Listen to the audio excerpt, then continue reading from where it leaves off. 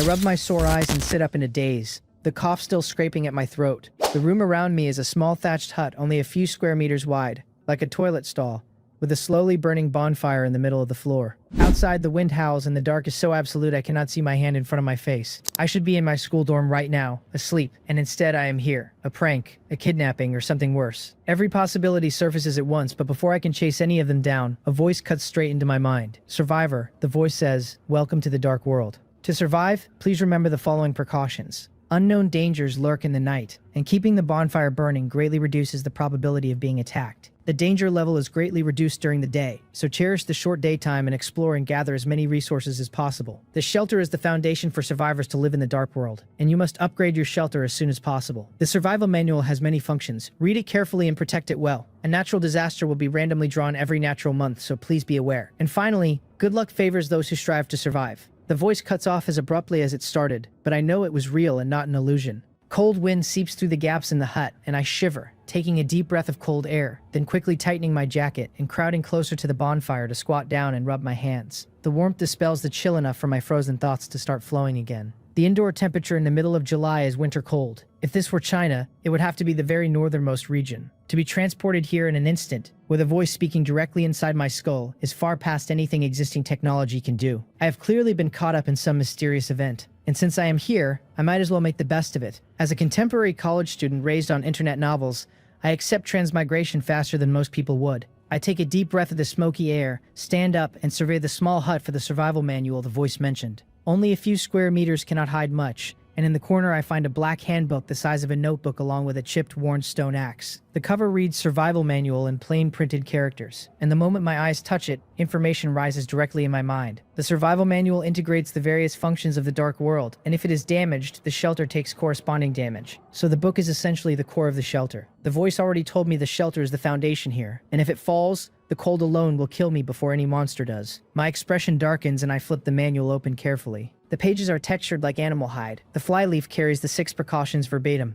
The first page logs weather as heavy fog, strong wind, overcast, temperature is outdoor -7.1 degrees, and time is night, remaining 2 hours, 32 minutes, 35 seconds. The animal hide paper updates in real time like a screen, which is unsettling. But transmigration is real, so any other absurdity is reasonable. The second page is the chat channel divided into world, region, and friends. The world channel shows over 8 billion people and is dropping by hundreds of thousands a second as I watch. The region channel is locked at exactly 10,000. Over 8 billion is the entire population of Blue Star, which means everyone has transmigrated. And how the elderly, sick, and disabled will survive in a place like this is not something I want to picture. I lived alone after my grandfather passed, so I do not have to worry about relatives I cannot reach. I open the world channel and instantly drown in scrolling messages I cannot read fast enough to make out. I switch to region instead. Help. I think I have been kidnapped. Can someone call the police? Buddy, I am a police officer from America and I want to call the police too. What kind of black tech is this manual that pipes thoughts into my head? Did we transmigrate or are we test subjects in a secret experiment? Have you seen the world counter 8 billion? Did everyone on Blue Star transmigrate?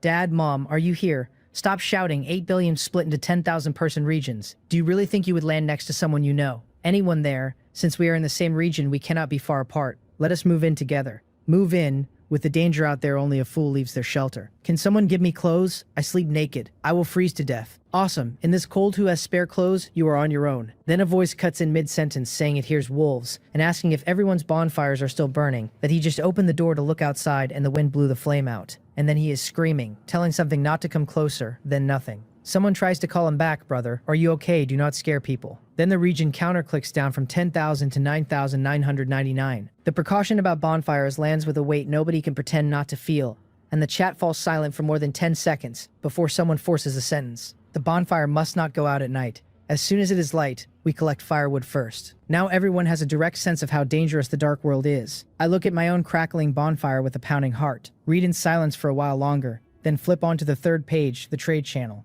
which is empty because no one has listed anything yet. The fourth page is upgrade, showing level 1 shelter thatched hut, requiring 100 units of wood and 20 units of stone, with a note that the drafty hut is the lowest tier and that upgrading unlocks new functions. Every page after that is blank. So the manual currently has environment, chat, trade, and upgrade, and there are clearly more functions waiting to unlock. Those blank pages cannot be a diary. I close the book, flip back, and reread the 6 precautions one more time. The danger level drops in the day, and there are less than 2 hours of night left. I have to rest fast and adjust my state, because every precaution may be the line between life and death now. I sit cross-legged by the fire and force myself into half-sleep, dozing and waking, never trusting the dark enough to drop deep. With 20-some minutes left, I jolt up, slap myself, and run through the latest version of the 9th set of National Middle School Students Broadcast Gymnastics. My body is not particularly strong, but I know warming up before strenuous exercise prevents injury, and waking up early to do it inside the shelter wastes none of the precious daytime. By the closing jumping exercise, the cold stiffness has eased, and a steady warm current runs through me. Less than 10 minutes of night remain.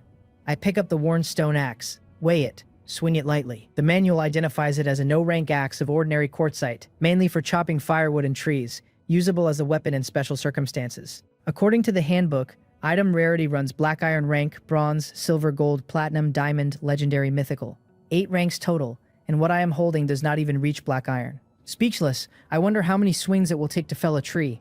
Time runs out, the night closes its last second, and daylight descends. The panel updates: weather sunny, outdoor 5.5 and indoor 11.3. Daytime remaining 8 hours. The temperature jump from the freezing outdoor minus to single-digit positive is welcome, and the indoor bonfire makes the difference real. But 8 hours is not much daylight to plan resource runs, exploration, and a return trip in. Cherish the short daytime, the precaution said, and now I understand why. Across the dark world, everyone is bursting out of their shelters. 8 hours is short, and I do not know yet whether the daytime length will change later. I do not rush out. Instead, I cautiously read the chat for a few minutes to see if anyone has hit danger on the way out. Somebody bragging that he held it all night in the outhouse, and brothers, let us go. Somebody claiming he plays construction games and this is home turf. Somebody marveling at the beautiful jungle and fresh air and calling it paradise. No one reports immediate danger. I take the stone axe, push aside the curtain of the hut and step out. Dew clings to grass blades around the hut, sparkling under faint light, and insects and birds chirp softly through unfamiliar trees and shrubs. The harmonious scene only makes me grip the worn axe tighter. Whatever entity dragged everyone here from Blue Star did not do it out of kindness. Nobody abducts the entire population of a planet for a vacation. The handbook says daytime is reduced danger, not no danger. And overnight, the regional counter has fallen from 10,000 to 9,982.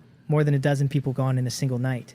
I leave the shelter cautiously and step into the unknown. Survivors are already in the trees, and after the first axe swing, the regional channel explodes. Even the construction game enthusiast goes honest after one swing, complaining that a flimsy 10-centimeter sapling is harder than rock, and asking how he is supposed to gather 100 units of wood for an upgrade at this rate. A physical laborer type laughs that even he, doing manual labor every day, only fells 1 tree in 5 minutes for 1 unit of wood, and even he has to rest, so the day will be brutal. Someone trying to beg half a unit gets called a dummy and told to go chop his own and not forget how those people died. Someone else offers private photos for food and wood, gets called out as an online beggar, and slides into a private chat after a particularly suggestive image. Get to work, the channel says. No fire equals death. I close it. About 30 meters from the shelter, I find a small birch forest, choose a thinner sapling and swing. The recoil up the haft and the shallow notch I leave on the bark tell me everything. I adjust posture, aim at the same notch, and chop with all my strength. 8 minutes later, the sapling falls and I have 1 unit of wood. I do not rush to pick it up. I rub my arm, rest, and run the math. A strong adult collecting 1 unit per 5 minutes only manages 96 in 8 unbroken hours,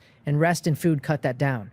60 units a day would be excellent. With nightly bonfire consumption added, gathering 100 units takes at least 2 full days. Part-time work has kept me fitter than the average fragile college student, but I am no laborer. Without better tools, I am looking at 30 to 40 units a day, no more. I do not rush to join the chopping army. People who play games know exploration and quests beat blind grinding in a fresh map. And although this is not a game, mapping the surroundings and clearing dangers around the shelter makes future tree chopping safer. Carrying the worn axe, I head east toward the rising sun, climbing bushes and grass and watching for danger, all of which burns through stamina faster than flat ground. About 15 minutes later, 300 meters from the shelter, a pitch-black region rears up directly ahead, with occasional howls coming out of it that lift the hair on my neck. The transition is only meters wide and yet feels like another world entirely, completely unnatural.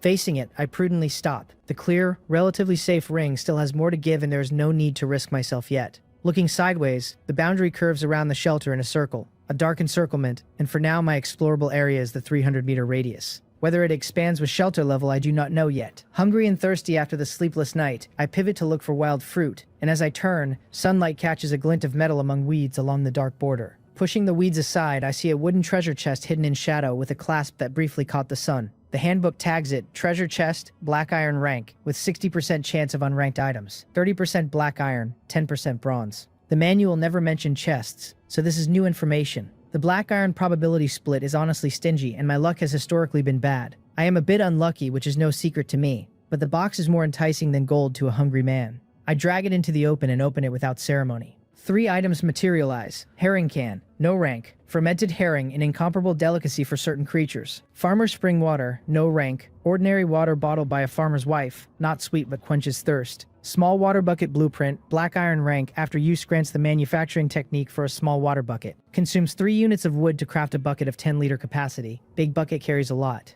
I remember streamers vomiting on stream from herring and decided it's trade goods, not food. I would throw up more than I would keep down. The water is what I urgently need, and I unscrew it and take a small sip. And even though the description warned that the unsweetened water is plain, my parched mouth finds it sweeter than any beverage I have ever had. Refreshing. The blueprint hits last and hits hardest, because in the dark world crafting needs blueprints, handcrafting is slow and quality is unreliable. A water bucket is universal, and 8 billion transmigrants form an impossibly large market. This is a hen that lays golden eggs worth far more than an ordinary bronze item. I will never trade it. I use it on the spot, and the message confirms I have mastered small water bucket manufacturing. If a black iron chest yields this much, what does a bronze, silver, gold yield? I reign the daydream in. The territory is 300 meters around, but actually 280,000 square meters, and a chest the size of a basketball in that environment is a needle in a haystack. Finding one is already extreme luck. Still, I sweep the entire ring for an hour and find only an open-air stone quarry to the west. No other chests, no fruit, just barrenness. The upside of barrenness is no beasts.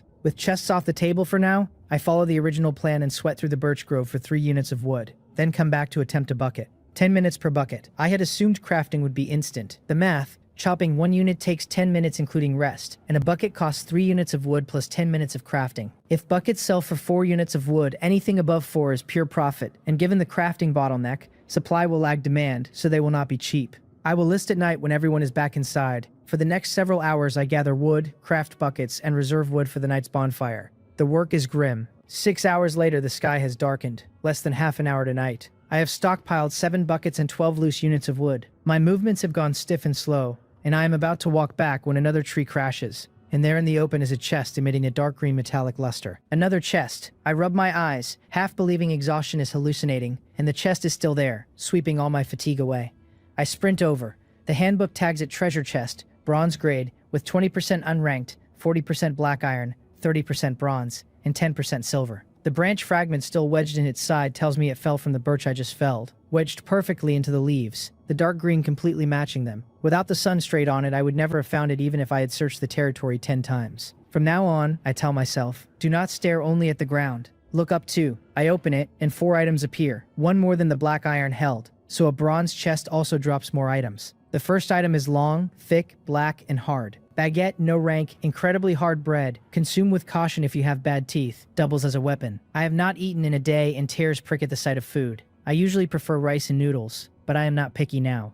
The second item. Disposable lighter, no rank, plastic case with 2/3 fuel left, and the gilded characters heaven and earth on the casing. A lighter of unusual origin, useless once empty. I caress it, reluctant to put it down. Even on Earth, in ordinary wilderness, a fire source is critical, let alone here. I cannot rub stick a fire and the bonfire died at dawn. Without a flame at night, the dark could finish me. The lighter is no rank in name only. To me it is far more precious than an ordinary black iron item. The first 2 are useful, but I am conflicted. This is a bronze chest, and I expected a bronze item. The third item answers it.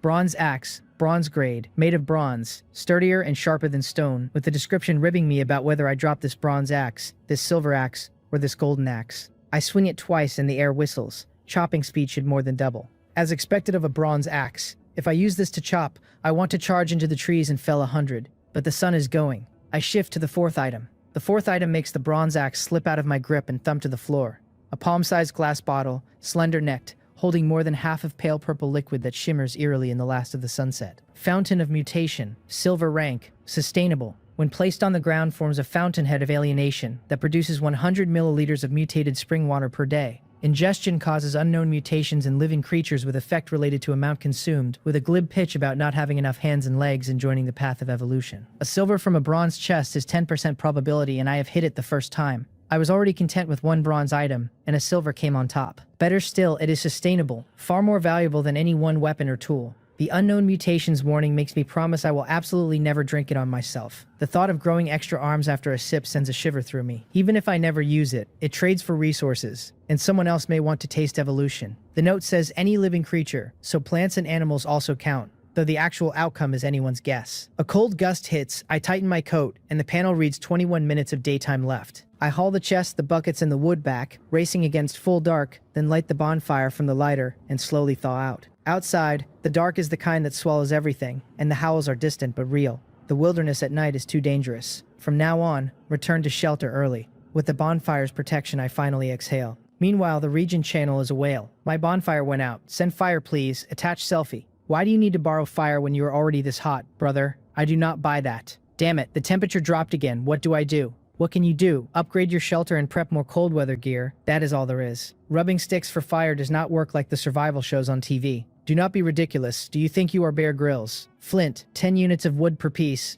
Only 3 pairs left. First come, first served. You profiteer. This is the time to unite. You should give it to everyone for free. Moral hypocrites, get out. Take it or leave it. Or wait for the dark to swallow you whole. The desperation in the chat is real, and the regional counter is sliding down hour by hour as the night drags on. I quietly congratulate myself on the lighter. Without it, I would be paying through the nose for an open flame right now. I pick up the Fountain of Mutation. It produces water if placed on the ground, but I am not putting a silver rank mutation source outside where some passing monster could drink it and stomp my shelter flat. I dig a 1 square meter, 30 centimeter deep hollow in the middle of the floor with the bronze axe, uncork the bottle, and pour the liquid in. The purple seeps into the soil and lighter purple wells back up. The panel confirms the fountainhead is formed, and the current mutated spring water reserve is 100 milliliters. I am about to open trade to check bucket prices when the broadcast cuts in. The first day has ended. Survivor, the voice says. Have you striven for survival? To reward survivors who have worked hard, resources obtained will be converted into reward lottery wheels based on value. Each person gets 1 wheel, and the points are only used for tier calculation.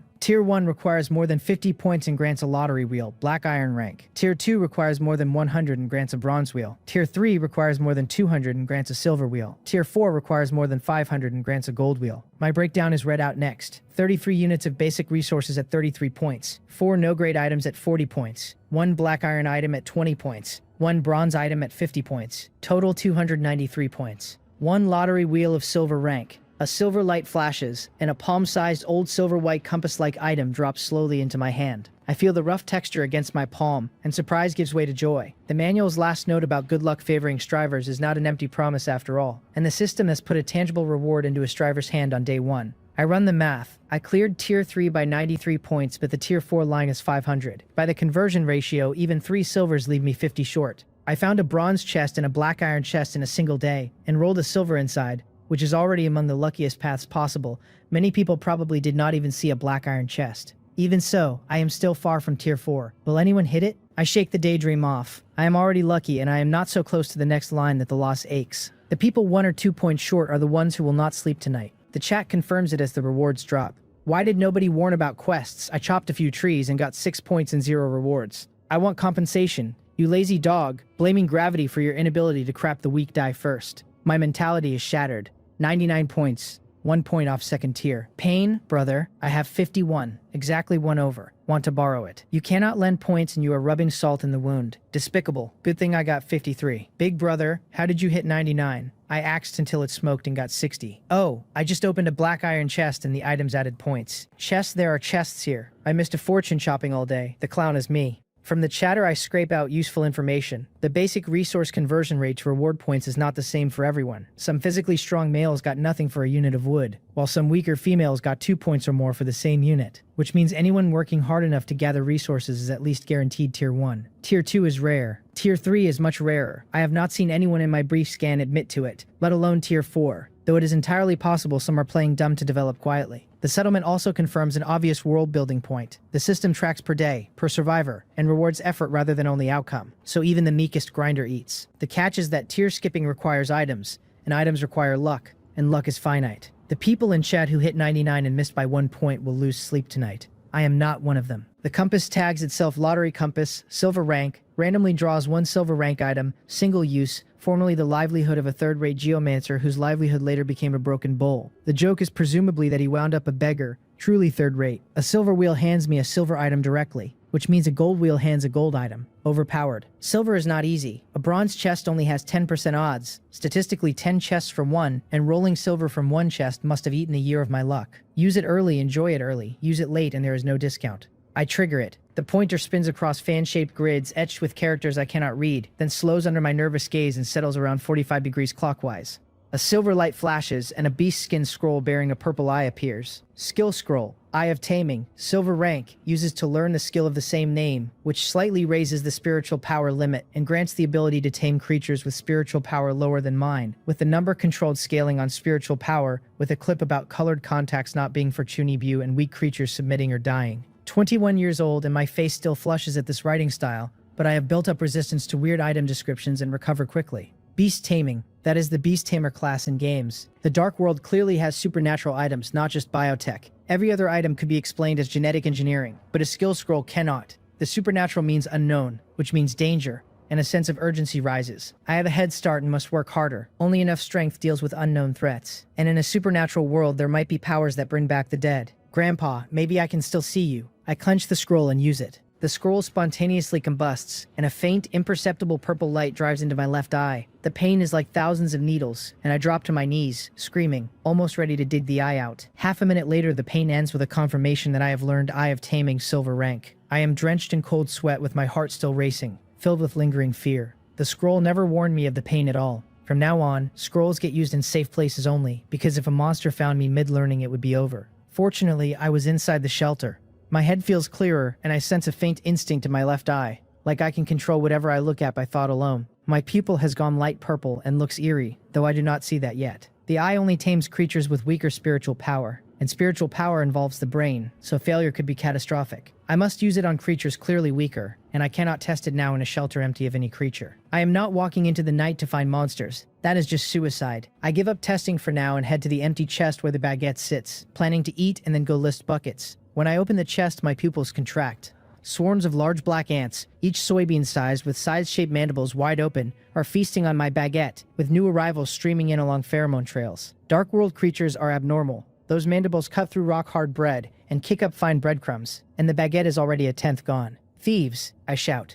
Get off my baguette. This is my only food, and I have not even had a bite, and watching it shrink makes me anxious and angry. But I will not punch them with a bare hand, because their mandibles are scythes and my hand is softer than the bread, and a single bite would tear flesh in seconds. I scrabble for a tool and find none in reach. As the bread keeps disappearing, the just acquired skill clicks back into my head. How could I forget? Ants are creatures. As long as it is a creature, the Eye of Taming can tame it. Maybe? Ants have small brains and weak spiritual power, and mine cannot possibly be lower than theirs, so they are perfect for the test. The ants gnawing at my baguette go from disgusting to adorable in an instant. There are at least dozens on the bread. I pick the happiest looking one and trigger Eye of Taming for the first time. A faint, almost imperceptible purple flickers in my left eye, and the ant freezes mid-bite. A connection clicks open between us. If I want, I can sense its thoughts and command it. I tell it to perform a few small movements, and it obeys precisely. Controlling an unintelligent creature like this carries no burden, so I sweep my gaze across the others one after another, and they freeze in place like a pause button has been pressed. Dozens go down in a single string, until no active ant remains in sight. Then I feel a subtle pressure in my brain, a protective ceiling on my control with no other adverse effect. Even on creatures as weak as ants there is a control limit. The cap must scale with my spiritual power. To control more and stronger creatures, spiritual power must rise. I will need to pay attention to items that boost it on the trade channel. After a brief contemplation, I order all the ants off the baguette and into a line on the floor, 63 of them. The handbook tags them as Black Scythe Ant, no rank, completely black, mandibles shaped like scythes, possessing extremely strong biting force, ability none. No rank, no abilities, too weak. The Black Scythe Ant is strong among ants, but still an ant, and if they had not been on my food, I could have crushed most of them by stepping.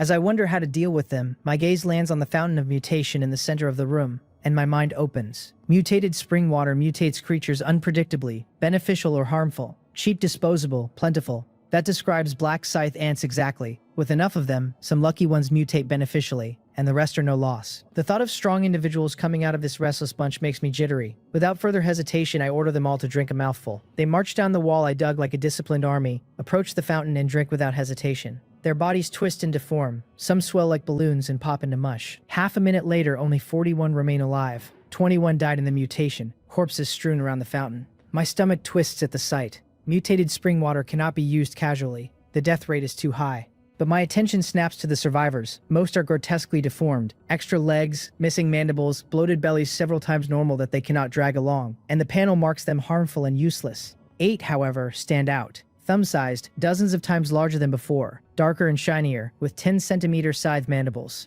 Black Scythe Hunting Ant, Black Iron Rank, swift and possessing terrifying mandibles capable of immense destructive power. Ability tenfold biting force. The 8 are the lucky beneficial mutations, and not only did they evolve, they jumped a rank. Ant biting force was already terrifying. These gnawed through hard bread before mutation, and now combined with tenfold biting force, I half believe they could chew rocks. If a person were caught between those mandibles, I would rather not picture it. Hunting ants pose lethal threats to many creatures, and at scale even larger beasts would struggle. But there are only 8, so the ant army fantasy waits. I do not know where the black scythe ants came from. I will need to find their nest and capture the queen, and then the army becomes possible. The hunting ants would happily go nest hunting now, but it is night, and them tunneling around outside risks luring monsters in. Day phase only, then. The 8 hunting ants get restless, and I follow their gaze to the corpses and the deformed kin on the floor. They want to eat them. I have been wondering how to dispose of the waste, and I let them. They swarm and devour everything, corpses and living deformed kin alike, until their bellies are round, and as they eat, the pressure in my head eases significantly. The hunting ants are no longer the same species as ordinary black scythe ants, which is why they will eat their living kin without hesitation, and from now on, any failed mutation can be clean-up fed to them. I recover a good chunk of spiritual power and nod to myself, satisfied. I wonder whether the hunting ants themselves can mutate further. If black iron is already this strong, silver would be a leap. I look at them, and the 8 tremble visibly and step back instinctively, even though they cannot resist my commands. Are you serious about taking that step back? I think wryly. The seed of curiosity is planted. I cannot stop now. Before I can press further, the broadcast cuts in. World announcement. To better assist survivors and guide them in the right direction, a temporary mission is now issued. Temporary mission, upgrade shelter. Please upgrade your shelter to level 2. Survivors who rank in the global top 10% for upgrade speed receive a resource gift package, choosing one of warmth package, food package, or tool package. Survivors who rank in the regional top 100 receive a skill selection gift package, with quality scaling on rank. Both channels go feral. People want all 3 packages and all the skill ranks at once. Holy crap, warmth, food, tool. I want them all. What do I do? Can I have all 3? Somebody pee on him to wake him up. Skill selection package. What skills? This sounds like a game. This is not scientific, is it? If I can grab all of these, I take off. Who is willing to exchange resources with me? People are pulling out wooden spears at 15 wood or 5 stones each, marketed as a self-defense weapon for home and travel against monster knocks at the door. A streamer is offering tenderness in private with chat or video for a little wood and stone, promising the customer's heart will be comforted. Someone is lending 50 wood and 20 stone at 10% daily interest with a call for serious lenders. It is the 8 immortals crossing the sea, each on their own wave. To upgrade fast, every trick comes out. I cannot afford to study the ants further. Ants can be studied any time, but missing this temporary mission means missing the rewards forever. Even my well-stocked self drools at the package list. I yank up the manual and dive into the trade channel. The mission has world rewards and regional rewards. Top 10% globally is easy for me. I would have to be incompetent to miss it, since I already have abundant resources and items, and if I cannot make top 10%, I might as well find a block of tofu and slam my head against it. Top 100 regionally is the top 1% of 10,000. I am confident I make it, but my goal is not just to make it. The higher the regional rank, the better the skill. And I want first, or at least top 3 or top 5. I just hope no freaks live in my region. I open the trade channel and item listings scroll past, each tagged with owner, exchange terms, and a comment board. Wool sweater, no rank, owner Jang Dapio, 50 wood or 10 stone. A buyer with only 15 wood begs for a discount and gets called poor. A haggler suggests Pindu Duo at $9.99. Jang Dapio tells him to order it on the dark world and see if the courier delivers. Sharp machete, black iron rank, 60 wood plus 5 stone. The listings are varied and most are price gouged on day 1 with everyone short, with sellers fighting hagglers in the comments because the goods cost real labor. I get it, but at these prices nothing will move. The market will self-correct soon enough. The trade channel is too chaotic and gives me a headache, but a filter exists. I filter for containers and pages of them appear, sorted only by listing order. No price sort. Wooden bowl, no rank, 300 milliliters, 1 wood. Small wooden wine glass, no rank, 30 milliliters, 1 wood. Empty mineral water bottle, no rank, 500 milliliters, 2 wood. Wooden bucket, no rank, 2 liters, 5 wood or 1 stone. A container is essential because water sources mean nothing without something to carry it in. The big factor is capacity, and I look at capacity per cost. After 5 pages, almost nothing exceeds 1 liter, and even empty mineral water bottles are relatively spacious in this market. By scan, I work out that my buckets are worth around 15 wood by volume, but on day 1, nobody can afford 15. I want quick sales for upgrade points, so I listed a market-piercing 12 wood or 2 stone per bucket. Normally 1 stone mining tools are scarce, so stone goes for more, and I price the trade trap accordingly. I have 7 buckets and put them all up. I can craft more, no need to hold any back. I post on World Channel, small wooden buckets, 10 liter capacity, 12 wood listed on Trade Channel, limited, first come first served. The reactions are immediate. A 4 liter basin for 8 wood, what a ripoff compared to this. I have 2 stone, I cannot upgrade today anyway. Might as well get cheap goods. Boss Jang Hyun is generous. Do not fight me. I will take them all and resell at a profit.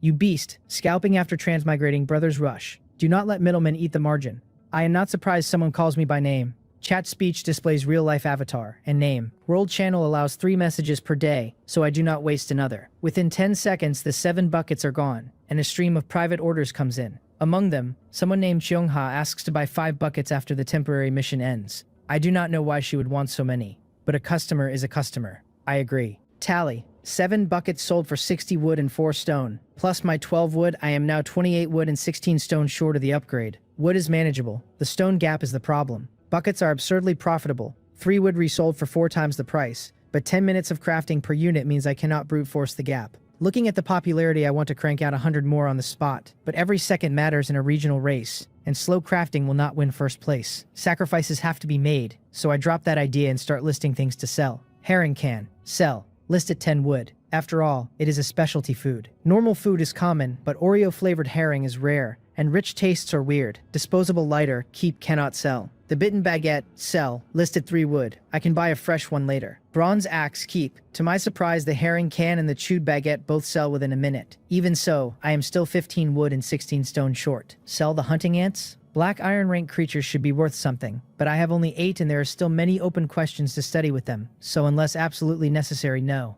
Wood I can chase, stone I cannot. Riding a bicycle to a bar, save where you can, spend where you must. I turn to the most valuable thing I own, the mutated spring water. Reserve sits at 93.8 milliliters. The small ant trial used only 6.2 milliliters because ants drink almost nothing. I cut 12 small wooden cups with grooves to hold liquid using the bronze axe. Take out 60 milliliters of spring water and divide it into 12 5-milliliter portions. I list them at 13 wood per portion, or 2 stone, and post a second world channel ad. Silver rank items, discounted prices. Come and grab them quickly. The reactions ride between disbelief that I have a silver rank item, lament about the gap between people, and rapid buying, since spring water is niche and only specific needs match it. The trade trap pricing leans buyers towards stone. Sale successful, 2 stone. Sale successful, 2 stone. In 2 minutes, 8 portions are gone for 16 stone, exactly enough for the shelter upgrade. The pace then slows on the spring water because curious onlookers are sated, and my world channel ad is buried. I'm only 15 wood from upgrading and about to cap exchanges at wood,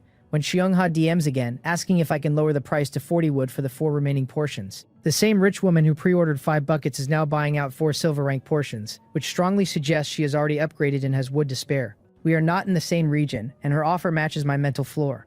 I do not haggle, I take it. Sale successful, 40 wood. The moment the trade clears, I open the manual, hit upgrade. Survivor detected meeting conditions. Consume 100 wood and 20 stone. Yes. Shelter upgrading, please wait. Shelter successfully upgraded to level 2. Wooden house. Then the broadcast fire. Top 10% globally for upgrade speed. Resource gift package. Choose between warmth, food, or tool. And the second one, sharper. Congratulations, you are the first survivor in this region to upgrade your shelter. Reward skill selection gift package. Gold rank. I do not relax until the broadcast confirms first regionally. The cheap sell losses have been earned back with interest, and gold rank for first place is unexpectedly generous. The world rank package can wait. I open the skill selection card first. Palm-sized package. Inside is a card entirely golden with a question mark printed on its face. Skill selection card. Gold rank, after used, randomly draws 3 gold rank skills, from which one can be chosen. So selection means a forced random 3, almost a scam, but I have nowhere to complain or protest. A gold pick out of 3 is still strong. I tell myself to feel better and use it. The card rises into the air, spins for a few seconds, and splits into 3 golden cards with different patterns etched on them. The system asks me to choose one. Elemental affinity, water, gold rank, raises affinity with water elements by 100% and comprehensively enhances water-based skill effects. Berserk, gold rank, on activation greatly raises attributes and significantly boosts recovery for 10 minutes, then enters weakened state, reusable after recovery. Species contract, gold rank, contracts a species and greatly enhances control over that species. These are hard-earned gold skills, so I read each carefully. Water affinity is dead in the water, pun acknowledged. Without water-based skills, and I have only a sip of farmer's water. No telling when I would even pick up matching skills. Skip. Berserk is a clutch lifesaver and could counterkill a stronger enemy at a critical moment, but the weakened state duration is unspecified. A day or 2 of weakness in this dark world is a death sentence, and the risk is unacceptable. Species contract reads vague but matches what I already have. The term control is vague but the side effects look minimal, and mutated spring water plus Eye of Taming pushes the beast tamer path. I also have a nagging suspicion. In this dark world, everyone gets various skills, resources, and items like in a game, but unlike the games I played, There are no fixed professions or fixed skills, and what each of us picks up is random. This is a free world, full of infinite possibilities, and everyone has to plan their own growth path. With limited resources, the worst sin is wanting everything. The 3 skills here clearly correspond to Mage, Warrior, and Beast Tamer. My core resources are most suitable for Beast Tamer. My head start owes more to luck than skill, and competition is light only because everyone is starting at 0. If I do not commit to a path now and waste the head start, I will be passed quickly. I pick Species Contract and silently commit to Beast Tamer. The cards vanish and the system asks for the contract subject. The only creature I have tamed is the Black Scythe Hunting Ant, so I name it. Selected contracted species ants. Successfully established a species contract with the ant tribe group. The contracted species cannot be changed.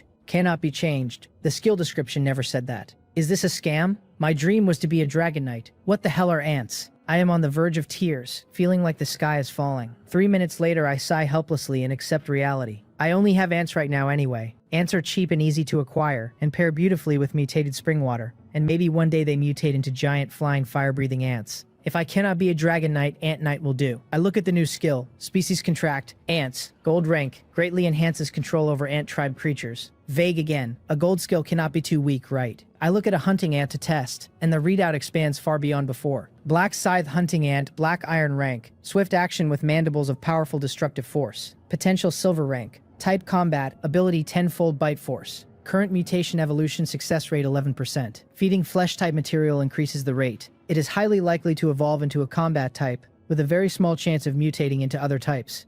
The skill is not raw combat power but a cultivation map. Potential, type, current rate, the resource that boosts the rate. Without it, cultivating ants would be flailing in the dark. With it, I cultivate efficiently and on purpose. Worth the slot. I open the resource gift package and consider the 3 auctions against current trade prices.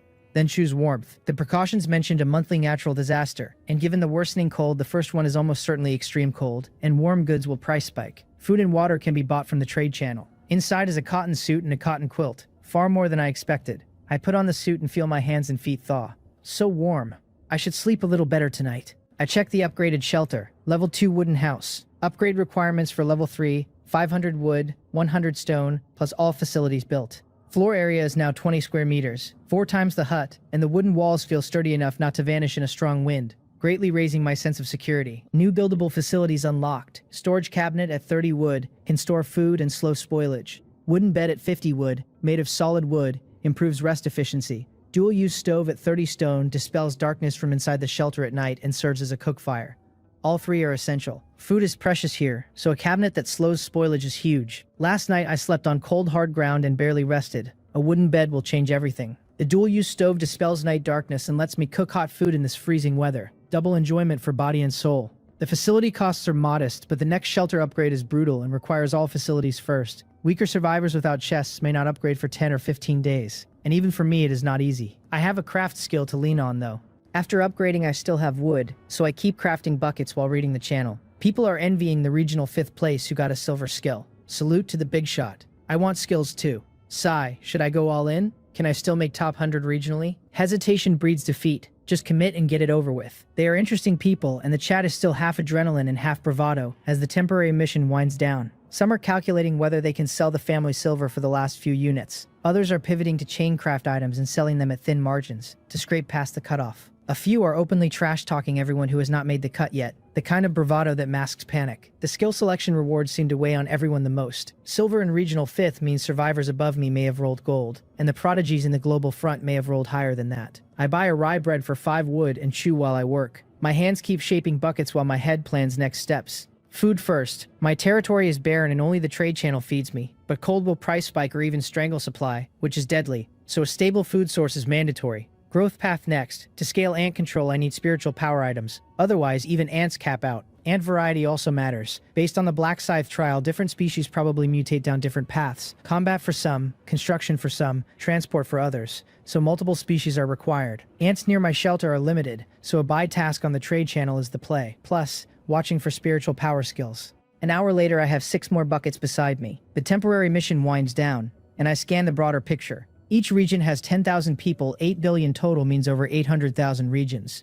And the regional top 100 slots are all filled while the global top 10% still has a few open spots. Of those who have not upgraded, very few will today. Less than a tenth of the world's transmigrants made the level 2 upgrade on day 1. Lucky people are a minority, and my expression darkens. I keep crafting. The image stays with me. 8 billion souls dropped into 10,000 person cells with thatched walls and a fire, told to survive, and on the very first night the death counter is already in the hundreds of thousands. I'm sitting on 3 chests of luck nobody else opened, and I cannot afford to coast on it. Buckets, food source, spiritual power, and variety, cold preparation, partner cultivation, every line item is real, and night is not long enough to address them all. My private message blinks. Opening it is Chungha again, asking whether I have any buckets for trade now. She buys steadily and finally pulls my attention. Her avatar is a young woman with an oval face and a gentle smile. Dark world avatars cannot be photoshopped or beautified, so the face is real, and even I, who am usually face blind, have to admit she is beautiful. I do not have impure thoughts. I head straight to her wallet and quietly decide to mark up. With that appearance and temperament, she has to be wealthy and high status and not short on money. If she could read my mind right now, she would be speechless. I confirm I have buckets and ask how many. 5, she says, and asks if I still have mutated spring water for sale. I have 33.8 milliliters left from the original allocation, and the spring eye produces another 100 milliliters daily that the ants barely touch, so yes. I tell her I can sell 20 milliliters now, but I want better resources for it. She should have some. In a different corner of the dark world, a tree thick enough that 10 people would need to encircle it carries a small wooden house on its main trunk. Other survivors would gawk at the engineering. Chungha is the owner, and she frowns at my message. How did he know? Well, she did buy too many tools from him at the start of the temporary mission. At that point, only people with no hope of finishing or with overflowing resources could afford to spend wood on tools, and she is the second category. She is not against my pitch. With temporary missions ended, rare items return to their inherent value. She replies, no problem, take a look at these. Multi-ear winter wheat seeds, black iron rank, mutated variant with 100 times the yield of regular winter wheat and stronger cold resistance. Ripening potion, bronze grade. Applied to plants accelerates growth. Lower quality plants benefit more. 2-color goji berry, silver rank, slightly enhances physique and increases resistance. My eyes light up. The seeds plus the potion solve my food problem outright. A plot of multi-year winter wheat means I never lose to food shortages. The goji berry is even better, since there are no hospitals here and even a mild cold can be fatal. So a permanent physique and resistance bump is invaluable.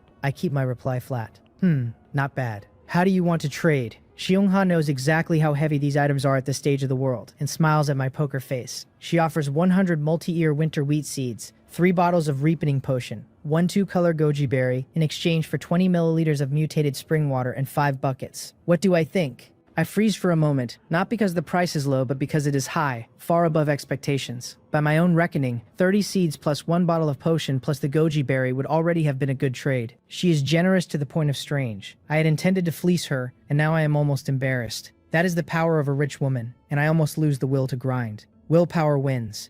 I push back. That is too much.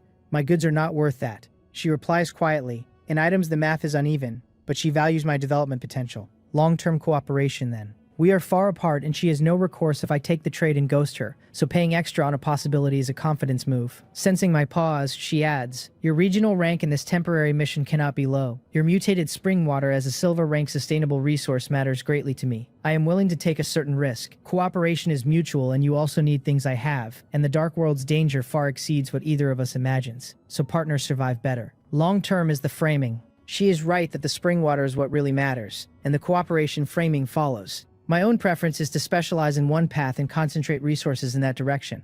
Like classes in a game where combat recon support and logistics combine to outperform generalists. The risk is that specializing creates weaknesses, and entrusting safety to a stranger is a death sentence. This is not a game. I have only set my own career path. If her toolkit complements mine, long-term works. I ask, cooperation needs mutual benefit. Do you have other advantages? Because once my food is self-sufficient, these go down in value. She is not annoyed and answers confidently. All her items, skills, and resources are plant-related, giving her a unique advantage in cultivating plants. The multi-ear winter wheat is her own breed with astonishing yield. As long as I keep trading her spring water, she keeps cultivating mutated plants, and she will give me first dibs. Without plant specialization, I would burn resources for poor results. Once I have used spring water myself, I know exactly what she means, that harmful mutations dominate beneficial ones. Cooperation is full win-win, so she is also a path-committed survivor, just on plants. Smart people abound. I am not the only one to commit early. With her continually breeding mutated plants for me, the partnership is real. I drop the hesitation and agree. Happy cooperation.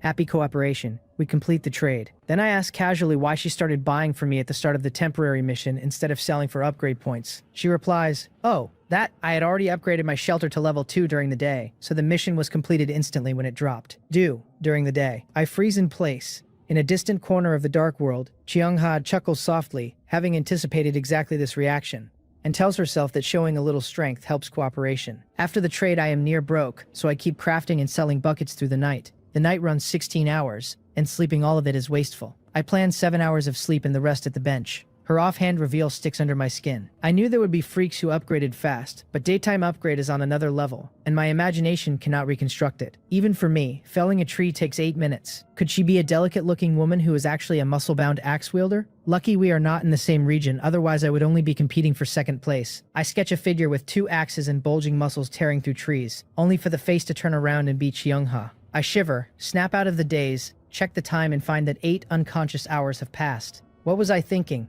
Cheongha's ability is plant-related, and that is how she upgraded so fast. The muscle scenario was a fatigue hallucination. I have been crafting too long, mental and physical strength are at the limit. I push through the bucket I am working on and stop, surveying the heap in the room. The 8 hours have been rough. My hands are stiff from repetition, and the bucket that took 10 minutes early on now takes 20 as my speed sags. I have made 39 buckets, including one left over from a trade, exactly 40. I keep 10 and sell the rest for 180 wood and 30 stone. Big shot now. I look at the shelter facilities. Storage cabinet, wooden bed, dual-use stove, total only 80 wood and 30 stone. And since they are inevitable, I build all 3 at once. The built facilities place where I want them, so the dual-use stove goes in the center, the wooden bed near it, and the storage cabinet far from the heat to slow food spoilage. I throw the cotton quilt onto the bed. The stove's strong warmth, the soft warm quilt, the comfortable bed. My eyelids droop, but I push through to open the trade channel one more time, because the seeds I traded from Cheonghao still need handling, and it is not yet time to sleep. 10 minutes of browsing pulls up exactly what I want. 3-story nursery, black iron rank, 2x2 meters, 3-story planter, increases plant growth speed by 10%. Owner Thompson 60 wood. A growth-speeding nursery is hard currency. The night is unknown ground and I will not plant my food outside, so an indoor nursery is mandatory. 60 wood is steep, but after hours of bucketing I can afford it. Hard-earned resources mean I will not pay sticker, and I haggle in the traditional way.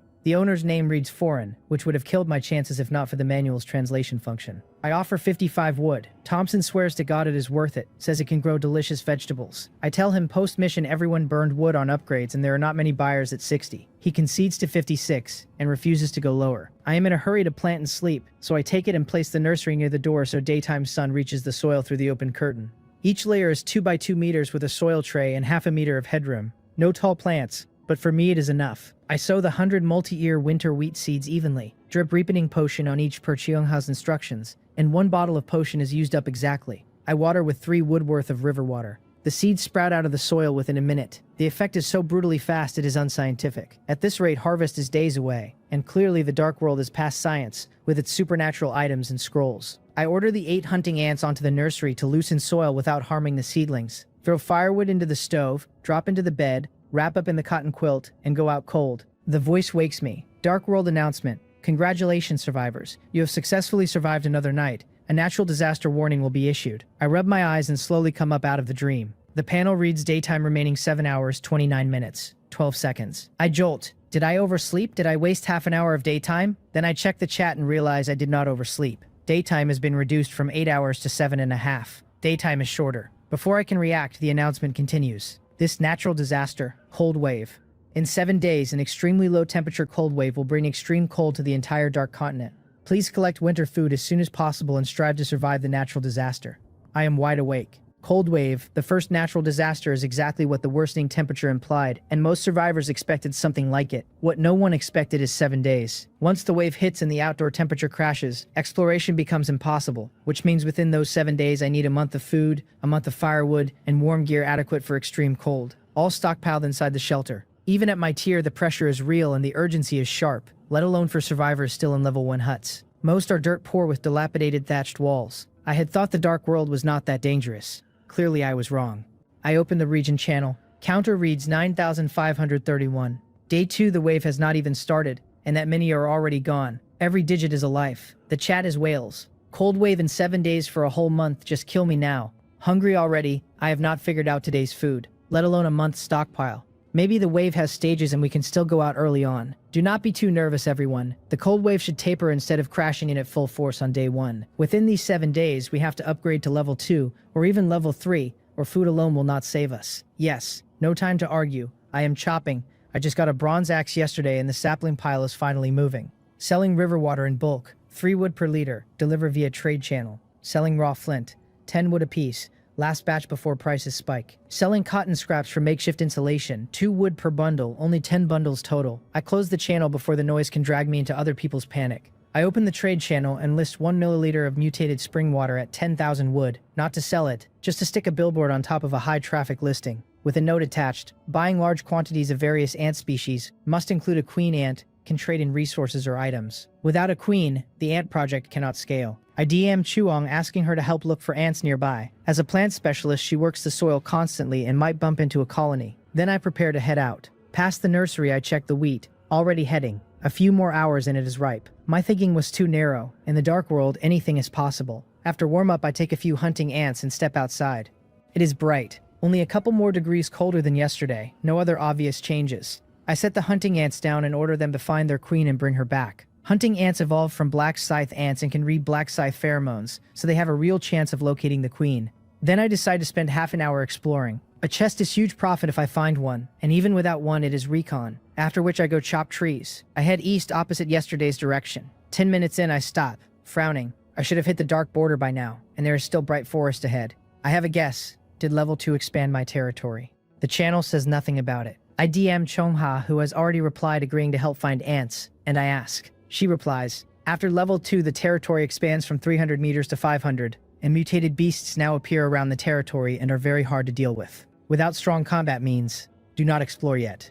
I thank her. I look at the new ground. Chests are likely inside it, but mutated beasts are also very real, and even ordinary beasts would beat me right now. A moment of patience opens a wider path. I will collect resources today, evolve a few hunting ants to silver, then come back. I retreat to the birch grove. After yesterday's work, most of the small saplings are gone, leaving thicker trees that take more effort but yield more wood. With the bronze axe that is manageable, I swing. 2 hours later, a wood pile sits beside me. As I plan to stop and start crafting buckets, a signal pings through the contract and I turn. The lead hunting ant is carrying a fat-abdomined ant, and the other 7 herd over 100 black scythe ants like officers escorting prisoners, all marching toward me. I beam with joy. The hunting ants have wiped out the nest. They brought the queen.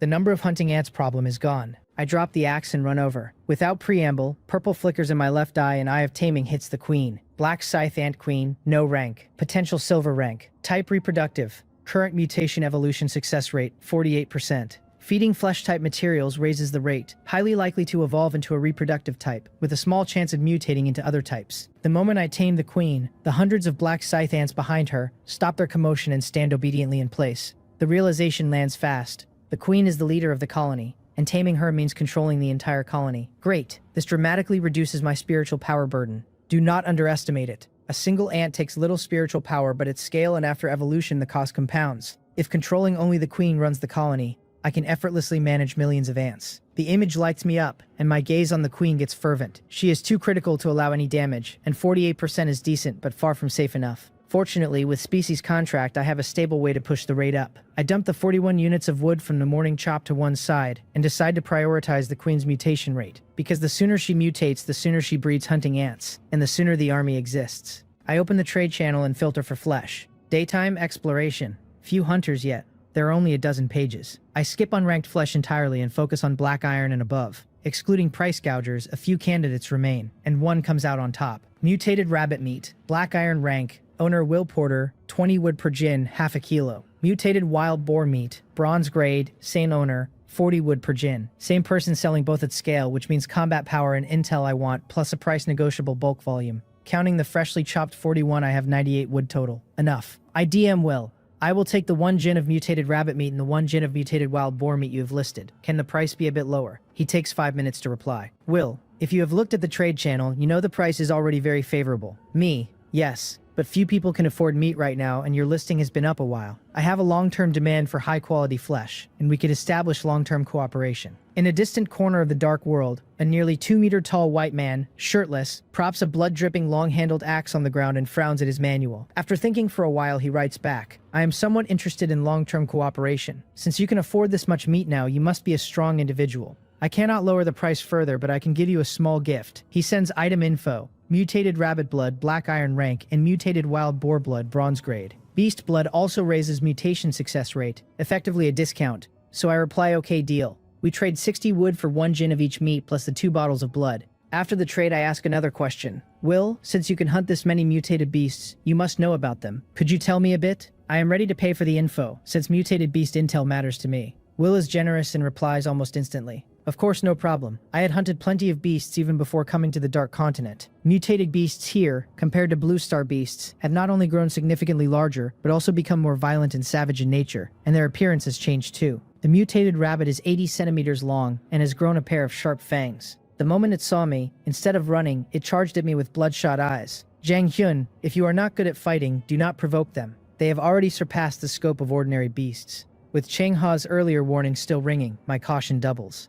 I thank Will. Mutated beasts have territory and generally do not wander, so as long as I do not approach the new ground, there should be no danger for now. I put down the manual and take out the mutated rabbit meat and mutated wild boar meat. Both are bright red, marbled, fresh, with rich blood smell. 2 days in this world feel like a month without meat, and my mouth waters at the thought of roasting them on the stove. I push the craving down and order the queen to eat the rabbit meat first. She crawls over, opens her scythe-like mandibles, and devours it ravenously. Her rate ticks from 48 to 49 and keeps climbing. Black iron flesh on a no-rank queen is a serious tonic. If black iron pushes this fast, what about bronze? Will bronze meat instantly hit 100%? I switch her to the mutated wild boar meat without hesitation, and the rate climbs faster, hitting 65% in minutes, and stalls. For an ordinary ant, 65 would be fantastic, but for a queen with no second chance, only 100 is truly safe. Then I look at her. Her bulging abdomen is now several times bigger, and she is lying beside the boar meat too full to move. She just ate too much. Scared me for a moment. I laugh self-deprecatingly and order her to digest, then keep eating, then go back to chopping nearby. Half an hour later, I check on her again. Her rate is at 100%. That was fast. I bring her to the mutated spring water and let her drink. Her body is several times bigger than a regular black scythe ant, and one gulp takes a full milliliter before she stops. Under my nervous gaze, her body expands rapidly and the mutation finishes. Black scythe hunter ant queen, black iron rank. Potential silver rank. Type reproductive. Ability rapid reproduction. Current mutation evolution success rate 11%, with the same flesh-feeding scaling and likely outcomes as before. Quality jumps from no rank to black iron and she gains rapid reproduction. More importantly, she now breeds black iron black scythe hunting ants directly, which means I never need to spend more spring water on individual hunter cultivation as long as I keep her fed. The hunting ants already have combat power. Numbers were the bottleneck, and that is solved. Once their numbers grow, hunting mutated beasts goes on the table. The ant army I have been imagining starts to look real, but the queen cannot do it alone. I gather the 8 existing hunting ants, drop 2 pieces of mutated beast nearby, let them eat alongside the queen to raise their own mutation rate, and pair them with her for breeding. Watching her bulging belly, I laugh. You, with food, drink, and a harem, you live more comfortably than I do. You must cultivate me a good army. I leave them to it, take the bronze axe, and head out again. As soon as I reach the birch grove, a private message comes in. I open it. It is Chongha again. Zhang Hyun, I found a type of ant. See if it is useful to you. Without waiting for my reply, Chongha sends over the ant's information. Sentry ant queen, no grade. An ant with 3 pairs of compound eyes, swift in movement, and skilled in reconnaissance. The queen of a recon-type colony is exactly the missing link my plan needed. Meat-eaters under the black scythe hunter ant queen for combat, plant-eaters under a sentry ant queen for scouting, and one shared ant nest for them to live together with the nucleus once I find one. I beam. I just got a black scythe ant queen, and now this. Double happiness. I tell her it is incredibly useful and ask what resources I can exchange. She replies that she found the queen while loosening soil for her plants, and it took no effort. Free for me, we are allies. I push back. I cannot accept that. Even if it is small to her, it is huge to me. Xiongla then asks if I would keep an eye out for plant seeds, and says she has to get back to work and will chat tonight. She trades me a wooden bottle. Inside is the sentry ant queen plus more than 20 sentry ants. 3 pairs of compound eyes each, long antennae, and dark green helmet-shaped heads, all peeking around like tiny sentries on watch. This ally is too reliable. I owe her a real favor now. Seeds. I will look. Purple flickers in my left eye and the queen falls under my control without resistance. Sentry ant queen. No grade. Potential bronze grade. Type reproductive. Current mutation evolution success rate 67%. Feeding plant-based materials raises the rate. Highly likely to evolve reproductive type with a small chance otherwise. Species contract gives me readings Chungha cannot see, Bronze potential is a lower ceiling than the black scythe hunter ant queen silver, which is mildly disappointing. Different species, different growth potentials. But the century ant feeds on plants, and the rate is already at 67, so the food path is far cheaper. Compared to the black scythe hunting ant, which eats meat, this is brutally cost-effective. And these are scouts, which for me may be more useful than combat ants. The century ant queen with her 4 eyes, antennae, and round belly looks at me, and I nod, satisfied. Plant matter from any old grass works, but growth rate caps if the plants are ordinary. For that I need the plant expert. I shamelessly DM Chungha again, asking if she has high-quality plant materials that are plentiful and filling. She is busy and replies in 3 minutes asking what kind, food or otherwise. Any plant, I tell her, wood or leaves, does not have to be food. She says. How about this? Sandalwood, wutong wood, bronze grade. I knew I asked the right person. I tell her this is great, and ask how she wants to trade. And please do not give it for free again. Otherwise next time I will be too embarrassed to ask. She smiles to herself. Small things reveal character. And although I have what she needs, if I were too greedy she would only do limited cooperation. Only with acceptable character does she treat me as a long-term ally. She replies fairly. Although bronze grade, it is still wood with limited uses. So 1 unit of sandalwood wutong for 5 units of regular wood. I take it without haggling. I place the wood beside the new century ant queen and 10 of her century ants, and they start gnawing. The rate climbs fast. 5 minutes later, all 11 hit 100%, and I bring them to the spring water. The century ant queen mutates faster than the black scythe ant queen. 1 minute and she is done. The 10 ordinary century ants finish even quicker. Century ant queen, black iron rank, potential bronze grade, type reproductive, ability rapid reproduction, current mutation evolution success rate 10%, plant materials raise the rate, likely reproductive evolution, century ant, black iron rank, potential bronze grade, type reconnaissance, ability basic agility, current mutation evolution, success rate 10%, plant materials raise the rate, likely reconnaissance evolution. Unlike the black scythe ants, who jump dozens of times in size, the century ant queen only got a few sizes bigger, and the workers are unchanged. The queen has rapid reproduction like the other queen, and the workers picked up basic agility. Compared to tenfold bite force, basic agility sounds boring, until I let one move. It crosses the shelter in seconds, faster than I can walk. For that body size, the speed is incredible. If basic is this fast, what about intermediate or advanced? With this speed plus reconnaissance, my recon efficiency multiplies several times once numbers grow, and I can stay home while ants scout the perimeter. I treat the century ant queen and her harem the way I did the hunting ants, drop the sandalwood beside them, and let them feed and breed simultaneously. After the century ants are settled, I decide to take another stroll for chests within 300 meters. The 300 to 500 ring stays off limits per Will's and Shonga's warnings. Half an hour later I have nothing. Either I picked the area clean already, or luck is dry today. As I reach the easternmost 300 mark and prepare to turn back, I freeze.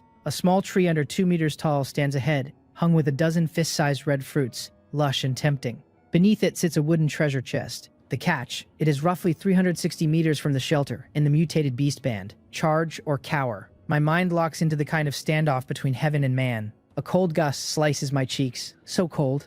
I had been cycling between antwork and shopping in a padded jacket and barely felt the chill, but the moment I stop the cold lands hard, and the panel is already below 0. Yesterday it was 5 degrees. The wind clears my head. Less than 7 days to the cold wave, and food and warm gear are nowhere near enough. Hesitation will erode the day 1 lead. Decision. Do it. 60 meters there and back, plus picking and chest. 3 minutes total. I do not rush in. I find a tall tree with good visibility and climb. From the high vantage I scan the area for 10 minutes. Will described mutated beasts as large, and a small area cannot hide one. I see nothing big. Sigh in relief, climb down, pick up the bronze axe, and step into the unknown ground.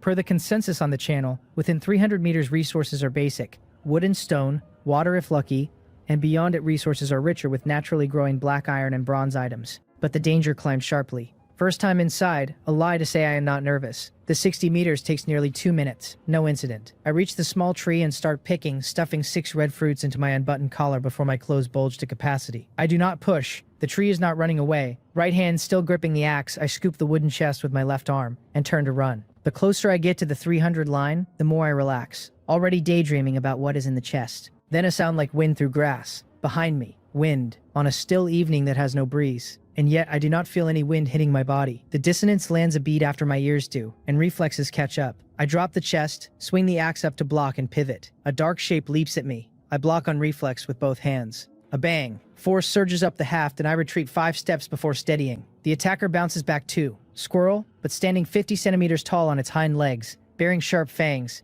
red eyes blazing with bloodlust, completely unlike the timid creatures I know. Mutated squirrel, black iron rank, Ability Junior Concealment raises the success rate of hiding items and tracks, so this is a mutated beast, exactly Will's description. Despite my caution, a concealment using squirrel slipped past my scan from a tree or burrow. I cannot outrun it on this terrain, and the safe zone label is just a name I made up. Only an idiot trusts it. Fortunately, it is just a squirrel, and I have a weapon. The mutated squirrel pounces again instantly without giving me time to prepare. I count 3, 2, 1, now estimating its run and leap arc, and at the apex of its leap I bring the axe down with both hands across its head and neck, pressing the blade as if I am driving it into the ground. It cannot redirect mid-air and watches the blade close on it. In the same instant, with no path to dodge, it lashes out with its claws and rips 2 long gashes through my chest, tearing the cotton padding open. The blade lands. The squirrel crashes and rolls, wounded but not dead. I do not let myself think. Step in and chop again. Blood splatters and it goes still. I gasp, breathing hard, heart pounding. Adrenaline masked it, but as soon as the fight ends, a wave of fatigue hits my whole body sore as if beaten. First life or death fight, intense physical reaction makes sense, but I cannot stay.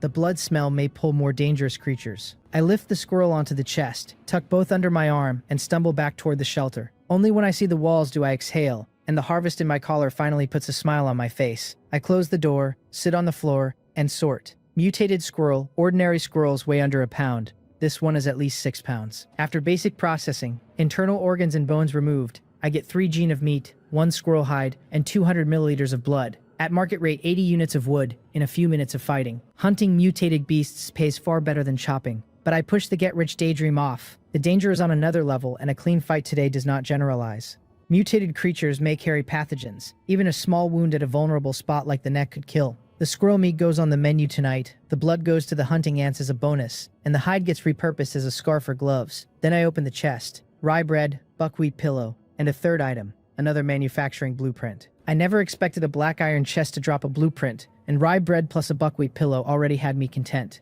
The third item is a familiar cowhide scroll, and I recognize it instantly. Wooden fence, black iron rank, pointed top wooden fence, may catch the careless climber by the crotch, encloses a shelter to reduce the probability of dark world creatures visiting. Manufacturing cost, 1 unit of wood per piece, 3 minutes per piece. Excellent. Shelter safety is hard currency, and the raw material is the most plentiful one. Buckets are good now, but everyone will have buckets soon, and within a day or two, the price performance crashes. Rare resources I cannot spare for trade.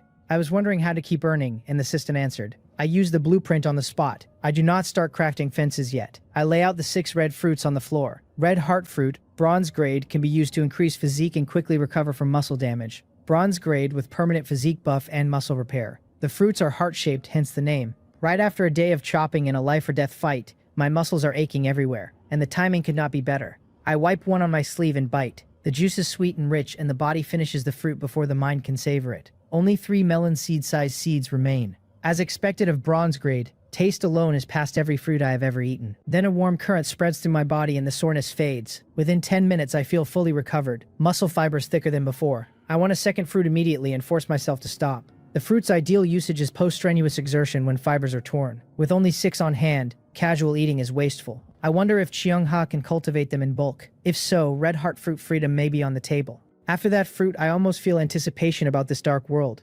Dangerous, yes, but full of possibilities.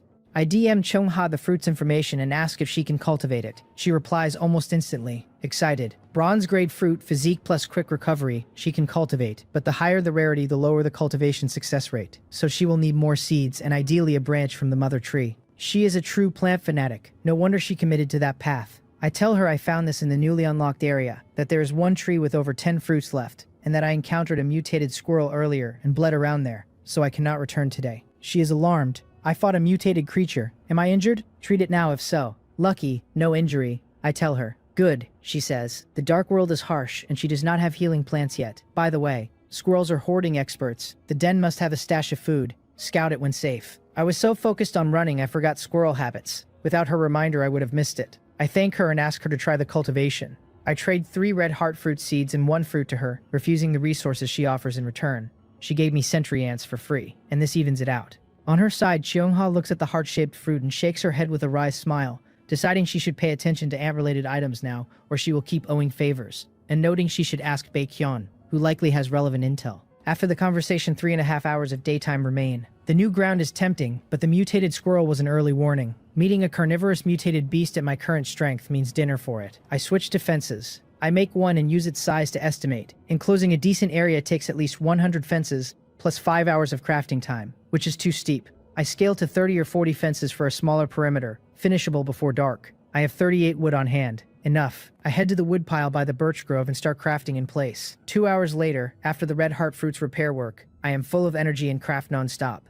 A pile of fences accumulates. I stand back satisfied, then carry several to the shelter and use the bronze axe as both shovel and hammer to drive them into the frozen ground. The ground is rock hard from the cold, and installation eats real effort. By the time the fences are all in, the sky has gone fully dark. 31 minutes of daytime left. Outdoor temperature is -10, and standing still after sweat builds is painfully cold. I duck inside. The night is bearing down, and I have used up my energy. The stove kindling has burned out, and as I reach for fresh wood I realize I used every unit on the fences. Rather than panicking out into the cold, I decompose the black iron chest from earlier and get 5 units of wood. The storage box is fine. Anything more would crowd. I throw one in the stove, light it, and start crafting more fences. I tentatively list a single fence on the trade channel at 5 units of wood per piece. Net 4 wood in 3 minutes is far better than buckets, which are now 10 wood per piece for 10 minutes of work. I make 2 more fences, but the listing is not sold. Too high, or fewer eyes on the channel right now. I drop to 4 wood per piece and the fence sells fast, with messages flooding asking if I have more. I tell everyone to wait and continue crafting. 4 wood per fence net of 1 wood cost equals 1 wood per minute. Much better than chopping directly. Night closes. Weather strong winds, cloudy. Outdoor -14.1 degrees, indoor 8.1 degrees, night remaining 16 hours. 30 minutes, outdoor temperature has dropped several more degrees and the indoor temperature, even with the upgrade in the stove, has not crossed 10 degrees. A few more days and indoors may slip below 0. Cold wave has not even started and the slope is this steep. I have to push level 3 urgently or the cold wave will end me. I had planned to spend resources on combat first, but priorities flip. As I reach to keep crafting, I notice no world announcement today. The voice has been the rhythm marker of every day since I arrived, and the silence on day 2 is unsettling in its own right. Without settlement and without temporary missions, the system has shifted from carrot-driven to pure survival pressure. Sure enough, the chat is already buzzing about it. What's going on? Where is settlement? I worked all day. Why no rewards? Maybe settlement and temporary missions only happened on day 1. Holy crap. Without those, on chopping and digging alone, we are doomed during the cold wave. Not entirely. You can find chests. A few a day means a comfortable cold wave. If chests were that easy, nobody would chop trees. If chests are hard, hunt mutated beasts. Meat is high-cost performance. I do not believe you, you old geezer. You are too cunning. If I had not seen a mutated goat snap a tree, I would have believed it. So no settlement today. Even without it, the day 1 rewards motivated everyone hard, and most people probably hit level 2 today. I close the channel. I check on the queens. The Black Scythe Hunter Ant Queen is at 51%, and the Sentry Ant Queen has rocketed to 76%. Both were on bronze-grade food, so why the gap? Growth speed likely correlates inversely with potential ceiling. The Sentry Ant has only bronze potential, a lower ceiling so it climbs faster. The Black Scythe Hunter Ant Queen has silver potential, a higher ceiling and climbs slower. 16.5 hours of night ahead means both can finish tonight at this rate, given enough food. I have plenty of bronze boar meat and sandalwood wood, so I let them eat and tell them to hurry. They eat faster. Then the nursery. The multi-ear winter wheat is so dense the ears press against each other. What I planted with a wide gap has filled the trays. 10 kilograms looks plausible from 100 seeds, and harvest is hours away. The ripening agent is unreasonably potent. Cheong's plant work is something else. Food worry is dimming a little. As I plan to ask her for more seeds, she pings first. Jang-hyun, your ability is ant-related, right? Look at this. Item info attached. I scan and my pupils dilate. Ant nest nucleus.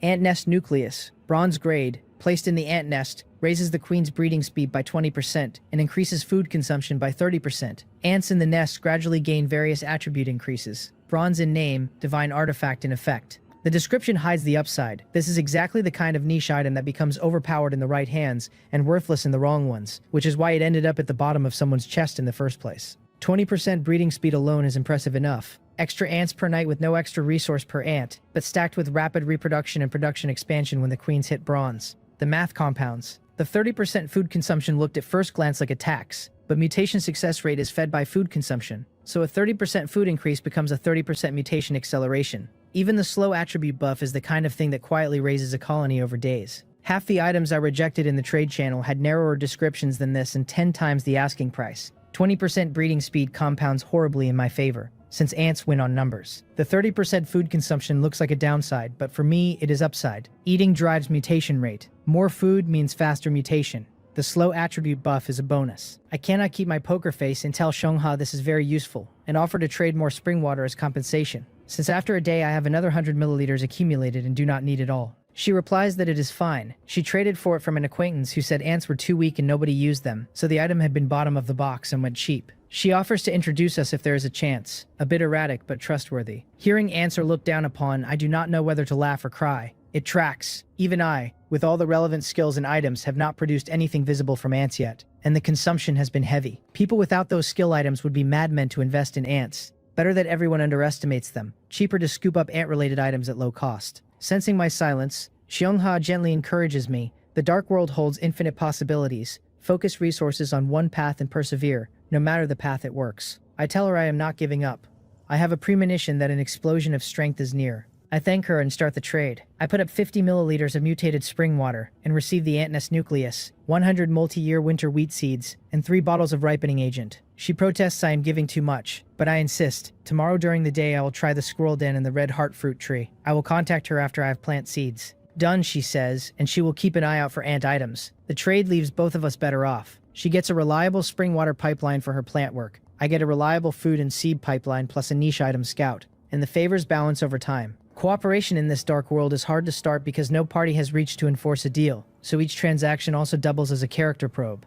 After 2 days of trades, my read on her is steady. Her read on me, judging by her continued generosity, is also steady. I look at the nucleus. Black, peach pit-sized, rough surface, irregular. The description says place in an ant nest, so the question is where to build the nest. Underground is logical, but outside is monster country. Inside the shelter with fences up is safer. I pick a spot near the spring water source. Tell the hunting ants and sentry ants to stop eating and dig a nest. Sentry ants for speed, hunting ants for power. Under 10 minutes a decent ant nest is dug. Better still, since both species are tamed by me, they share a single nest, which never happens in nature. Both groups benefit from the nucleus simultaneously. I drop the nucleus in and have everyone move in. Eating speeds visibly increase, and so do mutation rates. The sentry ant queen, already high, looks like she will finish in minutes. I hold off on letting the queens breed yet, because babies inherit queen quality, and if she breeds at black iron the new ants are black iron, and upgrading them later costs heavy resources and precious spring water. Push the queen to bronze first, then her babies are bronze. The sentry ant ceiling is bronze, so once she hits bronze she breeds at full power.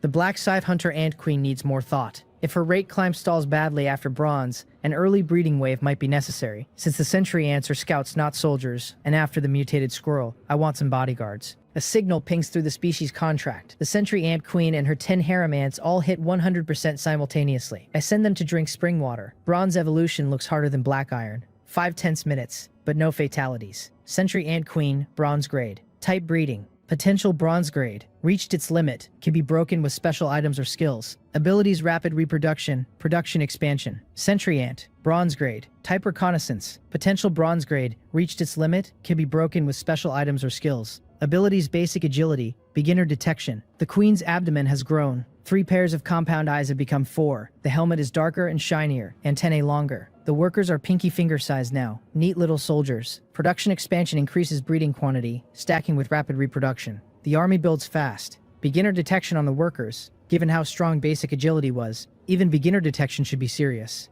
1 sentry ants increase. Every chest in my territory gets swept clean. I order the queen and her harem into the nest to breed. Right as I settle them, the black scythe hunting ant signal pings. The hunter ant queen is also at 100%. Let us go. The black scythe hunter ant queen and her 8 hunting ants drink spring water and replicate the sentry ant's route, but their evolution takes a full 10 minutes for the larger bodies. When they emerge into bronze grade, I am stunned. The thumb-sized hunting ants have grown more than 10 times, fist-sized, jet black carapace looking ridiculously sturdy, mandibles longer than their bodies, like 2 massive scythes. 1 bite would unsettle a leg, and I am glad they are mine. The queen's body and abdomen grew several sizes and her mandibles are smaller than the workers. The hunter ant queen also picked up production expansion. The workers picked up junior fortification. I tap a hunting ant's shell, like metal. I step on it lightly, no reaction. Defensive output combined with the scythe attacks. At scale, mutated beasts will not survive. Excited, I have the queen finish the rest of the boar meat to push towards silver. She inhales it, 3 tails gone in a few bites. Then I check the rate, plus 1%. 3 tails of bronze meat is worth roughly 12 units of wood, which means raising her 100% on bronze meat alone would cost 1,200 units of wood. The bronze to silver gap is brutal. Bitter smile, fine. Take it slow, bronze hunting ants are already enough. Build a bronze hunting ant army first. Push queen to silver later. I send her into the nest to breed too. They expand it before starting because the original is too small. Now logistics. Sentry ants eat plants, even wood, so the supply line is essentially the same as my fuel pile. Hunting ants eat meat, and I do not have much. Meat is also expensive on the channel and unreliable in supply, since most survivors do not have the strength to hunt mutated beasts and the few who do, like Will, list small portions. I throw the mutated squirrel meat I had set aside for myself into the ant nest for the hunter queen, and dinner becomes the rye bread from the chest, choked down with water. Bear with it for now. Once the hunting ant army actually exists at scale, meat will be at every meal of every day. Through the nest entrance I see plump white eggs already, which lifts the mood, but the food beside the queens is dropping fast. If food runs out, no more eggs. I take out wood and grind on fences. 7 hours later, I am collapsed spread-eagled on the bed. My physical limit hit hours back. A red heart fruit reset my muscles, and I kept going, but spiritual power has no fruit fix, and that depletion hurts worse than soreness. Several times worse. I need items that restore spiritual power. In 7 hours, I made 130 fences, only 10 short of theoretical maximum. Fences are popular and all sold at 4 wood each, netting 3 wood per fence on top of the 1 wood cost. 390 units of wood total. The nest's food is almost gone. I DM Will. Do you still have meat? In a corner of the dark world, in a wooden house adorned with hides, a burly 2-meter white man with long golden hair and a bushy beard is tanning leather. He frowns at the manual buzz, finishes the step, wipes his hands, and reads. Customer who buys meat. Anyone who keeps buying meat at this stage must be strong. He likes both strong people and customers. Will, of course. How much? I had thought he was asleep and was about to look elsewhere. 5 gin of bronze grade. Can you discount? 5 gin in one go. Most people buy in tails. So Will smiles and offers 5 gin of bronze grade for 190 wood, with 5 bottles of beast blood as a gift. Done. After the trade, Will pulls his manual back open and DMs someone else. Ryonggu. I just traded another 190 wood. With that you should have enough to upgrade level 3. So Will is also networked, also moving wood toward an ally pushing for the next shelter tier. I do not see this. If I did, I would be shaken. Someone is already stacking for level 3. In a tight alliance, I am barely thinking. I throw the 5 gene into the nest, drop the sandalwood wood in 2, and crash. Some unknown time later the broadcast cuts in. Dark World announcement. Congratulations survivors. You have survived another night. The cold wave will arrive in 6 days. A temporary mission will now be issued. Temporary mission again. I sit up and the broadcast continues. 3 temporary chests will be randomly generated in the bright areas of every survivor's shelter. Picking and opening grants items. Once 5,000 chests are opened in an area, all remaining temporary chests vanish. Top 100 regional rankings by quantity and speed earn 1 self-selected item of varying quality, scaling on rank. I crunch numbers. 10,000 per region. 3 chests per shelter means 30,000 chests total, capped at 5,000 cleared. So on average less than 1 chest per person. The higher the shelter level, the larger the bright area and the harder to find randomly placed chests. And level 2 and above have mutated beasts that further raise difficulty and risk. Survivors still on level 1 may actually have an edge. Chat goes feral. Finally, top 100 this time. No way, I just upgraded last night. Are you messing with me? Do not panic. Day 3, almost everyone has upgraded. If only I had not lacked resources, top 100 would be mine. These chests are not easy to find. Learn from the past few days. Mutated beasts are dangerous. Many will die in this mission. Just chop trees and let me take the rewards. Bah, shameless. Charge brother still in the channel. More than I thought. And 1,000 or 800 of them in any region adds up. Speed matters. I do not panic. I have specialists. I walk to the nest entrance. I look down and only see darkness. No clear count. The hunting ants have dug deeper overnight. I order the queens to bring everyone up. Sentry ants stream out. About 150 by my rough count. And black scythe hunting ants follow. Only 23. Sentry ants are small and many. Hunting ants are large and few. Which fits. The queens signal me through species contract. More eggs and weaker juveniles are still in the nest and need a few hours to mature. I leave the queens to mind the nursery and head out with all the workers. Outside freezing. The moment I step out the door, I shiver violently. Hurry to tighten my coat, rub my hands, and stop my feet as I check the weather panel. Weather light snow. Outdoor minus 9.5. Indoor 14.2. Daytime remaining 6 hours. 55 minutes. 12 seconds. The shelter delay cost half an hour, and I now have exactly 7 hours. Snowflakes the size of 50-cent coins drift down. Soon a thick layer will sit on everything. Snow further hides chests. I check the chat. Snow is falling near other shelters too, which equalizes the field. Sentry ants and hunting ants are unbothered by the cold. I split the sentry ants into 8 squads of about 20 each, 1 per direction. East, south, west, north, northeast, southeast, northwest, southwest, with orders to net search for chests and report mutated beasts. Their main job is the chests. The secondary job is intelligence on mutated beasts roaming the territory ring. After the black iron evolution, they could keep up with my walk. After bronze, they match my run. The 8 squads scatter and vanish in seconds. 23 bronze hunting ants at my feet. fist-sized each, look intimidating en masse. Comfort. If I meet another mutated squirrel today, I do not lift a finger. I do not know how many beasts hide around the shelter, so I will wait until the sentry ants have reported. Then visit the red heart fruit tree in the squirrel cache. I send the hunting ants out too with orders to follow the sentry ants and carry back any chest. As an afterthought, I tell 2 hunting ants to stay near me as bodyguards. After the mutated squirrel, I do not walk anywhere outside without backup. I head back inside to harvest the wheat. Snow is now thick enough to muffle the sound of my own footfalls.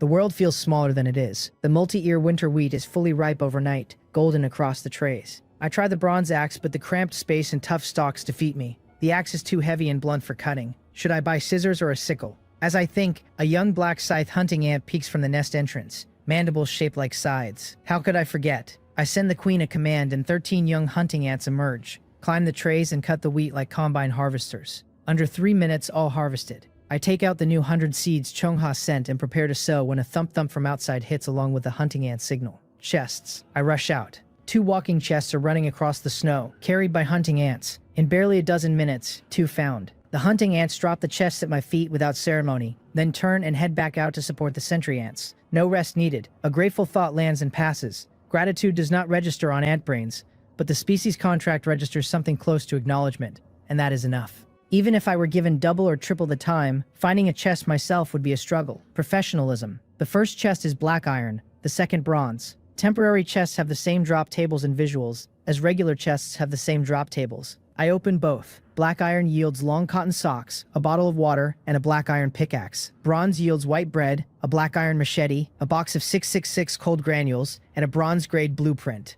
Every item is useful. Cotton socks for the cold, a water bottle, a black iron pickaxe to finally start mining stone, a piece of white bread that is real bread instead of brick rye, and a black iron machete that is sharper than swinging the axe at flesh. The 6-6 cold granules are life-saving in the coming wave. Even on Blue Star, a cold could escalate, and here a cold without medicine is potentially fatal.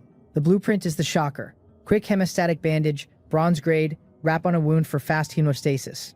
Crafting cost: plant fiber, adhesive, coagulation serum. Even on Earth, blood loss is a top cause of casualty, and here it is fatal. A producible bandage is hard currency. The materials are uncertain, only plant fiber looks easy, and adhesive and coagulation serum will need digging.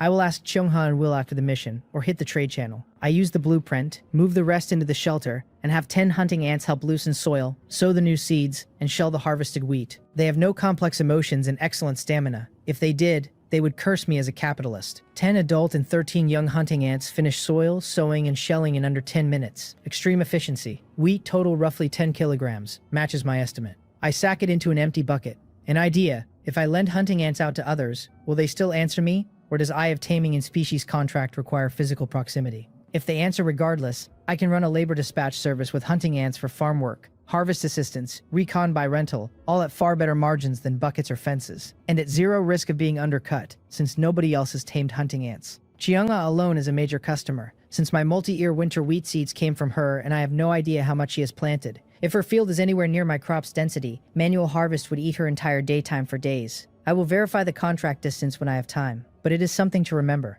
10 kilos is enough for me alone for over a month. But I am not alone. The whole ant gang eats too. Cold wave is close, food storage is the priority, and ant numbers have to be controlled, especially hunting ants who eat meat. Cap the hunting ants at 50 for now and replace losses. Sentry ants are small and plant-based, so cap at 1,000 for now. Territory expansion will produce more recon work. The sentry ant ceiling will get raised as shelter levels open more ground. The hunting ant ceiling stays low until I have a stable meat pipeline beyond what the hunter queen requires for her own breeding. After a stable food source, the ant army can grow without strangling itself. The principle is the same as for me. Specialize, do not bloat, and never run a colony past what the food chain supports. Another dozen minutes pass. The third chest still has not been found, and I had 2 in under 10. Anxiety climbs. I keep crafting fences while waiting. 20 minutes later, the sentry ant signal pings and I jump up, and immediately the next signal hits and freezes the smile. Mutated beast spotted. Last chest is nearby. I grab the new black iron machete, take 10 adult hunting ants and run southeast. After 5 fast minutes, I stop about 400 meters from the shelter. 40 sentry ants are scattered close by. Without ant sense, I would never spot them. And the 13 remaining hunting ants are also nearby. Producing each hunting ant is expensive, so seeing 0 losses is a relief. 50 meters ahead is an earthen mound over 6 meters tall, a 2-meter cave entrance carved in the center. A massive mutated wild boar sleeps at the cave mouth. The last chest sits under its head as a pillow. Mutated wild boar, bronze grade. Abilities: charged thick skin and flesh. Even lying down, the boar is a meter tall, Standing it is 1.5 meters and at least 300 kilograms, with 30-centimeter tusks like daggers. Two abilities both clearly hard to deal with. Hunting ants can take small mutated beasts, but a bronze boar with thick skin is rough. Even winning would burn ants. But the boar is on the chest, and without it the mission slips. I DM Will, since he sells bronze boar meat and must have killed one. He does not reply, probably also doing the mission. I have to think for myself. Killing it is not the goal. The chest is. Lure it away. Hunting ants cause damage but are slow and bid target. Bad lure. Sentry ants are fast and many and replaceable. Good lure. Question is whether sentry ants can anger and lure a wild boar at all. Their stings may not break thick skin enough to register, and the boar may simply ignore them. But sentry ants can swarm into nostrils, ears, and eye corners where thick skin is irrelevant, and even a beast can be driven crazy by enough small bites in tender places. I have to try. I order 40 sentry ants to harass the boar collectively, and 10 hunting ants to hide in a tree nearby ready to act. When the boar leaves, they go in and grab the chest. I leave the area fast. I am too large a target to stand here, and a charge from the boar would be the end. As I clear 100 meters, an angry roar erupts behind me, ground shaking with thump thump thump. Plan succeeded, half the win is provoking. The rest is luring far enough for the hunting ants to steal. I jog back to the shelter. Outside is so cold that standing still stiffens limbs in minutes, and only inside the shelter do I thaw. I keep crafting fences to distract myself. 1, 2, 3, and the hunting ant signal pings. I rush out. A hunting ant is trundling toward me, carrying the chest across snow.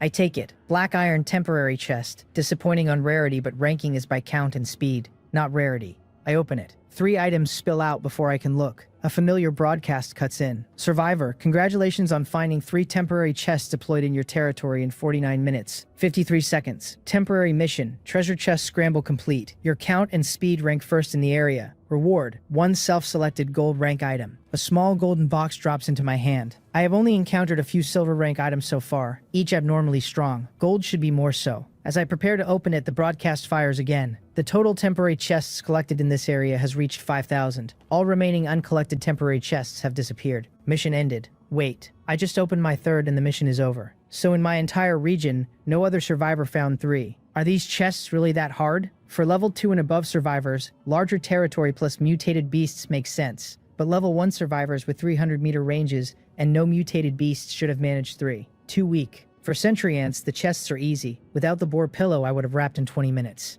I was tense and the field could not see my taillights. The chat is wailing at the abrupt end. Already over, I only found 1. The hiding spots are insane. One was on my shelter roof. Mine was buried with 1 corner exposed. I thought it was a welfare event and got nothing in an hour. Probably nobody found all 3. If someone did, I will wash my hair standing on my head. So the chests were placed in anti-human spots, and the snowfall further obscured them. Other survivors search by sight. My sentry ants do not. No matter how hidden, if it is in territory, no problem. Without the sentry ants, I would have found 1 at most and missed top 100 easily, let alone first. The chat keeps rolling. Surely no one could have found all 3. Probably not. Only 1 hour total. If someone really did 3, I will wash my hair standing on my head. That kind of bravado that masks suspicion. I do not advertise my result. The hidden first place is exactly the place I want to be. The kind of nail that does not stick out and does not get hammered. The sentry ants got the credit silently, and I get to keep my edge for the next round. I look at the squad with gratitude and then pain. The team that lured the boar, 10 hunting ants and 40 sentry ants, returned with 10 hunting ants and 12 sentry ants.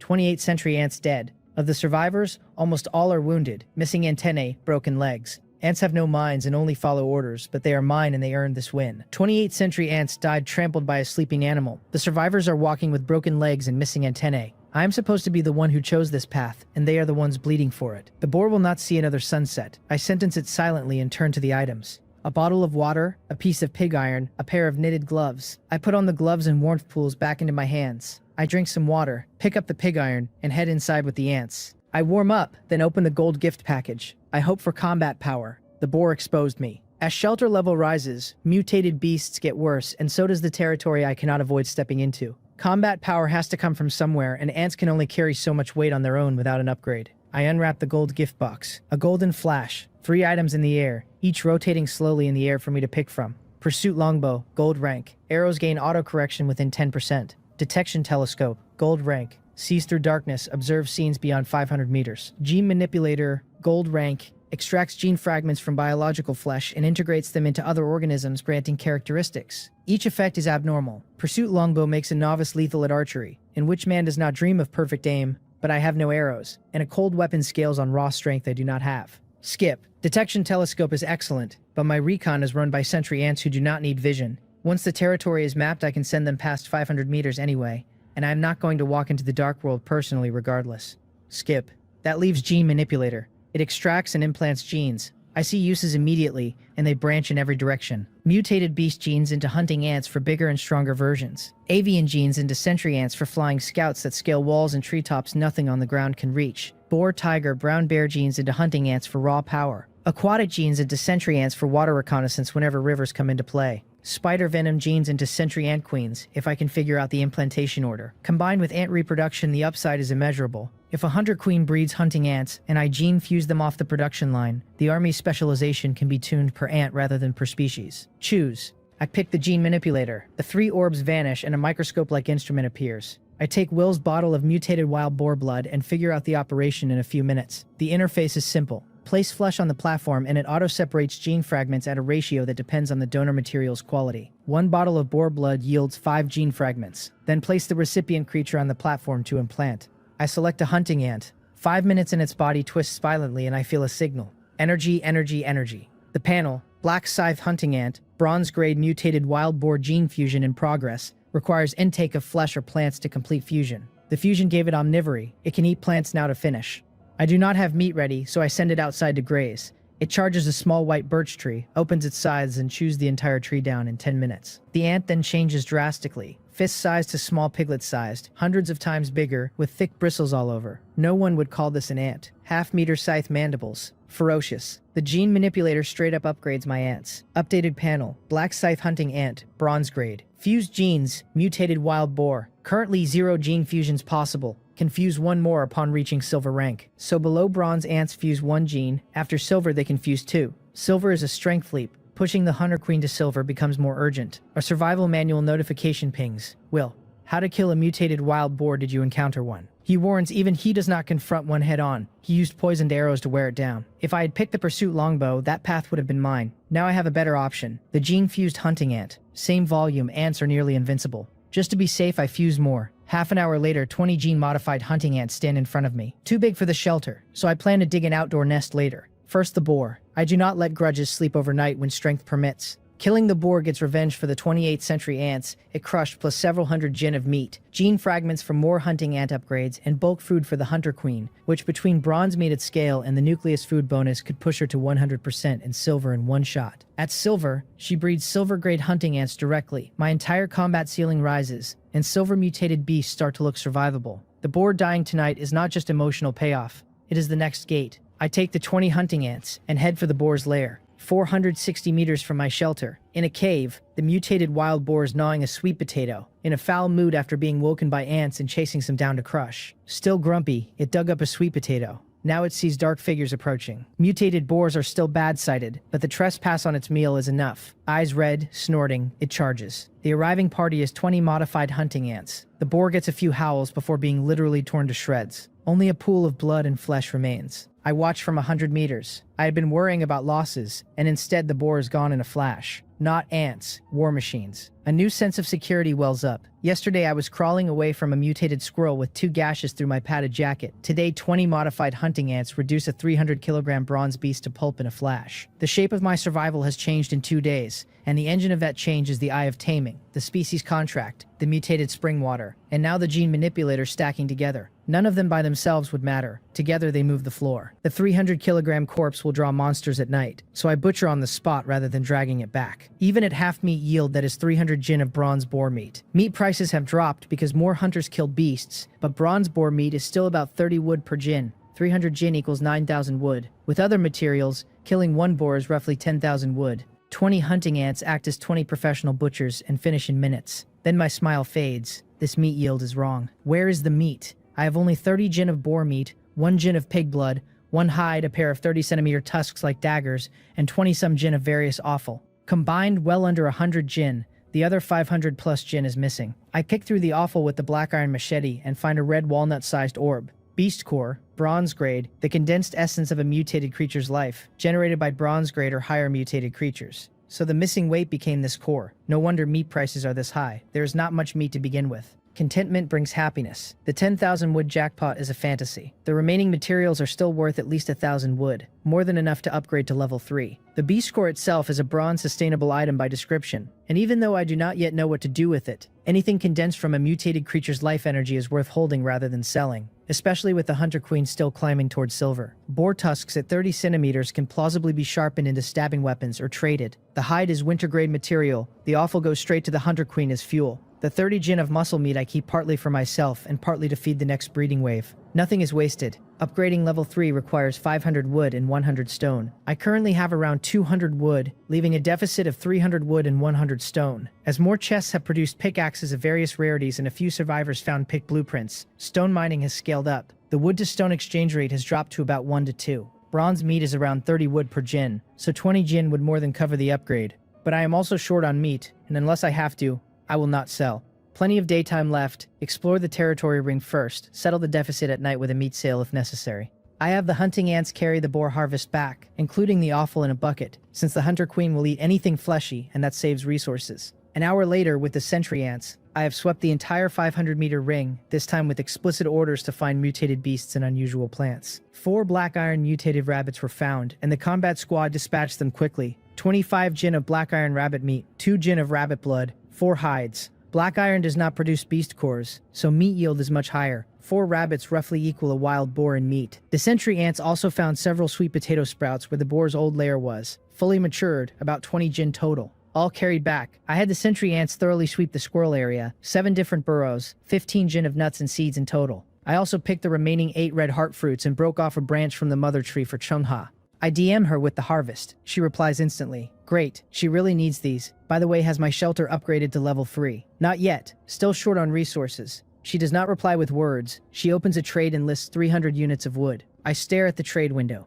To casually push 300 wood across a long-distance link, she has to already be at level 3 with a comfortable surplus. She follows up with a careful warning. After level 3, the territory expands to a 2,000-meter radius, and silver mutated beasts may appear in the new ground. They are very independent and may not stay in one place with strength far above bronze mutated beasts. She underlines the words may not stay in one place, because that is the part that matters. Bronze beasts had territories I could map and avoid. Silver beasts roam, which means tomorrow's safe path could be tonight's death zone. 2,000 meters is a huge territory. Going from a 500-meter ring to a 2,000-meter ring is a jump from roughly 78 hectares of accessible ground to roughly 1,250 hectares, more than 15 times the previous coverage. Sentry ant patrols at this scale require either far more sentry ants or smarter pathing, and the sentry ant queen's production expansion ability suddenly looks indispensable. Roaming silver beasts inside that area are bad news for the same reason a bronze boar was bad news in a smaller ring. They do not stay put, and territory edges become moving targets. My modified hunting ants are bronze with 1 fused gene. I do not yet know if they can fight silver. The information matters and concerns my safety. I have countermeasures though. Sentry ant border patrols give early warning at the territory edge, and a chain of sentry ants along the perimeter can be tasked to scout and flee on the first whiff of a silver mutated beast. The Hunter Queen pushing to silver soon will let her breed silver hunting ants directly, which short-circuits the resource bleed of upgrading individual bronze hunting ants one at a time. Border early warning plus a reactive silver army equals a defensible posture even before I have hunted my first silver mutated beast. I thank her, close the manual, and tell the hunting ants to chop trees. I had wanted them to chop earlier, but they were too small and inefficient. After the boar gene fusion, the problem is gone.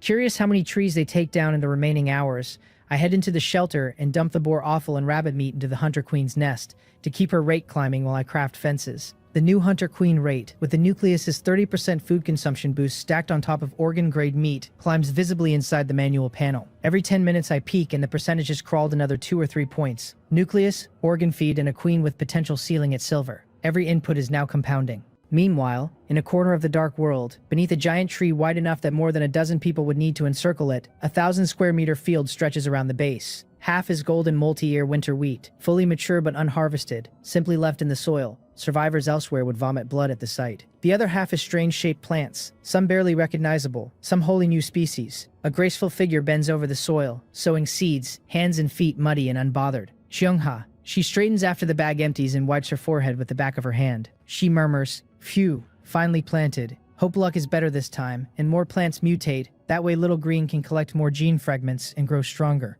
The giant tree's leaves rustle without wind, answering her. She continues, "Do not worry, Little Green. I will work hard to collect different plants to help you reforge the glory of the Casimir World Tree. She stumbles on the long name and the leaves rustle louder until she gets it right, then quieter and satisfied. A world tree, indeed, like a childish ghost. She glances at the wheat field. With this much ripe wheat, harvesting it alone would burn an entire daytime, if Little Green could help her. But Little Green expends serious energy in active labor and must conserve to guard against the silver black bear to the northwest. She returns to her shelter on a tree branch up to 30 meters above the ground. From a bronze chest, she takes a golden scroll. Mutual aid contract, gold rank. Select a target, establish a mutual aid contract. Both parties cannot harm each other. With permission, can teleport to the other's shelter. Usage limit 5 times. Ally. She decides to think it over tonight before deciding. Daytime is precious, so she tucks the scroll away and starts compounding ripening agent at the work table. Her workbench sits beside a large window of polished wood, and the bottles of mutated plant extracts are arranged by hue and viscosity. Orange concentrates in the front for accelerators, pale green in the back for stabilizers, a few amber drops kept apart for the rare cross mutations she does not yet trust. Each bottle is labeled with the script she invented. Pure inheritance from a botanist grandmother, she likes to say. While she works, the giant tree's leaves rustle softly above the field, almost like a long exhalation. Little Green is content. She is content. The wheat will keep.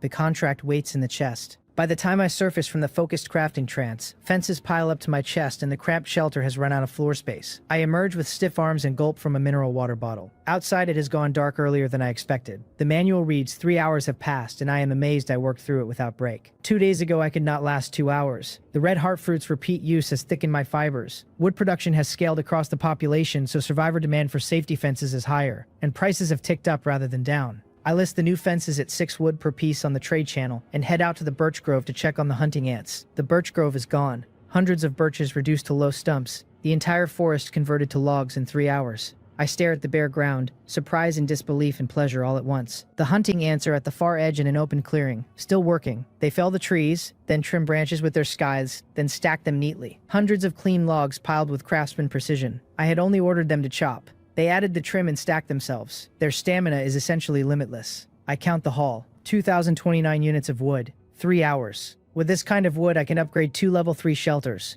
I no longer need to sell meat, but this kind of harvest is not repeatable. My territory has only one dense forest, and the hunting ants have leveled it. The remaining trees are scattered and total roughly 1,000 units of wood across long distances, so collection is inconvenient. If only I could rent the hunting ants out, labor dispatch, get rich in minutes. Realistic question first. Even at full hunting ant deployment, hauling 2,029 wood back takes 2 to 3 hours, and I have under an hour of daylight left. It cannot all reach the shelter, but this is my territory. I am the only survivor in it, and the wood is not going anywhere overnight. Better still, upgrade the shelter on the spot and skip the haul. I open the trade channel for stone in bulk. After some browsing, I land on Gichin, who has listed 300 units. To list this much this early, he must be capable. The price is too high. 2.5 wood per stone when market is 2.1 to 2.2. I message him, can the price be lower? I need a large quantity. In a corner of the dark world, in a level 2 shelter, a disheveled bearded young man banging on a stone axe perks up at the manual beep. Big customer, finally. He drops the axe, opens the manual, and forces composure. Gichin, large quantity. How large? Someone today bought 10 stones and also called that large. Me. I will take all 300 units of stone you have listed. Is that a large quantity enough? On his side, he nearly cries with excitement. He badly lacks wood. His shelter is in stone country with few trees. His original stone axe broke before he collected much, and he survived only because a chest dropped a silver mining pick. After he dug too much stone, the price dropped, and his high listing has been waiting for a fated buyer. Almost a full day with no inquiries. And finally, a customer.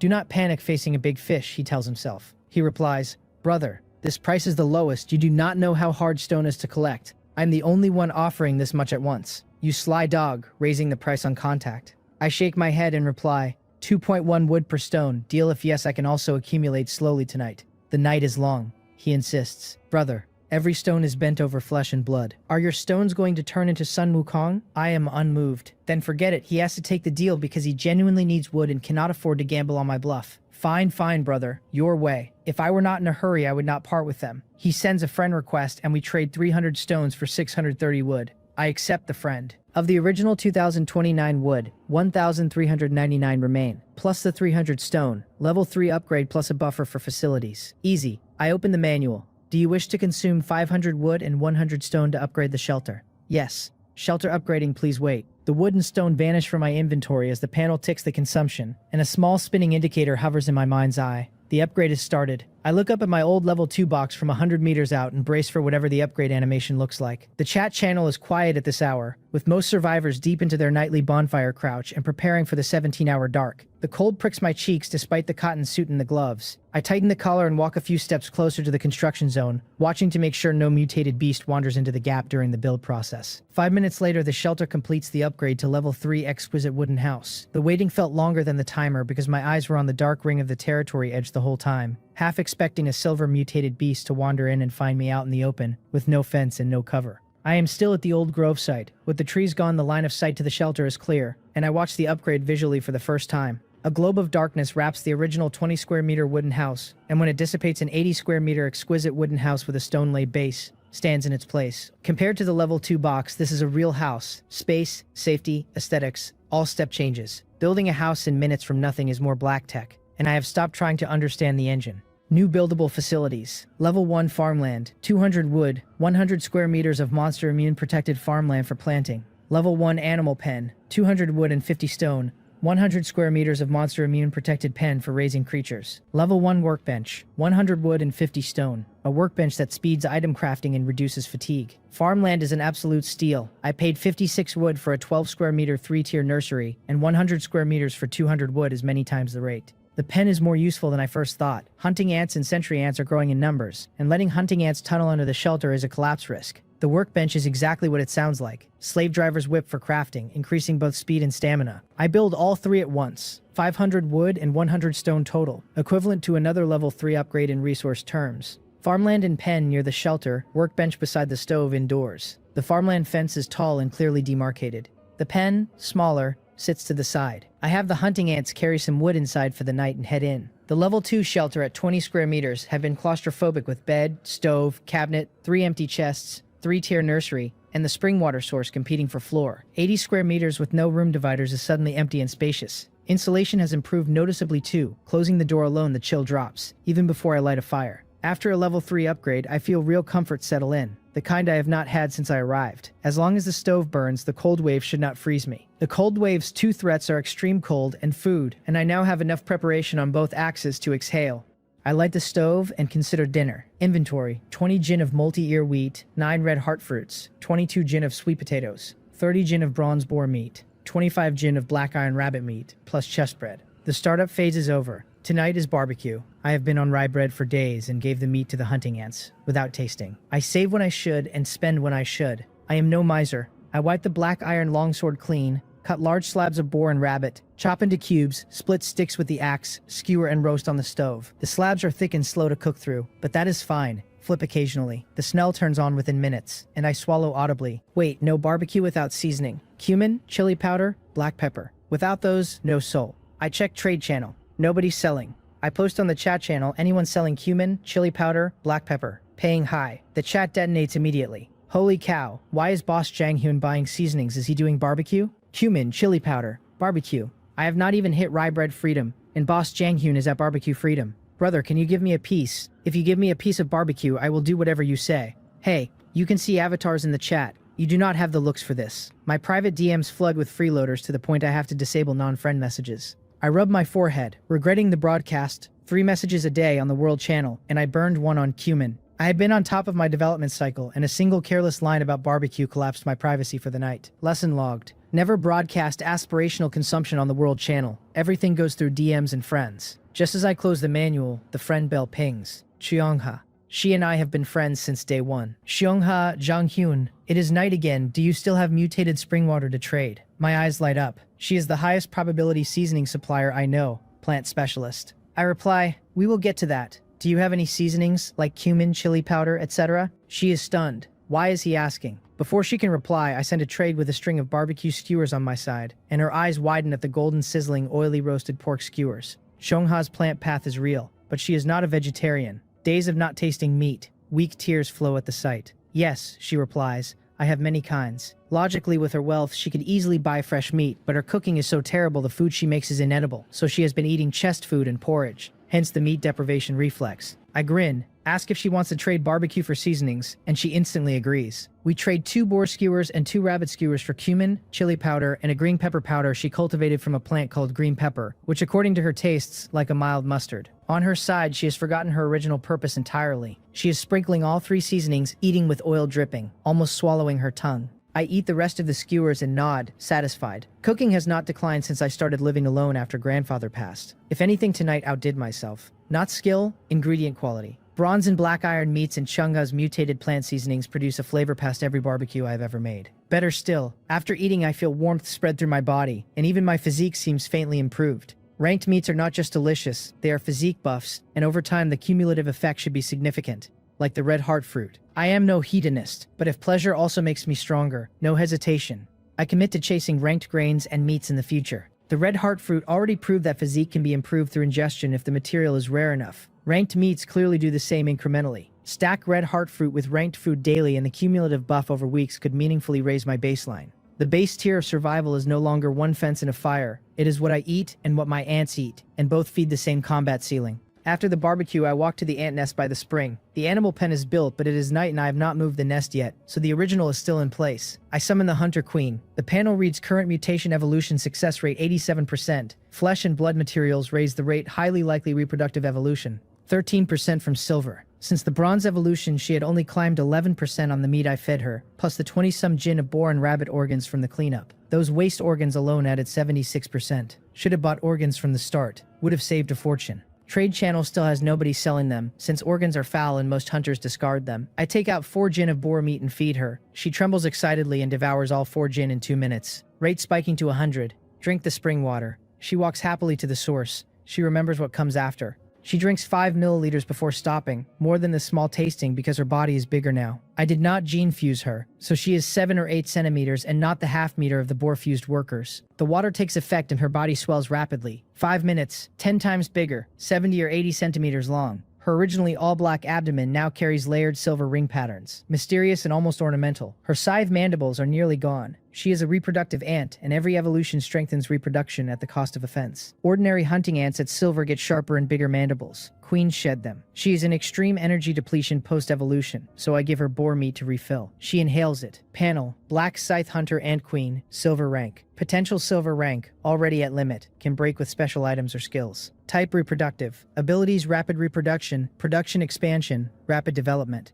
Fused genes none. Currently confused genes 2 times. Rapid development is a new ability. Inject energy into newly hatched larvae and rapidly develop them to mature state. Double the normal energy cost. Not for daily use, but a clutch save in a pinch. Instantly spawn thousands of hunting ants for counterattack if anything threatens me. 2 gene fusions on the queen now. I have not rushed queen fusion because there is only one of her, and the choice has to be cautious. Vague hypothesis. Fusing higher potential creature genes might raise growth potential. If she fused with a gold creature gene, would she gain gold growth potential?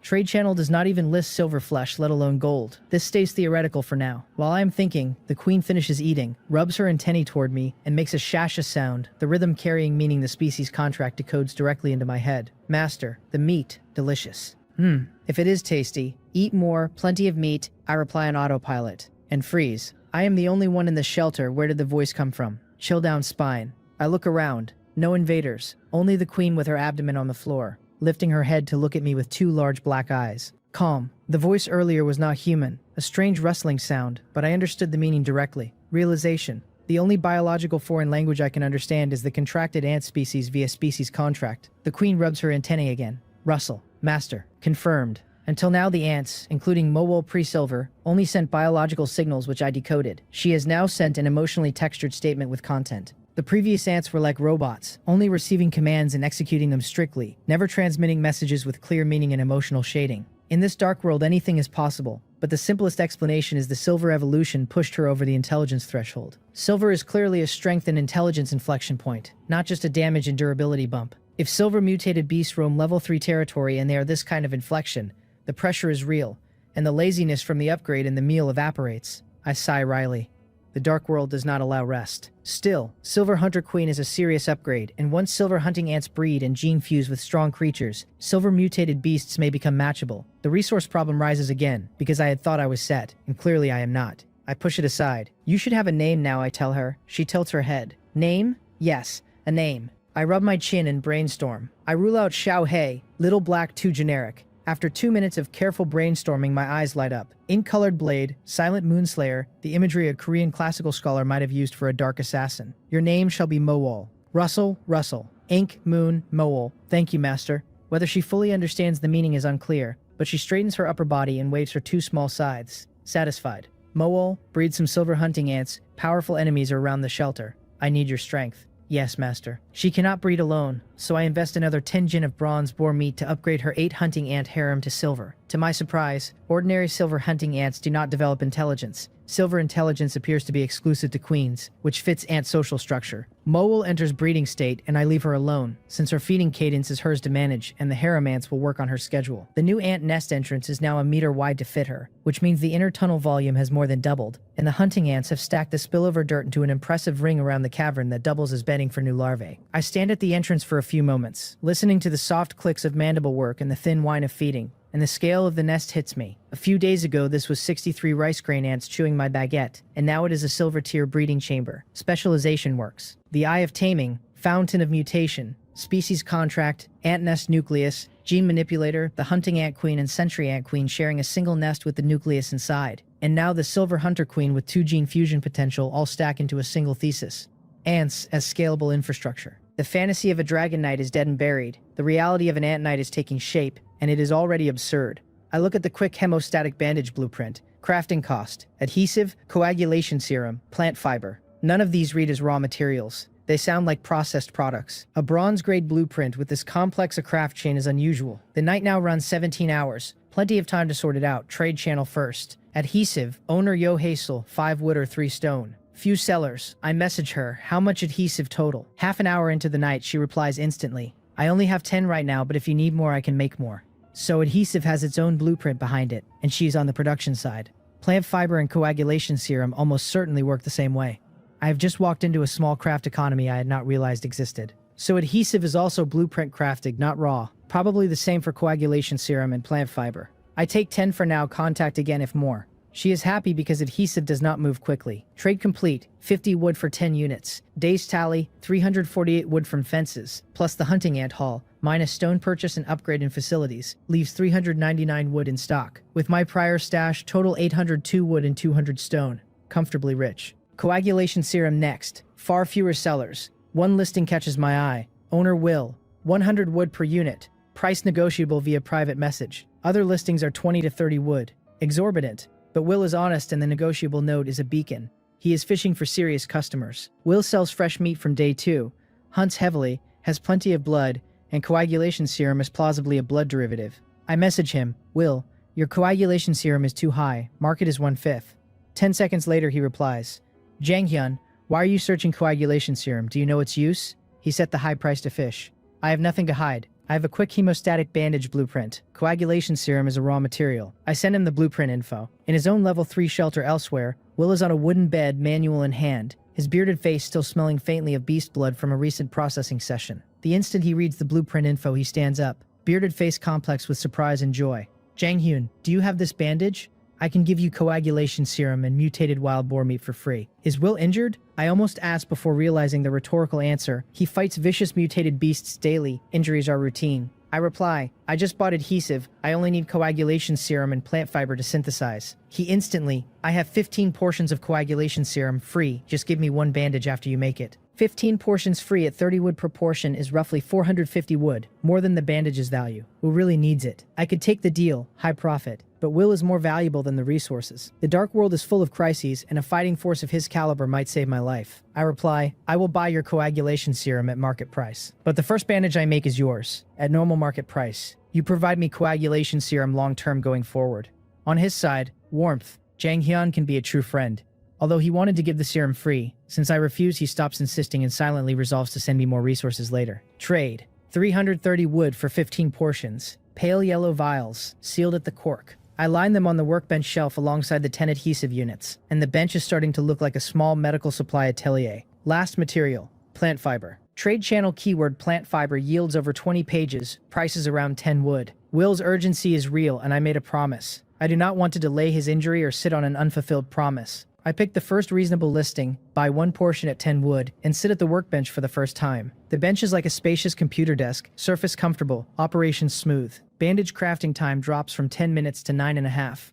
Half a minute does not look like much per item, but as crafted volume scales the saving stack. At 100 items that is 50 minutes saved, At 1,000 items it is more than 8 hours, and the fatigue reduction makes the back half of any session more productive. The bench is not just a fixture, it is the throughput multiplier for everything I make. Done. I trade request Will, who clearly is guarding his manual, and accepts instantly. I list 1 bandage, he lists 200 wood and 10 gene of bronze boar meat. Bandage cost is roughly 40 wood. 200 wood plus 10 gene of meat is at least 500 wood total. I look up. Will replies, part is the price. Part is gratitude. Your bandage is a very valuable medical item, beyond ordinary resource pricing, and unless resources are scarce, do not sell it easily. I accept the trade, but his words land. Medical items.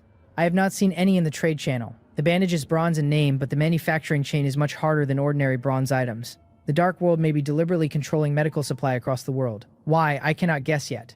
I shake it off. Too far for me to be useful right now. The medical supply control hypothesis stays in the back of my head as a flag, though. If true, it has implications. The Dark World wants survivors to die at expected rates from injury, and the bandage I just made is one of the very few items that breaks the model. A bandage that resolves blood loss has compounding effect on the population dynamics of survivors. Every hunt becomes more survivable. Every mutated beast confrontation becomes more profitable. Every survivor with one becomes incrementally tougher to remove from the population. A medical supply pipeline, even at small scale, distorts the death curve the system is enforcing, and the system reacts by limiting raw material availability rather than banning the items outright. The work is therefore feasible, just slow and politically sensitive among other survivors who learn what I am brewing. Hence the artificial scarcity. Hence Will's warning that a bronze bandage is far more valuable than its rank suggests. Hard not to wonder what other deliberate scarcities the system is enforcing. Clean water, antibiotics, antitoxins, prosthetics, heat sources at scale. Each unanswered category is a market gap, and a future supply pipeline I might own. With Chongha's plant work, an alliance might be the engine that scales medical production rather than just bandages. Disinfectant from mutated alcohols, antitoxins from venom-cultivated plants, anti-inflammatory pastes from leaf compounds.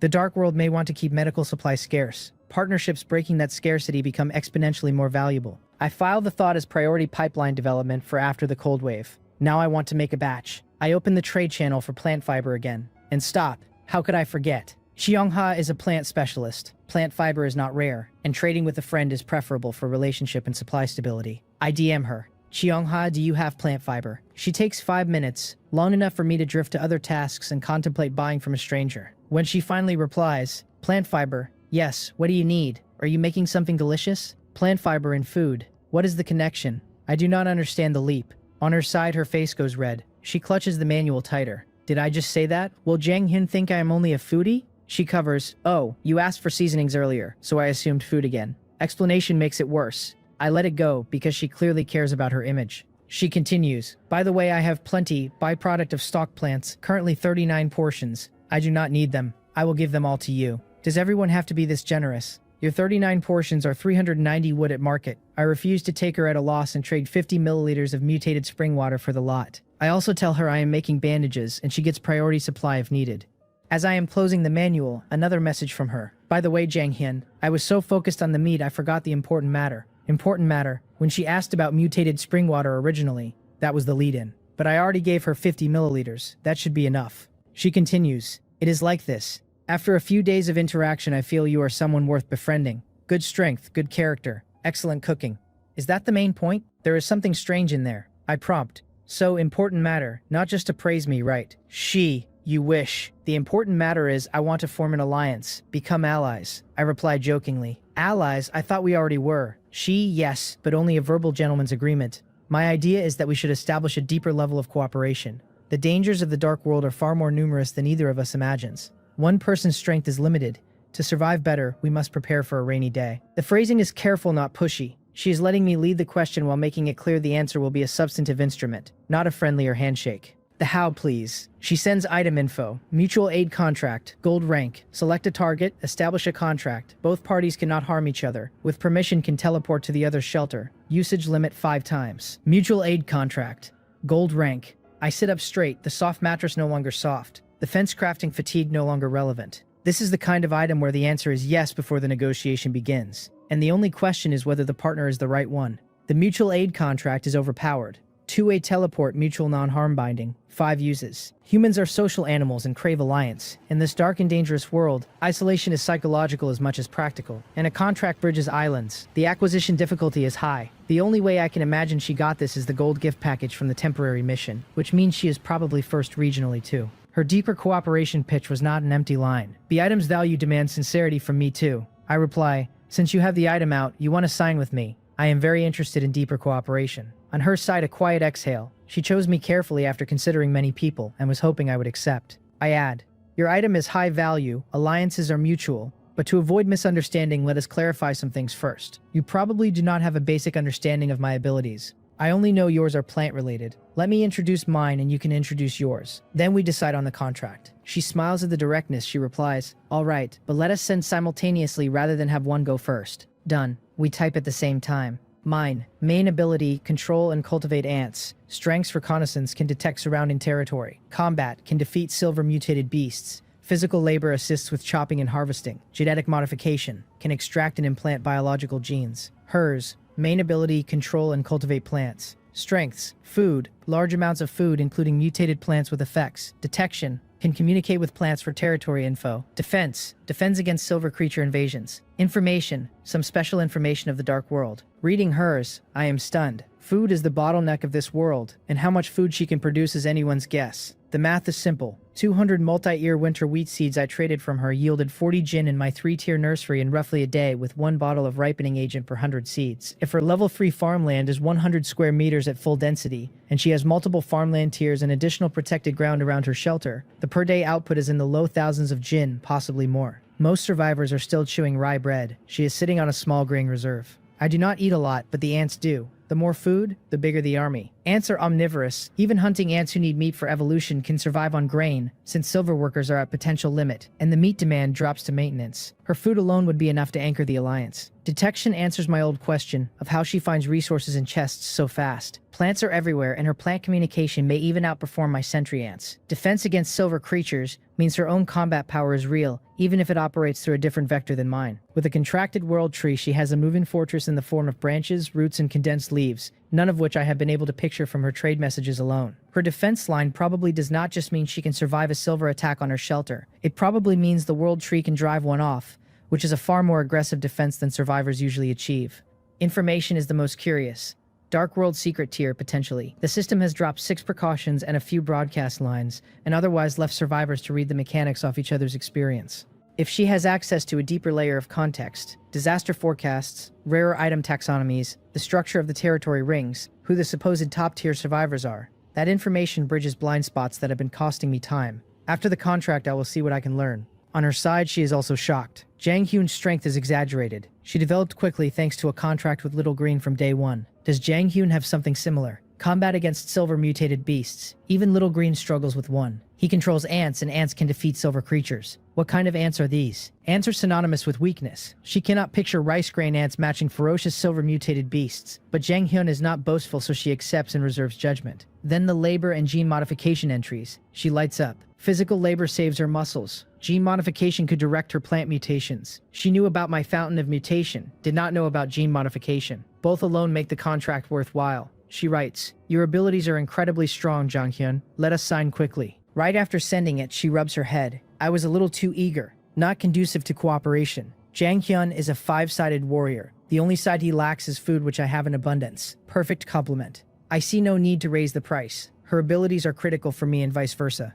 I reply, that is exactly what I was thinking. Sign, I look forward to deeper cooperation. She, happy to cooperate. Write your name on the scroll. Touch with finger. She trades the scroll over with her name already written in elegant brushwork. Up to 5 names per contract. If all sign the same scroll, all 5 become allies and the binding extends across the entire group. I touch the scroll and a black mark appears under my fingertip. I write, Jang Hyun next to her elegant signature. My handwriting is poor. I have not done calligraphy in years and have barely written by hand in this dark world, and it looks crooked next to her elegant signature, abstract and dragon and snake-like. The contrast is severe. I worry briefly that the contract will reject an abstract scrawl as not legibly representing a real name, but the contract clearly cares about identity rather than aesthetics. A few seconds later, a connection clicks in my mind. The kind of subconscious tether I felt when I first learned Eye of Taming, only thinner and pointed at a person rather than a creature. The tether does not give me access to her thoughts or her location in any granular way. It is more like a knowledge that she exists at the other end, and that she cannot harm me without breaking the binding. The mutual non-harm clause is enforced at the system level. There is no way to fake it. Friend list updates. Her avatar now has a request teleport option in addition to chat and trade.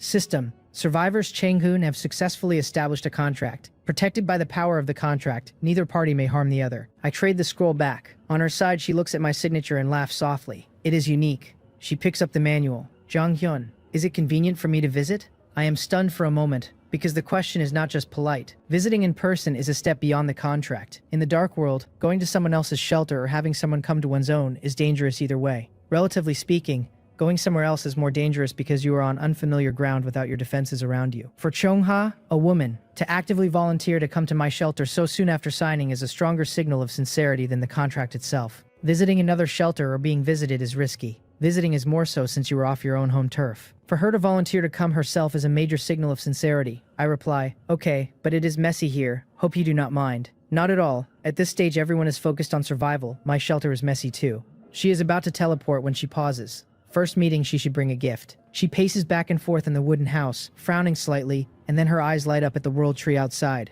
I have got it, little green. Give me one of your world tree leaves, please. The tree shakes its leaves violently. She expected the protest. I know it is hard to condense one, but I am visiting our mutated spring water big client. The reason you have evolved so fast is the spring water. No high-grade gift would be poor manners. And what if he stops giving us spring water? The tree's rustles soften, and a slender branch reaches her with a golden leaf. Successful plotting smile.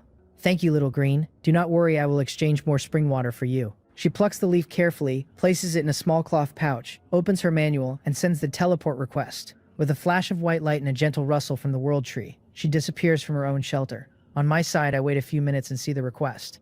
I accept. A peculiar circular pattern emitting a white glow appears out of nowhere on an empty space near the center of the shelter, like an anime magic circle. With a flash of white light, a tall, graceful figure in a white dress appears on it. She sways curiously from side to side, looks herself up and down, then turns to me, who is standing in the room, and smiles slightly. Nice to meet you. I am Chungha.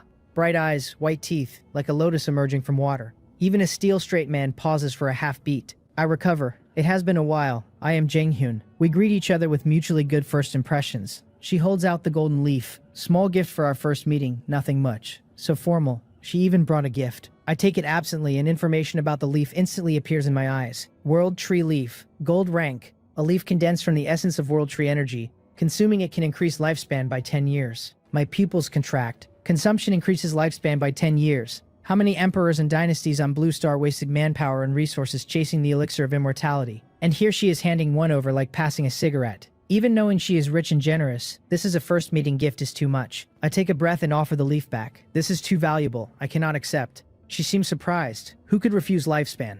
And then her eyes clear. How can a given item be taken back? Moreover, in a safe environment, lifespan is priceless. But here we may not live many more days. The math changes. Yes, who can guarantee a peaceful retirement in the dark world? I sigh and accept. The reasoning is sound. Lifespan in a safe context is priceless because the marginal value of a year scales with peace and prosperity. In a world where day 5 may be your last, the marginal value of a year is much lower, and the leaf is functionally just another buff. The transactional logic strips the awe out of the gift, and that strips the social burden too. She is not handing me a generational treasure, she is handing me a tool. I move a few steps to the spring water source. The pool is the same as the day it formed, lighter purple welling up where the original seeded the soil, the surface texture faintly viscous compared to ordinary water.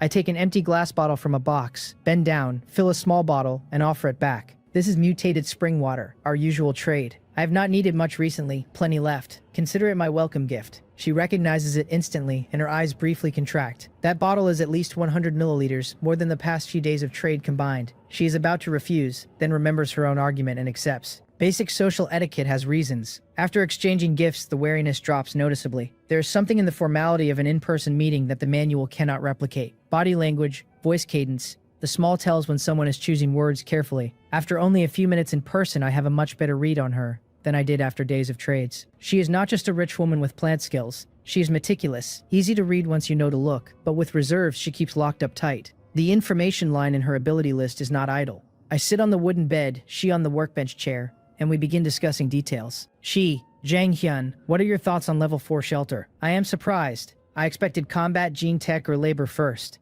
After my own level 3 upgrade, I had been busy with facilities, dinner, Moal's silver evolution, the bandage.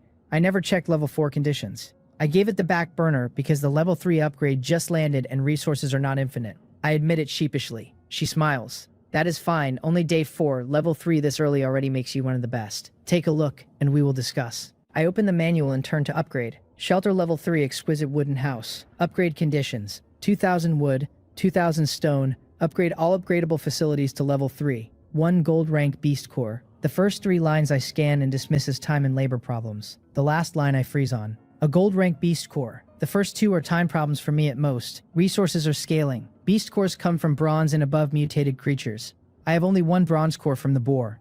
A gold rank core has to come from a gold rank mutated beast. Silver mutated beasts I have not met yet, and Xiang has been clear they are not on the same level as bronze. Gold is past that. No wonder she is rushing the alliance. Gold rank mutated beasts are not solo material at this stage of the Dark World. The only way to kill one and bring back its core is a strong alliance, ideally with multiple specialists, whose combined skill set covers attack, defense, recon, and post-fight transport. Mutual aid contracts allow up to 5 names per scroll, which is exactly the size of a small operations team. She has been thinking past me toward an eventual 5-person cell. I file it for later. I exhale. Given the difficulty, ordinary survivors have no chance. You said you have information, you must know something about this. She nods. That is right. Level 3 is the limit for ordinary survivors at this stage. Level 4 is a huge hurdle even for top-tier survivors. I have not personally seen a gold rank mutated beast, but I have learned about its strength through other channels. She lowers her voice and leans slightly forward, the conversational gravity shifting. If silver mutated beasts are 3 times the strength of bronze, then gold mutated beasts are 10 times the strength of silver. 10 times silver is a number my eyes twitch at.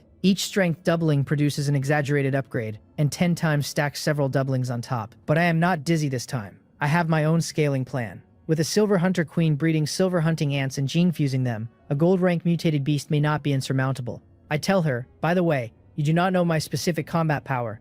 Let me show you, then evaluate whether our current resources can threaten a gold rank mutated beast. I get up and walk to the ant nest. She stands too, both curious and slightly hopeful. Could she have struck gold and Zheng Hyun can solo gold rank mutated beasts? The ant nest entrance had been widened to a 1-meter diameter circle to fit Mowal's post-evolution body. When Xiongha first walked in, she had been curious about the big black hole in the room, but the unfamiliarity kept her from asking. Now she watches as Mowal crawls out at my command. Round head, long antennae, small scythe mandibles, abdomen with silver patterns, and a body length over 70 centimeters. Xiongha's mouth forms an O. You call this an ant? Where are there ants this big? These are your ants. No wonder you said silver combat power. Ants win on numbers, and at this size with hundreds or thousands, ordinary silver mutated beasts go down in seconds. She regains composure. If they are ants of this kind and there are enough, fighting gold rank mutated beasts is plausible. Even winning is not out of the question. But the count would be in the thousands or tens of thousands and resources would be enormous. Also, every gold rank mutated beast has different abilities. Flight, burrowing, fire, ice, and a counter ability to your ants would make killing very hard. Still, defending against gold rank at this stage is impressive. I shake my head. Her name is Mowal. She is my main combat queen, but my fighting style does not rely on her, since the hunter queen is reproductive type and offense is shed in evolution. Mowal, let your silver citizens come out. Such a formidable ant is not the main force. Xiangha is on the edge of her seat, and her usual graceful poise is starting to crack at the corners. She had been mentally adjusting to a partner who can defend against silver mutated beasts in a pinch. The idea of a partner who can solo more than that, by stacking silver tier ants in numbers and gene fusing them with 2 silver creature kits each, is forcing her to recompute the alliance's center of gravity in real time. Her plant-based defense was the comparable counterweight to my ant force. If my ant force is multiples larger than she assumed, the alliance becomes asymmetric in my favor, which is uncomfortable for her sense of fairness even if it is good for both our survival. She does not say it aloud, but the small rapid blinks give her away. Mole's antennae move toward the entrance. After 10 or so seconds, larger blacker creatures emerge one by one. 6 in a row, each over a meter long with thick matte black carapaces, and half-meter long sharp scythe mandibles that are shiver-inducing on sight. They do not move like animals. They move like assembled machines, weight balanced perfectly on 6 legs, articulation crisp and silent. Xiongha is thoroughly stunned, slender hand trembling as she points, momentarily speechless. Each one of these is a silver hunting ant, enough to dominate territory in the right conditions. 6 of them at my command, with 2 gene fusion potential each, is a striking force well past silver tier on its own. Once Mowal breeds the next batch, the count climbs from 6 to 30 to 100 to several hundred. Every silver ant a fortress on 6 legs. I find her shocked face cute, the regal mask fully off, and continue the demonstration. My main combat ants are silver, and they can fuse the genes of 2 mutated creatures. Bronze ants fusing bronze creature genes more than doubled combat power. Silver ants fusing 2 silver mutated beast genes should triple or quadruple combat power conservatively. She abandons the elegant posture. With a bitter smile, when we exchanged information, I thought you were exaggerating. Now it seems you are being conservative. Actually, you should have the ability to hunt gold rank mutated creatures on your own. I shake my head. You are overestimating me. My ants are weapons. Manufacturing them costs resources up front and maintenance is heavy. Your kind of plant specialization producing food at scale is equally important to me. Do not belittle yourself. I almost said you're kind of rich and corrected mid-sentence. She, already in shocked Zen mode, did not catch it.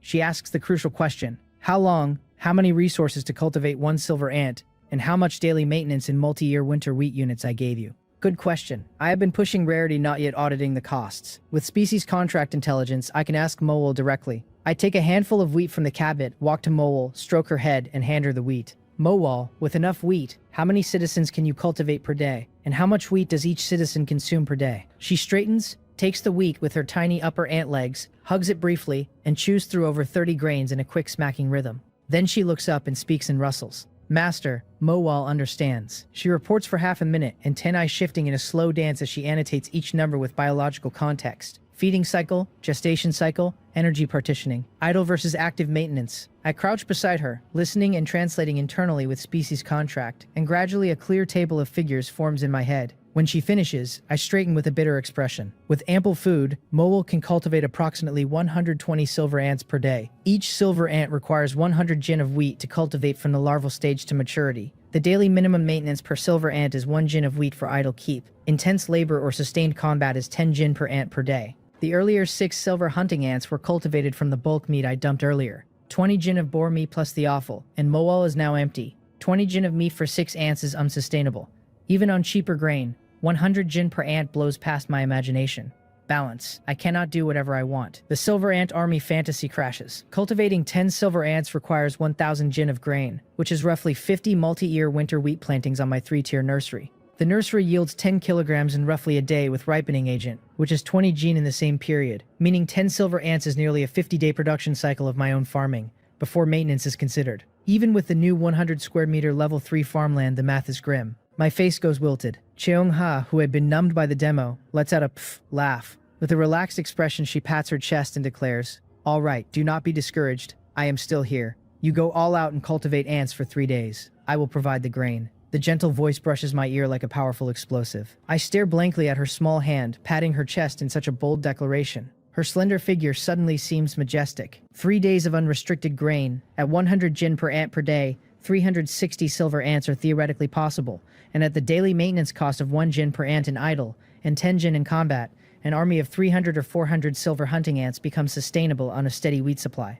Combined with Mowal's 2-gene fusion ceiling and the hunting ant's silver tier 2-gene fusion ability, the floor for what they can fight rises dramatically. Cheong-ha has just handed me the runway I did not have. I steady myself, exhale, and tell her the offer is accepted, with a clear caveat. Once the ant army stabilizes and we begin hunting mutated beasts cooperatively, the meat returns to her ratio so that her resources do not run a one-way deficit. She nods, satisfied with the symmetry. Cooperation is mutual. She likes that I do not take the freebie at face value, which lets her keep extending the line of credit without worrying she is being used. 3 days of grain at her promised generosity probably runs into thousands of jin, easily enough to push my silver hunting ant army from 6 to several dozen, and possibly past the threshold where a single silver mutated beast becomes a one-sided fight. The cumulative effect of the past 2 days is starting to feel like a real strategic position rather than a string of lucky chess pulls. Eye of Taming, Species Contract, Mutated Spring Water as a sustainable resource, the Hunter Queen and Sentry Queen sharing one nest with the nucleus inside, the Gene Manipulator extracting mutated wild boar genes for hunting ants to fuse, the Quick Hemostatic Bandage Blueprint feeding into a quiet medical supply pipeline, the Mutual Aid Contract slot holding open for at least one more name. Each piece individually is interesting. Stacked, they are a portfolio. Day 5 of the Dark World is going to look very different from Day 3, and the Cold Wave's actual arrival will probably accelerate every line. I take a slow breath, sit down on the wooden bed, and let the quiet of the level 3 shelter settle. Cheong-ha is on the workbench chair across from me, hands folded in her lap. The 2 ant queens are deep in their nest, breeding through the night. Outside, the temperature is plunging, and somewhere in the new 2,000-meter ring, a silver mutated beast may already be moving. Tomorrow we plan in detail, and the next move is mine to make. The Day 5 baseline is the day when the Cold Wave's first tier of cold lands and survivors begin paying for everything they did not stockpile, and the day when my hunting ant army either crosses the Silver Army threshold or stalls. Either way, the answer to that question is already in motion right now, before either of us has fully thought it through. Tonight we trade a few more notes, settle the cooperation rhythm, and let the Alliance take its first sleeping breath. The 5-name slot on the contract scroll is already on my mind. If will is the next signature, the cell crystallizes around food, plants, ants, and combat in roughly that order, and the team becomes structurally capable of facing gold-ranked mutated beasts within reasonable preparation. I will not press the introduction tonight. Alliance scaling is incremental, and overpressing breaks trust faster than slow building accumulates it. Xiongha brought the first contract. She is best positioned to suggest the second name, and I trust her judgment on character. Will, if he agrees, brings hunting capacity and the steady meat pipeline that scales with my hunting ant numbers. The resource symmetry between his hunts and her grain feeds the colony at both ends. Looking at Xiongha's mighty slender figure patting her chest, I almost go weak in the knees and kneel before the rich woman. Firm willpower dismisses the spineless thought. I take a deep breath, tone low, and tell her thank you for your support. Please do not hesitate to ask if you need anything. She turns slightly, blinks and chuckles. We are allies, are we not? I have a stake in your ant army. I will not be polite. The serious atmosphere dispels with one joke. The relationship slips a notch closer. She sits back at the workbench, hands folded on her knees, eyes fixed on me. The cold wave is approaching, she says quietly, and we do not know what situations we will face. The mutual aid contract supports 5 names. For safety, we should find a few more teammates, but quality over quantity, only elites with reliable character and strength. I had planned to suggest the same, but the contract is hers and I did not want to lead. I nod. I do not know many people, only one I would consider an elite right now, but I need to interact more and confirm. If he is reliable, I will introduce him to you. Same here, she replies. If I find someone suitable, we discuss and vote. It is getting late, she says. She has to head back, prepare enough food, and not delay my silver ant cultivation. She stands and is about to leave when I stop her. You forgot your item. The bottle of mutated spring water still sits on the table. Also, take these with you, they should help. I have Mo summon 10 more bronze gene-fused hunting ants from the nest. Through the contract, my ants now hold a non-harm clause toward Xiongha, and even register a faint affinity for her. I teach the 10 hunting ants 2 simple actions: tilling and harvesting, make them obey her commands, and walk her through the command syntax. She takes them excitedly. 10 minutes later, her message arrives. Jang Hyun, your ants are really useful. My multi-ear winter wheat was harvested instantly. Here's some grain for you first. I will plant another batch and send you the next yield as soon as it matures. Go cultivate silver ants with confidence. She opens a trade. I glance at the wheat quantity and my pupils contract. 10,000 jin. Even knowing she is rich, 10,000 jin is excessive. I subconsciously click agree, and only after the click do I realize where I will put it. A massive amount of wheat materializes from thin air and pours down. I have only enough time to order Mowol back into the nest. Then I lunge to shield the fountain of mutation with my body before the wheat rain buries me. Xiongha on the other side has no idea what predicament her grain has caused. She happily commands the 10 hunting ants, strong as oxen, to keep tilling and planting. The level 3 shelter at 80 square meters saves me. 10,000 jin spread across that floor only reaches 8 or 9 centimeters. Not enough to bury me alive. I clear the wheat off facilities only, leaving the floor a wheat carpet, and half an hour later, sweating, I sit on the wooden bed and call into the wheat block nest entrance. Mowol, cultivate silver hunting ants with all your might. 10,000 jin can theoretically yield 100 silver ants if every grain goes into cultivation. And even reserving daily maintenance for the existing colony, the cultivation budget should still produce dozens overnight. Daily consumption matters, but if Xiongha's promise holds, the next wave will arrive before Mowol finishes 100. The wheat at the entrance shifts an inch. Rustling, Mowol acknowledges and begins. Rich woman, you have put me in a tough spot, but you were busy planting, so it is unintentional. As I think about it, something is wrong. I pick up the manual and reread her chat history. Ants, useful, harvested instantly. Go plant another batch. My 12 square meter 3-tier nursery yields about 20 jin per round. 10,000 jin requires at least 600 square meters of land, far past any level 3 shelter's farmland of 100. So she is planting outside her shelter, but it is night. How does she manage that? My face goes pale and my heart rate quickens. For half a second, I let my imagination run wild and link her with the night monsters. I ask directly. She answers. She has a very magical contract partner that brings the nearby 50-meter area under protection at this stage. Immune from monster attack even at night. That is how it is. You scared me. I reply with a chuckle, just asking. I will not bother you now. Finish your work first. So Xiongha has more trump cards beyond grain. I should visit her sometime. With the misunderstanding cleared, my curiosity grows. I park the thought and pick up the manual again. What excuse do I use to learn about Will? I just experienced firsthand how the mutual aid contract builds trust and integrates resources. My floor is still under several centimeters of wheat. Without the contract, no amount of chat would have produced this. 3 minutes of thought later, my eyes light up. The right move is sincerity, not interrogation. I open Friends, find Will's avatar and type, "Are you there?" I wonder what Will is busy with. After a minute with no reply, I'm about to set the manual aside when I glance back at "Are you there?" and grimace, like a shy high schooler confessing or a long-lost classmate about to ask for money. Whatever. As I prepare to send another, Will answers. What is wrong, Jung Hyun? On his side, he has just put down a finished wool mattress and picked up the manual. A rusty welded mechanical arm gauntlet wraps his right arm, a wasteland-style technological creation that does not match the dark world aesthetic. I do not know any of this. I roll out my excuse. Will, weren't you injured? If you still need a quick hemostatic bandage, just tell me. Concern for me, he reads. His expression stiffens. His eyes flick to a pink pig cartoon watch under his left cuff, and his pupils lose focus. He drops into memory. The organization does not need trash. All of you who fail training get to District 8 and feed the test subjects. Yes, instructor. 08. You are no good either. 08 who came earlier cannot even beat me 11. A man cannot go back on his word. If you refuse to call me brother, wear this watch. The organization does not need emotional trash, only killing machines that obey. The people opposite you are not comrades. In half an hour, kill each other or die. 08. 21 fights. You have lost every one. This is the last. Only I survive. I heard you have a younger sister in District 9. Let me take care of her. Haha, you really thought of me as a friend. You are just a toy I always bullied. Cough. Why did you not dodge? My legs were numb. Is that not allowed? Idiot. Do not cry. Do not let the butcher see. Before the organization caught me, I had a brother. Same golden hair. Same stubborn temper. This watch. He lent it to me. Take it. Take care of your sister. Do not be a useless brother like me. 08. From today, your name is Will. Will Porter. Hold your documents and do not expose your identity. Begin operation. Will sits dazed, 2-meter frame obscuring the workbench. A drop of turbid liquid down his rough face. The tingling sensation halts the memory. He sits up. Pupils contract, expression returns to calm, and he pulls down the left sleeve.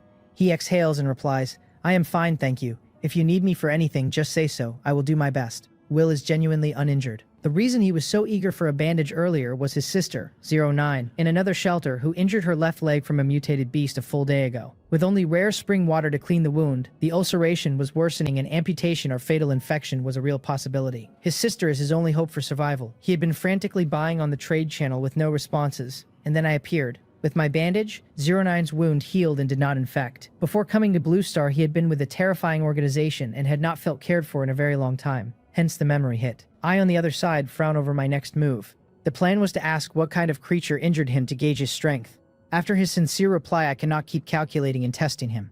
I press my finger and type something different. Will, I just reached an agreement with a powerful survivor and signed a mutual aid contract, forming a small team. We agreed to help each other and share resources. If you are interested, we can exchange basic ability info. I attach the contract description. Will's eyebrows twitch. He is grateful and trusts me, but he has 09 in a former organization tail. Although the Dark World scrambled the planet, the organization's foundation will not vanish. An association with him is a hidden danger he does not want to bring to me. Then he reads the contract details. Establish mutual non-harm with permission. Teleport to the other's shelter. His pupils contract. If he and 09 sign the same contract, he can teleport to her shelter and resolve threats she encounters.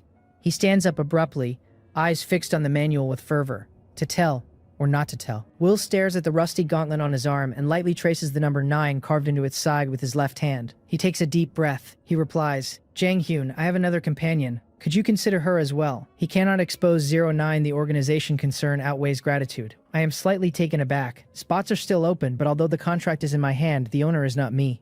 I will discuss with her. Of course, the person you recommend must have guaranteed character and outstanding strength or ability. Otherwise, the contract owner will not sign. He nods to himself, reading my reply. Anyone who has this scroll plus my approval is reliable and top tier. For the team, look for compatible experts, not dead weight. He sends his ability info. My main ability is close quarters combat, with strength to kill silver mutated beasts. I also have abilities in flesh and fur material processing, byproducts and traps that lure and weaken mutated beasts. My companion's combat power is weak, but she is skilled in mechanical manufacturing and modification. At this stage, she can already create relatively crude firearms and mechanical tools, and as material processing improves, the tools improve. He attaches the gauntlet info. Rusty mechanical arm gauntlet. Bronze grade, a crudely made mechanical creation that greatly enhances strength and defense. Requires beast core for power. My eyes widen. Will gives me a huge surprise on his own side. I already knew he was a fierce hunter from day 2, and silver mutated beast capability is in line. The companion is the bigger surprise. Mechanical technology in the Dark World, where supernatural items mostly come from biotech or alchemy, is gold. The saying is, a gun is fast at 10 paces and accurate within 10.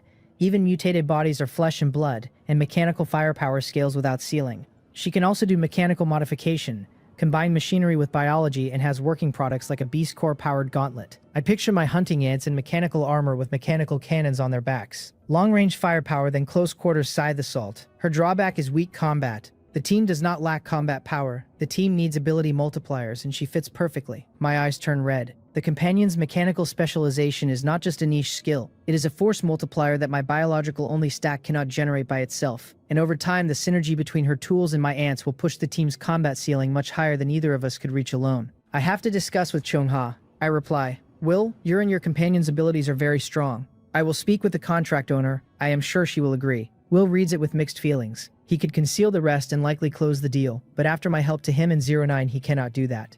He sends another message. Zhang Hyun, do not rush. There is one more thing. My companion and I were kidnapped by a terrorist organization on Blue Star when young and trained. I was a combat member, she was a research member. With the transmigration, we have escaped the organization's control, but it has not been destroyed and may find us in the future. We will not obey them, and we may face retaliation. Terrorist organization. I grew up in a superpower with good public order, lived alone after grandfather, never had food worries or life-threatening danger, and only know terrorist organization from television news.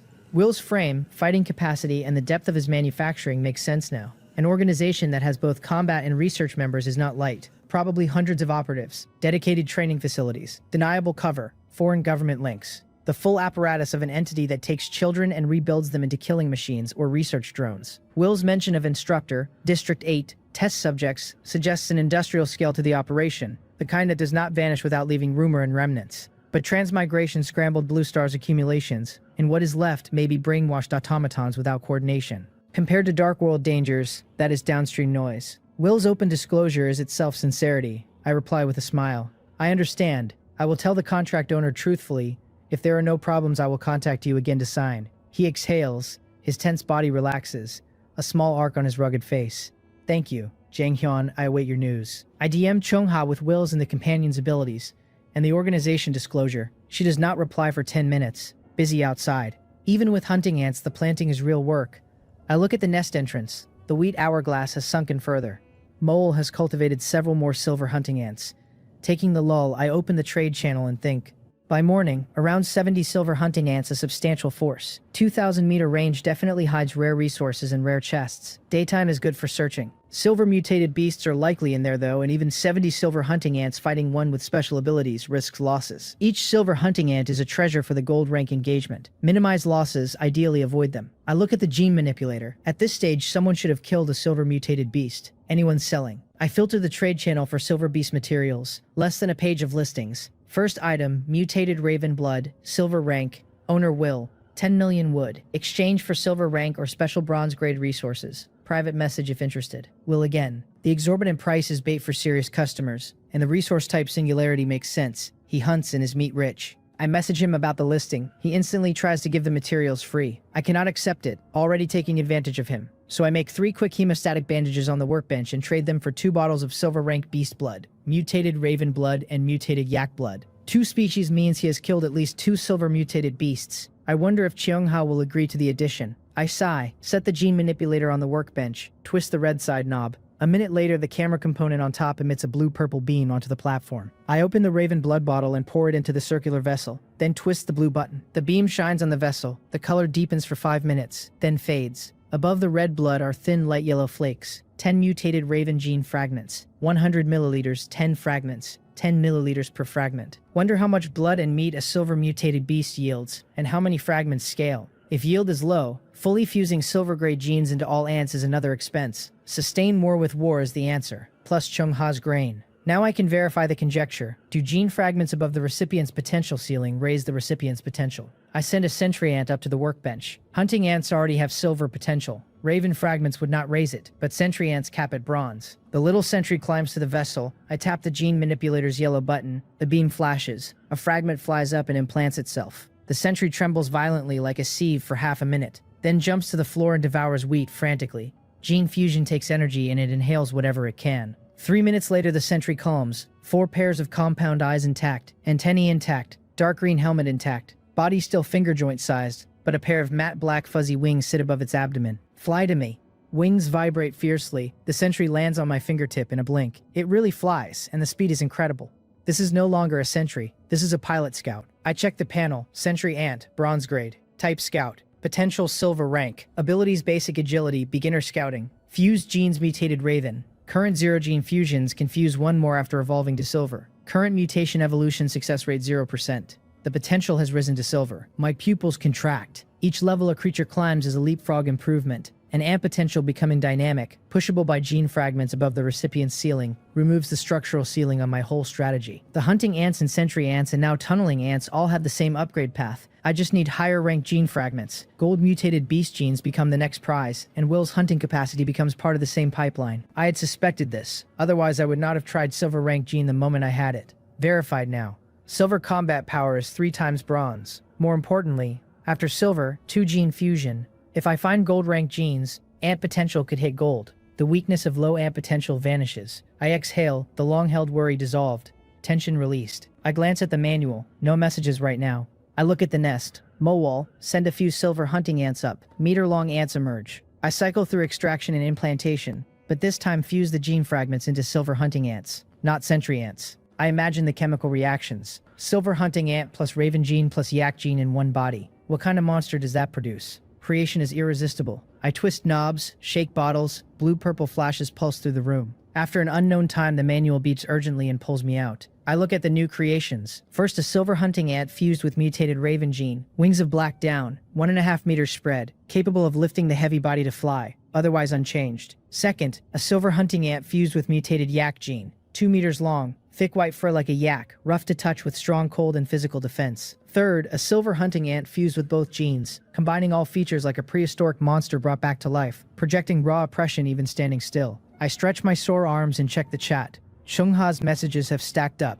Zhang Hyun found 2 teammates that fast. You have a wide network, both excellent, especially the mechanical abilities, big use for our future development. The organization, do not worry. The Dark World tied up over 8 billion in one go. They cannot stir trouble. Since they were open, please tell them about my abilities too. Approval. I tell Will, who sits in his shelter and reads my abilities in silence. Food, silver combat, gene extraction, reconnaissance. Strong. As a professionally trained soldier with pride, he had not expected ordinary survivors to be powerful, and the alliance pivots in his head from gratitude driven to actively useful. He replies, I understand. I will contact my companion to confirm a time, but she gets engrossed in tools at night and can only be reached during the day. A night-long crafting trance. I get dizzy and sore in 2 hours and would quit if not for survival, so the companion is a serious specialist. Professionals are different from amateurs. Then we do the call during daytime. I return to the workbench and continue gene extraction, but only 1 gene per hunting ant. 2 gene fusion is potent but not cost-effective with limited silver gene supply. By the time I run out of silver gene, I have 1 black scythe hunting ant fused with raven plus yak, 9 fused with yak only, 8 fused with raven only, and 1 sentry ant fused with raven for the verification. I stretch and yawn, and the manual beeps again. Stranger message. Joe Munchel, boss. I saw you were buying ants in the trade channel. Do you still need them? Ants. I open the trade channel and look at my mutated spring water listing. Right, the buy task note, posted on the natural disaster announcement day. So much has happened that I forgot. Ants are like rare species in the dark world. And finally, a contact. I reply, yes. In a corner of the dark world, in a level 2 shelter, a tattered, thin young man squats by a fire, sniffing, eyes glued to the manual. The single word yes jumps over the 1 remaining lens of his glasses. His nose tingles. His stomach cramps. He grabs the manual with trembling fingers. Boss, do you have anything to eat? Half a bread will do. I have lots of ants. Lots. He sounds desperate. I ask for the ant info. Tunneling ant queen. No grade. Ants that love to dig nests. The architects among ants. There really is something. Construction type ants. Exactly the variety I was missing. I reply. Just the queen and a few ordinary ants will do.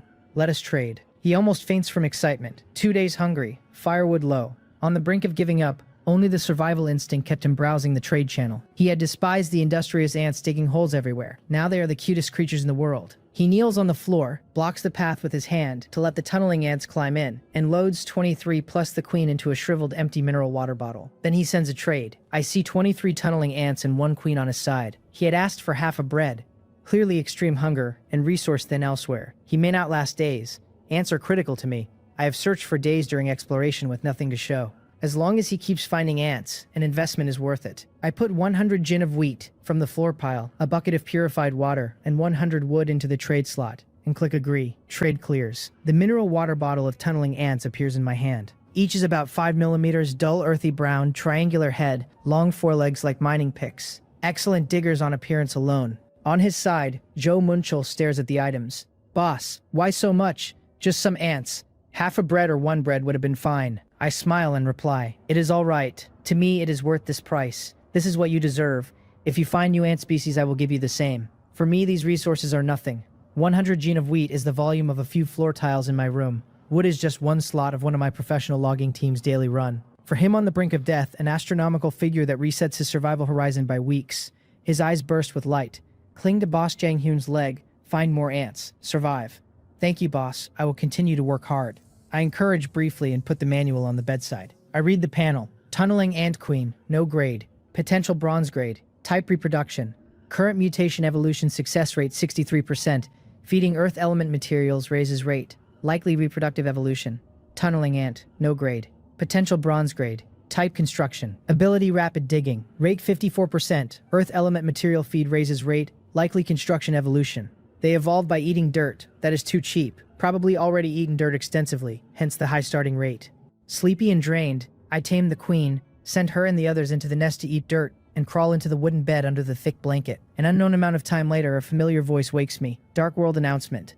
Congratulations, survivors. You have passed another night. 4 days until the cold snap. Work hard to gather resources to get through this harsh winter. Daytime already. I open my eyes. I stretch, cells and muscles waking with me. Manual, weather, sunny, outdoor -11.2, indoor 13.1. Daytime remaining 6 hours, 28 minutes, 15 seconds. Yesterday's snow day was -9. Sunny today is 2 degrees colder.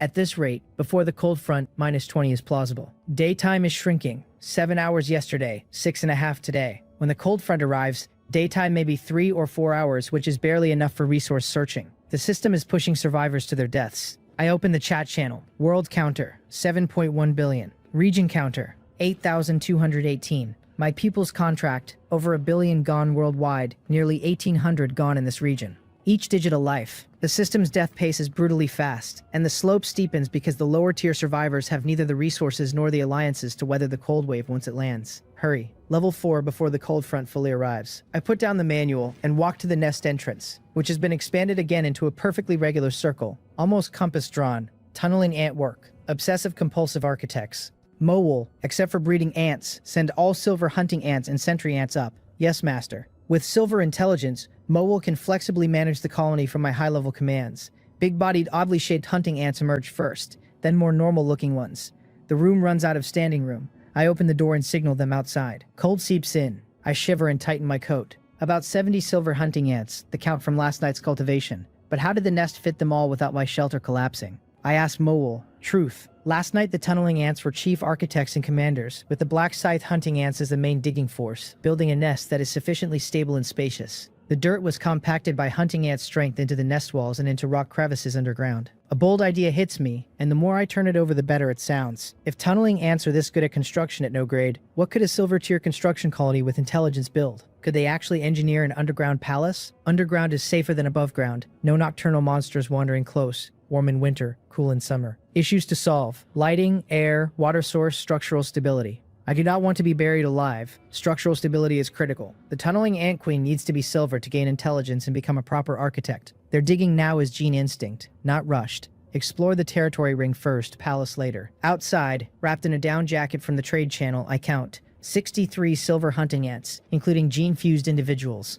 521 sentry ants, including the raven-fused one. The cold glint of hunting ants' scythes raises pride. With this army, anything below gold is slaughter. Cheonga's information says silver mutated beasts are not common in level 3 territory, but better safe than sorry. I send all 521 sentry ants out to net search the entire 2,000-meter ring, marking chests, rare resources, and mutated beasts. I lead the hunting ant squad to chop scattered birches near the shelter for wood. A 2,000-meter ring of roughly 1,250 hectares is gigantic for one person. For 521 bronze sentry ants moving in a coordinated net, it collapses to manageable in minutes. The detection geometry is straightforward. Divide the ring into 8 sectors, subdivide each into smaller patrol grids, and beginner detection on each ant translates to redundant overlapping coverage of every square meter that matters. 10 minutes later, they have marked everything and reported through Mowol. Compared to the days I would have spent walking the ring solo, the radar-style coverage is a step change in operational tempo. Unknown grade rare resources 4. Treasure chests 3 of various qualities. Black iron mutated beasts, 28. Bronze mutated beasts 7. Silver mutated beast 1. These are not ants, these are living radars. Sentry ants currently distinguish mutated beast ranks but cannot effectively identify resources or chest grades. Enough for me. Depart. Bring all chests back. Clear out black iron and bronze mutated beasts. 60 hunting ants surge out and disappear. I lead 3 hunting ants toward the resources. Resource collection methods vary. Ant intelligence is not flexible enough, so I see for myself. The silver mutated beast I saved to witness firsthand. Hunting ants could handle it, but I want to gauge the strength gap to gold. The first resource is 800 meters east. With red heart fruit and ranked meat behind me, my physique allows fast travel without panting. Under 10 minutes through brush, I arrive, and smell something foul before I see it. The stench is like a bloated carcass that burst in scorching sun. Fermented contents splattered, rancid fat and decaying organs, with a faint alluring sweetness layered over it, that only makes the nausea worse. I gag from afar and almost lose dinner. I cover my nose and look through the trees. A 200 square meter open space, a black mud pit at center with bursting bubbles and partly rotted animal bones. In the dead center, a half-human tall plant with all black roots, stems and leaves, and a palm-sized blood-red flower at the top. The sweet scent comes from the flower. The kill mechanism is obvious. The scent attracts animals, the plant kills them and uses their bodies as fertilizer. Wicked plant. Useful resource. Black blood flower, silver rank. Consuming directly or drying and steeping in water can greatly increase life potential. And the scent can cause hallucinations. A silver rank resource. Increased life potential and advancement probability. Phrasing too vague to fully parse on a casual read, but combined with silver quality the effect should be strong, and worth the smell to recover. Transplant first, test later. Consult Chongha on transplant method. I send her the info. While waiting I turn to leave, and my gaze sweeps the rotting mud. Black rot soil, bronze grade, fertile soil with strong foul odor. The mud is also a resource. The sentry ant could not distinguish them and probably mistook flour and soil as one resource. Unexpected gain. The smell is the problem. Cannot bring it back to the shelter, especially with a will and companion alliance imminent, and guests possibly visiting. Leave it for now. I rush out of the stench and inhale fresh cold air. Mind clearing. Phew. Alive again. Hope the rest are not as fragrant. I continue. Cold wind keeps cutting my face, biting chill mixed with tree scent fresh air. Inspiration hits. I clap. Tunneling ants only need earth element material to raise their rate, and black rot soil is bronze earth element material. There is enough black rot soil to evolve a large batch of bronze tunneling ants. Just now my brain was gas mask impaired. Tunneling ants are dirt eaters. The recycling solves the black rot soil problem. I order Mowol to send a hunting ant to bring all tunneling ants over. Pang of guilt. Do ants have a sense of taste? Never mind, no intelligence yet. I check the other 3 resource points. Less smelly, no double resources. Red iron ore, bronze grade, 1200 meters northeast. Exposed surface as tall as a person. Unknown depth underground. Arrow bamboo, bronze grade, fist-thick arrow straight stalks 10 meters tall, hundreds of them with winter shoots beneath. Jade bean, bronze grade. Sounds grand. Actually a soybean variant with jade-colored skin. Only a few dozen plants. With soybeans I can extract soybean oil, stir-fry vegetables, deep-fry meats, an invaluable delicacy.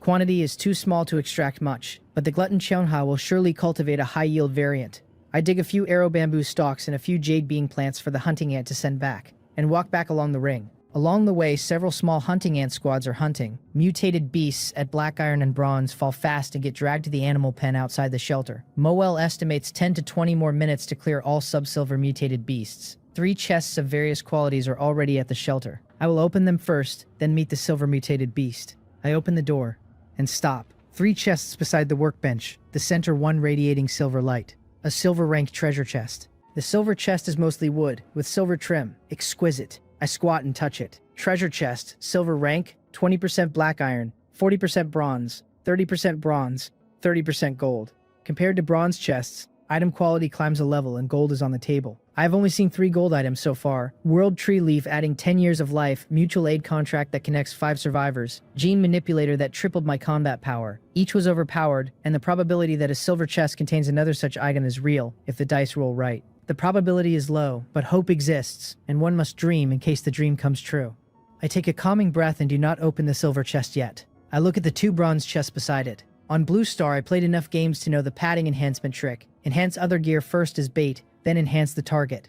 Superstition but widely circulated, so probably has reasons. With extra chests, I try it. I lift both bronze chests and open them at once. 2 bottles of water, 2 pieces of bread, a pure cotton mattress, a piece of refined iron, a military shovel. Useful, but mostly black iron or unranked. Only the refined iron is bronze. As unlucky as it gets, exactly what I needed for the padding theory. First step complete. I rub my hands, place hands on the silver chest, lift it gently, and the lid opens. Dazzling treasure light leaks out, vanishes. First item, Primordial Dragon branded assault jacket, bronze grade, wear resistant, cold resistant, lightweight and stylish, made with inner thermal circulation technology fabric. With cold wave incoming it will be useful. I set it aside. Second item, big black pot, black iron rank. Ingeniously designed cooking utensil convenient to carry on the back, essential for wandering chefs. I do need a pot for cooking, but black iron is a letdown. 2 items in and not even a silver shadow. Padding superstition useless. Third item lights my eyes, an instrument. Small water purifier, bronze grade. After use it can filter water into direct drinking water.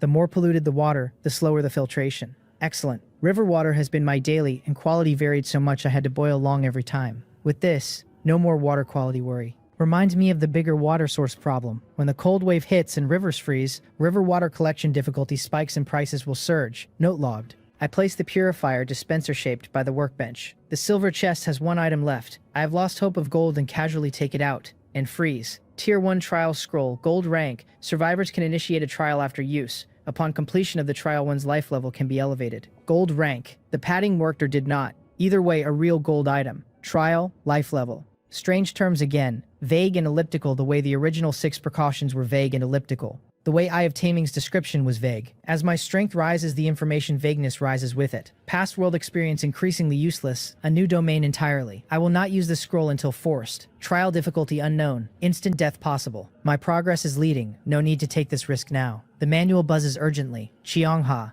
Zhenghyun. I just harvested another batch of multi-year winter wheat convenient to receive. Oh, you found a silver rank plant. Black blood flower. Life potential. That is a good item. She knows about life potential. I am stunned. She mentioned earlier she had some special information about the Dark World. I had not paid attention. I had not encountered unknown info then. Now after a string of incomprehensible items I see the value. Her information may rival her grain capability. I ask, what is life potential? She pauses to organize. Plant specialization lets me contract some plants and view their information. One plant info field is potential, the growth limit, which differs across plants. Black iron, bronze, etc. So her ability mirrors mine, but for plants. Are you saying the black blood flower can raise a creature's life potential? So a black iron ceiling creature could push to bronze? Or silver? If so, it is not very useful for me. Gene fusion already raises ant potential. She replies, that is right, but it is not just that. You are very perceptive. Humans also have life potential. Humans evolve too, but not on the black iron silver ladder. A different path. We are at tier 0. With sufficient life potential and certain conditions met, we can advance to tier 1, with greatly improved physical fitness and other benefits she does not yet understand. She is not yet sure how to advance, since the world tree only remembers half the relevant information and the most crucial conditions are missing.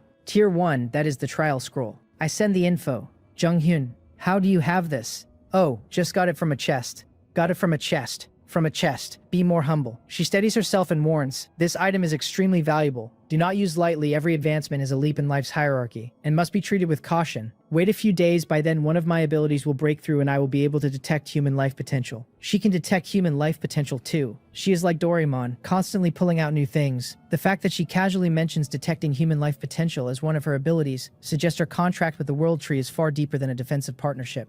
I am not in a hurry. The trial scroll goes into a sealed compartment at the bottom of the chest near the workbench. Too valuable to be in casual sight. I thank her and open a trade, arrow bamboo and jade bean for her side. The jade bean for soybean oil makes her thump her chest and promise a high-yield delicious oil variant. Then she sends 10,000 jin of wheat. This time I am prepared. Daytime, so I dump the wheat directly into the outside farmland.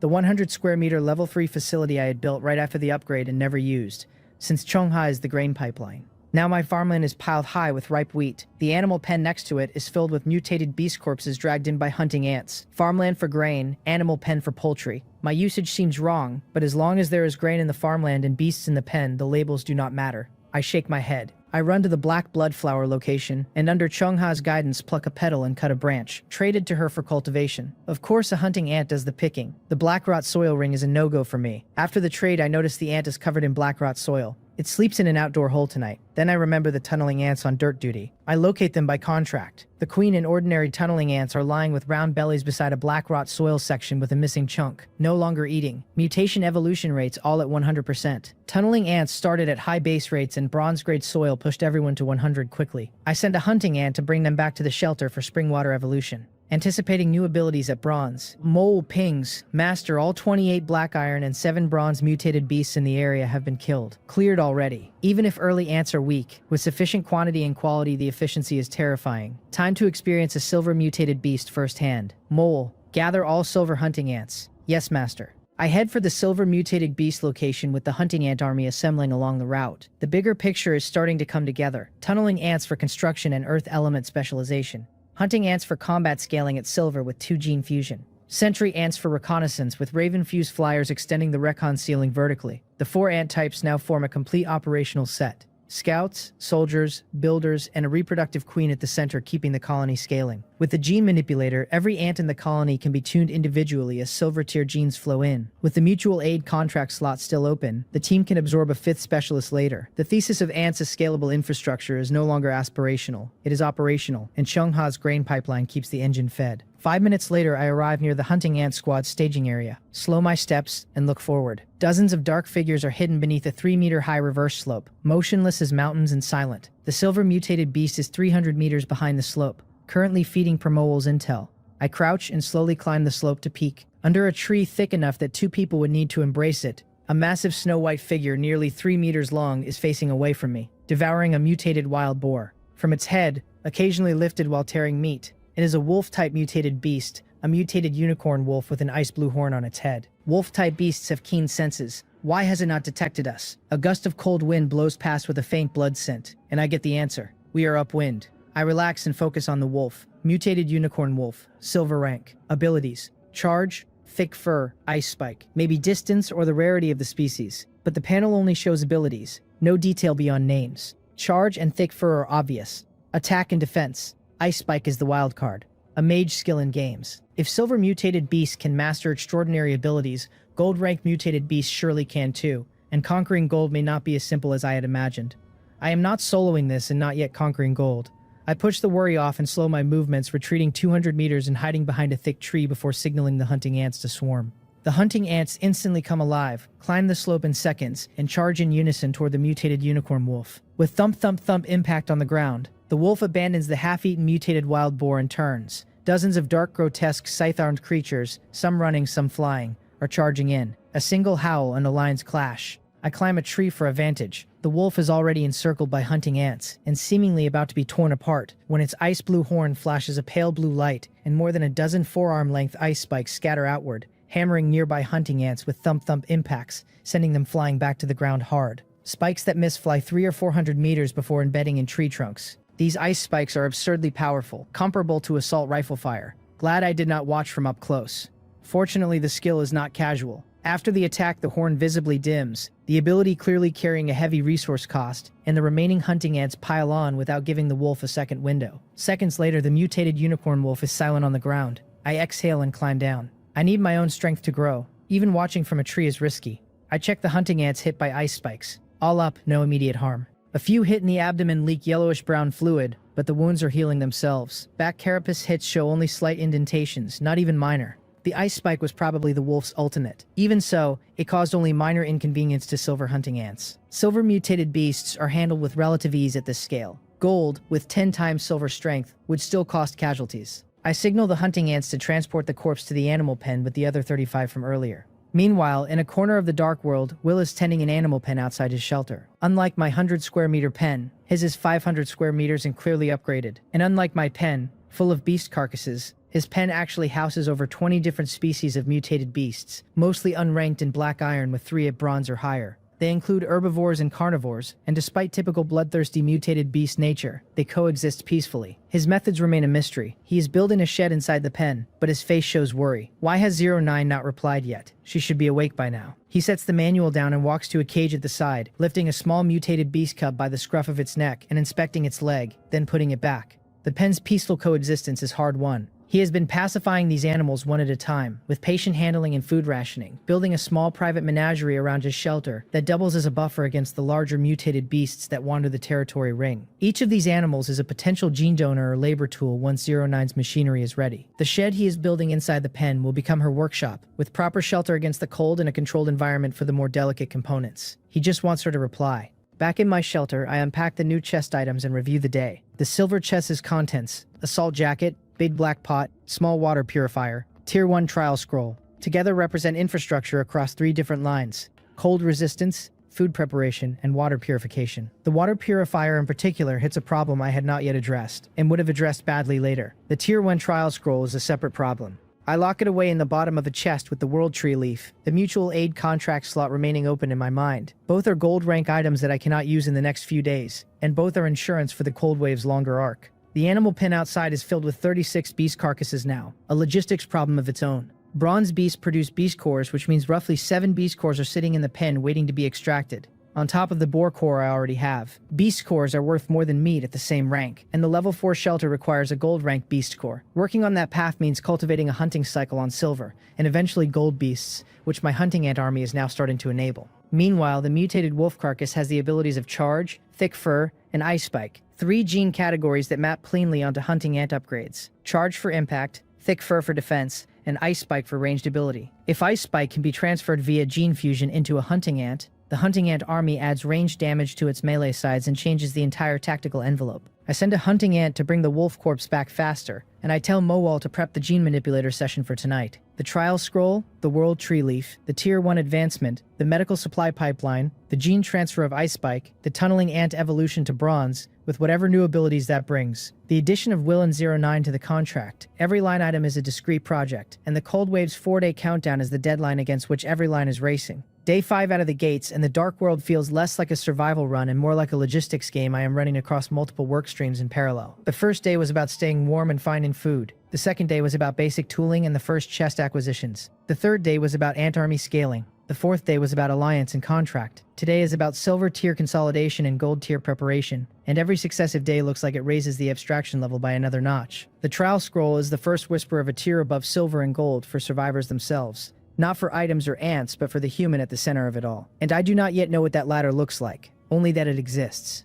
A practical thought lands. If humans can advance to tier 1 via a trial, then survivors who stay at tier 0 are a known entity I can model, and survivors who climb to tier 1 are an unknown I cannot. Xiongha's caution about not using the scroll lightly is therefore the right caution. Once she can detect human life potential, the scroll's risk profile becomes legible, and I can plan rather than gamble. The probability of tier 1 being a one-shot trial that snaps the scroll on use is non-trivial. If I fail the trial, I lose a gold rank item with no fallback, and if I succeed without preparation, I may find tier 1 difficulty matches tier 0 physical ceiling, leaving me no improvement and a wasted scroll. Wait, cultivate. Coordinate. The scroll will still be in the chest a week from now, and a week is a different person from where I stand right now. The right time to use a tier 1 trial scroll is the moment Xiongha's life potential detection comes online and confirms my reading is high enough to clear the trial without burning the scroll on a fail. Until then, it is a backup card, not a primary play. I close the manual, pat Mowal on her shiny head, and step toward the workbench to start tonight's gene work on the mutated unicorn wolf corpse. The hunting ants drag the carcass into the shelter through the back entrance. 3 meters of snow-white fur and bone,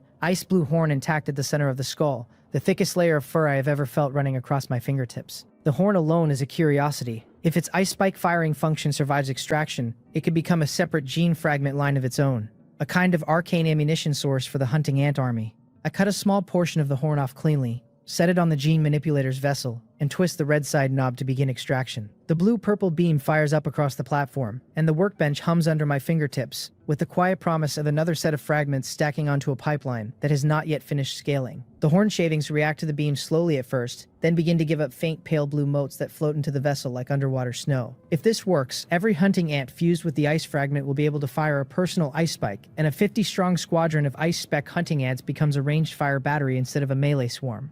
The combat envelope shifts from melee only to mixed arms in a single extraction. Just as Will is wondering, his manual beeps. He flinches, fearing it is me asking. He has not contacted 09 yet. He picks it up. 09. Will, is the mechanical arm gauntlet malfunctioning? No, it is fine. Something else. Meanwhile, I had just returned to my shelter and was about to deal with the mutated beast carcasses in the animal pen, when my manual chimes. Will. He must have discussed it with his companion. Will. Zhang Hyun, sorry for contacting you so late. My companion has agreed to form an alliance. Relief. A slight smile. The silver mutated beast was a wake-up call. I must unite as many forces as possible, and Will plus the mechanically skilled 09 are invaluable. I tell him it is all right. Still early. After signing, we are allies. No need to be polite. I retrieve a mutual aid contract from Xiongha and trade it directly to Will. The contract is extremely valuable, but one should not doubt a chosen person and should not choose a doubted person. This level of trust is necessary. Xiongha and I have already signed. Will running with it would be self-defeating. Will receives the contract scroll and is genuinely touched. A gold rank item handed over without collateral, no escrow, no fallback. Just direct transfer with the assumption he is not going to abuse it. The trust signal is louder than any verbal commitment, and the value of the gesture lands in his face for a brief moment before professional composure smooths over it. He suppresses excitement, signs, and forwards to 09. After we sign, we can clear the danger on her side, with the teleport function letting Will reach 09's shelter directly the moment something escalates. 5 minutes later, my contract returns, my and Chongha's names, plus Will and 09. 4 uses, 1 slot remaining for the 5th name. Daylight is precious. Will and I agree to meet up in the evening for discussion. I put away the manual and start processing the carcasses. With 4 people in the contract now, 2-on-2 communication has too many permutations and runs into stale state mismatches as different pairs catch up at different speeds. A roundtable tonight is far more efficient. 1 shared context, 1 pass-through decisions, 1 set of synchronized commitments. I dissect the mutated unicorn wolf myself. First time on a silver mutated beast, 15 minutes flat. 30 gin of silver rank fresh meat, 1 silver beast core, a complete snow white wolf pelt, and the unicorn horn intact. The horn registers a silver rank material, ice blue unicorn horn. A unicorn horn containing ice power can be used as a raw material to create items. I do not yet know exactly how to use it, but silver materials are bound to be valuable. Decoration for now, the wolf pelt will become a rug or chair after processing, and even decoration in this world signals strength to anyone who teleports in for a meeting. The animal pen still has 35 carcasses. Doing them all myself would eat 3 hours and most of daylight. I let the silver hunting ants process them with their scythes, since the loss in finesse on black iron and bronze materials is acceptable. They swarm in and start neat butchering, each scythe peeling clean meat slabs and stacking miscellany on the side. I watch the meat pile grow and start thinking about storage. Black iron mutated beasts yield more meat. Bronze and above carry beast cores and yield less. Even so, 35 beasts is over 1,000 gin of fresh meat. Piling it inside would smell and crowd. Jiangha's wheat outside is also exposed. I need a warehouse or a cellar. Warehouse is not feasible at this shelter level. Cellar, I have tunneling experts. The tunneling ants should have evolved by now. I head back inside. I expected the small tunneling ants would be hard to find. Instead, more than 20 earth-brown figures sit near the nest entrance. Half a meter long. From 5 millimeters to half a meter. A drastic change. Fertilizer? Did they eat fertilizer? I am surprised, then pleased. Larger size means faster digging and structurally better chambers. The cellar can be done before night. The expanded size also gives me hope for the underground shelter. Originally, it looked like a distant project requiring tons of tunneling ants. Now, if bronze and silver tunneling ants scale further, they may approach excavator size. An underground kingdom would not be impossible to engineer in the medium term. I check the tunneling ant panel. Tunneling ant, black iron rank, potential bronze grade, type builder, abilities rapid excavation all-rounder, current mutation evolution success rate 1%. The tunneling ant queen, like Mowal and the sentry ant queen, gained only rapid reproduction. The workers, however, gained 2 abilities at black iron, rapid excavation and the new all-rounder, and the second is the surprise. Sentry ants and hunting ants only gained 1 ability at black iron. The tunneling ants gained 2, which breaks the pattern I was using to predict the cultivation map. I close in and look. The 3 pairs of abdominal legs have changed shape. Pickaxe head longer and sharper on the first pair. Entrenching tool spread on the second pair. Drill bit cone on the third pair. They fold the outer joints under their bodies when moving, and extend them only for excavation. All-rounder makes sense. 3 tool types in 1 chassis. I bring the tunneling ants outside near the farmland and pen and order them to dig a cellar. With Mowal and the rest constantly consuming food and night being unsafe, I also order an underground passage from the nest to the cellar. 23 workers, 1 queen who eats black rot soil. The workers rotate pickaxes, shovels, and drills, and rocks and vines do not slow them. Minutes in, the pit is a meter deep. I send the queen back to keep eating black rot soil. Push her to bronze. After arranging the tunneling ants and double-checking that the cellar's depth target is reasonable for current temperature, I look at the hunting ants finished with the carcass dissection. The ground around them is piled with sorted meat slabs, hides and miscellany, beast cores and organs in their own neat rows. They are slacking. I cannot let them rest while wood and stone in the territory remain uncollected. Even after rare resources and mutated beasts are cleared, basic resources still feed the upgrade pipeline. I will not exchange wood and stone for rare resources from the trade channel anyway, since top survivors mostly barter and the basic to rare exchange ratios are exorbitant. One of the reasons I am building the team. There is something else I have been wondering about. What is in the dark zone? I was not strong enough or thorough enough to explore it before. Now that the bright zone is mostly mapped and level 4 needs a gold beast core that may take days, I have spare military strength and provisions. I will not rush in.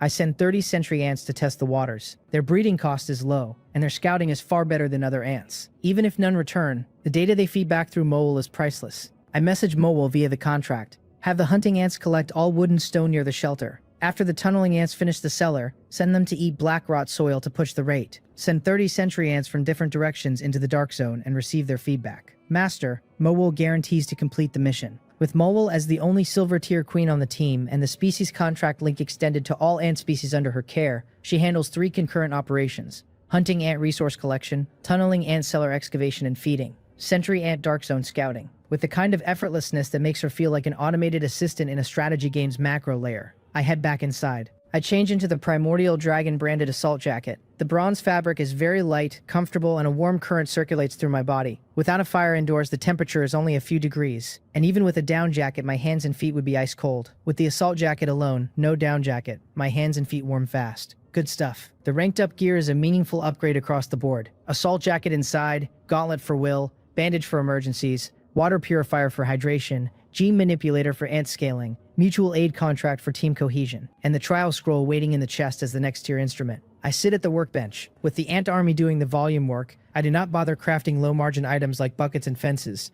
Only rare medical items like quick hemostatic bandage are worth my time. I lay out adhesive, plant fiber, and coagulation serum and start a long crafting session. By the time I finish the last bandage, 18 minutes and 28 seconds remain in the daytime. Less than 20 minutes left.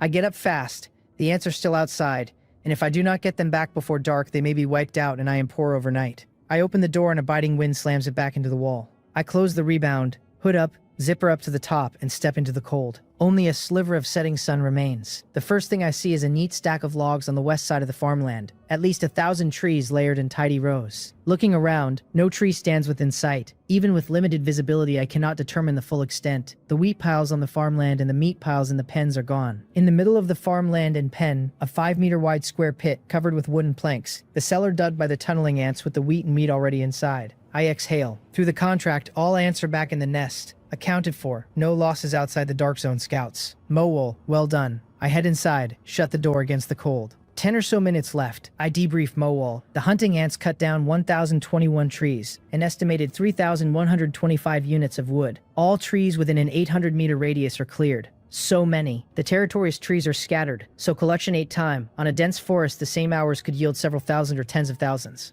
Findings on the Dark World? Master, all 30 sentry ants that entered were wiped out. Completely wiped out. 30 bronze sentry ants, small, fast, concealment skilled, and not one survived. I had anticipated it, but still feel the sadness. The first significant ant side loss since arriving, and the first to register as a moral weight rather than just a resource cost. I hope the sacrifice was worth it. What about intelligence? Mowol pauses for several seconds to organize the report's structure, then begins. Of the 30, 12 exploded within a second of entering the Dark World, likely correlated with concentration of black mist at the entry direction and individual resistance. 14 of the remaining 18 exploded successively while advancing. 3 encountered unknown creatures and were instantly killed. The last broke from the species contract link and is now missing. Mowol's deduction: the Dark World contains highly toxic dense fog, extremely powerful unknown creatures, and unknown influences like mind control or individual mutation. None of the 3 categories is something a survivor at my level can passively defend against. The mood goes heavy. The Dark World is not just powerful monsters. It is multi-vector hostility, environmental, biological, and psychic. The post-nightfall darkness around the shelter is likely the same. Lucky I did not rush at night. Cheongha leaves her shelter at night within a 50-meter ring of protection from her world tree. She may know more. The way her partner can suppress nighttime danger across a defined radius is exactly the kind of mechanic I would need to study before any meaningful Dark Zone push. After nightfall, I will compare notes with her. I want to check on the cellar. Outside is too dark. I will go through the nest via the underground passage and see the nest interior for the first time. The nest accommodates dozens to hundreds of meter-long hunting ants, and the entrance is a meter-wide circle, so I can fit, but jumping in blind and breaking a leg would be ridiculous. I order the tunneling ants to convert the entrance into descending steps. With Black Iron rank and all-rounder, 2 tunneling ants work simultaneously in the limited entry space. 3 pairs of abdominal legs moving in dazzling but ordered choreography. 3 tools not interfering, transforming the entrance fast. They even snack on excavated soil. I open the trade channel and buy a portable kerosene lamp at 10 wood. The tunneling ants are deep underground, traces invisible. The entrance is now a square shape with descending steps. A faint grunt continues from below.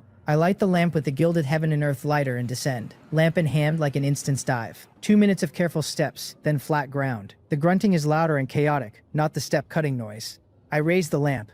My pupils contract. 500 square meters at minimum, far past my lamp's reach. The ceiling is high enough that I cannot see the top, the walls supported by compacted earth pillars at regular intervals. The floor is smooth enough that a person could walk without watching their feet. All ants, hunting, sentry tunneling, are working under the tunneling ants' direction, expanding the space, with several rooms of unknown function visible directly ahead, partitioned by smaller passages with their own doorways. The construction is well past anything I could have engineered alone, and the labor is essentially free in the sense that each tunneling ant earns its cost in soil consumed, since they snack on the excavated dirt as they go. Resource conversion in this colony is nearly closed loop already. Weed in, ant out, soil in, chamber out, meat in, gene fragments out, and the closed loop is exactly what the underground kingdom needs. The ants' living room is many times larger than my shelter room. My expression goes complex. Sorry for my brother's hardship, jealous of my brother's Land Rover. Just as I prepare to investigate, the broadcast cuts in. World announcement. 3 days remain until the cold wave hits. Friendly reminder. Due to low temperatures, mutated beasts will cross territories to forage tomorrow, greatly increasing mobility. Some lucky territories may encounter gold-rank mutated beasts, with additional rewards for the first regional kill. The world chat explodes. Survivors lament. Half-day waiting, and instead of a temporary mission, you raise the difficulty. The cold snap is already brutal. This is not lucky territory. This is unlucky territory. Anyone who wants this fortune can have it. My mood goes heavy too. The first part, mutated beast mobility, is not a worry. My hunting ants treat ordinary mutated beasts as food delivery, and I would prefer more of them. The second part, gold mutated beast on lucky territories, is the concern. Today's silver fight made it clear there is a real gap between my strength and a gold beast. A gold rank mutated beast in my territory could overturn the shelter in minutes. The probability is low, but it is a sword of Damocles. I leave the nest exploration for later and pull up the manual. It beeps before I can open friends. Xiangha and Will, both asking my opinion on the announcement. I propose we gather, rather than chat individually with the team grown to 4. Will agrees, says he and 09 will follow my arrangement. Xiangha agrees. We negotiate location. I suggest her shelter, since she owns the contract and initiated. She declines. There is no need to fixate on contract owner or initiator. I am still unfamiliar with Will and 09, and they join through your connection, so let us host at your place. Done. I tell Will, then quickly buy a round wooden table and 4 wooden chairs from the trade channel and place them in the open space. I send teleport invitations. Xiongha arrives first in a flash of white light. Before I can greet her, 2 more flashes. Will and 09, almost simultaneously, on the open floor a few meters away. Will, nearly 2-meter white male, burly, semi-long golden curly hair, wasteland-style mechanical arm gauntlet on his right arm. 09, small girl, about 1.5 meters, petite, messy silver white long hair, expression hard to tell between indifferent and dull delicate features. The contrast between them is striking. We size each other up. Both sides confirm identities at a glance. Will, 09, welcome. Please have a seat. We sit at 90-degree angles around the table. No small talk. Straight to the point. Xiongha, with a bitter smile, opens. Our initial goal for forming the team was resource complementarity and jointly tackling gold beasts to upgrade level 4. I thought we would have time to develop, but gold beasts have already arrived. I shake my head calmly. Plans cannot keep up with changes, but no need to be pessimistic. The announced changes start tomorrow. We still have time. Mobility and gold beast probability should rise day by day. Initial gold rank probability has to be low, or few would survive. Chongha calms, nods, continues. Better safe than sorry. While it is still tonight, we formulate a response plan and gather everyone's advantages to deal with potential gold beasts. Solemn nods around the table. I lead. My ability is to control ants, specializing in reconnaissance and combat. I notify Moel to bring up several silver hunting ants. Different forms emerge. Ordinary, giant, winged, gene-fused individuals. Will is impressed even though I described them earlier. Description does not match the live presence of meter-long scythe wielders breathing in formation. Xiongha had seen silver hunting ants before, and most were cultivated on her food, but never the winged or the massive sizes. Jianghyun, your ants have fused with other creature genes? I nod and confirm. With sufficient high-quality mutated beast flesh, I can create more special individuals at greater strength. Even 2 silver gene-fused ants in small numbers struggle against a gold beast. Reinforcement comes from 2 directions. Strengthen each ant by other means, or have a sharp blade combat power that absorbs gold tier hits and reduces ant attrition. I look at Will and 09 on this part. Chongha I know already. Will rests his right gauntlet on the table heavily, the metal clicking against the wood with a deliberate weight, looks up, and says in a low, deep voice, I can be that sharp blade. Will, a gold beast is over 10 times silver strength. Close contact is extremely risky. Do not gamble with your life. Will looks at me gratefully. I am not treating him as a tool, but truly as a teammate whose well-being matters first, and shakes his head. Do not worry, Jianghyun, I will not gamble. I have a burst skill that grants gold tier combat power, but only 10 minutes. After 10 minutes I will be at their mercy. 10 minutes. A faint familiarity tugs at memory and pulls the right name forward. The 10-minute window plus weakness phase fits a profile I have seen before. Is your skill called Berserk? Will is stunned. How did you know? The first temporary mission's reward was a self-selected gold skill. I drew Berserk in the offer set but did not pick it. What a coincidence. Will sighs. The skill fits my system perfectly, paired with a recovery skill that minimizes the weakness duration. A self-selected skill once chosen is not drawn again from the offer pool by anyone in the same wave. If you had picked it back then, I would not have gotten this skill at all, and the entire spearhead role would not exist on the team. I shake my head with a smile. What suits you best is best. With my smaller physique, if I had picked Berserk, sitting here at all is uncertain. Even with a few days of red heart fruit and ranked meat, my physique has improved considerably, the soreness from a hard day fading faster than it should, and my stamina ceiling clearly higher, but compared to a barbarian proportion frame like Will, I am small. My main combat power does not rely on my own physical strength. Will continues. Besides spearheading combat, I can also raise mutated beasts and provide a large amount of meat. Like the silver mutated beast flesh you mentioned for gene extraction, I can provide some. Cheonha glances at me sideways, thinking something I do not catch. Perhaps about the food split if Will starts contributing meat. Perhaps about the team's center of gravity now that Will offers both spearhead combat and a meat pipeline. I am openly delighted. Mutated beasts ferocious, yet he can breed them. Silver beasts rare, yet he finds them one after another. Whatever his methods, the proposal alone means he can do it. The peaceful coexistence in his pen earlier suggests a temperament management technique I should learn from at some point. Gene fragments for hunting ant fusion now have a steady source. Another piece of the gold-conquering puzzle clicks. Will exceeds my expectations on every line. Combat, breeding, hunting, processing, and now a berserk skill that aligns precisely with the spearhead role I was about to ask someone else to play. I look at 09, his highly recommended companion, who has been silent, and find her staring blankly toward my workbench, lost in thought. Not unreasonable to zone, but this is the team's first meeting on life or death matters. Will coughs to remind her. 09 emerges. She looks at me and says, water purifier, modify, enlarge. Huh. The leap is too big. Looking at the water purifier by the workbench, I gather she wants to modify it.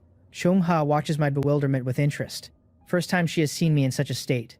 09 reverts to staring at the purifier. Will sighs and explains. 09 underwent biological experiments in the organization. Her intelligence increased greatly, but her height got fixed and her hair color changed, and she developed significant impairments in emotional and expressive aspects. Cheongha and I look at her with very complex expressions. We had assumed the organization was a violent group along the lines of a paramilitary cell or trafficking ring. We had not expected it to operate at the level of anti-human human experimentation, the kind that produces a 09 fixes her growth at child height, alters her hair color, and accepts permanent emotional and expressive impairment as collateral damage in pursuit of intelligence enhancement. The line, her intelligence greatly increased, hides a lifetime of surgical cost. The dark world is brutal, but Blue Star's hidden underbelly produced its own brutality, and 09 carries it visibly in her body. Will, sensing the pity in our eyes, shakes his head and says we do not need to worry. 09 is doing fine in her own way. She can fully immerse and do what she loves, and that is its own kind of contentment. He explains for her. As long as she has materials, 09 can perform almost all mechanical modifications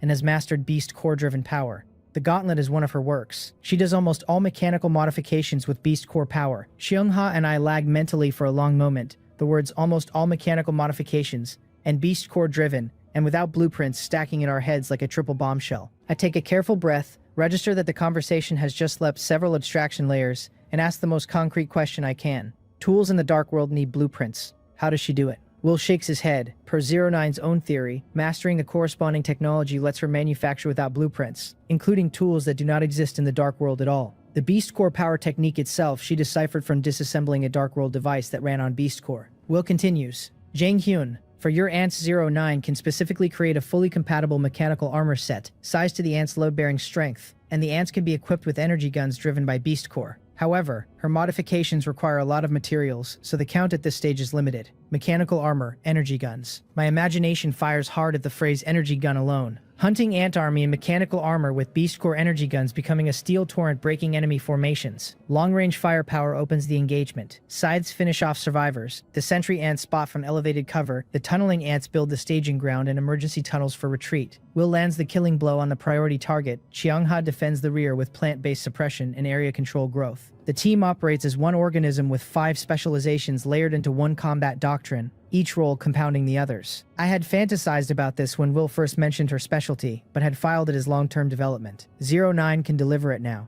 My gaze goes fervent. Will leans towards 09 subconsciously. Jang Hyun, Are you thinking of something exaggerated? Just wanted to equip every silver ant with mechanical armor and a beast core energy gun. Not exaggerated, right? Will is stunned, then Rai smiles. 09 spent 5 hours just on my gauntlet. Current efficiency cannot meet that demand. I deflate. If high-efficiency mechanical modification existed at this stage, we would call this health preservation, not survival. Will continues. She can manage 5 sets right now. Modifications are custom. Sets are not interchangeable. So pick 5 sufficiently strong individuals. Your idea is not impossible long-term. If she gets enough Dark World devices to dismantle and learn from, her library of acquirable technologies expands fast, and her capability and efficiency improve significantly. Each Dark World device she dismantles is essentially a tech tree node she unlocks for permanent use. He shifts his gaze to my water purifier. 5 sets is fine, better than nothing, and the constraint forces me to be selective about which ants get the modification. The criteria should be shiny status if any are available, then dual silver gene fused individuals with the most synergistic fusion combinations, ideally the Raven plus Yak builds that combine air mobility with raw mass. 09 has eyes on my water purifier. For the dream of a mechanical ant army, a water purifier is nothing. Lucky I did not leave the gene manipulator in the open. Will, let 09 take this water purifier back for research. Before Will can thank me, 09 darts out, kneels, and hugs the purifier. Slight upward curve of her lips. A caressing infatuation. Purification. Technology. New. My mouth twitches. She is polite. She did not touch the purifier even while clearly infatuated until I formally gave it. But the reaction is intense. The kind of single-minded focus that produced the gauntlet on Will's arm. Will explains gently, do not worry, your purifier will not be wasted. After 09 researches the principles, she can modify a larger and more effective version for you. And not just water purifiers, other equipment too. A larger water purifier, plus other equipment. I am overjoyed. The purifier had felt too small, barely enough for me. If she scales it, I can equip a large-scale water purification system in the future. Underground shelter, size to the colony's full hydration needs across humans, ants, and crops. Plus excess for cleaning. As for the gene manipulator, important, central to my strength, do not be careless at this critical time. The hunting ant army's gene fusion pipeline runs on it. Without it, the entire dual silver gene strategy stalls, and I drop into a different combat doctrine overnight, which would be catastrophic if a gold beast happened to land on my territory in the same window. If 09 breaks it, no place to cry, and no time during the cold wave run-up to source a replacement. Test her with a water purifier first as a low-stakes proof of concept. Then consider giving her the gene manipulator after the cold wave is passed and I can stomach the temporary downtime. I feel an intense gaze. 09 is staring at me eagerly. She wants to dismantle the purifier now and has no tools, only her eyes. I smile helplessly. Will, I will contact you once I decide which ants need modification. Let us call it a night.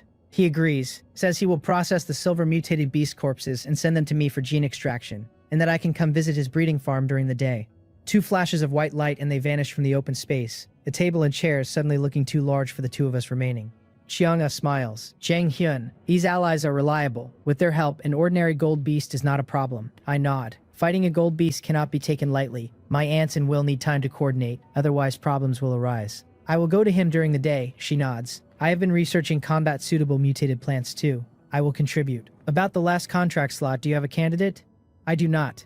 Top survivors are not common cabbages on a market stall, and trust in the Dark World is hard to build at speed.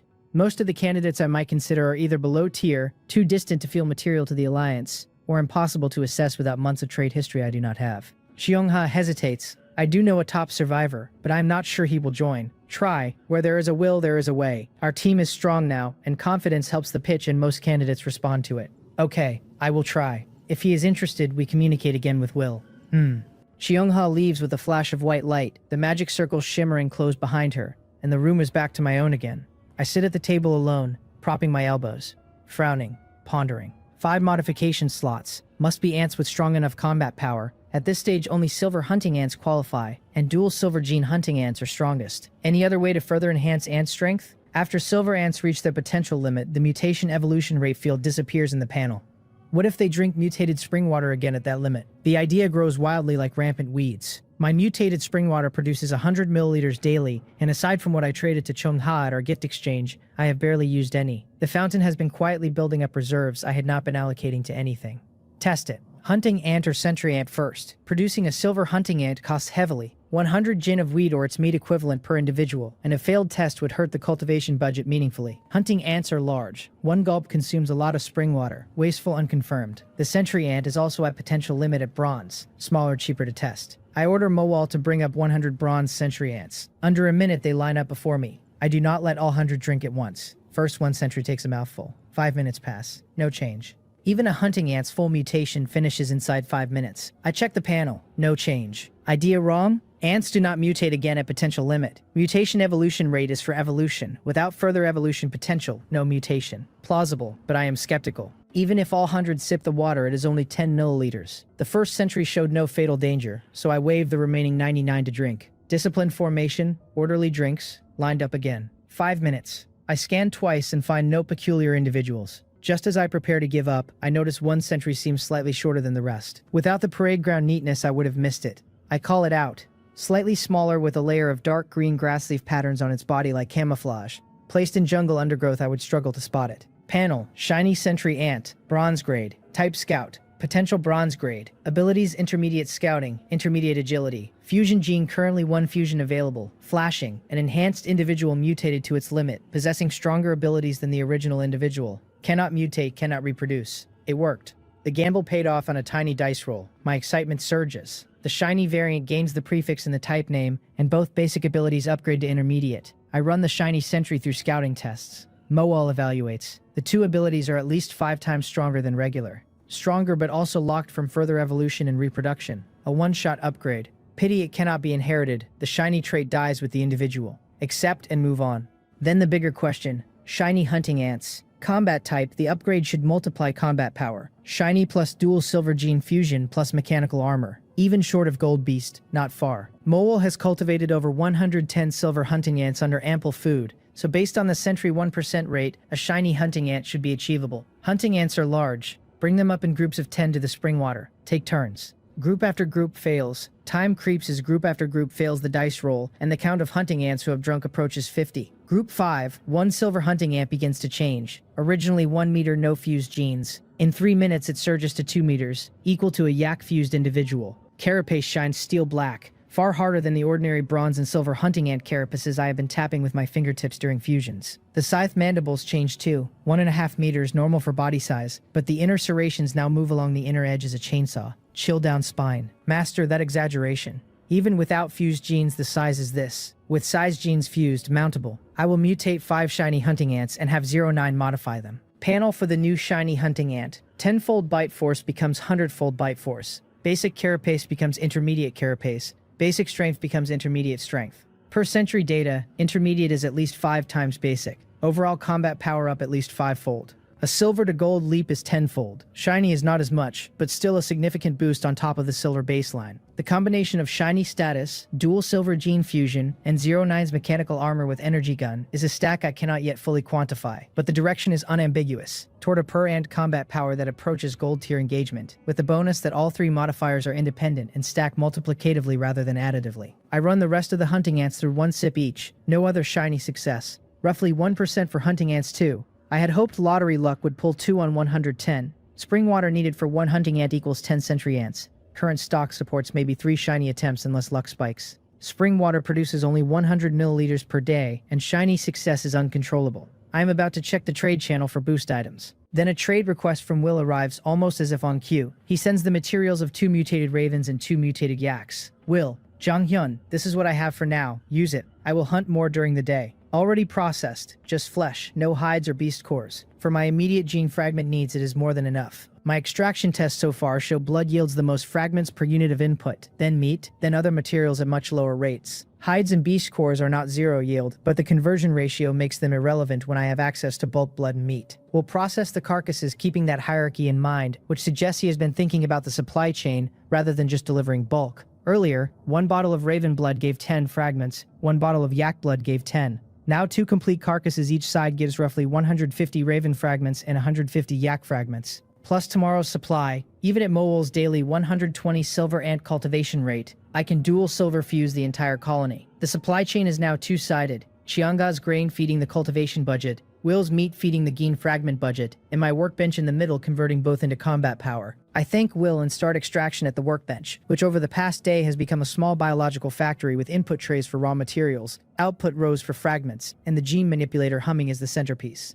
3 hours unbroken. I finish. 2 glass bottles of pale yellow fragments are corked on the bench. 152 raven, 178 yak, slightly more than expected, the difference probably explained by the higher than average meat quality of Will's processing, or by some variance I do not yet understand in the gene manipulator. While I extracted, Mowal cultivated another 15 silver hunting ants, total nearing 130, sufficient for full dual silver fusion. I rest briefly and start fusing one ant at a time, calling them up sequentially. The reason for the rush is a suspicion. 2 prior temporary missions ranked by region gave me huge benefits. The announcement about Gold Beasts is also ranked by region. The pattern feels like goo raising. Each region is a sealed goo pot. The system encourages survivors to compete and outpace each other inside the pot. The strongest in each region accumulates rewards, and the strongest by definition becomes the goo king, the one whose growth other survivors cannot match. After winning regional first twice in a row, I am undoubtedly that goo king in this pot. The goo king narrative is rarely benevolent. The strongest insect in the pot is supposed to be the next test subject, the one the system reaches for when the pressure escalates, the one who pays the costs the others cannot. In Chinese folk tradition, the goo king is left in the pot until it has consumed every other goo, then it is harvested. The Dark World may be running an analogous ritual, in which case my early lead has not just been useful, it has marked me.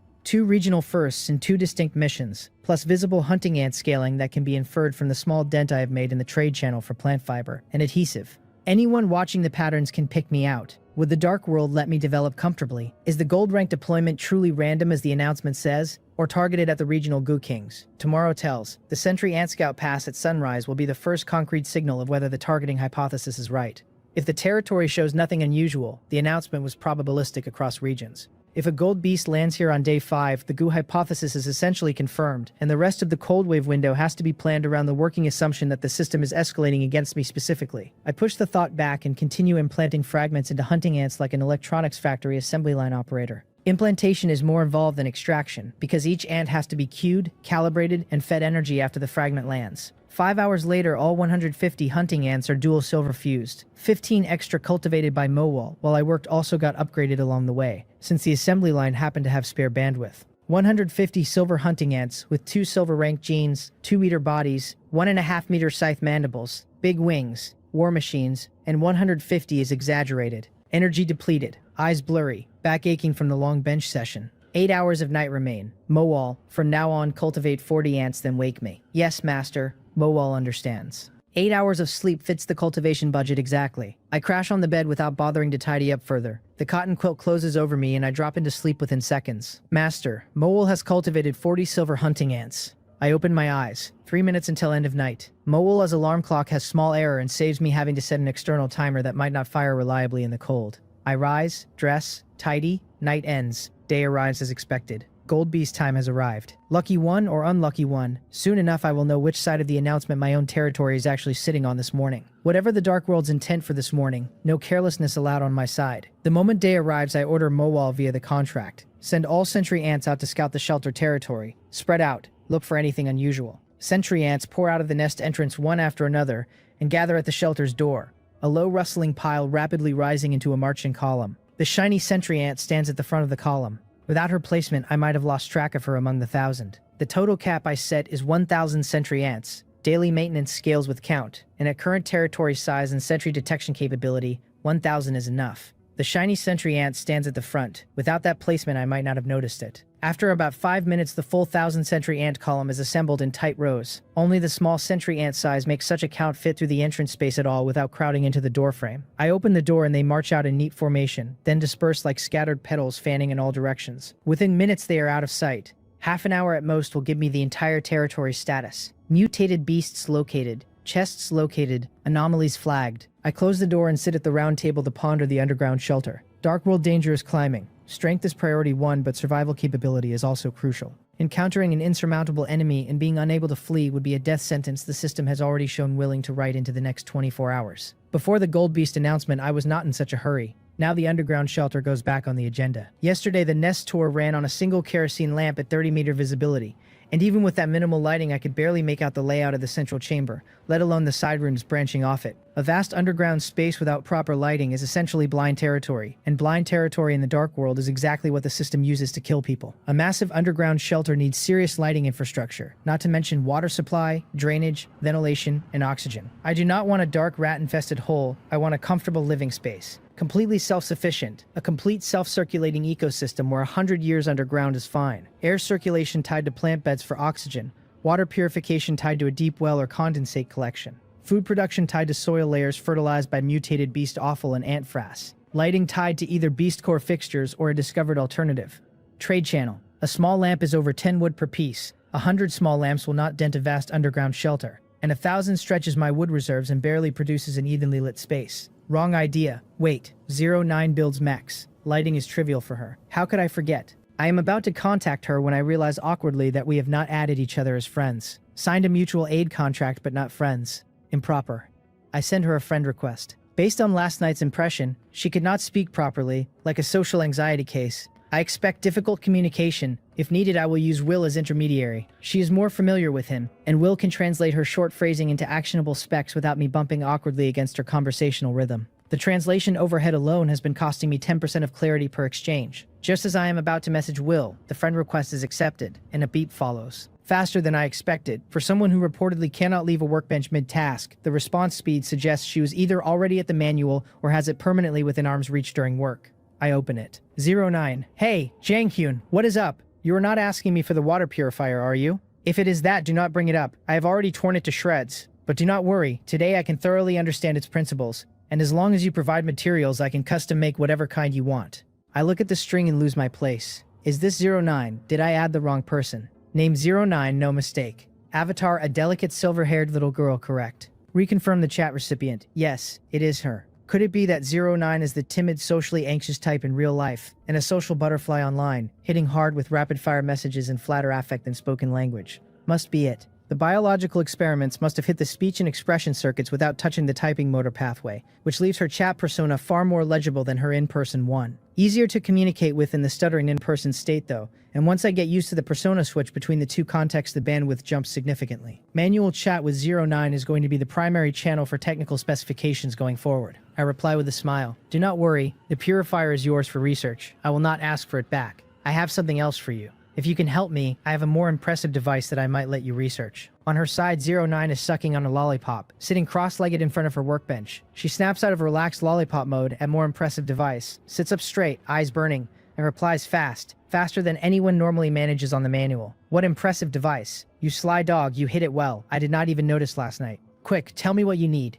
Still unaccustomed to her excitable register, I pause and reply. I want to build an underground shelter. I have run into problems. Lighting, water supply, air circulation, basic living facilities. Small scale is fine, I can buy from the trade channel. For a huge underground space, it is a big problem. Solutions: 09 can build energy guns and beast core-driven gauntlets. Basic living facilities should not be a challenge. I send the message and watch the manual expectantly. Chung-ha's voice in my head reminding me that do not rush is one of her favored phrases. A minute passes with no reply. Just as I frown. Has she hit a snag? The manual beeps. 09's reply lands as 2 short words, casual to the point of being dismissive of the entire problem set I had been hand-wringing over for the last hour. Is that all? 09's reply is 2 words flung back at me like the whole problem bored her, but it lands like a weight lifting off my shoulders. The thing I have been chewing on for an hour, lighting and water and air for a huge underground space, is apparently nothing to her at all. I smile and reply that this is good, and ask whether I need to prepare anything on my end. She tells me to build the main frame of the underground shelter first, then warns me not to bite off more than I can chew. Even with her technology, she says, if I try to carve out an enormous space from the start, I will never be able to feed her enough materials to fill it. I frowned a little at that. My whole plan was to dig one giant chamber and be done with it, and having her shoot it down on the first exchange stings. But this is her field, not mine, and on things I am not good at, I have always been happy to take the advice. Fine. Smaller it is. I ask her how big a shelter she thinks I should start with. Around 500 square meters, she says. Anything inside that footprint she can fully outfit with mechanical facilities within 3 days. 500 square meters. That actually sounds generous. For just me, it is more than enough. The ants can stay where they are. I will dig a fresh space beside them so the two never get in each other's way. I am about to ask what materials she needs, when another message comes through. If I really want a vast shelter, she says, it is not impossible. I just keep digging deeper, stacking layer on layer of space like a building. Except a building climbs upward, and my shelter would grow downward. My eyes light up. She is right. There is as much underground as I could ever want. I can carve out a small space to live in now and slowly expand it downward later, and the tunneling ants are sitting idle anyway, so they can hollow out the frames for the lower levels in the meantime. Like stacking blocks, one floor at a time, until an entire underground kingdom is no longer a daydream. I feel a surge of excitement and reply fast, telling her I will dig the framework during the day and trouble her to install the equipment that night. There is a pause on her side and then a stunned question. She wants to know whether I can really dig out the framework for a 500 square meter shelter in a single day. It is 500 square meters, she stresses, not 5, with a depth of at least 5 meters, which works out to roughly 2,500 cubic meters of earth. Anyone who has ever buried something the size of a person knows that scraping out even a few cubic meters by hand takes hours of brutal work. So how could one man move 2,500 in a day? I tell her she is right that it is 2,500 cubic meters, but I am not the one digging. I have ants that are very good at it, and at their pace this is more than enough time. 09 has never actually seen my ants. She only knows my ability is tied to them, and her mental image is stuck on whatever a normal ant looks like, so my colony being this monstrous never crossed her mind. The penny drops and she tells me to hurry up and get to it. Then, almost shyly, she asks whether my ants could dig a few holes for her too once they are free, because she wants to build an underground laboratory of her own. I tell her it is a piece of cake, no problem at all. She thanks me, and we end the conversation. I tell Mole to call all the tunneling ants up. She answers at once that she will, and I set the manual down, ready to put them to work. Then I remember the sentry ants have been out scouting for a while and I have not heard back, so I ask through the mutual aid contract whether they have found anything. Mole goes quiet for a moment, gathering the data, and reports half a minute later that they have currently mapped 60% of the territory, turning up 11 unranked mutated beasts, 6 black iron rank, and 3 bronze grade. I frown at the numbers. Yesterday, the black scythe hunting ants swept the entire shelter territory clean of mutated beasts. So where did this fresh batch come from? Last night, I read the world announcement and assumed it only meant the mutated beasts already inside a territory would roam more freely. Now it looks like something else is going on. The only explanation that fits is that they migrated in from the dark world under cover of darkness, which would mean those nameless monsters out in the dark world are themselves mutated beasts. I tell Mole to keep tracking it and to notify me the instant anything changes. I shake the worry off for now and look at the tunneling ants already climbing out of the nest. They spent more than 2 hours yesterday eating black rot soil again, and I wonder how much further their evolution rate has to climb before it hits full. I scan them. The tunneling ant queen has already reached 52%, while the ordinary ones that went to feed later are even higher, sitting around 63. I nod, satisfied. All of them should evolve to bronze grade today, and once they do their digging, efficiency will jump again. I will not rush them onto the shelter yet. After the sentry ants finish their sweep, I will let the diggers eat black rot soil and reach bronze first. The tunneling ants are my precious darlings, and until I understand what is happening outside, I am not comfortable sending them out into it. I wait another 10 minutes before Mole checks back in. She has explored 80% of the territory, she begins, and I cut her off and tell her to just give me the silver rank mutated beasts and anything above. Everything below silver is a walking resource to me. Only silver and up can pose any real threat at my current strength. She tells me 2 silver grade mutated beasts have been found so far, and I tell her to keep going and report again. My brows knit and a quiet unease creeps in. Yesterday there was a single silver grade beast in the whole territory, and today, before the sweep is even finished, there are already 2. Another 10 minutes crawl by, and just as my nerves start to fray, the new intelligence lands. 100% of the territory explored, 1 more silver grade mutated beast found, and 1 gold rank mutated beast. A gold rank mutated beast. The words hit and my pupils shrink, every hair on my body standing on end, my whole frame snapping tight. At my current strength, I cannot stand against a gold rank beast alone. Not a chance. I had long suspected the first gold rank mutated beast would surface in the territories of the top survivors, but suspecting it and having it land on my own doorstep are 2 very different things, and it still catches me flat-footed. I force a breath in, steady myself, and ask Mowol for the beast's current state, telling her to analyze its behavior and gauge whether it could actually threaten the shelter. She is silent a few seconds, then reports. The gold rank beast is hunting other mutated beasts across the territory, but it only kills. It does not eat, so it is not hungry. It is simply indulging a hunger for slaughter. If its pattern holds and it keeps culling, the closest its path will bring it to the shelter is 300 meters. Its range is enormous, and the odds it threatens the shelter run as high as 70%. 70%, that is brutally high. Almost no room left for luck. My underground shelter is not even dug yet. If the surface shelter goes down, the best I could do is huddle in the ant nest to survive the immediate danger, and the nest has no living facilities and barely circulates air, so it is no place for a human to last. Forced down to that, I would be no better off than buried alive. No,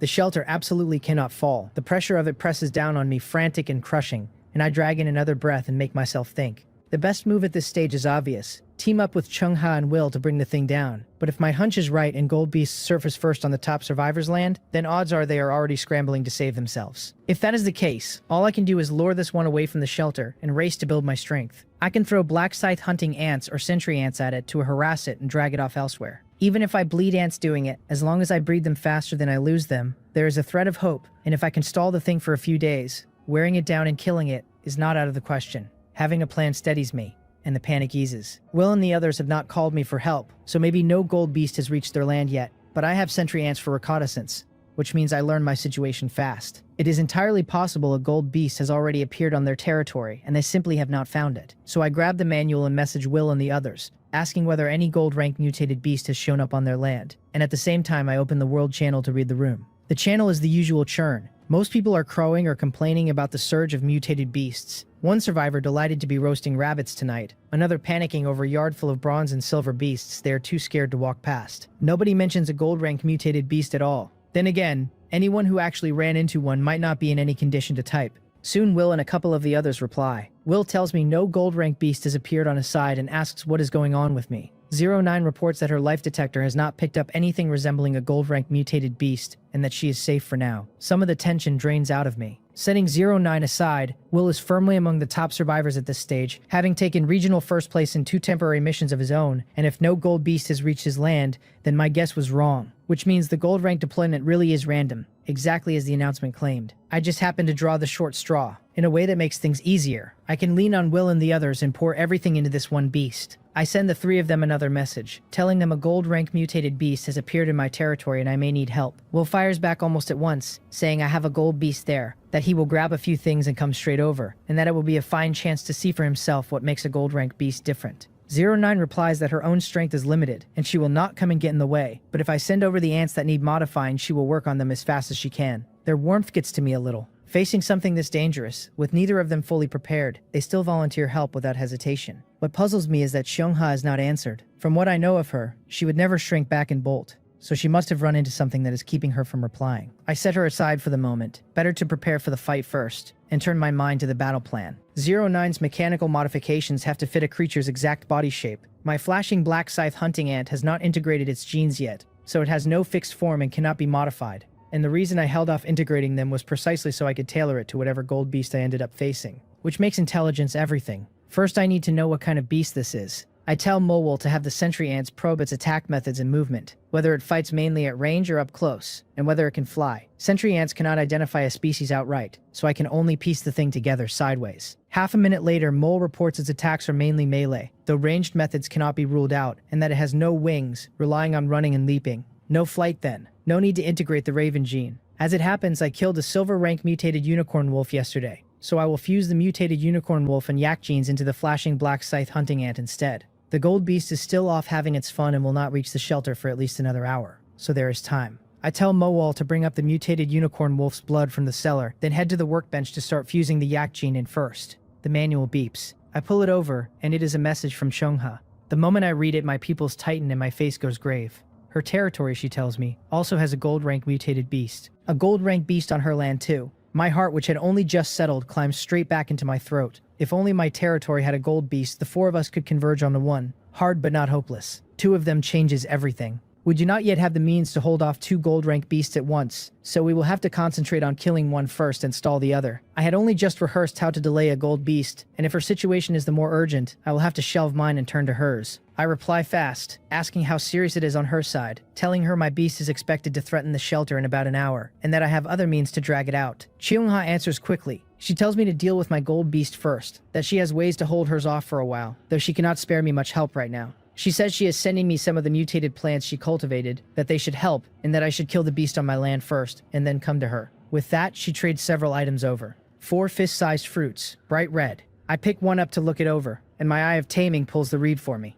It is an explosion fruit, bronze grade, that detonates violently under outside pressure with a force equal to 50 grams of TNT, with a dry note that if I do not want to lose my friends forever, I should not use it for pranks. 50 grams of TNT, that is hand grenade territory. I stop being casual at once, set the fruit down on the table with great care, and let out a slow breath.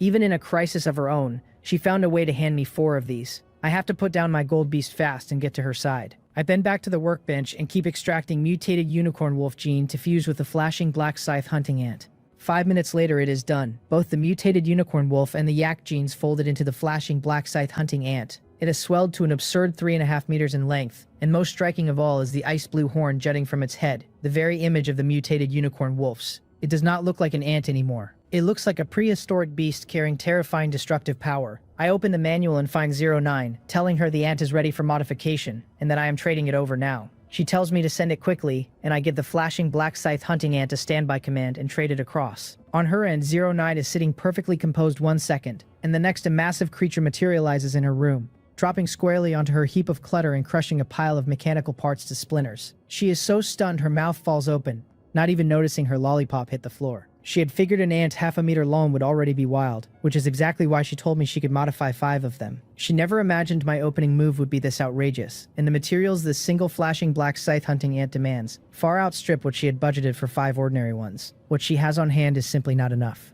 After a few seconds of silence, she replies, asking whether my ant is not a little excessive. She is out of materials, she says, and asks whether I still have iron ore and beast cores. Not enough. So much for 5 ants. If it cannot do 5, it cannot even do 1, though I have to admit the flashing black scythe hunting ant is genuinely enormous. A bit awkward, I dig through my belongings for what she needs, and turn up a surprising amount of fine iron and iron ore, materials I had pulled from treasure chests without knowing how to use, just piled in a corner. Finally good for something. I trade all of it over along with my bronze and silver beast cores and ask whether that is enough. Enough, she says. Hold out an hour and she will have it done. An hour is cutting it close.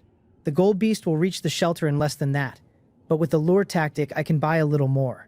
My brows unknit, and I start counting my available forces. 150 silver black scythe hunting ants, each fused with 2 silver genes, plus the flashing black scythe hunting ant currently under 09's hands, plus Will once he arrives. I wonder whether it is enough to kill the thing. It does not feel safe. Is there any other way to push my combat power higher? My eyes catch on something and I remember Moel's skill. Rapid development, a way to force young ants to maturity fast. It burns a lot of energy and I have never used it, but if not now, when? I ask Moel how many young ants we currently have.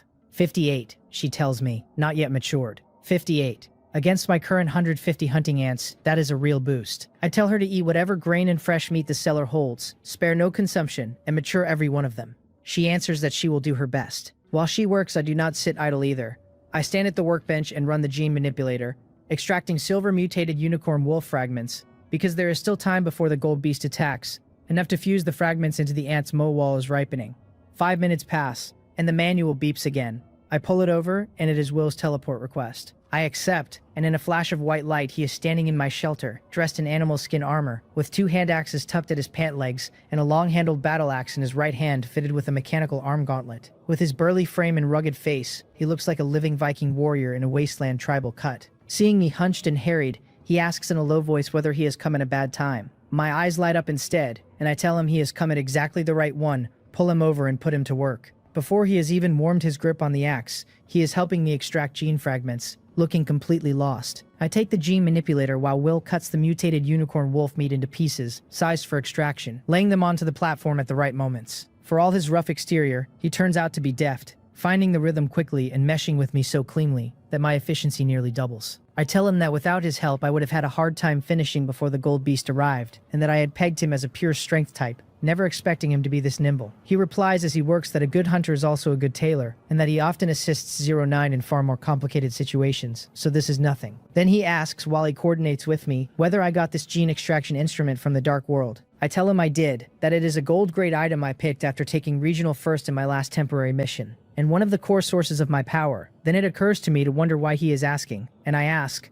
a little cautiously, whether he is thinking of telling 09 about it. Caught out, he throws up his hands, a little embarrassed, and admits 09 quietly asked him to find out how rare and useful my item is. He insists her skills are reliable, that the gold-grade item he won for his own regional first has already been disassembled by her, and that his mechanical arm gauntlet was built by her, out of the technology she pulled from it. But he promises he will not say a word without my permission. I shake my head, a little helpless, and tell him to look at the situation.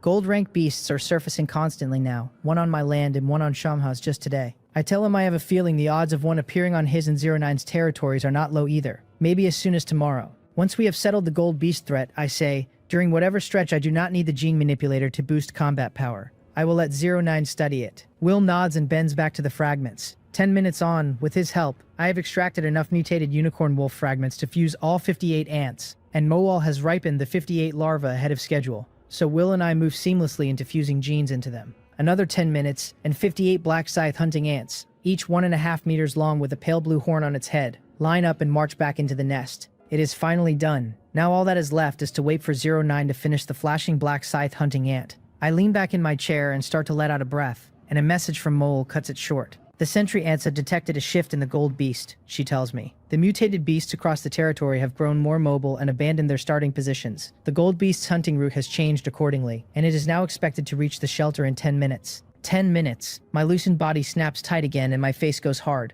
Will does not have Moel's feed, but he reads the change on my face and knows the situation has turned. He asks what happened, and I tell him in a low voice that the gold beast's route has shifted, and it is expected near the shelter in 10 minutes. He is not especially surprised. The unexpected is part of battle, he says calmly. Things never go exactly to plan, and as it stands, we can only go for it. He is right. A gold beast is not a stone to be positioned on a board. How could it move exactly as I scripted? But I shake my head and tell him the flashing black scythe hunting ant is the only thing in my arsenal that can stand against a gold beast head-on, and I will not let him take the full weight of it.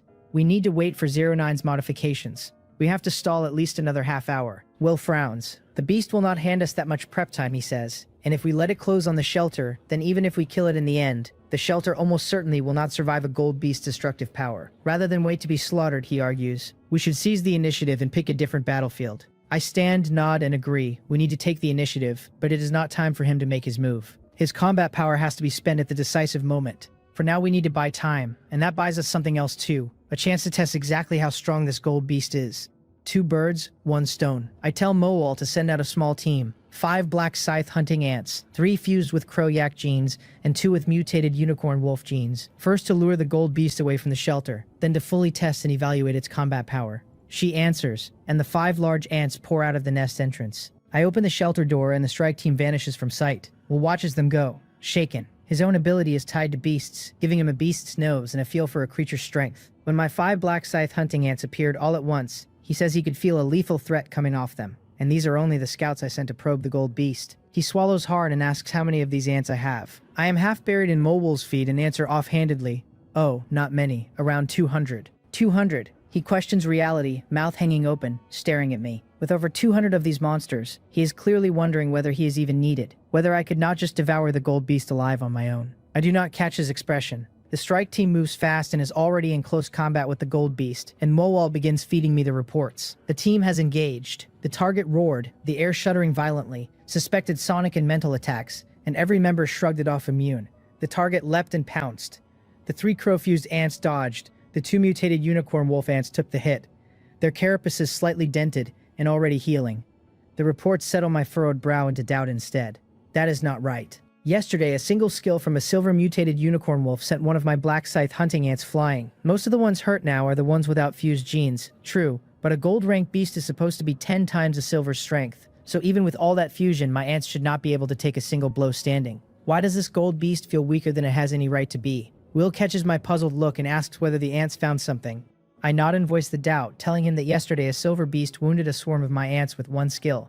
But just now this gold beast clearly connected and did almost nothing. Damage lower than a silver's makes no sense, he thinks, then asks what kind of silver beast I killed yesterday and how it dealt its damage. A wolf type called the mutated unicorn wolf, I tell him, that used its horn to release a skill called Ice Spike for heavy damage, then used nothing else before my ants swarmed it. Understanding dawns on his face. The mutated unicorn wolf, he tells me, was almost certainly a creature that had mastered elemental attacks, which are extremely rare among mutated beasts, and most Dark World creatures have little resistance to them. Elemental attacks, extremely rare. I run the count in my head, dozens of mutated beasts killed, and the only one that ever used a real ranged method was that mutated unicorn wolf, and none of my 3 ant types have awakened anything elemental. So the ability really is rare. Then a thought stops me. If the mutated unicorn wolf had elemental power, did the black scythe hunting ant that fused its genes inherit any? After fusion, they grew larger and gained the same blue horn. So I check, and to my disappointment, the fused ant has no ice spike at all. Power like that is not so cheaply won. I shake it off and pull Moel's read on the team.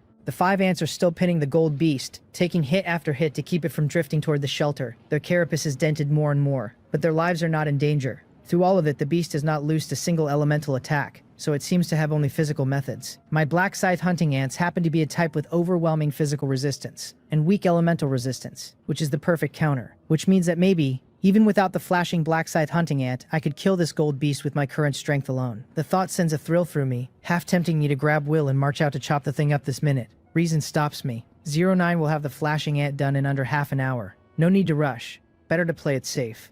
I tell Will the beast seems to have only physical attacks, that my ants happen to counter it and the fight may be easier than I feared. But it is still a gold rank existence and might have something special, so to be safe we wait for the modifications. He nods. Patience is a hunter's finest quality, he says, and I am an excellent hunter. 20 minutes later, the 5 black scythe hunting ants finally fail to hold and die under the gold beast's claws. But they did exactly what I needed, dragging it clear of the shelter and resisting this long. Mission complete. Just as I am weighing whether to send another team to stall, the manual beeps. It is 09, telling me the modifications are finished and to trade. She said an hour, and she has it done in 50 minutes. She truly gave it everything. I accepted once, and the next second the flashing black scythe hunting ant materializes in the open floor of the room. It is clad now in thick metal battle armor, even its 1.5-meter scythe mandible sheathed in refined iron, with bronze-grade beast cores set at the joints for some purpose I cannot yet read. On its back rides a rusty, deeply wasteland-style firearm, except the chamber holds no magazine, only a silver-grade beast core clamped in by a metal brace, which has to be the energy gun 09 mentioned. With that, it has its answer to the lack of any elemental attack. Looking at the metal behemoth standing in my room, a complete sense of security settles over me. I tell Will, who has been restless for a while now, that it is time to deal with our uninvited guest. He nods, the corner of his mouth curling, his fighting spirit clearly long overdue for release, shoulders his long-handled axe, and is the first out the door. Will stands outside in the cold wind, and when I do not follow, he turns back, confused, and finds the flashing black scythe hunting ant jammed in the doorway, straining to squeeze through. The 80-centimeter doorway simply cannot accommodate its bulk, and the whole frame is already creaking toward cracking. Miscalculation. I should have sent it out through the tunnel. I look at the scene with a headache, the ant stuck fast, unable to go forward or back, and I grit my teeth and order it to force straight out and not worry about the damage. A few beast cores on its armor flicker, and it shoots forward like a cannonball, taking a good chunk of the doorframe and the planks around it along for the ride. I look at the wreckage of my doorway and raise an eyebrow. Never mind. Kill the gold beast, claim its gold rank core, and the shelter can be upgraded to level 4, at which point the whole thing gets rebuilt anyway. I tell Mowal to call up every silver black scythe hunting ant. Depart. At my command, 203 silver black scythe hunting ants, fused with every variety of gene, stream out of the nest and charge the gold beast in a wave of sheer menace, with Will and me close behind. The trees within 800 meters of the shelter were cleared long ago, so the cold wind sweeps through unbroken howling as it goes. I am bronze grade and wrapped in an ancestral dragon self-heating windbreaker, so I feel fine. And what surprises me is that Will, in beast hide armor with half his body bare, seems perfectly comfortable too. I cannot tell whether his leather is special, or whether he is simply built to shrug off cold. My shelter is not large, and the gold beast is not far. In the blink of an eye I hear a string of majestic roars, and looking toward them I find a colossal creature standing in a sparse stand of trees my ants have not yet reached. It is about 8 meters long, 3.5 meters at the shoulder, draped in thick brownish-yellow mane. Its back is to us, and it is shaking its maned head and tearing at something on the ground, roaring now and then. It is so absorbed in its prey, or so utterly unconcerned, that even with my black scythe hunting ants only 100 meters out it keeps toying with its kill. Will and I hang back another 50 meters behind the ants, since we do not yet know its abilities and dare not close in. This silhouette. This is a lion. On Blue Star, the lion was the king of the grasslands, ranked alongside the tiger, and I recognize the species at a glance. While its attention is elsewhere, I pull its reed, and the Eye of Taming gives me a mutated lion, gold rank, with abilities listed as Bite, Lion's Roar, Sharp Claws, Pounce, and Furious Rage. The detail is thin, the same as when I scouted the mutated unicorn wolf, but enough to grasp its capabilities. Silver beasts carry only 3 abilities. This gold rank mutated lion has a full 5, and most of the names give away their effects on sight. Only Furious Rage leaves me uncertain, though I can guess at an explosive skill of some kind. With the picture in hand, I lean toward Will and tell him quietly that I am a beast tamer, not built for close observation, so I will command the ants from a distance. The plan is to let the flashing black scythe hunting ant lead the attack while he supports from the flank, and the moment he feels real danger, he retreats fast, because as long as the Green Mountains stand there is no shortage of firewood. Will, gripping his battle axe and staring at the mutated lion with an excited expression, does not answer, only nods slightly. I take the nod as confirmation and withdraw without pause to 500 meters out, stopping only when the lion is completely out of sight. I let out a breath and link with Mowal through the contract to watch the fight in real time. She tells me my companion has already charged the mutated lion and asks whether the black scythe hunting ants should join. What?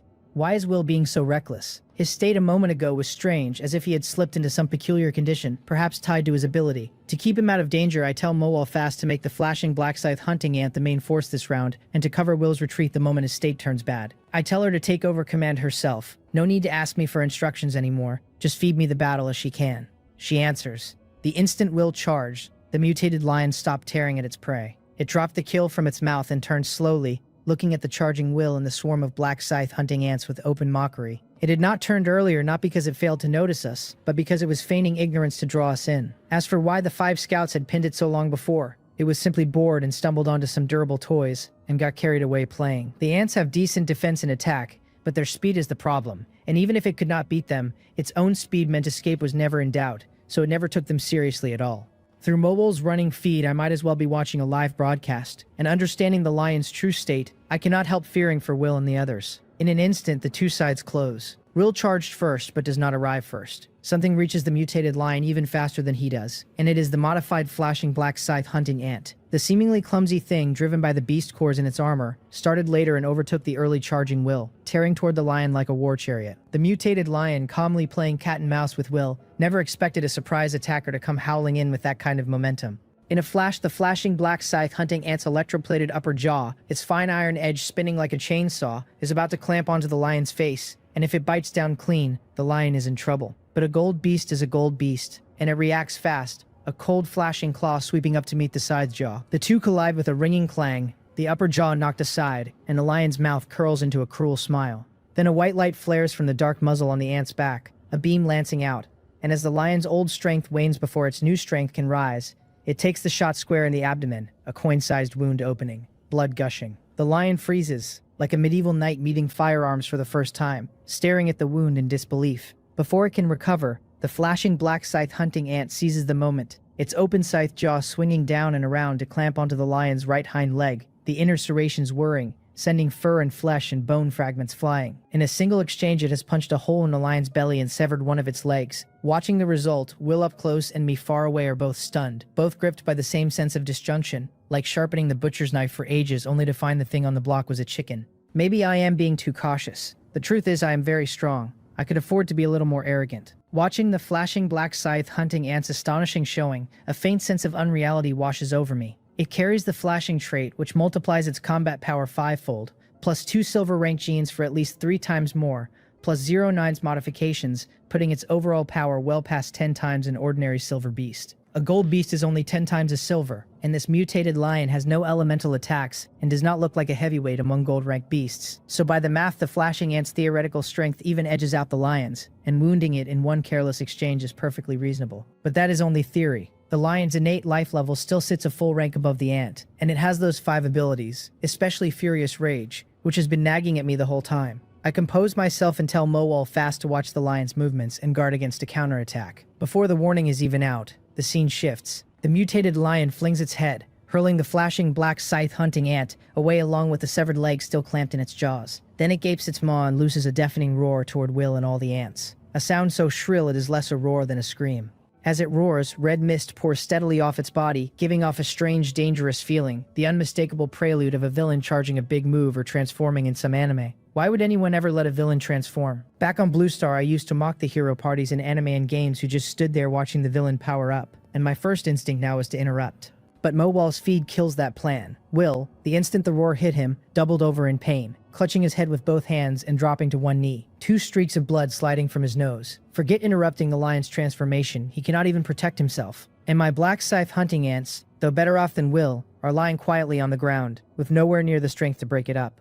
Things really are not as simple as I imagined, but the lion's state comes and goes fast, lasting less than a minute before the roar tapers off, and the red mist dissipates, and Will and the ants get their mobility back. When they look at the mutated lion again, it has changed enormously. The right hind leg the flashing ant snapped off, and the bloody hole in its belly have both healed clean, and its already massive body has swelled another full circle, to a terrifying 10 meters long, 4 meters at the shoulder. The black scythe hunting ant, huge in its own right, now looks as pitifully small before it as an ordinary ant beside a lion, and Will, a 2-meter man, has to crane his head to see the thing's face.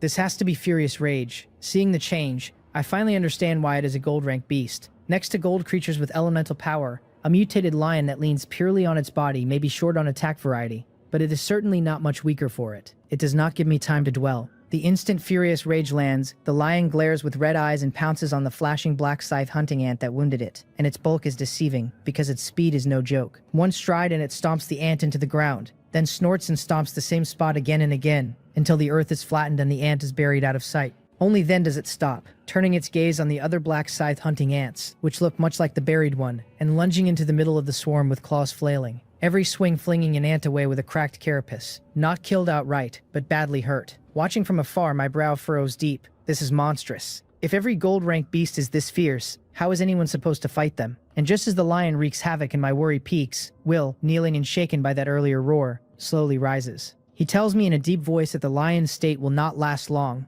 that this furious rage should work much like his own berserk, both explosive skills with powerful side effects. The intelligence reaches me through the ants on the field, and understanding settles in. No wonder the thing turned so savage. It is riding an explosive skill.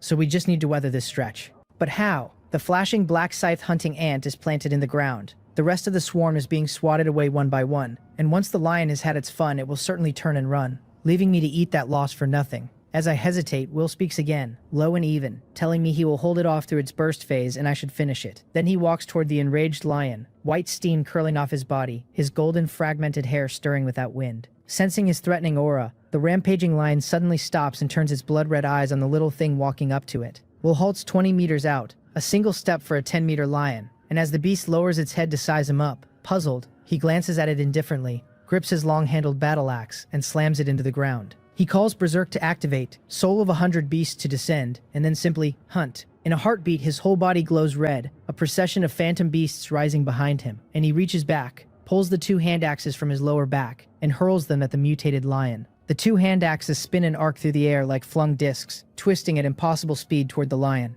The distance is too short and the lion too vast for it to dodge, and both axes shear through the tough fur, kicking up streams of blood, burying themselves deep in its body. So cool. Watching the attack land, I am stunned and I slap my thigh in regret. If I had known warriors were this fierce, why on earth did I pick Beast Tamer? But effective as it is, the hand axes are too small, and to a beast that size it is a needle prick. A little painful, no real harm, and worse, it ignites the lion's ferocity. The lion drops its head, gapes wide, and roars at Will, a huge sound wave laced with foul stench, rolling out. Not good. Judging by how Will buckled under the last roar, this could stun him. I am about to send the remaining ants to pull him clear, when, to my surprise, Will stands tall, completely unaffected by the roar. His current state must grant immunity to the negative effects of sonic attacks, a kind of crowd control immunity. As I am working that out, he moves again, declaring blood drawn, mark successful, the hunt begun, and he yanks the long-handled axe free, leaps and lands atop the lion's head while it is still roaring with its mouth open. Gripping a fistful of mane, his gauntleted right hand swings the axe in a frenzy, opening the lion up, every swing driven by the beast core in the gauntlet, each one breaking through the thick fur and biting hard into muscle. His marking ability is taking effect too, amplifying the damage, and every blow tears a wretched roar out of the lion. Enraged, it bucks and thrashes, throwing itself around to fling him off and failing, charging and rolling and turning the whole clearing upside down, until one man and one lion are locked in a stalemate. Through Mowal, I take in the brawl and find myself stunned again. It looked so cool a second ago, and the cool lasted all of 3 seconds before the methods turned primitive, like two people trading sharp threats before a fight and then, once it actually starts, ending up pulling each other's hair and rolling on the ground. But I get it. Everyone here was an ordinary person a handful of days ago, and only gained these powers a handful of days ago. So where would the supply of high-end flashy skills even come from? Truly learning to cleave mountains with an axe takes a long stretch of refinement, and the mutated lion is a purely physical gold creature with no flashy methods of its own, which is exactly why the fight looks like this. I cannot let Will carry it alone, not with this lion threatening my territory, so I tell Mowal fast to call the flashing black scythe hunting ant up to join the fight, and stop slacking underground. I also tell her to take the 4 explosion fruits Chungha gave us, hand them to a few raven-fused ants, and look for a chance to throw them into the lion's mouth while Will keeps it busy. She answers. The flashing ant's carapace is brutally hard under that mechanical armor, and while it cannot trade blows with the furious rage lion just now, the idea that the lion could kill it in a few hits is unrealistic too. The reason it stayed underground this long is almost certainly that clever Mowal saw the situation turn and tucked it away to preserve its strength. Sure enough, the moment she gives the order, the flattened ground splits into several fissures and a small mound of earth rises, as if a planted seed were sprouting toward the surface. The mound pushes higher and higher until the thing beneath breaks through, and it is the flashing black scythe hunting ant, untouched but for some dirt in the gaps of its armor. It shakes the soil off and scrambles toward the lion, the energy gun on its back already charging, sighting on the lion's blood-red eyes, and fires. Meanwhile, the 4 raven-fused ants carrying explosion fruits drift quietly overhead, waiting for the moment. The shot blows out one of the lion's eyes clean, and the lion, still tangled with Will, throws its head back and roars in pain, mouth gaping. The 4 raven ants seize the hard-won opening and drop the explosion fruits straight in. As the lion closes its mouth and crushes them, 4 blasts thunder inside its maw. Will pours on a frantic assault, and the rest of the swarm pounces from every direction, and the red mist slowly thins, the swollen body shrinking back toward its original size until, with a heavy crash, the lion drops and does not rise again. The gold-rank mutated lion is dead. As it falls, Will, who fought like a man possessed, deflates like a punctured ball and sprawls on the ground, panting hard, a long-absent smile on his face. A gold-rank beast soul, he says. It was worth it. A lion-shaped soul, visible only to him, floats up from the corpse and sinks slowly into his body, and as he merges with it, his badly overdrawn frame recovers some of its stamina, enough to push himself up and sit cross-legged. The reason he threw himself into this fight, beyond backing me up, was mainly to enhance his skill, Soul of 100 Beasts. Its conditions are strict. He has to personally join the hunt and deal enough damage to claim a beast's soul. But the payoff is enormous. The ability to house the souls of 100 beasts and draw on their combined power, and the stronger the beast, the greater the boost. A gold-rank lion gives him a tremendous lift. I hurry to the field and help him up, asking whether he is alright and telling him he is a bit too fierce, the way he completely overpowered a lion that size. He smiles and shakes his head, telling me not to tease him, that he did not overpower it so much as exploit its big inconvenient body with a trick, and that the main damage came from the bombs my ants threw down its throat. I shake my head right back, telling him that without him holding it off, my ants would never have gotten the chance to shoot its eye or drop the bombs in. He laughs and says fine, then he will take the credit, and when I have time I owe him a drink. I promise him he will drink his fill. Then he sobers and tells me his body is fine but severely depleted after furious rage, that to recover his combat strength he needs to rest a full day, and that he cannot help with Cheongha's side for now. Right, Cheongha still has a gold-ranked beast of her own to deal with. Without Will, the main combatant, can the two of us alone drive that beast back? Just as I frown into the thought, a familiar voice sounds. It congratulates me on becoming the first survivor in this area to kill a gold-rank mutated beast with a reward of 100 treasures pouch. Gold rank. Area first. I am briefly stunned, then it clicks. Right, yesterday's world announcement did promise a first kill reward to the first person in an area to bring down a gold rank beast. I was simply too wound up to remember. A golden 100 treasures pouch appears out of thin air and drifts down into my hands. 100 treasures pouch. Just the name tells me the value is not low, and it is a gold grade item on top of that. Will, who heard nothing of the broadcast but saw the golden pouch materialize, guesses from the earlier announcement that this is the area first kill reward. I confirm it, tell him the item is a gold grade 100 treasures pouch, and add that it was all thanks to him holding the lion back, that I never could have killed it alone, and that if it opens something useful for him, it is his. He shakes his head and rises slowly against a tree, telling me not to worry about him, that what would be great is if I could come help when a gold beast appears on his land. He is badly depleted and needs to get back to the shelter to recover, he says, and he will have to trouble me to go help Cheongha alone first. A flash of white light, and he is gone. I glance at the empty spot and do not linger, organizing my team at once to rush to Cheongha's aid. I tell Moel to tally the black scythe hunting ants. How many wounded? How many intact? Counting out the flashing ant, I brought 208 silver black scythe hunting ants of every gene into this fight, and plenty were sent flying by the berserk lion, so I do not know the cost yet. While she counts, I look at the 100 treasures pouch. Unlike past temporary quests that rewarded the top 100 in each area, this one only rewards the single first killer, which speaks to how high its value runs. I wonder whether the pouch can open a powerful item to turn the coming fight, because heading to Cheongha alone genuinely worries me, and any item that could raise my combat power now has to be used. Without hesitating, I pull open the golden ribbon at the pouch's mouth. Streaks of golden light spill from the widening bag, and I squint into it as dozens upon dozens of walnut-sized golden orbs come flooding out, darting through the air. At a rough glance, there really are dozens, maybe 100, and inside each one I can faintly make out a miniature item. A crossbow, a scroll, a fruit. Could each orb hold an item? Then this is 100 items, and the 100 treasures pouch truly holds 100 treasures. Before I can move, the familiar prompt sounds in my ear, telling me the 100 treasures pouch, gold, has opened, and to grab 3 light orbs within 10 seconds, after which, or once 3 are taken, all the orbs vanish. The count begins 10, 9, 8. Out of 100 items, I can only choose 3, and only inside 10 seconds. Thinking it over, it makes sense. 100 items with no cap would be an instant fortune, far too heaven-defying. 3 is still plenty though, and if all 3 come up gold rank, this single mission would equal the rewards of 3 temporary quest area firsts. Exactly what a reward only one person in the whole area can claim should be. I stare at the orbs whirling overhead, dazzled. Each is tiny and flies fast, and trying to pick the ones I want is hopeless, because the instant I recognize what is inside, the orb slips away and mixes back into the swarm, and the countdown ticking down keeps me rattled and tense. Fine, I leave it to fate. With 3 seconds left, I give up choosing, throw both hands into the air, and snatch wildly, grabbing 3 orbs at random. Almost the instant the count hits 1, the dozens of orbs that had been buzzing like wild bees vanish without a trace, leaving only the 3 in my hands glowing faintly gold. I let out a long breath and look at my 3 chosen ones, hoping for something useful. The first orb holds a pale golden scroll. Scroll items always seem to be good, so I grab the orb and crush it eagerly. The scroll inside swells, and its read appears,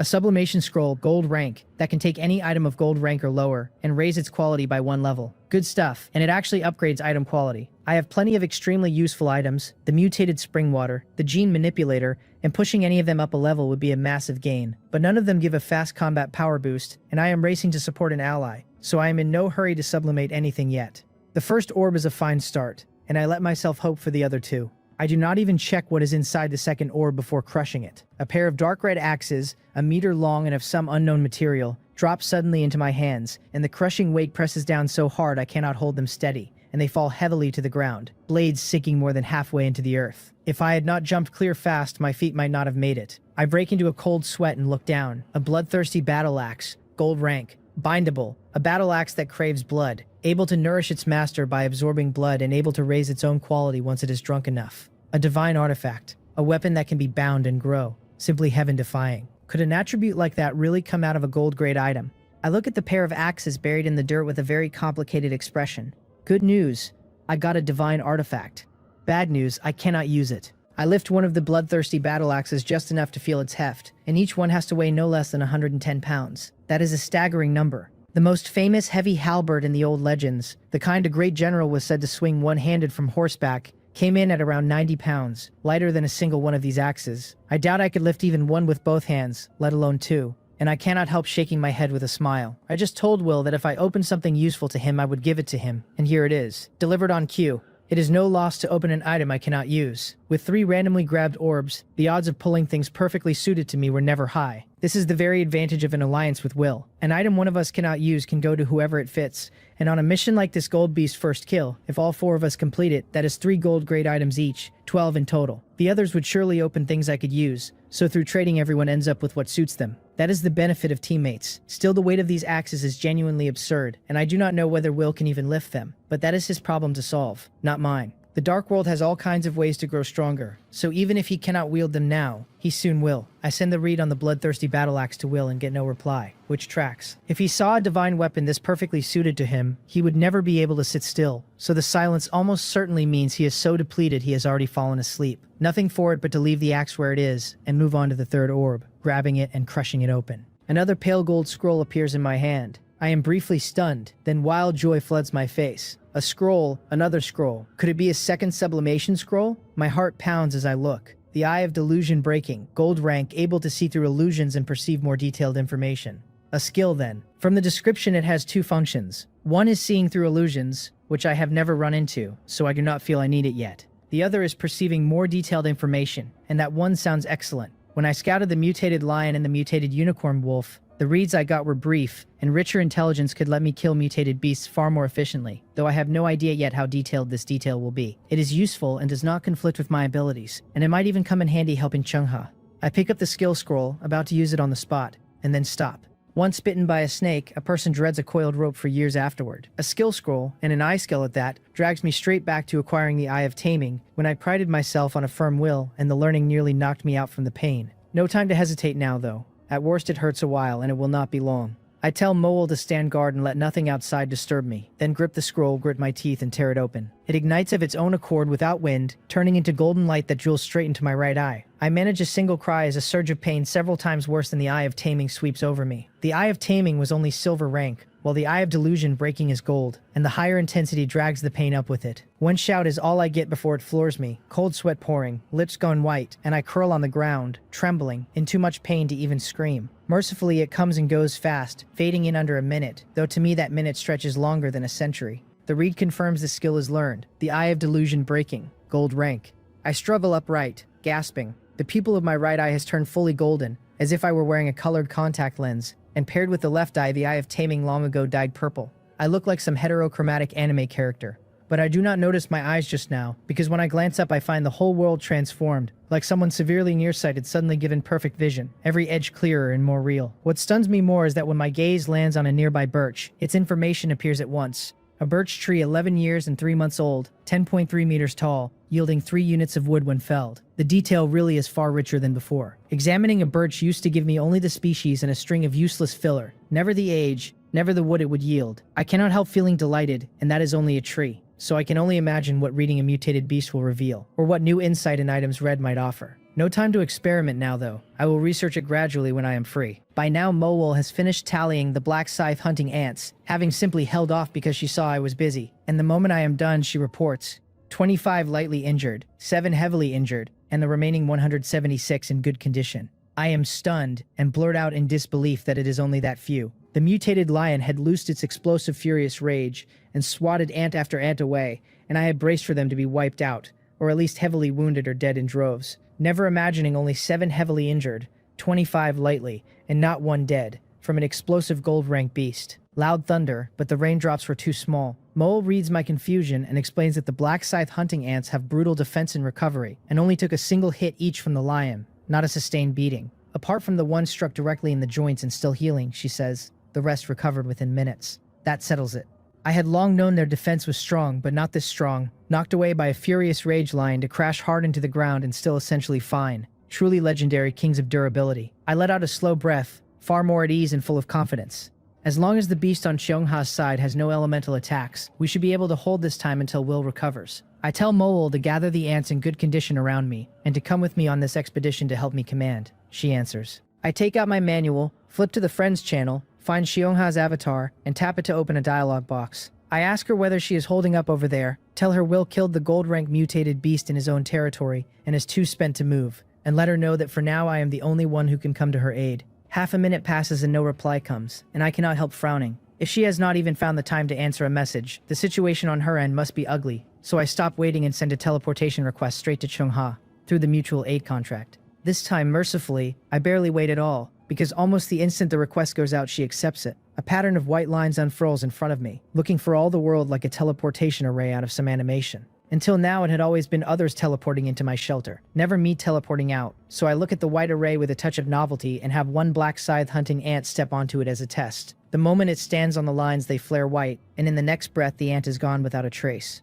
Through the species contract I can still feel that it arrived in good condition, and the array itself sits quietly on the ground, almost unchanged, which gives me a guess. It seems the array sets no limit on how many units cross at once, and whether it stays or vanishes depends only on whether the contract holder himself has gone through yet. To avoid the embarrassment of teleporting myself away and stranding all my ants at home, I tell Mowol to have every black scythe hunting ant step onto the array, and quickly. At my word she marshals them, white light flashing in waves as they vanish from their spots, and in only 3 minutes all 176 of the ants in good condition have crossed. Only Mowol and the flashing black scythe hunting ant remain at my side. With the 30-odd lightly wounded ants left to guard home, I have nothing to worry about, so I take Mowol and the flashing ant onto the array myself. A white flash and we are gone, the array slowly fading from the ground behind us. I feel as though I only blinked, and when I open my eyes the scenery has changed completely. Green everywhere green. A riot of oddly shaped plants I cannot begin to name. Little fruit trees hung with colorful fruit, growths covered in dense fuzzy white spheres, and yet nearly all of it low to the ground. Hardly anything taller than 3 meters. I glance around, and the moment I let the eye of delusion breaking open, a torrent of information floods in, and my skull swells with the pressure of it. I quickly force the eyes shut, and only then does my head feel bearable again. So this eye of delusion breaking cannot be left running loose. It has to be opened and closed by conscious will, or the sheer flood of information will bury me. I shake my head with a wry smile and look around. My ants are scattered through the plants, with Mowol and the flashing black scythe hunting ant beside me since they crossed when I did. Dropped into a strange place with a gold-rank mutated beast on the loose nearby. Having something to lean on this close does put me more at ease. Still, something is off, because both Cheongha and Will had teleported directly into my shelter when they came, while this array has dumped me out somewhere with no Cheongha and no shelter in sight. That is plainly not normal. Then a thin, weary female voice reaches me, telling me she is here. It is faint, but I can still tell it belongs to Cheongha, and what throws me is that the voice comes from above my head.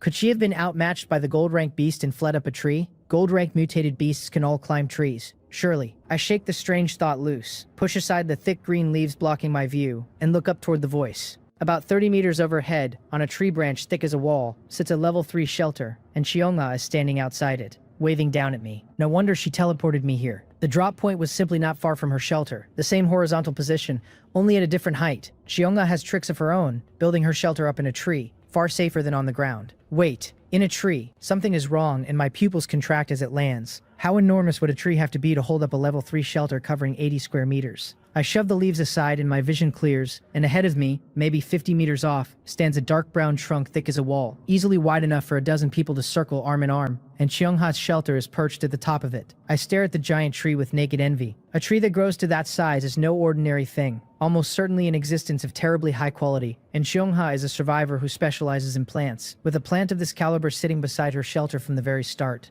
How is that any different from cheating? No wonder she has held a lead in this area.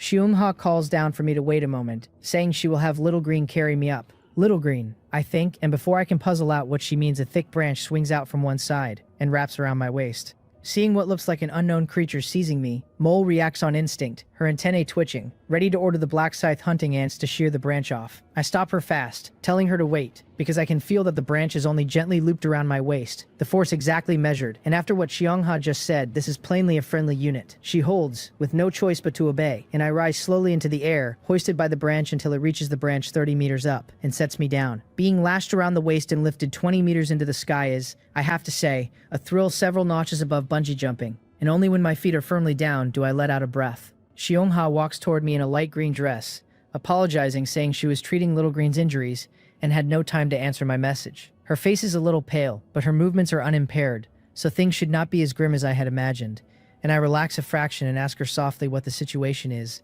and where the gold rank mutated beast has gone. She smiles bitterly and tells me it left. It left? I am puzzled by her expression, because a gold rank beast leaving ought to be good news, and yet she still looks troubled. She sighs and explains that it is a mutated beast shaped like a Sika deer that had appeared near her territory half an hour after dawn, and kept trying to devour the various plants she cultivates in her farmland. If Little Green had not fought it off with everything she had, she says, all her plants would have been eaten and even her shelter might not have been safe. I had just heard her mention Little Green, and now she tells me Little Green could resist a gold rank beast, so I have a guess forming and ask her what Little Green is. She tells me Little Green is this tree, her mutual aid contract partner, and adds that I am in fact standing on Little Green right now. As she finishes, a soft rustling of leaves sweeps in from every direction, and she says that is Little Green greeting me, a tree with intelligence. I had already half guessed it, but hearing that Cheongha had formed a mutual aid contract with such a thing, and can command it in battle stirs something in me. So I open the eye of delusion breaking and look at the giant tree beneath my feet. The information rises at once. It is a Casimir world tree, silver rank growable, a world tree of ancient lineage, and as its rank climbs it can gradually reclaim the knowledge and abilities of the Casimir family buried in its bloodline, with nearly limitless growth potential. One tree, one world, and at a high enough level it can open a new world entirely. The master listed is Cheongha.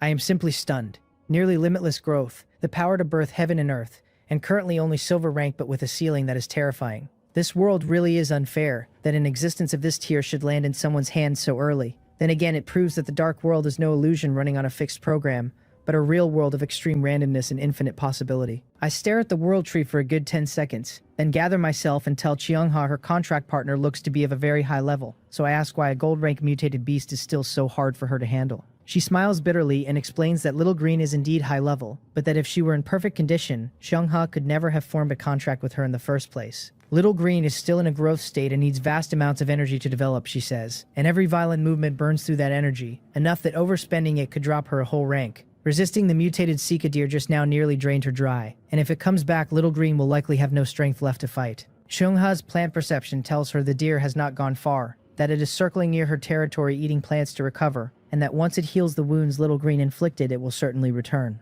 She pauses, her face bitter, and tells me that if I had come any later she had already prepared for the worst, feeding all her cultivated plants to Little Green and staking everything on a death match with the deer. Even a win on those terms would have been ruinous, she says, the cost far too high. Knowing now what the Casimir world tree truly is, I find the casual little nickname grating. A being that can grow without limit and create worlds. And she named it Little Green. I keep that to myself. Out loud I tell her not to worry, that I brought plenty of firepower, a full 176 silver level black scythe hunting ants fused with silver rank genes, plus a flashing black scythe hunting ant that's 09 mechanically modified. It is only a deer, I say, and even if my ant army cannot beat it outright, it can stall it until Will recovers and comes to help, so there will be no problem. That is not me being overconfident. By my read, no matter how much a Sika deer mutated, it is still an herbivore, so how strong could it really be? I had only just dealt with a mutated lion, and even with Will's help my ants carried real weight in that fight and came out with hardly any losses. Every factor pointed the same way, so I was brimming with confidence. Then Cheongha's next words land like a basin of cold water over my head and chill that confidence flat. She tells me earnestly that this mutated Sika deer is no ordinary deer,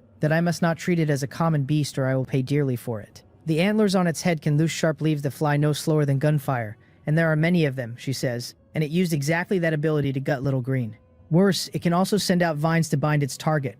Vines tough beyond reason and strong enough that some 20-year-old trees were torn out by the roots. As she lays out the deer's traits, my brow furrows deeper and deeper.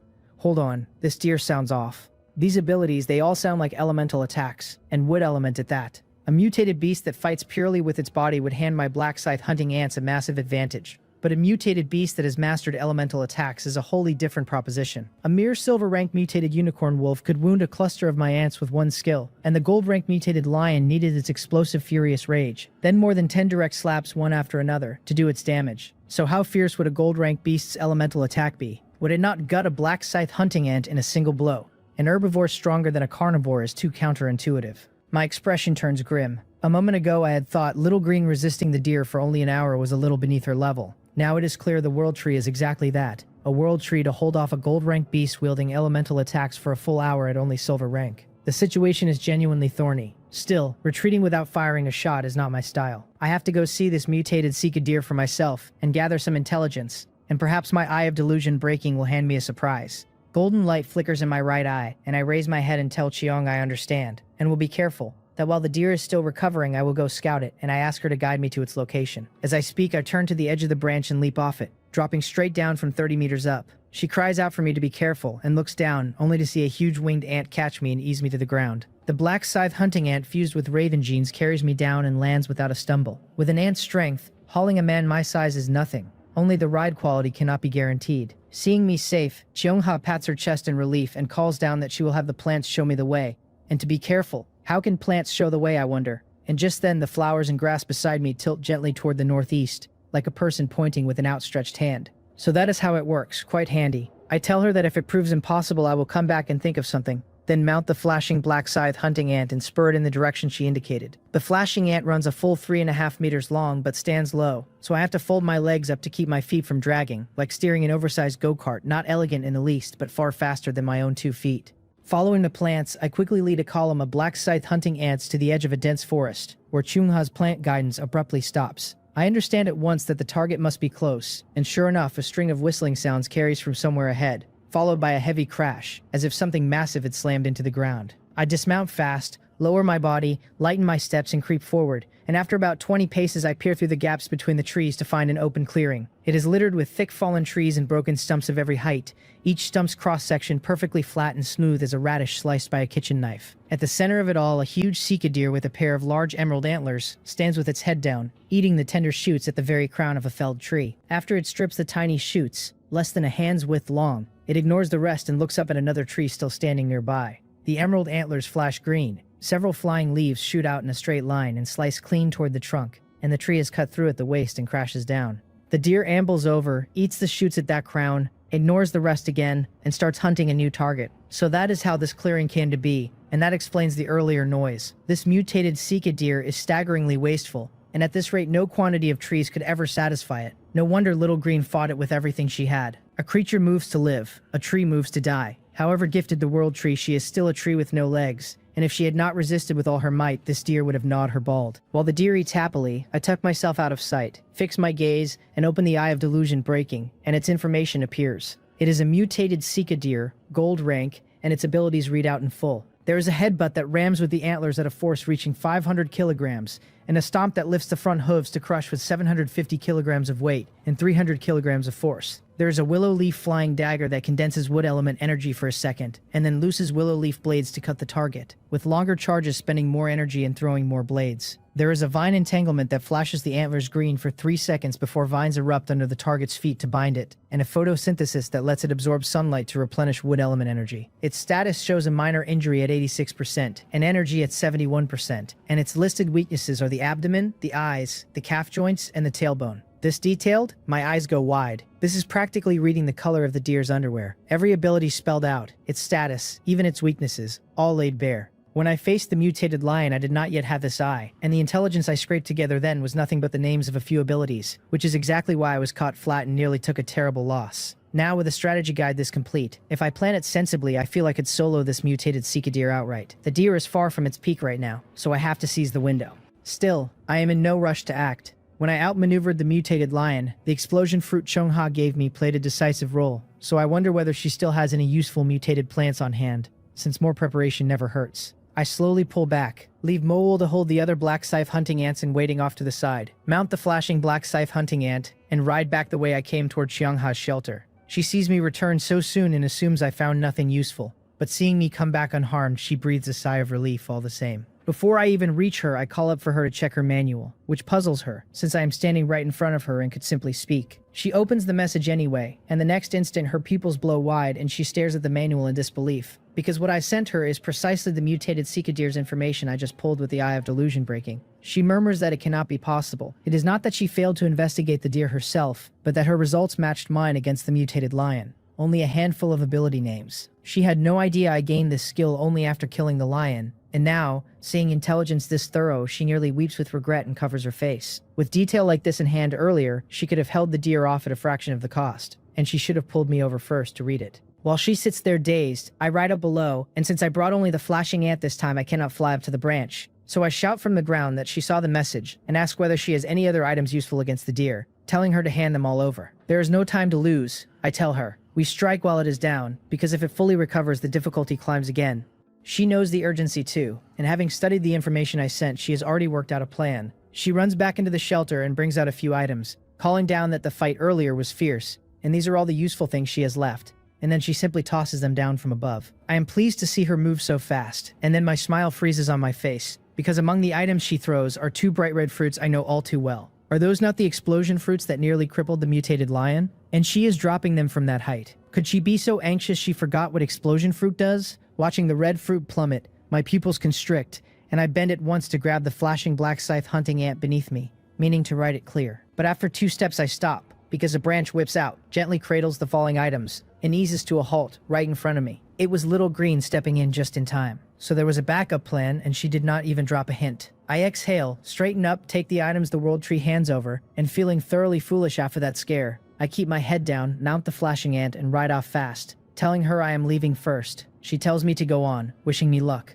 telling me safety comes first. Behind me, perched on the branch, Xiangha covers her mouth and laughs softly, muttering that this is what I get for trying to look cool and scare people, and asking under her breath whether I will dare do it again next time. She threw the explosion fruit on purpose. Before I went to scout, I had leapt off that 30-meter branch and given her a real fright, and then I came back to do it all over, so she paid me back in kind. After laughing a while, she watches my figure shrink into the distance, her lips slowly settling, her gaze drifting in the direction I went, her eyes filled with worry. That guy did it on purpose, she thinks, absolutely on purpose. He was just chuckling about it a moment ago. I shake my head and look over the items she gave me. The 2 bright red ones are explosion fruits, of course, and besides them there are 3 black beans and 5 translucent pale blue fruits the size of blueberries, gleaming like precious gems. Riding hard on the flashing black scythe hunting ant, I read the 2 unknowns. The black bean is an earth silkworm bean, bronze grade, that greatly raises wood element resistance for 5 minutes, with multiple beans stacking. The blue fruit is a blue crystal fruit, bronze grade, that greatly raises movement speed for 10 minutes after use, also stacking. Good stuff. My eyes light up, because though both are only bronze grade, their effects are exactly what I need against the mutated Seekadeer. My original plan was to have Moal command the ants to read the deer's skill tells, predict and dodge in advance, then swarm and strike its weak points, writing their numbers to bring it down at a cost that would likely be heavy. But these 2 items changed the picture entirely. The whole reason the deer was so hard to deal with was its elemental attacks against ants whose elemental resistance is poor, since one skill deals high damage across a wide area and my ants alone simply could not kill it. The overall strategy stays the same, but after I feed the flashing black scythe hunting ant these items, it can hold the deer head on by itself. I intend for the flashing ant to eat the whole lot, making it our spearhead the way Will was the spearhead against the lion, rather than spread the boost thinly across several ordinary ants of middling power. Far better to concentrate the resources on the strongest unit. With the flashing ant pinning the deer face to face, the other 100+ ants can coordinate strikes from ground and air against its rear, multiplying the efficiency more than tenfold, and slashing the losses. The thought has me a little excited, and just then the flashing ant carries me back to where Moal and the others wait. I speak with her silently through the contract, asking whether the deer has made any odd moves, and she reports that the target is still repeating its earlier behavior. Nothing unusual. I tell her to ready for action, that she will command every black scythe hunting ant, including the flashing one. The flashing ant is to hold the deer off while the rest sees openings on its weak points, and she must watch the deer's skill releases and have the ants dodge wherever possible. She answers that she understands. I dismount, take out all the earth silkworm beans and blue crystal fruits, and stuff them into the flashing ant's mouth. It closes its great jaws and swallows the lot, and within seconds its body begins to change, the black of its uncovered carapace deepening, several pale blue patterns surfacing on its head. The beans and the fruit are taking hold. I hand the 2 explosion fruits to 2 raven-fused black scythe hunting ants to serve as bombers, then turn and tell Mowal that she and I will pull back a little farther and to begin the operation. She answers, and as she and I withdraw from the clearing, the rest of the ants, led by the flashing black scythe hunting ant, march in fast from every direction.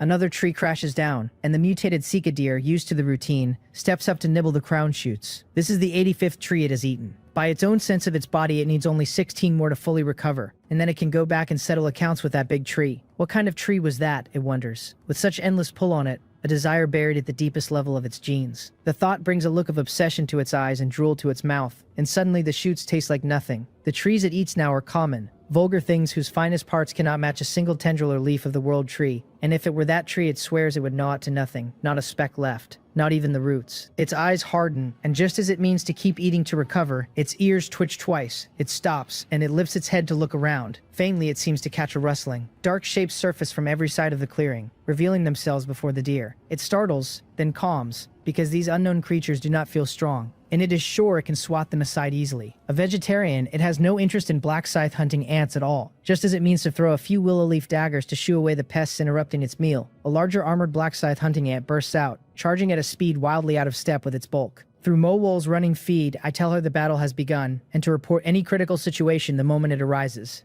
Under Mowal's real-time reports, I feel as though I stand on the battlefield itself, though I am a good 1,800 meters from the fighting, with a full grasp of every turn. The flashing black scythe hunting ant opens with the first strike, exploding forward like a cannon shell under the beast cores driving its armor. The instant it appears, it is already on the deer, jaws gaping, the upper jaw 1.5 meters long like a fusion of chainsaw and scythe, clamping up from below toward the deer's front lower leg joint, one of the weak points I had marked. The deer breaks into a cold sweat, startled by the speed, but it is gold rank after all, and a Sika deer famed for agility, so it bends its lower legs sharply, slams down on the ground, and bounds over 4 meters straight up. A 750-kilogram deer leaping 4 meters from a standstill is a jarring sight, and under that exaggerated jump, the flashing ant's opening attack whiffs its momentum, carrying it forward, until it crashes into a tree and reels, slightly dizzy. At this moment, the deer is still airborne and has its back turned. Yet against all expectation, it seems to have eyes behind it, its antlers glowing green, condensing several willow leaf daggers and loosing them at the dazed flashing ant.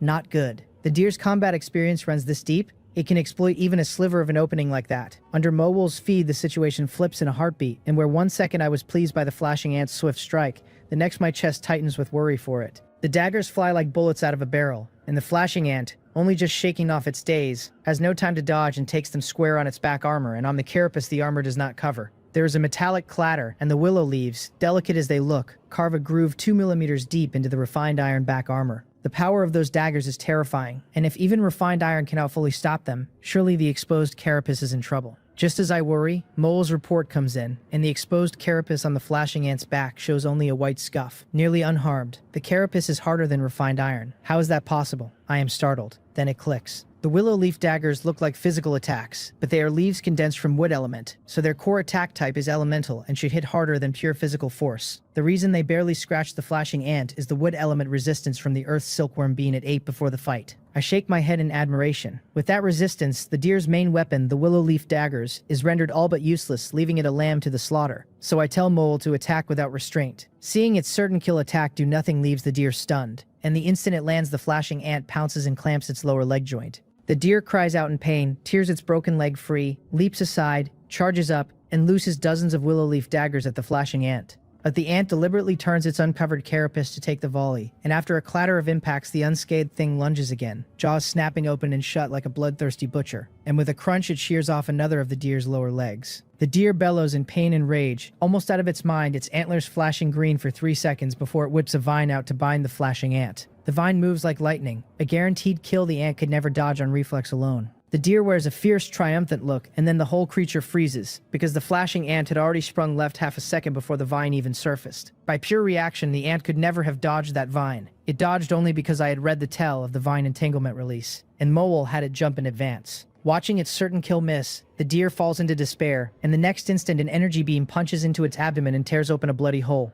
Countless black scythe hunting ants swarm in from every side at its weak points, The deer's earlier attacks had all failed against the flashing ant, and now, seeing identical-looking things pour in from all directions, it assumes they all share the flashing ant's powers and sinks into total despair. Out of tricks, it sprawls resigned on the ground and lets the swarm work it over, its eyes fixed blankly on the sky, where the crowns of several trees sway gently in the wind, as if waving it goodbye. The mutated Sika deer dies. A true life-and-death struggle is nothing like sparring between friends. No trading of pleasantries and drinks, but danger at every step with life and death settled in an instant. The fight between the black scythe hunting ants and the deer looked complex, yet it ran under 5 minutes from start to a decisive finish, ending with the deer dead and less than half of both the flashing ant's enhancement states spent. I feel a faint regret, wishing I had not fed it so many items at once, though that is hindsight. This was a gold-rank mutated beast with elemental attacks, and who would have guessed it would prove so fragile? With the Earth's silkworm bean's resistance turning back its elemental attacks, its remaining combat power came in under half a mutated lion's. Had the fight truly dragged, feeding the flashing ant more items mid-battle to sustain its states would have been hard, so a good outcome with only a slight waste of items is fine by me. I let out a long breath smiling, and have the black scythe hunting ants haul the deer back toward Xiongha's shelter, no longer bothering to muffle my speed or sound, and in under 2 minutes I am back at the world tree riding the flashing ant. Xiongha sits with her eyes closed beside the world tree's main trunk, her hands glowing green against the bark, focused on repairing Little Green's body. Hearing the commotion, she opens her eyes, sees it as me, relaxes, and smiles that I am back, that it is good I came through unhurt, and that the deer is powerful so we will figure out another way. She has barely finished half the sentence when she sees the great column of black scythe hunting ants closing in behind me, a dozen or so in the middle walking steadily, some bearing a lower leg, some a deer head, some a thigh. Seeing the ants hauling assorted loose parts, Xiongha forms a faint guess, and a closer look at the deer head with its pair of emerald antlers confirms it. I took down the mutated Sika deer just by going out for a stroll. Her small mouth falls slightly open, her eyes wide as she stares at the corpse in shock, and she asks how I did it. I smile and tell her it was thanks to the items she gave me, the earth silkworm bean above all, because once their wood element resistance went up, the deer's attacks became almost wholly useless against my ants, which let me kill it easily. She still cannot quite believe it, since she had used an earth silkworm bean herself on Little Green, and though the damage from the deer's attacks dropped, the tree was not left unscathed. After she voices that doubt, I understand at once and explain that my aunt's own physical and elemental resistance is not weak to begin with. I had earlier fused a mutated unicorn wolf gene into the flashing ant. I tell her, and though it did not gain the wolf's elemental attack, it inherited the thick fur, which should have added some elemental resistance. So that is how it was, she realizes. She smiles brightly and is about to say something when her whole body seems to hit a pause, freezing in place, and I react almost instantly. She must have just received the reward for killing a gold-rank mutated beast. Sure enough, golden light flares in the air the next second, and a glittering golden pouch like a sachet appears out of nowhere and drifts into her hand. She comes out of her daze and grips it, and I let out a breath of relief. I had been wondering. I killed the mutated lion in my own territory with a high degree of personal involvement, so it was perfectly reasonable that the area first kill reward came to me. But the deer just now I killed with my own ants, with almost no involvement from Xiongha, and I had worried she might not receive the first kill reward at all. These are 3 gold-grade items with enormous utility, and as a team it does not matter whose hands they fall into, since either way it is a huge boost to our overall strength. Seeing her receive it, I finally relax. She frowns, turning the pouch over with some confusion, then asks me what it is for, knowing I achieved the first kill before and would understand it. I smile and explain that once she opens this 100 treasures pouch, 100 gold-grade items will appear in midair. 100 gold-grade items, she repeats, her mouth falling open again in disbelief, not making a fuss so much as overwhelmed, and I see she has misread it, so I shake my head and continue. It is not what she imagines. The 100 items appear as tiny light spheres. She can choose only 3, and only within 10 seconds, and through the selection the 100 orbs spin and fly so fast that the contents inside are nearly impossible to make out, so it is almost entirely a random draw. So that is how it works, she says relieved, since 100 gold-grade items was simply too much, and 3 chosen at random feels far more grounded. She smiles and says that being able to kill this gold-ranked beast and save Little Green is already extraordinary luck for her. 3 gold-grade items on top of that. If anything we draw turns out useful to me, she tells me, I should feel free to take it. I shake my head and tell her there is no need to be so polite, that she has a share in my ants too, so there is no call to keep such distance. She smiles faintly, says no more, and gently lifts the hand holding the sachet, asking me to watch the items as they appear, and if I can touch the orbs too, to help her pick them together. That would be an interesting experiment. If someone besides the user can also grab from the pouch, then with one person focused on a single item, at the start of the countdown before the orbs speed up, the odds of seizing a desired type rise considerably. I nod and tell her I will try, and ask what type she is most interested in, plant fruits or otherwise. She says she would prefer sustainable resource type items, the kind everyone can use, and adds that springform items tend to have the highest chance of being sustainable resources, like my mutated spring water, since she has seen others with different kinds of springs on the World Channel. I agree, telling her we will prioritize springs, and that even if I cannot grab them, I can at least keep watch for her. Strategy set, she opens the pouch, and in an instant countless golden spheres burst out and shoot into the air, a miniature item visible inside each one. They pause a beat, then spin and scatter, and Cheongha calls out that it has started. 9 seconds left. I lock my gaze on the hundreds of spheres, searching hard for any sign of a spring-type item, and immediately my head swims and my eyes ache. Random grabbing really may be the only option. I give a bitter smile, and just as I am about to tell her to simply snatch 3 at random, something occurs to me and my eyes brighten. I wonder what the Eye of Delusion breaking would do to the spheres in the air. The thought is barely formed before golden light flickers in my right eye, and I turn it on the orbs. At once, every sphere in my vision changes, lines of information surfacing above each one. Fur grass, gold rank. A first-tier trial scroll, gold rank. A demon-breaking bow, gold rank. My pupils blow wide, surprised and delighted, because the Eye of Delusion breaking can pierce these golden spheres and read the items inside. The shells block enough that I can only make out the names, not the detailed effects. But that is plenty. With only 5 seconds left, I want to find the most valuable items fast and try to grab them. And just then I notice one orb that is different, a faint purple glow beneath the gold. What is that? The golden purple orb threads through the others at speed, trailing a purple exhaust flame as it moves, and through the Eye of Delusion breaking it stands out like a firefly in the dark. Drawn to it, I fix my gaze, follow it, and read it. A mechanical heart.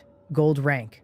Growable. A growable item. I am stunned, my thoughts turning fast. I have seen only 3 growable items so far. Cheongha's Casimir World Tree, the bloodthirsty battle axe I opened from my own pouch, and now this mechanical heart. I had cracked the bloodthirsty battle axe open casually before and thought little of it, but now, under the Eye of Delusion breaking, I finally grasp it. Growable items are a 1 in 100 rarity. Out of every 100 items in a whole pouch, only 1 carries the growable tag, and I had pulled 3 at random and opened 1. A sheer explosion of luck. Having found the rarest thing here, there is nothing to deliberate. I steady myself, sharpen my gaze, fix on the gold-purple orb, and snatch. Got it. Feeling its warm solid weight in my hand, I am delighted, since I had been unsure whether I could even grab an item from Cheongha's pouch, and now I exhale. 3 seconds left. Cheongha watches the dazzling swirl, faint golden stars flickering in her eyes, and seeing me move, she stops hesitating and grabs a golden orb. After a quick glance at it, she means to grab another, when suddenly a black shadow sweeps in from the side and seizes one of the remaining orbs. As it takes the third, all 3 picks are spent, and the other 97 orbs dissolve in the air. Where did that person come from to snatch it? Cheongha and I both freeze, then look toward where the shadow went, and seeing its true face, we both relax. Cheongha chides Little Green for acting on her own and frightening us, asking what she would have done if she had picked a bad item. The world tree rustles its leaves softly, and Cheong's face lights with joy as she explains to me that Little Green sensed an item among the orbs that could strengthen her, which is why she suddenly reached out. So that is how it is. It seems that besides my Eye of Delusion breaking, the world tree as a very high-level being has unknown means of her own to see through the spheres. Cheongha asks what item I got, saying she could not make out the contents and simply grabbed one at random in the final seconds, and wonders how her luck ran. As she speaks, she opens the orb in her hand, and a transparent glass bottle of fine golden sand appears. One sweep of my Eye of Delusion breaking reads it. It is golden sandy loam, gold rank, a renewable resource that produces 100 grams a day, greatly enriches soil and accelerates plant growth, and greatly enhances metal properties when used in metallurgy. Used by earth affinity creatures, it raises growth speed, and over long use it raises the growth ceiling. Good stuff. This rich woman foodie just casually scooped up a resource item. Such luck. Cheongha sees the information too and turns to me overjoyed, saying she got a resource item, one that enriches soil and perfectly matches her abilities. I am stunned because the golden sandy loam has 3 effects and she mentioned only 1.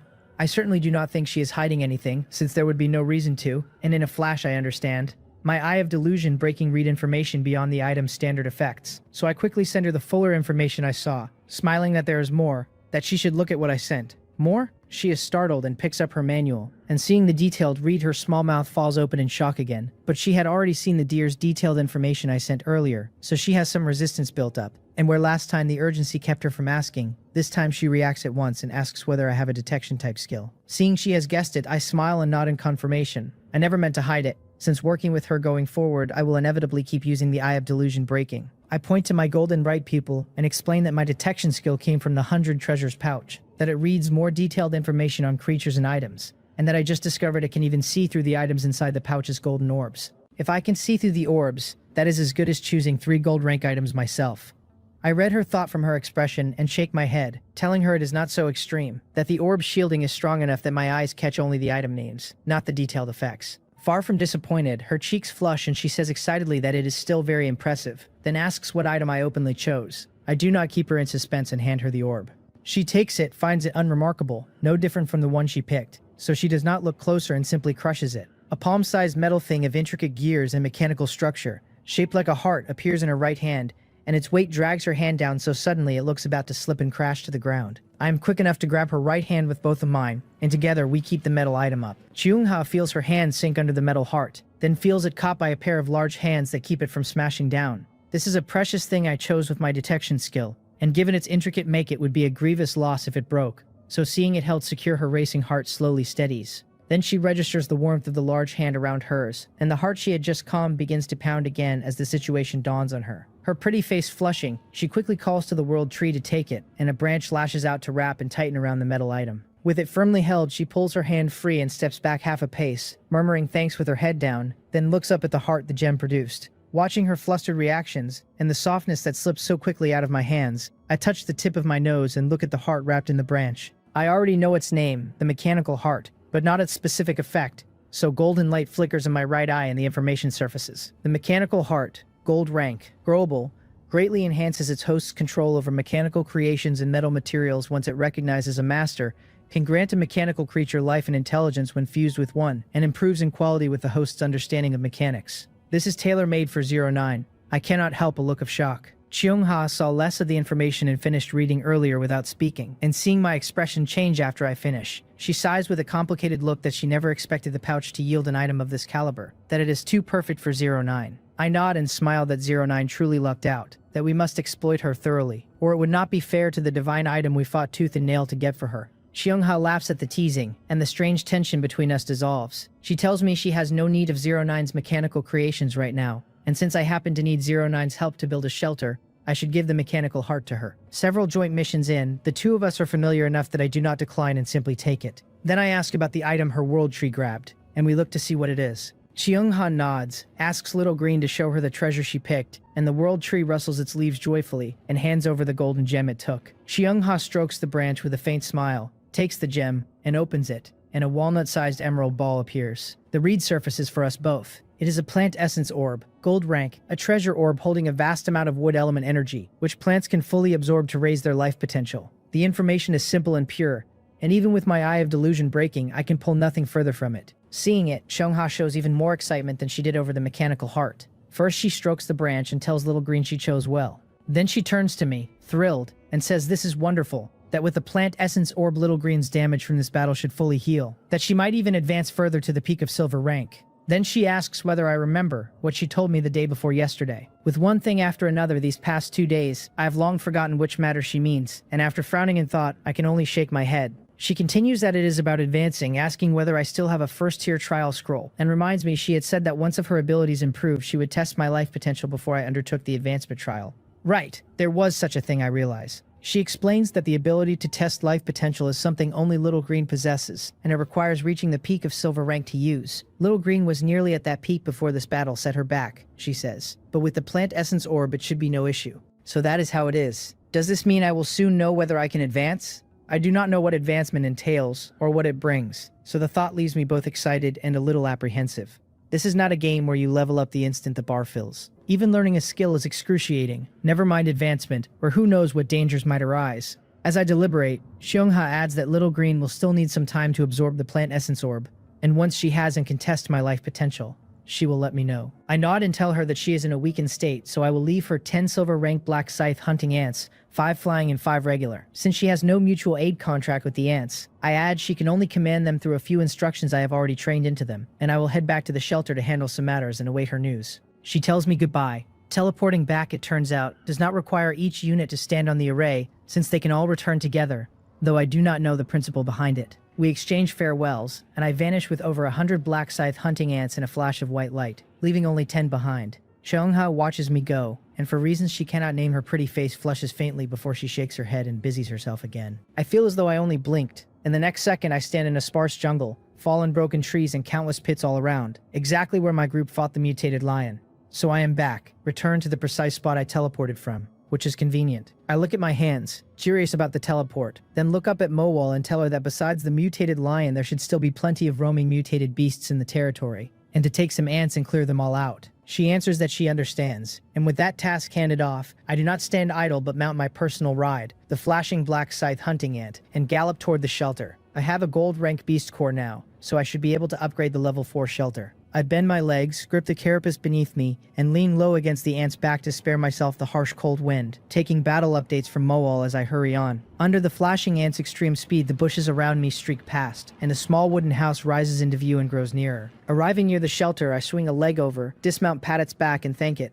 telling it to go help Mowal. With it sent off, I stand before the trim wooden house, take out my manual, and read the upgrade conditions. The shelter is at level 3, an exquisite wooden house, and to upgrade it demands 2,000 units of wood, 2,000 units of stone, every upgradable facility raised to level 3, and 1 gold rank beast core. I rub my chin and study the terms. The hardest piece, the gold rank beast core, is already settled. Next comes upgrading the facilities. I currently have only 3 upgradable facilities: the farmland, the beast pens, and the workbench. Though I have not tried upgrading yet, based on the materials level 1 facilities took to build, I conservatively estimate that pushing all 3 to level 3 needs at least 1,500 units of wood and 500 units of stone. That puts the total around 3,500 units of wood and 2,500 units of stone. Even for me, that is a hefty amount. I frown and tally what I have. The black scythe hunting ants have already cut every tree within 800 meters of the shelter, and I hold a total of 2,610 units of wood. Not even enough for the wood alone, let alone the 2,500 units of stone. Without Xianha and the others supporting me,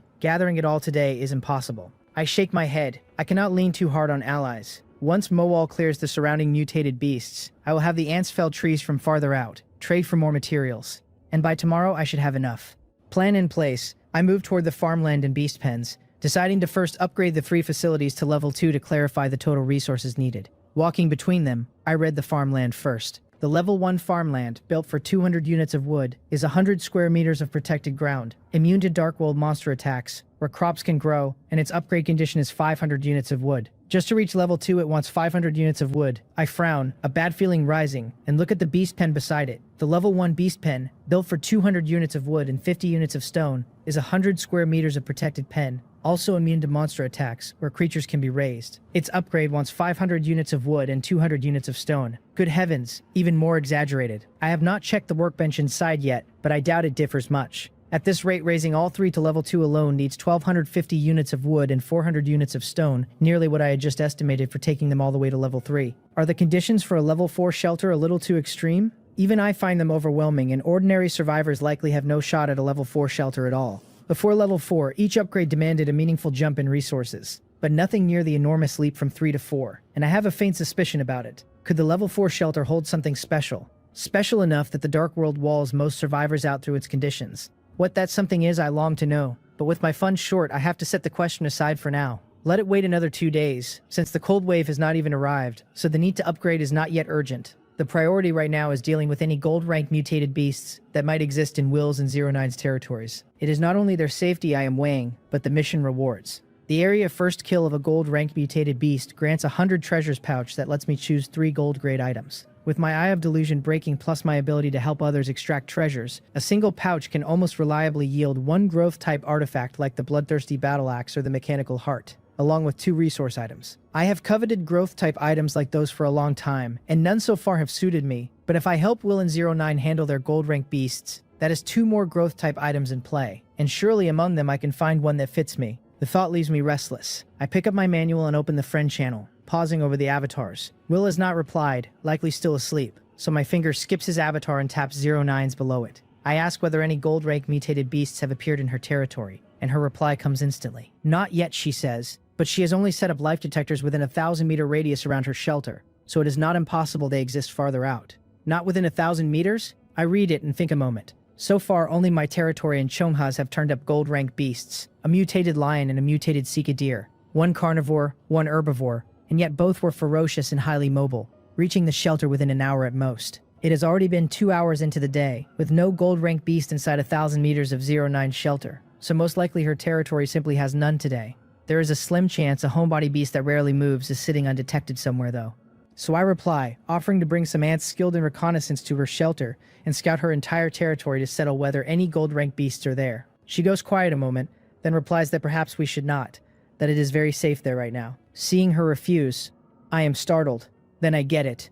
09 is extremely socially anxious offline, and she is probably too embarrassed to meet me alone. I smile and reply that I see that I'd been thinking of bringing her a meeting gift for my first visit, but since it is inconvenient, never mind. A meeting gift. 09, sitting cross-legged and eating a lollipop, tilts her head in confusion and quickly types to ask what meeting gift. I say nothing, only attach the item information for the mechanical heart. On the far end, 09 sees it, her eyes go wide, her mouth falls open, and she does not even notice the lollipop dropping to the floor.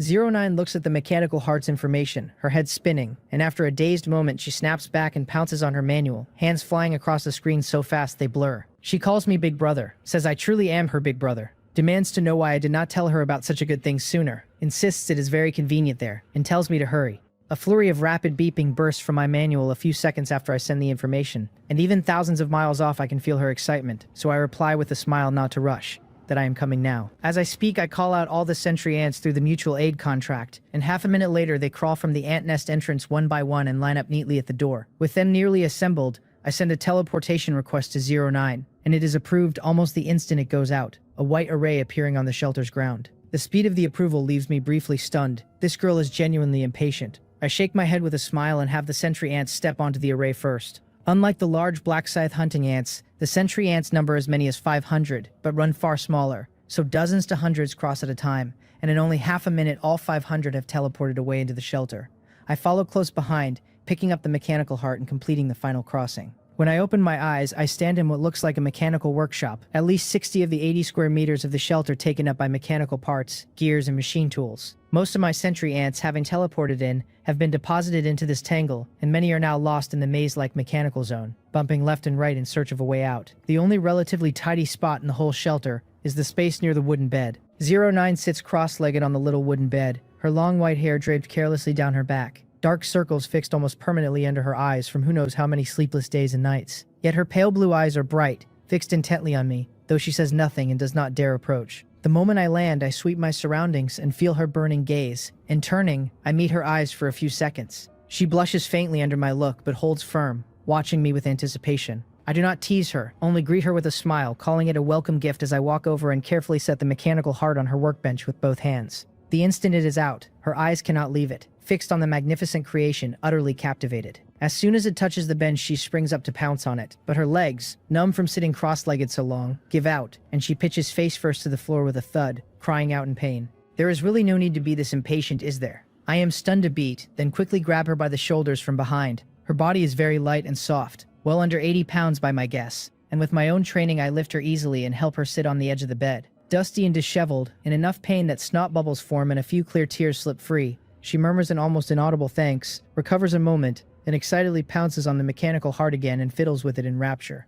I shake my head helplessly and ask whether it is convenient for me to explore her territory. Hearing the question, she looks up at me, then quickly drops her head, says nothing, and grabs the manual to tap on it with her slender fingers. My manual chimes, and sure enough, it is from her, telling me to do as I please, and not to disturb her research on the mechanical heart. The contrast between her online and offline selves is too much. I look at her, busy with the heart, with a strange expression, then rise, open the shelter door, and send the flashing sentry ant to lead the sentry ants in scouting for any gold-rank mutated beast in her territory. Mowel stayed home to direct the clearing of beasts and the cutting of trees, so she could not help me command the sentry ants here. But I brought the sentry ant queen, and though her command is not as smooth and precise as Mowel's, it is enough. I have her monitor the situation while I play the hands-off manager, studying the items in 09's shelter as I take in the investigation summaries the queen relays. Because the shelter has a life detector within a 1,000-meter radius, we only need to scout beyond that range, and in just 15 minutes, after losing 17 sentry ants, the queen has surveyed the territory and summed it up. 3 silver-grade mutated beasts found, plus 15 bronze-grade and 32 black iron rank. I cannot help my surprise. No gold-ranked beast turned up, yet there are indeed many others. And from my quick look, 09's shelter has almost no defensive capability. So how has she stayed safe amid a surrounding horde like that? I ask her, telling her there are a great many mutated beasts near her territory, whether there is no danger, and whether she needs my help clearing them out. She pauses over the mechanical heart, pulls the manual over, and types that it is not needed for now. Her shelter has a beast-repelling sonar and Will's beast-repelling powder, she says, and with the dual protection almost no mutated beasts can get close, though these methods only work on beasts below gold rank for now. So that is how it is. I understand. No wonder I had not heard a single beast roar after so long in the shelter, with that many layers of protection in place. A pity it does nothing against gold rank beasts, so for me right now it is not much use. She keeps typing, telling me I should hurry and open up the underground shelter. That with the mechanical heart her mechanical operation and design skills have greatly improved, and that based on existing technology she can already begin preliminary modifications to my shelter. Is it finally time?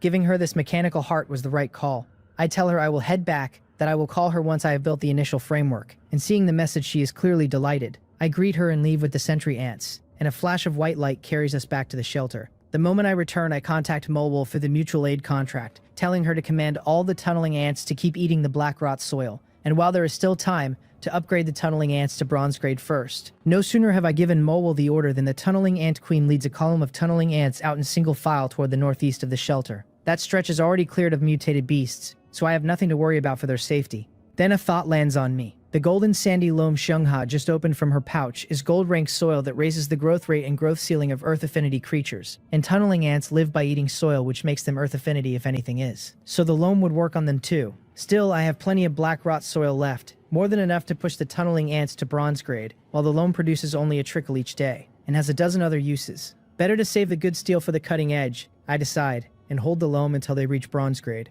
With every ant out working, I cannot just sit and rest, because the level 4 shelter still has gaping resource holes to fill. So I settle at the workbench to craft quick hemostatic bandages, the item I sell best and at the highest margin. Right now, every survivor territory in the Dark World faces the same problem of swelling mutated beast numbers, which means a great many people are getting hurt, which means bandages will sell like nothing else. The trouble is they take plant fiber, adhesive, and coagulation serum, and I burn through everything I bought before. I ask Chiangha for some plant fiber, then spend 500 units of wood buying 100 units of adhesive from a trader named Rio Seol. Will is still out cold, so I have to buy 100 units of coagulation serum off the trade channel for 2,000 units of wood. I have truly emptied my pockets, scraping the bottom of every reserve, but it is worth it. Setting aside the plant fiber Chongha gave me, a single quick hemostatic bandage cost me only 25 units of wood to make, and at the going rate one sells for 300 without a moment on the shelf. If the things were not so brutal on my spiritual power that I cannot churn them out back to back, one hard night would gather everything the level 4 shelter needs. Before I start though, I look at the workbench itself. To do a job well, first sharpen the tools. A level 1 workbench cut my crafting time by 5% and eased the fatigue. A real difference, and a level 3 bench would be better still. And a level 3 bench is a prerequisite for the level 4 shelter besides. Upgrading it first is the move that kills several birds at once. My funds are nearly all tied up in materials. Not enough to push the bench to level 3, but I am not without a backup. Of the bandages I crafted earlier, after handing some to Will and the others I still have 7, so I list all 7 on the trade channel at 300 apiece, and within 5 minutes they are gone, leaving me 2100 units of wood richer. With resources in hand, I open the bench's terms. It wants 250 units of wood and 200 units of stone to go from 1 to 2, and I confirm. The small wooden table, barely over a meter wide, swells into a bluestone slab half again as broad, sturdier and far more stable. I feel the comfort of it for a moment and check the next tier. 1,000 units of wood and 500 of stone. The demand has leapt again. From this alone, I can guess the animal pens and farmland will be just as greedy at level 3. I have wood enough now, but I am short on stone, so I exchange 600 units of wood for 500 of stone at the going ratio, and confirm the second upgrade. A white marble countertop 2 meters wide settles into place before me. I pat the smooth, solid surface with a wry smile and tell it that it had better earn back everything it just cost me. I clear the clutter, draw a slow breath, let my gaze sharpen, and begin crafting bandages. 8 minutes later, the first one rests in my hand, a clean 20% off the old crafting time, and I still feel fine, no fatigue worth mentioning. Upgrading the bench first was exactly right. I settle into a rhythm, stacking each finished bandage to the side as one after another comes off the marble, until the dizziness creeps back behind my eyes and I have to rub my temples. The bench eases fatigue, but I have been at this too long, and I am still grinding. Just as I steel myself to push through, Mool's message reaches me, telling me the evolution success rate for every tunneling ant has hit 100%. They can finally advance to bronze grade. Relief and joy both. And I check the clock, only to find the day will end in roughly half an hour. So there is no need to keep forcing bandages out of myself.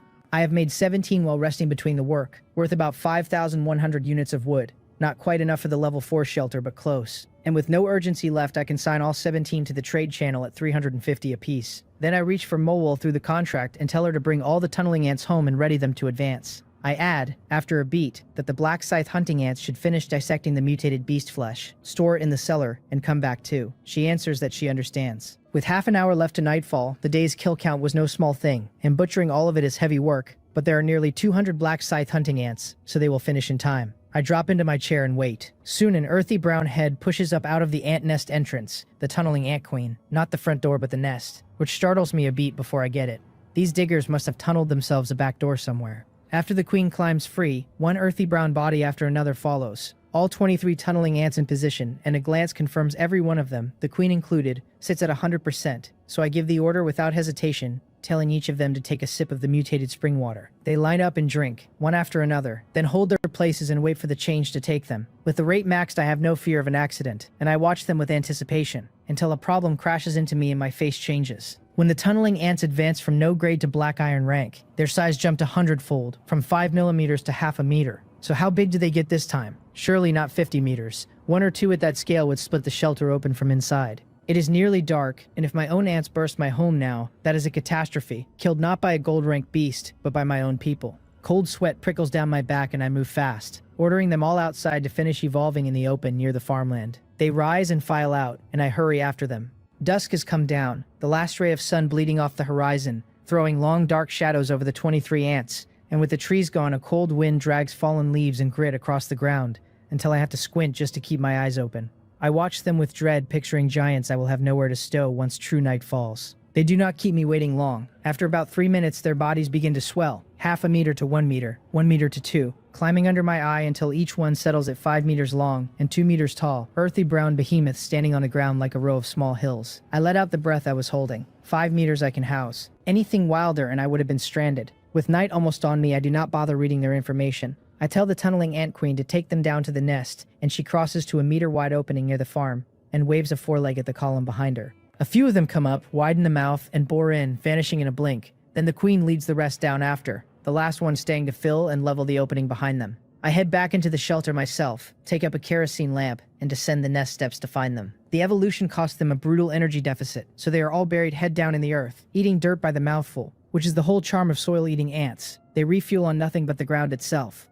And since I want the underground shelter dug deeper anyway, them feeding here saves me even the labor of hauling the spoil out. While they gorge, I leave them be and turn the eye of delusion breaking on them. The queen, a reproductive ant, holds no surprises, gaining only a production expansion ability, and when I read the ordinary diggers, the information comes back no richer than what I already knew, which puzzles me until it clicks. Through the species contract, my read on my own ants is already exhaustive, so detailed the eye cannot add a thing. Still, one new line stands out on the common tunneling ants, now bronze grade. Construction type, their abilities listed as rapid excavation, all-rounder, and a fresh one, structural master. I query the queen through the contract to learn what it does. With structural master, the tunneling ants dig tunnels along a sound, deliberate structure, so what they carve out stays safe. And better still, they read intent exactly. I need only picture the architecture I want and give the word, and without any drawn-out back and forth, they replicate the vision perfectly. That lands is pure delight. The ability does not raise their raw digging speed, but it is priceless all the same, because conveying anything precise across a species barrier is a nightmare. People struggle to communicate cleanly with each other, never mind a man in a colony of ants, and a species contract only lets me hand them basic commands. Getting them to build the underground shelter exactly as I imagine it would have been agony.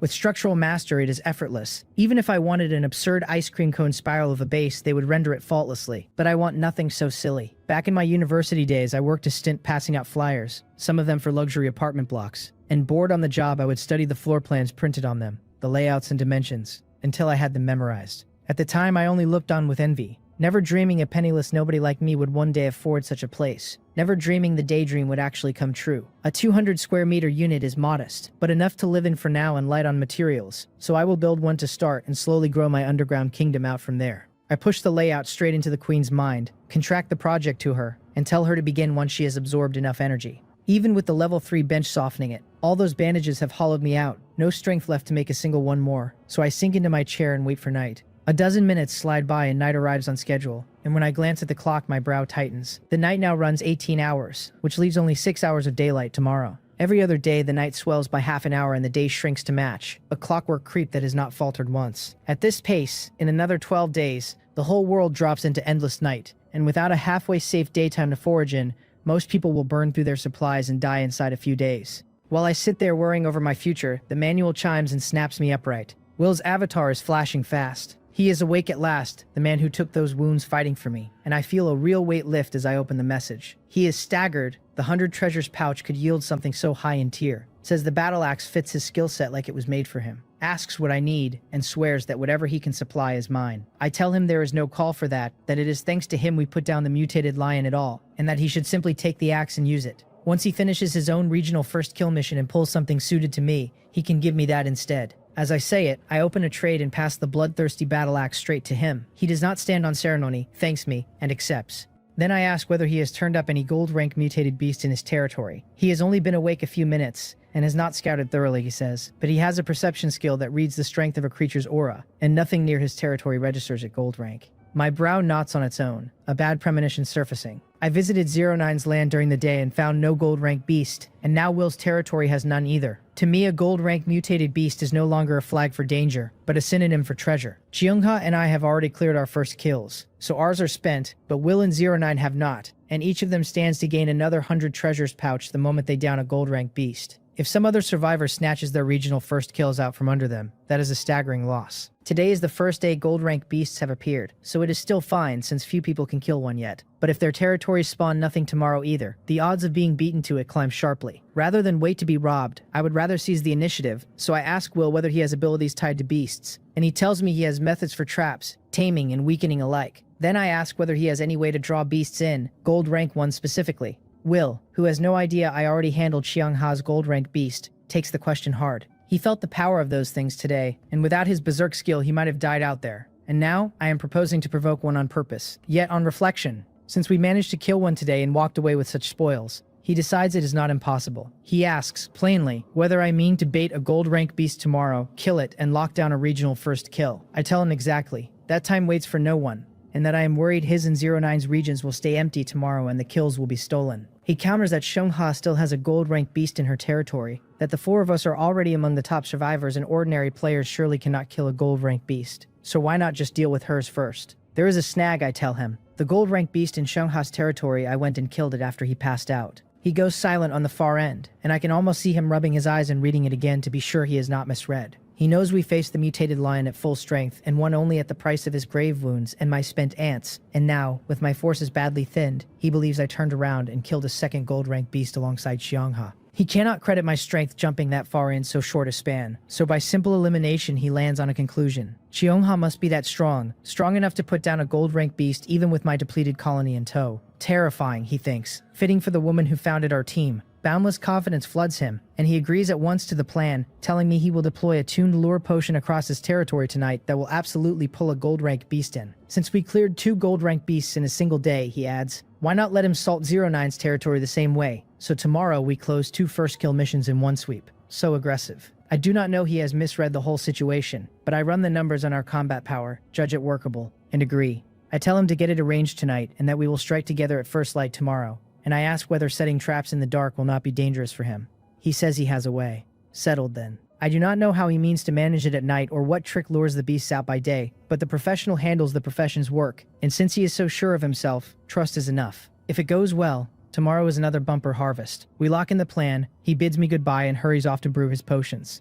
I set the manual down, think a moment, then pick it back up and find Cheong's avatar, asking whether she has produced any new food. She gives a rueful answer. The mutated Sika deer hit her territory during the day, so she never got the chance to plant fresh multi-year winter wheat, and she has only 5,000 pounds of food in stock, which she offers to hand over whole for cultivating ants. That bad. 5,000 pounds is not nothing, but it falls short if I want to turn mole wool loose breeding freely. I tell her there is no need for now, that I just harvested some gold rank materials and mean to try raising my ants' quality instead, so I will not be cultivating tonight, and I ask only for some mutated Sika deer blood. By my earlier experiments, fusing a gold rank beast's genes into an ant should lift its growth potential to gold rank, and I have mutated lion materials already while she has mutated Sika deer.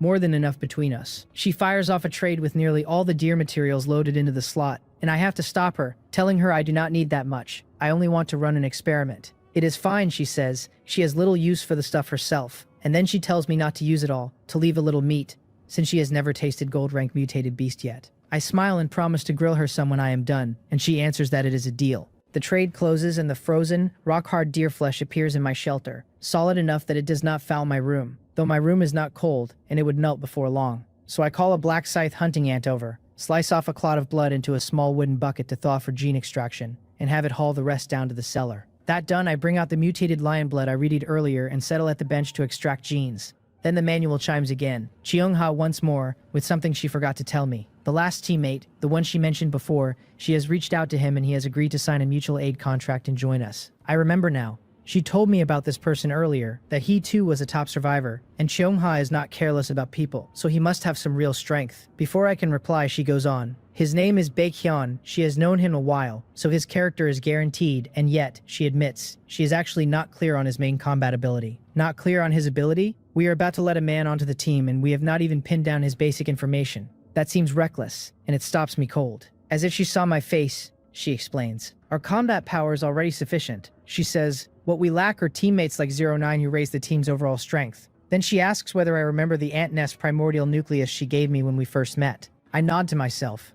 Of course I remember it. Still sitting in my ant nest, only bronze grade but tailor-made for my ability. It raises the queen's breeding speed by 20% and slowly lifts the attributes of every ant inside the nest. And its one side effect of heavier food consumption is something I can even reverse into faster mutation. A quiet little marvel. Why is she asking about it? Before I can voice the question, she answers it. The primordial nucleus came from Baekhyun. He is extraordinarily skilled at people, she says, acquainted with many top survivors and with leaders of survivor organizations. And he can act as a bridge to obtain special items and materials that never surface on the trade channel. She does not know his combat ability for certain, but it cannot be weak, or he would not have held a leading position in his own region all this time. So that is the shape of it. No wonder she wants him aboard despite the blank on his fighting. If he truly does what she describes, he is a massive boost to the team's reach. I nod satisfied, then catch on a phrase she lets slip and frown. She said, survivors have formed organizations. Like our little team? I ask. I genuinely cannot picture survivors scattered across who knows how vast a distance banding together without the binding thread of a mutual aid contract. She shakes that off. How would that be possible, she says. A mutual aid contract is a rare item, and while we are not the only ones holding them, there are certainly not many. The organizations she means are not handfuls of people like us,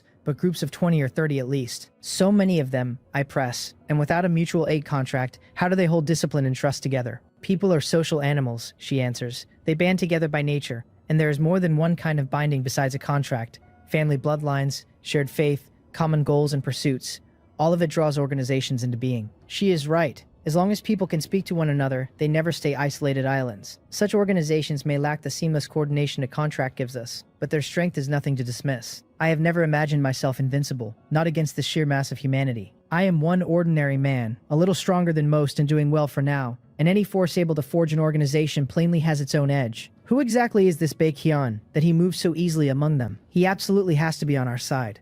My gaze settles and I tell her I will lay the situation out for Will and the others. And if they raise no objection, we bring Baekhyun in, because we genuinely need a man like him right now. She says she will wait for my word. So I find Will and 09 on the manual and send them both the same message, asking what they think of the new member. Will replies that Baekhyun's abilities are clearly useful to us, and he has no objection. 09, in her clipped way, says that as long as it is not about mechanical manufacturing, the rest is ours to decide. Both in agreement, I let out a breath and tell Cheongha they are fine with it, that we should sign the contract, and that we can meet up when she is free. She answers that it is no problem, that she will ask Baekhyun when he is available, and she sounds glad saying our 5-person team is finally complete, and it is time to gather. I set the manual aside and turn back to the mutated lion blood and the gene manipulator waiting on the bench, and just as I am about to start extracting, something stops me. From the 100 treasures pouch I drew 3 items in all, and besides the bloodthirsty battle axe and the eye of delusion breaking, there was also a sublimation scroll. The scroll lifts any item below gold rank up 1 rank, black iron to bronze, silver to gold, and the higher the starting quality the wider the gap it bridges, so the optimal use is on a silver rank item. My most valuable silver rank item is, without question, the Fountain of Alienation, and it is a sustainable resource, which means the sooner it climbs the better. I do not hesitate. I cross to the fountain, take out the scroll and tear it open. A faint golden light drifts down and folds over the fountain, the spring water in the pit rippling gently, and over 5 full minutes the glow does its work and fades, the sublimation complete. The once light purple fountain has darkened to a deep rich purple, and the spring water, which had run nearly dry, has visibly swelled. I turn the eye of delusion breaking on it and read the result. The Fountain of Alienation, now gold rank, is a sustainable resource that produces 500 milliliters of mutated spring water a day, causes unknown mutations in creatures by dose, and with long consumption alongside other materials can deliberately guide a creature's mutation toward matching abilities. My pupils tighten.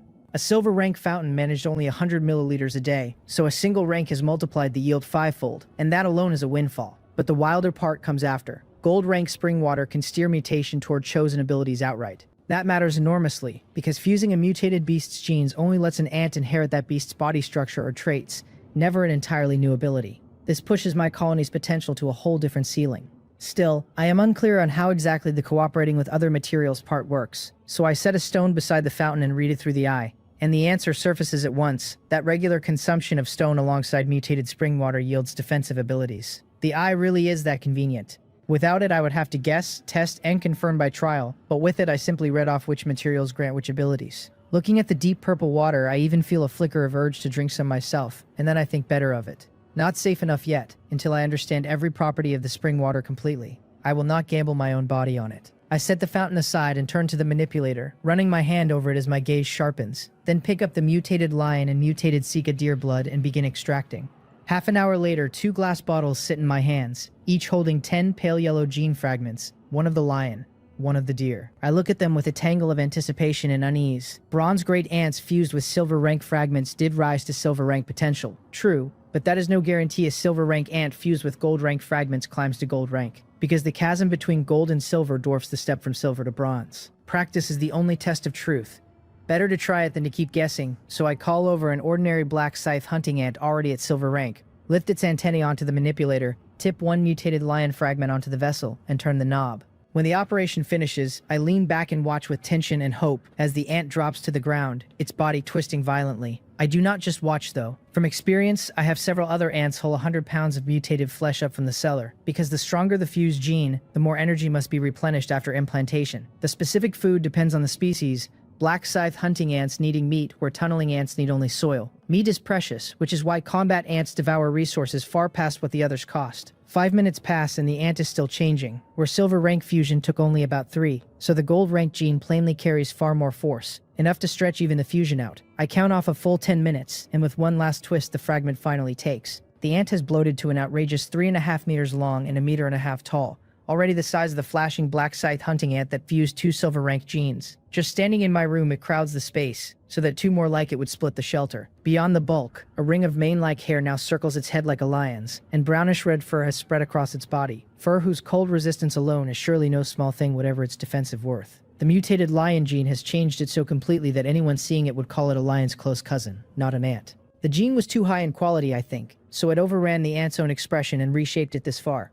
Then I read it, hoping the lion's gold rank gene has lifted its potential to match. The panel shows a silver rank black scythe hunting ant, combat type, abilities 10-fold bite force, primary carapace, primary strength, currently fused with the mutated lion gene, with 1 fusion slot left, and no more.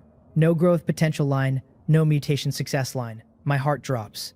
Those fields only vanish when an ant has hit its ceiling and can evolve no further. Is gold rank an impassable wall? Is silver rank simply the limit for ants? The thought is hard to swallow. It has been only a handful of days and gold rank beasts already walk the world, and no one can say what horrors come next. If my ants cap at silver rank, the early lead I built bleeds away fast and I am left in the dust, maybe dead. Was my choice wrong? No, it will not be like that. There are no useless paths, only useless people, and even the weakest ant can be raised to a realm that swallows heaven and earth. My gaze hardens and I turn the eye of delusion breaking on the ant, and a second reading appears, the same panel as before, but with the missing line restored. The growth potential reads silver rank at 61%, and beneath it the methods to raise it are spelled out plainly. Fusing genes of higher potential, using items that lift growth potential, keeping the ant in a suitable environment for a long stretch. There it is. The eye dragged the hidden field back into view, and laid out the path besides. I clenched my fists, grinning. I do not know how much the lion gene added, but it cannot be little, and the ant still has 1 fusion slot, so if the information holds, a second gold rank deer gene should push it to gold rank potential outright.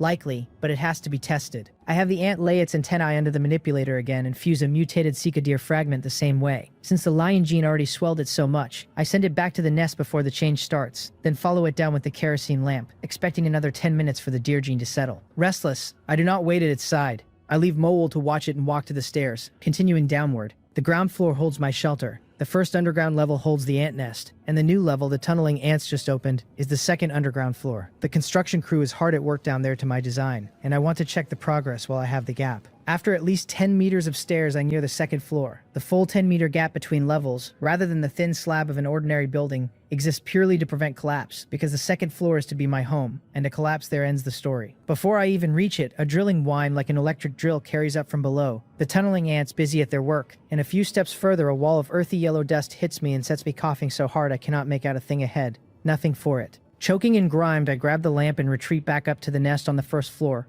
brace my hands on my knees, and gasp until my lungs clear. I will just wait until they finish before I inspect it. I recover a few minutes, then look up toward where the gene-fusing ant should be, and though the dim lamp will not let me read its form, I hear it eating in great heaving gulps, the refueling that only follows a successful fusion. So the ant that took 2 gold rank genes is done. Why did I bother running down there and half choking myself to death? I think wryly, though at least the time passed quickly. I turn the eye on it and read, still a silver rank black scythe hunting ant, combat type the same 3 abilities, but now fused with both the mutated lion and mutated Sika deer genes with 0 slots left. The growth potential reads gold rank at 11%, with a familiar list of ways to raise it. There is a final line too, mutation evolution success rate at 0, which feeding flesh type materials will lift, with a high chance of evolving combat type and a slim chance of mutating into another type. It worked. 2 gold rank beast genes, and the ant's potential has climbed to gold rank. Once the potential hits gold rank, the mutation success line surfaces alongside it. And once that rate reaches 100% and the ant drinks mutated spring water, it becomes a true gold rank ant. From this run, I also learned the exact value of a gold rank fragment, that one raises silver rank potential by 50%, which means even a silver rank ant sitting at 0% reaches gold rank potential after fusing 2 gold rank fragments. Pushing past gold rank to platinum the same way though would be brutal, requiring platinum rank kills for their fragments, but no telling how much one platinum fragment adds or how many it would take. So by gene fusion alone, gold rank is very nearly the ceiling. The old me might have sagged at that, but knowing through the eye that other paths to raise potential exist, I no longer lean on fragments so heavily. Since platinum is a long road off, better to enjoy the present, and it is time to fuse genes for the ant queens. I had held off on the queens for 2 reasons. 1, the fusion slots are few and permanent, so loading a queen with 2 low-quality genes would cripple her growth potential. 2, the matter of inheritance, whether a queen who fuses genes passes them straight to the ordinary ants she breeds, and if so, whether those ants still keep empty slots of their own. Both worried me, but now that I have mapped the ceiling I no longer care, because if a queen's potential reaches gold rank, every ant she cultivates is born gold rank. Otherwise I would have to fuse 2 gold rank genes into every single ant, then pour food into each to raise it, just to net 1 gold rank ant, and the resource gap between those 2 paths is enormous. I close my eyes, sense the auras of my several queens through the contract, and ask myself who should be first. Mowal. She was the first queen I obtained, carries the highest growth potential, and has managed the colony for me from the start, so she earns the first fusion. I call her to my side through the contract, and she crawls up out of the nest entrance and comes to me, lifting her head, antennae wiggling, eyes fixed on mine. I stroke her smooth head with a smile, and tell her to lay her antennae on the manipulation platform, that it is time to fuse genes for her. Mowal has basic intelligence, and at the words her antennae tremble faintly, the stir of her heart showing through. Every creature in nature strains toward evolution, and Mowal is no exception. That hunger buried deepest in a creature's genes, the thing countless lives have been spent chasing for the slimmest chance, and since taking me as her master, Mowal has evolved several times in only days. Her dependence on me and her reverence have only deepened, and she thanks me, her voice trembling, calling me master. Through the species contract I feel the excitement packed into the words, and it gives me pause. My ants have never shown strong emotion. Even Mowal, who possessed some intelligence, only ever a little more autonomy, and feeling this from her now softens something in me. They are not merely tools then. They are companions. At the thought, a strange sensation rises in me, as though I have struck a deeper connection with the colony, able now to truly feel their joys and angers and sorrows. Could it be? I frown and check my skill. Species contract for ants, gold rank, greatly increasing my control over ant tribe creatures, and beneath it a new line. Current skill proficiency, stage 1. What is this? The information has shifted, adding a proficiency concept and that familiar phrase stage 1, and I am full of questions. Strange that a skill already learned can still gain proficiency, yet the skill itself feels little changed and I cannot tell what raising it actually does. I shake it off to ask Xiongha and the others later, and refocus on the platform. I have a few black scythe hunting ants set flesh to the side, then lay down the mutated Sika deer gene first, the one with less impact on body size, and turn the knob. After a wash of shifting light, Mowal fuses the deer gene and her body twists hard, the absorption underway. Her transformation runs far longer than an ordinary ant's, a full 20 minutes, before the deer gene takes. Then she eats the flesh I prepared, not gorging like a starving ghost the way the common ants do, but feeding lightly, almost elegantly, unhurried in look yet fast in fact. Mowal is my right hand, and though I know gene fusion carries little danger, I cannot help a thread of nerves until I see the first gold gene settle, and only then do I breathe out and smile. After another 10-odd minutes of waiting for her energy to refill, I fuse the mutated lion gene into her in turn, and send her back to the nest to finish, genuinely unsure whether a queen can reach gold rank potential on just 2 gold genes. I do not follow her down to suffer the wait. I sit at the bench and distract myself making quick hemostatic bandages, turning out 2 of them half carelessly, then slap the second onto the marble. I rise fast with the lamp and stride down to the first underground level, thrusting the light ahead, the eye fixed on Mowal where she has already finished fusing and is feasting to refill. Golden light flares in my right eye and her information appears. Black sickle hunting ant queen, silver rank, potential gold rank at 2%, reproductive type, abilities rapid proliferation, production expansion, rapid development. She is fused with the mutated lion and mutated Sika deer genes with 0 slots left. Mutation evolution success rate at 0, which feeding flesh raises, high chance reproductive, slim chance other. It is done. Mowal's potential really has turned gold rank. Unlike the ordinary ant which landed at gold rank 11%, Mowal sits at only 2%, scraping over the line by the barest margin, but a result is a result. Now that her potential is gold rank, lift her mutation rate to 100%, add mutated spring water and she becomes a true gold rank creature. The excitement takes a full 5 minutes to ebb out of me. Mowal is not yet a true gold rank creature, only gold rank in potential, and the last stretch of a long road is the steepest, so this is no time to celebrate. I still have a use for those 2 gold rank beasts, I tell her, but beyond that she may eat all the mutated beast flesh in the cellar, and she should drive her mutation rate to 100% as fast as she can. She answers that she will give it her all. I hold the gold rank flesh back not out of stinginess but because Will and Xiongha both have a claim on those 2 beasts. Will for his beast-related ability and Xiongha for the gold rank barbecue I promised her. So I think better of it, and decide to test Mowal's growth speed on lesser flesh first, only breaking into the gold rank meat if the pace proves too slow, with 2 gold rank beasts still to handle tomorrow. Under my guidance, Mowal eats flesh of various grades, each one raising her mutation rate by 1%. And I time it precisely with the eye to get hard numbers. Black iron rank flesh adds 1% in 23.5 minutes, so 0 to 100 would run a full 39 hours, which is not actually slow. I hand her the meat directly, and she need only eat, where in the wild she would have to hunt for it and take several times longer. But 39 hours, with about 13 left in the night, lands 2 days out, after the cold wave has already arrived, and I cannot wait that long. Bronze grade flesh takes 17.5 minutes a percent, 28 hours total, still slow. Silver rank flesh takes 10 minutes a percent, about 17 hours, finishing late tomorrow when the day is nearly spent, no good. Gold rank flesh takes 2.5 minutes a percent. That is twice the speed of silver rank. On gold rank flesh alone, Mowal would reach gold rank in a little over 4 hours, leaving 8 or 9 for breeding gold rank black scythe ants, and slashing the difficulty of tomorrow's hunts in Will's and 09's territories. But there is not enough gold rank flesh to carry her all the way, so I settle for the next best path. Setting aside 10 pounds of mutated lion meat and 10 of mutated Sika deer, I give Mowal all the rest of the gold rank meat to lift her rate. Combined with silver rank flesh, after subtracting her current 6%, I estimate she advances to gold rank in about 8 hours. That is roughly twice as slow as pure gold flesh, but still done 5 hours before the night ends. Time enough to breed many gold rank black scythe ants and tilt tomorrow's daytime battle our way. So I give her the order. Once she finishes all this flesh, her rate will hit 100%, and I may still be asleep then, so she should drink the mutated spring water and evolve on her own. The moment she reaches gold rank, she is to begin breeding gold rank black scythe ants at full tilt, and wake me 5 minutes before the night ends if I am still sleeping. She guarantees she will complete the mission. I watch her settle diligently into eating, nod and head back up to the shelter, then to the bench to make more bandages, because 13 hours of night remain, and this is a critical stretch. Far too soon to sleep in. As my strength has grown, I find 5 hours of sleep enough so long as I am not too tired. But bandage crafting burns spiritual power, so tonight I will need at least 6, and if I push hard now I can nearly reach the level 4 shelter tomorrow. Why sleep long in life, I tell myself. There is plenty of time to sleep after death, so I will sleep once the materials at hand are used up. 65 portions remain. I grip my teeth, let my gaze focus, and my hands move fast, stacking bandage after bandage like a man on an assembly line, until the movements slow and slow again. I sway picking up a length of plant fiber, and before I can begin, my consciousness scatters and my body slumps heavily onto the workbench. Gone under, soft snores rising from me. I am truly spent. A few minutes after I collapse, a dark shape crawls slowly out of the nest entrance, crosses to the bench, lifts me gently, carries me to the wooden bed, and draws a quilt over me.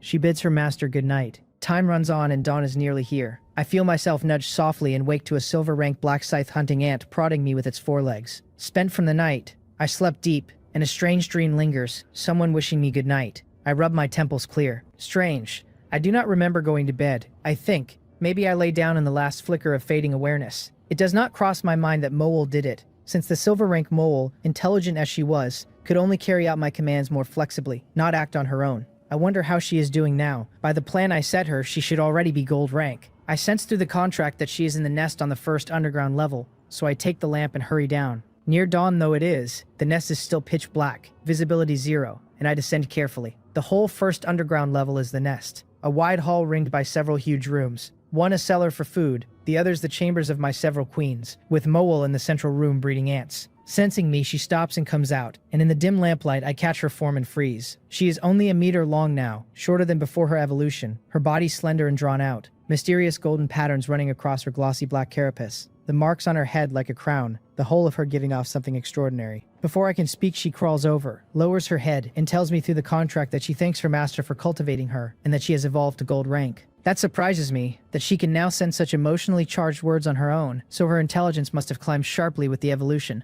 Curious what abilities she gained, I read her. Black Sickle Hunting Ant Queen. Gold rank, potential gold rank at 2%. Reproductive type. Abilities rapid proliferation. Production expansion, rapid development. And 2 new ones, Attack Aura and War Reserves, fused with the Lion and Deer genes, 0 slots. She gained 2 more abilities. Like the gold rank beasts I have met, all of which carried 5, Mowol is no exception, and each of the new pair is more outrageous than the last. Attack Aura ignores range and raises the attack power of every friendly ant by 10%, the buff growing as she evolves. War Reserves lets a black scythe hunting ant enter a dormant state, slashing its energy consumption. Attack Aura sounds modest at 10%, but it is a passive aura that ignores distance, so Mowol need only lie in her nest while the ants fighting outside take the boost, which is absurd, and it scales with her evolution, growing more terrifying the higher she climbs. War Reserves needs no argument. The single factor capping my large-scale deployments is food, since the upfront cost to cultivate an ant is a one-time payment like a down payment. But the ongoing food, to keep it alive day to day, is the real burden, the mortgage. With War Reserves, I can raise a whole wave of troops, seal the surplus into dormancy, unseal them when needed, and reseal them after, which is shameless in the best way. Neither of Mowol's new abilities has the explosive punch of the mutated lion, or the attack and recovery of the deer, yet their value is no lower, arguably higher. I tell her the new abilities are very useful, and her antennae sway side to side, plainly pleased. She asks whether I did not have her breeding ants, and reports that over 5 hours she spent 3,000 pounds of food and every scrap of black iron and bronze-grade flesh in the cellar to cultivate a total of 5 gold-rank black scythe ants. Wait, how many? I shake my head, dazed. The food I will not even raise, but the black iron and bronze flesh in the cellar still came to roughly 1,500 pounds after what was used, and mutated beast flesh holds energy far past ordinary food. After burning through all of that, she produced only 5 gold-rank black scythe ants. My heart aches. Seeing my face, Mowol knows my thought, and without explaining, she calls out the 5. Only a heavy thudding rolls in from the dark at first, growing louder until I feel the ground shudder under my feet, and my expression shifts. What is that sound? When did mutated beasts get into the first underground level? No, Mowol gave no warning. Could it be? I catch on, and I look ahead, startled and uncertain, as 5 creatures step into view, 5 meters long and 2 meters tall, glossy black bodies laced with golden patterns, deer hooves, ant bodies, lion's manes, and a pair of vicious scythe-like mandibles. Standing still, they radiate an oppressive readiness to strike, the intimidation only a gold-rank creature carries. These are gold-rank black scythe ants. The lamp barely lets me make out their full shape, but I crush down the excitement and read them. Black Scythe Hunting Ant, Gold Rank, Combat Type, Abilities 100-fold Bite Force, Intermediate Carapace, Intermediate Strength, Scythe Grapple, Bloodthirsty Battle, fused with the Lion and Deer genes, 0 slots. That broken. They are simply killing machines. 3,000 pounds of food and 1,500 of flesh for 5 of these. Where is the loss? It is plainly a vast profit, and I can no longer hold the excitement in. I rush over and throw my arms around the nearest gold-ranked black scythe ant, running my hands over its antlers, then its hard mandibles, unable to let it go, my chest full. Mowol, a reproductive ant, has limited combat power even at gold rank, but the ordinary black scythe hunting ants are born for battle. Now that they have evolved to gold rank, their 3 old abilities, 10-fold Bite Force, Basic Strength, Basic Carapace, have each risen a level into 100-fold Bite Force, Intermediate Strength, Intermediate Carapace. It is a massive jump, the 3 together are already a match for my silver-ranked flashing black scythe hunting ant. And these 5 gain 2 further powerful abilities the flashing ant cannot touch, so the moment they appeared the flashing ant lost its place as my primary combat force and dropped to 6th. The new scythe grapple drives the pair of huge scythe mandibles at an enemy on a burst of energy, to clamp down hard. And the launched mandibles do not fall away, but stay tethered to the ant's body by a grapple-like biological structure that reels them back in. So it is at once a ranged attack and a control tool mending the ant's old weakness up close. The other, Bloodthirsty Battle, lets the ant grow stronger the longer a fight drags, and the heavier its wounds run, greatly raising its staying power in prolonged combat. At gold rank, the abilities alone, never mind the raw attribute gains, are several times what they were at silver. It takes a full 2 minutes to come down from it. I sigh with a thread of regret, noting that Mole's 2 fused gold genes did pass on to the ordinary ants, so they can fuse no further, which saves a great deal of precious gold rank beast material, but limits the variety of their fusions. Still a net gain overall, since gold rank beasts are rare and their materials dear, and this saves heavily, and at worst I can gather more such material later and fuse other gold genes once I have combat ants of other species. Speaking of which, that Tak Mungiel has not contacted me in a long while, I think. He claimed his territory crawled with ants, so why no harvest beyond the tunneling ants? Was the talk just bait to squeeze more resources out of me? Never mind. A little resource is nothing. I shake it off. Walking toward the ground floor shelter, I check the time and find 5 hours and 49 minutes left in the day, with 11 already gone, which means I lingered in the nest far longer than I meant to. I told Mole to wake me 5 minutes before dawn, so if there was no slip I actually stayed down here 16 minutes. I shake my head, muttering, wondering how Will and 09 are faring, and whether the plan worked. Will said last night he would set traps in his and 09's territories to lure gold rank beasts, and 11 minutes into the day he still has not moved, so maybe it failed. He sounded sure, but gold rank beasts are not like bronze or silver, and there is no telling whether they would take the bait, and even if it fell through I would understand. If I get it, fortune. If I lose it, fate, I tell myself, ashamed to miss 2 regional first kill rewards. But I made the effort, so success is a joy and failure is fully acceptable. Right then the manual erupts in a string of beeps. I open the friend channel to Will's golden-haired avatar flashing fast, and my lips curve. Speak of the devil, he must have pulled it off. He says our plan worked. Last night he set traps in both 09's territory and his own to lure gold rank beasts, and the moment day broke he scouted and finally sensed a gold rank aura on the eastern edge of his land. Just as I thought. With barely 10 minutes of daylight passed, even if a gold rank beast surfaced in some other survivor's territory in Will's region, they would struggle to finish the kill and steal the first kill reward, so Will's 100 treasures pouch is all but locked in. I tell him to say no more, that I will come over now and help him handle this gold rank beast. He replies for me to wait a moment since his scouting pet is still combing 09's territory and there will be word soon, so let us confirm our situation before we move. I say that is fine, that a few minutes will not hurt, and the thorough way is better, and I head toward the nest as I wait. Whoever shelter I teleport to, I will need my ants along, and rather than have them climb up before teleporting it is simpler to teleport straight from the nest. I tell Mole to leave a few to guard home and gather every combat-ready unit, the 5 gold rank Black Scythe ants included, to await teleportation. She obeys, assembling the Black Scythe hunting ants, 5 gold rank Black Scythe hunting ants, and 180 others, formed into a tight circle the exact size of the teleportation array, so that as many cross in one go as possible. I do not wait long. 5 minutes later the manual beeps again, and Will, sounding pained, tells me things are not good. He says we seem to have overdone it, that 2 gold rank mutated beasts have appeared in 09's territory at once. 2. How? Could one have been native to 09's land and the other drawn in by Will? I am incredulous a moment, then land on that as the likely answer, and instead of nerves a faint smile pulls at me. I look at the 5 gold rank Black Scythe ants standing before me, my face full of confidence. Overdone it. The bigger the better. I have every reason to be confident. Yesterday a single silver rank flashing Black Scythe hunting ant cut down 2 gold rank mutated beasts in a row, and today I command 5 creatures stronger than that. If the food held out, Mole could breed 1 gold rank Black Scythe ant per hour, each one carrying 2 gold rank genes. Even with 2 gold rank mutated beasts surfacing at once, I have confidence to spare.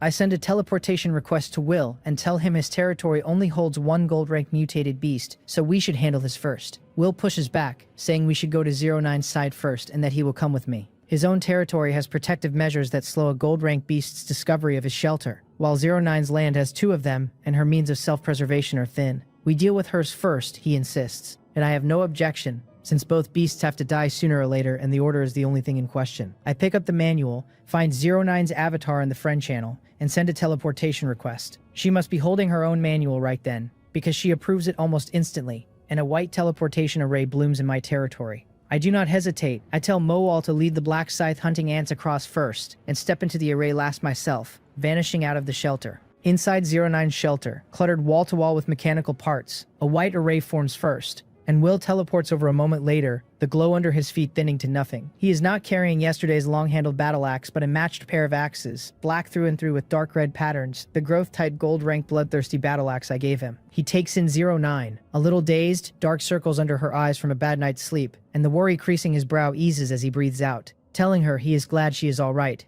and asking whether I have arrived. 09 fiddles with her manual and starts to say I just requested a teleportation. But before she can finish, another white array opens in the center of the room, and she says simply that I am here. The two of them look over to see giant black ants packed tight, teleporting through the array first, and scattering as they land, their bulk all but filling the cramped shelter. Will warns her that I am sending my whole ant army over, and tells her to open the shelter door fast or the place will burst. And 09 throws it open at once, the big ants finding the exit and pouring out. Group after group teleports in behind them, and in moments there are no fewer than 100. Will has seen my ant army before, so none of this surprises him. But 09 only ever modified the flashing black scythe hunting ant and assumed I had few ants that size. And now her eyes go wide watching so many massive black scythe hunting ants flood her home. So that is how much power I have been sitting on.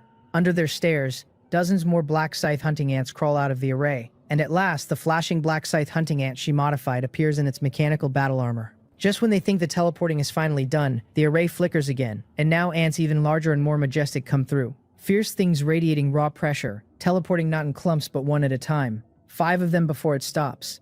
Finally I cross over with Mowell at my side, slender and graceful with that regal air of hers, and the array winks out. Will and 09 are too stunned to speak. Will most of all, his heart heaviest with shock as he asks me what those ants were, and why he felt such power off them. I smile and tell him they are gold rank ants I cultivated just now, and they should make the fight easier.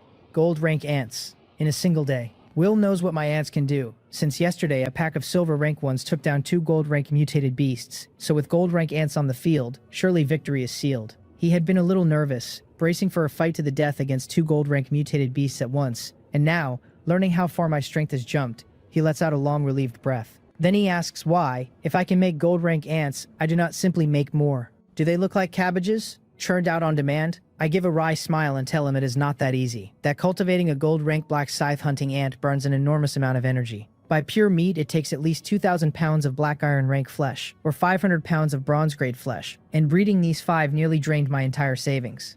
So that is the catch. Gold rank ants are powerful, but that huge energy cost is a hard limit. Will nods in understanding and says that we are a team, that I should have told everyone earlier I had the means to manufacture high-level combat power, so we could pool resources and breed a few more. He offers from here on to send me the meat from every mutated beast he raises, preferentially so I can keep producing gold rank mutated ants. It is a fair trade, because black iron rank mutated beasts yield far more meat for lacking beast cores. A gold rank black scythe ant only needs 500 pounds of bronze grade flesh, a quarter of the black iron rank requirement, yet the black iron rank route is more cost effective in the end. Will's beast pen is stuffed with high yield black iron rank mutated beasts that supply exactly that. Afraid I will feel awkward refusing, he waves an axe and tells me not to forget the bloodthirsty battle axe he is holding, and to just hand him any suitable items that turn up later. Seeing him go that far, I drop the false modesty, nod, and tell him there is no time to lose. 09 does not need to come, I say. Only the 2 of us will go meet the beasts, and Will agrees to lead the way since he knows where they are. 09 has no combat power, and on the front line she would only be a burden. I take the ants and follow Will out of the shelter toward the 2 gold rank mutated beasts, and at the entrance 09 stands watching us go, brows drawn, fists clenched. Then she turns to her workbench, picks up her tools, and starts meticulously crafting a brand new energy gun, this set thicker than the one she built for the flashing black scythe hunting ant and bristling with more barrels. She mutters to herself about the body size of those 5 big ants, about their defense seeming to exceed refined iron, deciding to make a few sets of detachable energy guns. She has her pride too, and she would rather pour her value into the team than sit useless. The cold wind howls, piercing. Only 1 day remains until the cold wave lands, and after tomorrow the world enters the calamity state the system announced. The temperature already passed what an ordinary person could endure. Lucky for me, I am no longer ordinary. Rounds of combat and a steady diet of high-quality ingredients have lifted my body well past mortal, and between that and my high-tech assault jacket I feel no cold at all. Will is stranger still, wearing only a single ordinary layer, yet not just unbothered by the chill but visibly radiating heat into the freezing air. One glance and the answer takes shape in my head. His ability ties to beasts and blood, hugely boosting his physique, turning him into a human furnace, so a little cold means nothing to him.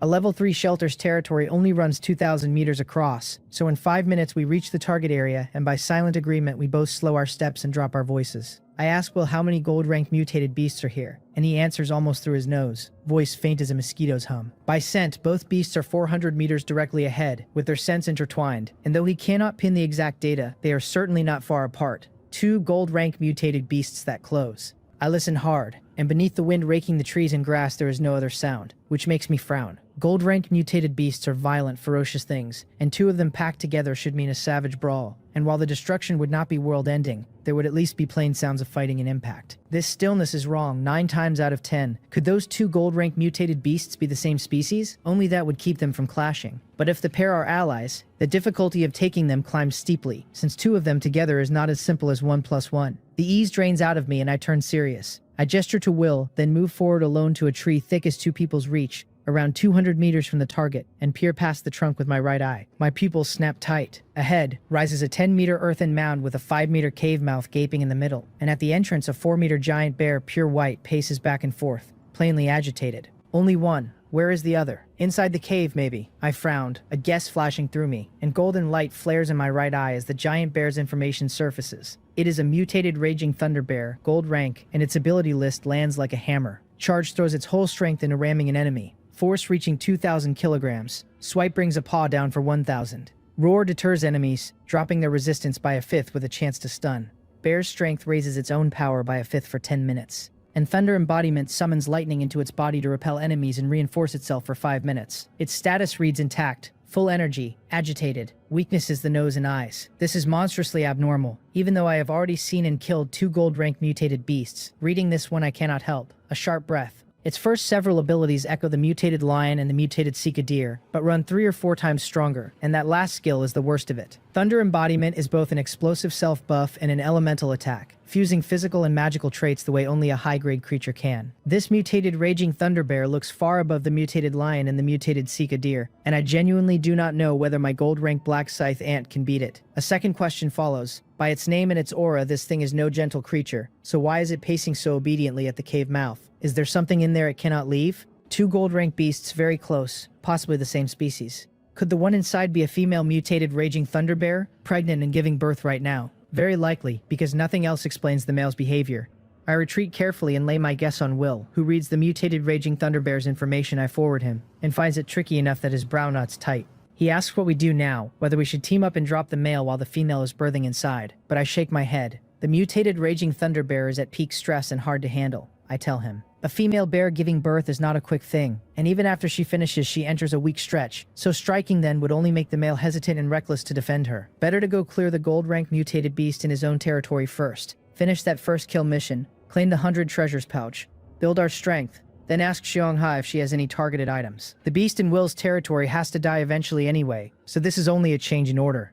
I had just bred those powerful gold rank black scythe ants and figured I held enough strength, so I never called Xiongha. And who would have guessed the expedition would open this badly? Slamming straight into something like the mutated raging thunder bear. Rushing in might not fail outright, but the losses would be steep and my gold rank ants are each a treasure cultivated on massive resources. No kind of unit I can afford to lose. Will frowns and sighs, agreeing to head to his shelter first, reasoning that if there really is a female bear birthing in the cave, the male will not wander far from the entrance, and adding that he conveniently has a potion that can weaken its strength. His potion needs time to take effect and is not discreet in the releasing, carrying a sharp stink. Most gold-level creatures would catch the wrongness and bolt rather than stand there like fools. But here, with the male anchored to its cave, it happens to be perfect. I had not expected Will to hold such a method, and I am pleased to hear it, since at this stage no means of weakening the enemy can be passed up. Good, then let us act. With the plan set, we waste no time, returning to the shelter to brief 09 and teleporting to Will's. His shelter walls are draped on every side with fully tanned hides, wrapping the whole room, warm and decorative both, and the look of it is grand. Catching me glancing around, Will says cheerfully to take whatever hides I like, that he has already processed them, and they make excellent clothing or bedding or cushions. I tell him I really do need a mattress, so I will not stand on ceremony, then steer him back to business, saying we should clear the gold rank mutated beast in his territory first. He agrees, telling me he will bring the weakening potion and that once we kill this one we go straight to 09's place. Before he even finishes, he strides to the workbench, lifts a glass bottle of jade green potion, and tucks it carefully into a beast hide waist pouch. He explains the potion is incredibly potent, formulated for mutated beasts but enough to weaken a human who ingests it too, and that the beast hide waist pouch is a spatial item holding half a cubic meter, small but enough to keep the potion from harm. A spatial item. Who would not want storage they can carry their whole life in? Since coming to this dark world I've never found anything like one and had begun to think they did not exist, so finding one on Will catches me off guard. The space is small, only half a cubic meter, no good for much, since even his 2 bloodthirsty battle axes still ride on his back rather than inside it. But it is more than enough for odds and ends, and more importantly, it can hold the manual. The manual matters, and to receive information easily, I keep it on me always, which has always felt cramped, and a beast hide waist pouch would solve every bit of that. I look at his pouch with open envy. I tell him it is a fine thing, and ask whether he has more, offering to trade other rare items for it. Will shakes his head, walks to a corner, pulls an identical pouch from a storage box, and tosses it to me, telling me not to be a stranger and just use it. He made it from a silver rank crafting blueprint, 3 in all, 1 for himself, 1 for 09, and the one now in my hand. I had only floated the question as a test, never expecting him to have a spare in the method besides. And I tell him this is a spatial item worth a fortune, that he should make more to sell. Will gives a wry smile and shakes his head, saying it is not that easy, that the pouch itself is simple, but needs a rare material called riftstone. He only has enough riftstone for 6 pouches total and does not plan to sell any. Having made 3 and meaning to make 3 more so every member of the team gets 1. Will is genuinely generous with the people he acknowledges. I wrap the pouch around my waist, fasten the buckle, then follow his instructions, extending my spiritual power into it, and bringing the manual close. And the manual vanishes in an instant and reappears inside. It is wonderfully useful, and I thank him, and he laughs that he is glad I am satisfied. 10 minutes later, we are roughly 1,200 meters southwest of Will's shelter, hidden in a bush, watching ahead in silence. A giant wild boar stands there, about 5 meters long and 3 tall, like a small tank. 5 mutated beasts of different species impaled on its 2 massive tusks, its head lowered as it devours a wolf-type mutated beast on the ground. Blood and flesh, flying. Will and I trade a look, and after he confirms this boar is the gold-rank mutated beast, I nod and read it, golden light flaring in my right eye. Once I finish the ability information, I finally relax, the tension draining from my body, and I forward the data to Will. Not because the mutated wild boar is weak. Its abilities are fully worthy of gold rank, brutal power and defense, and one monstrous skill, Beast Blood Rejuvenation, that snaps its state back to full in an instant. If someone wounded it badly and thought victory was theirs, only to watch it heal whole again, it would be despair itself. But for me, as long as it lacks the special elemental abilities of that mutated Raging Thunder Bear, it is nothing to fear. At most, a little more effort. I tell Will that in a moment I will send my 5 gold-rank Black Scythe ant to surround and attack the boar, and that I will hold back the ordinary silver-rank Black Scythe hunting ant. Against something this thick-skinned and tough, their strength would not even scratch it, and would only waste troops. Will has an ability that absorbs the souls of defeated beasts to permanently enhance himself, and he loves a fight, close quarters most of all, so naturally he will not miss a sure win. He nods, swinging both bloodthirsty battle axes, and offers to play a supporting role from the side and coordinate the attack, and I do not refuse him. Once the plan is finalized and command handed to Mowell, I wave forward, and the 5 gold-rank Black Scythe ant lunge at the feeding boar in an instant, while Will buffs himself with his state skills, pats his chest, and wades in with his axes. A gold-rank brawl can rip through an area no smaller than 300 meters, so the moment it begins, I take Mowell and every silver-level Black Scythe hunting ant a full 1,000 meters off and wait from afar for the end. 30 minutes later, I am near Will's shelter, watching the mutated beasts in his pens, when the manual stirs against me. I pull it from my pouch and read a message from Will, the words stumbling as he tells me the battle is over. Over. Seeing Will fumble the typing, it must have cost him plenty. I slip the manual back into my pouch, mount a flashing Black Scythe hunting ant, and ride back with Mowell. Nearing the bush where I first spotted the boar, I find 500 square meters of it plowed up, as if some enormous thing had dragged through. No patch of ground left whole. Steaming blood mixed with soil and weeds flung everywhere. At the center, a 3-meter trench is gouged a meter deep, as though a blade had struck the earth. Plain proof of how hard the fight ran. I hurry forward with some concern and finally see my 5 gold-rank Black Scythe ants and Will. The 5 ants show only lightly scuffed carapaces, otherwise untouched, because Black Scythe hunting ant are the bane of physical mutated beasts like the boar, insect creatures carrying far greater strength and defense than animal ones at equal size. The boar's blows could not hurt them much, while under Mowell's command, the gold-rank Black Scythe ants kept hammering its weak points and bleeding it dry. And even its divine recovery, Beast Blood Rejuvenation, only bought it a little more time before it met its fate. Will, sharpened by the bloodthirsty battle axe and growing stronger the longer he fought, even joined a gold-ranked battle and scored real results without grave injury. He took only minor wounds and some exhaustion, never needing his berserk ability, and can recover 70 or 80% of his combat strength after a short rest. He sits on a felled stump now, panting hard, and at the sight of me his face lights up. He props himself on his axe, sweeps a hand over the pouch at his waist, and a golden light flashes as a golden sachet appears in his rough, large hand. Out of place there, the 100 treasures pouch, the reward for the regional first kill. Will tells me that killing the boar completed his regional first kill quest, and the 100 treasures pouch appeared from thin air, and he urges me to use it fast to support 09. Seeing his impatience, I smile and tell him not to rush, to replenish his stamina first while I explain how the pouch works. I take a fist-sized, dumbbell-shaped yellow fruit from my own pouch and toss it to him. A yellow spirit fruit that quickly restores physical exertion. While I waited, I was not idle. I contacted Chungha and asked her for many useful items to deal with the mutated Raging Thunderbear, this yellow spirit fruit among them. And now it comes in handy. I explained that when he uses the 100 treasures pouch, 100 gold grade items appear at once, and he has 10 seconds to choose 3. I have an ability that lets me read item information, though the time is so short I can only scan roughly 30 of them, picking the single most valuable item with full certainty, and the other 2 from those 30. Will stuffs his mouth with yellow spirit fruit pulp, cheeks bulging forgetting to chew,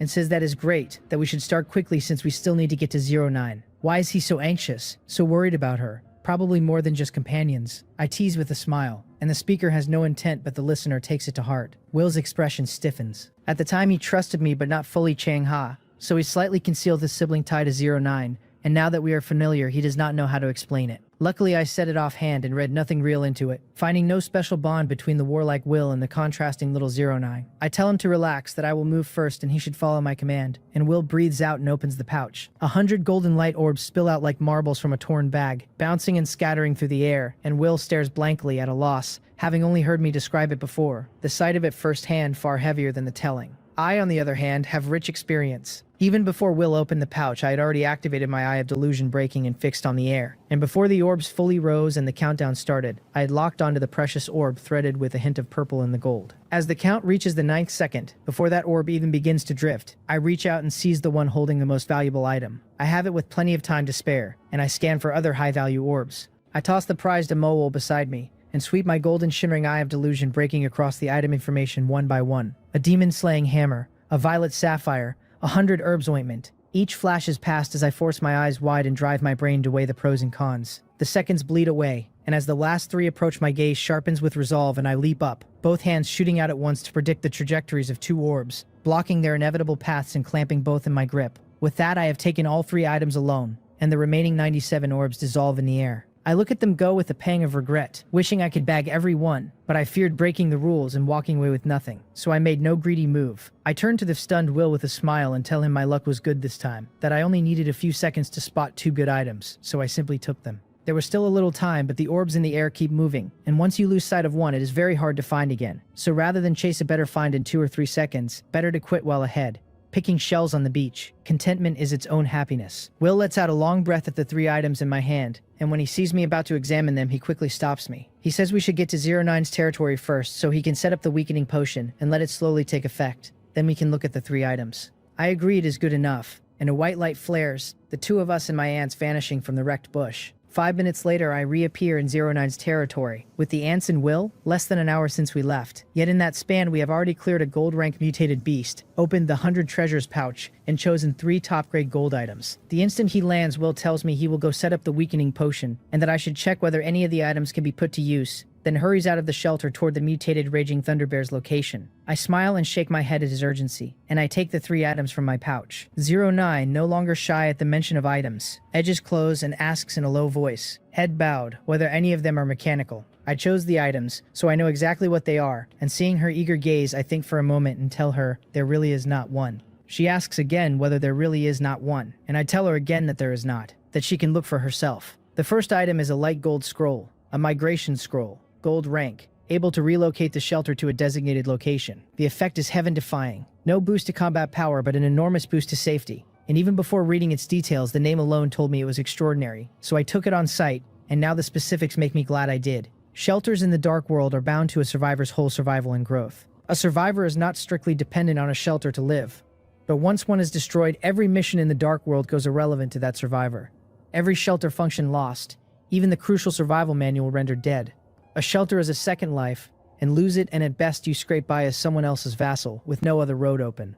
My team has 5 members, and if an unbeatable enemy ever surfaced in anyone's territory, this scroll could simply move that shelter to another member's land. Its value immeasurable.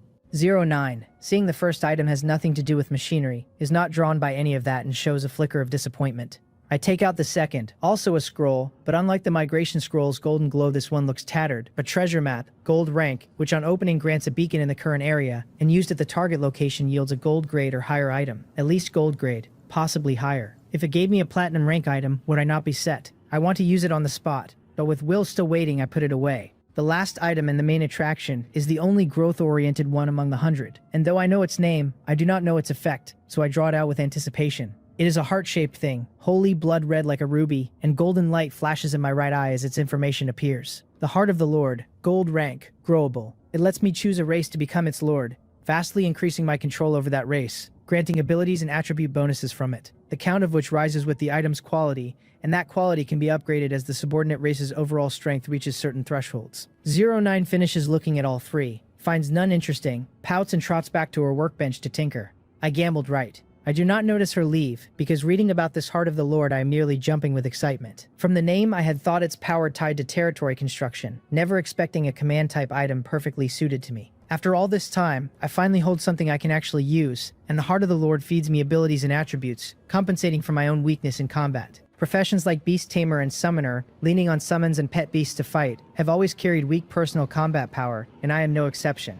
That is why I retreat hundreds or thousands of meters at the start of every battle, not out of cowardice but genuine lack of strength, since staying on the field would only cause trouble. Heaven knows how I envy Will, brawling mutated beasts with bare fists, hardly elegant but undeniably cool. I do not yet know how much the Heart of the Lord will lift me, so I pick it up and choose to use it. The system asks me to confirm the race to bind, and I name the Ant Tribe.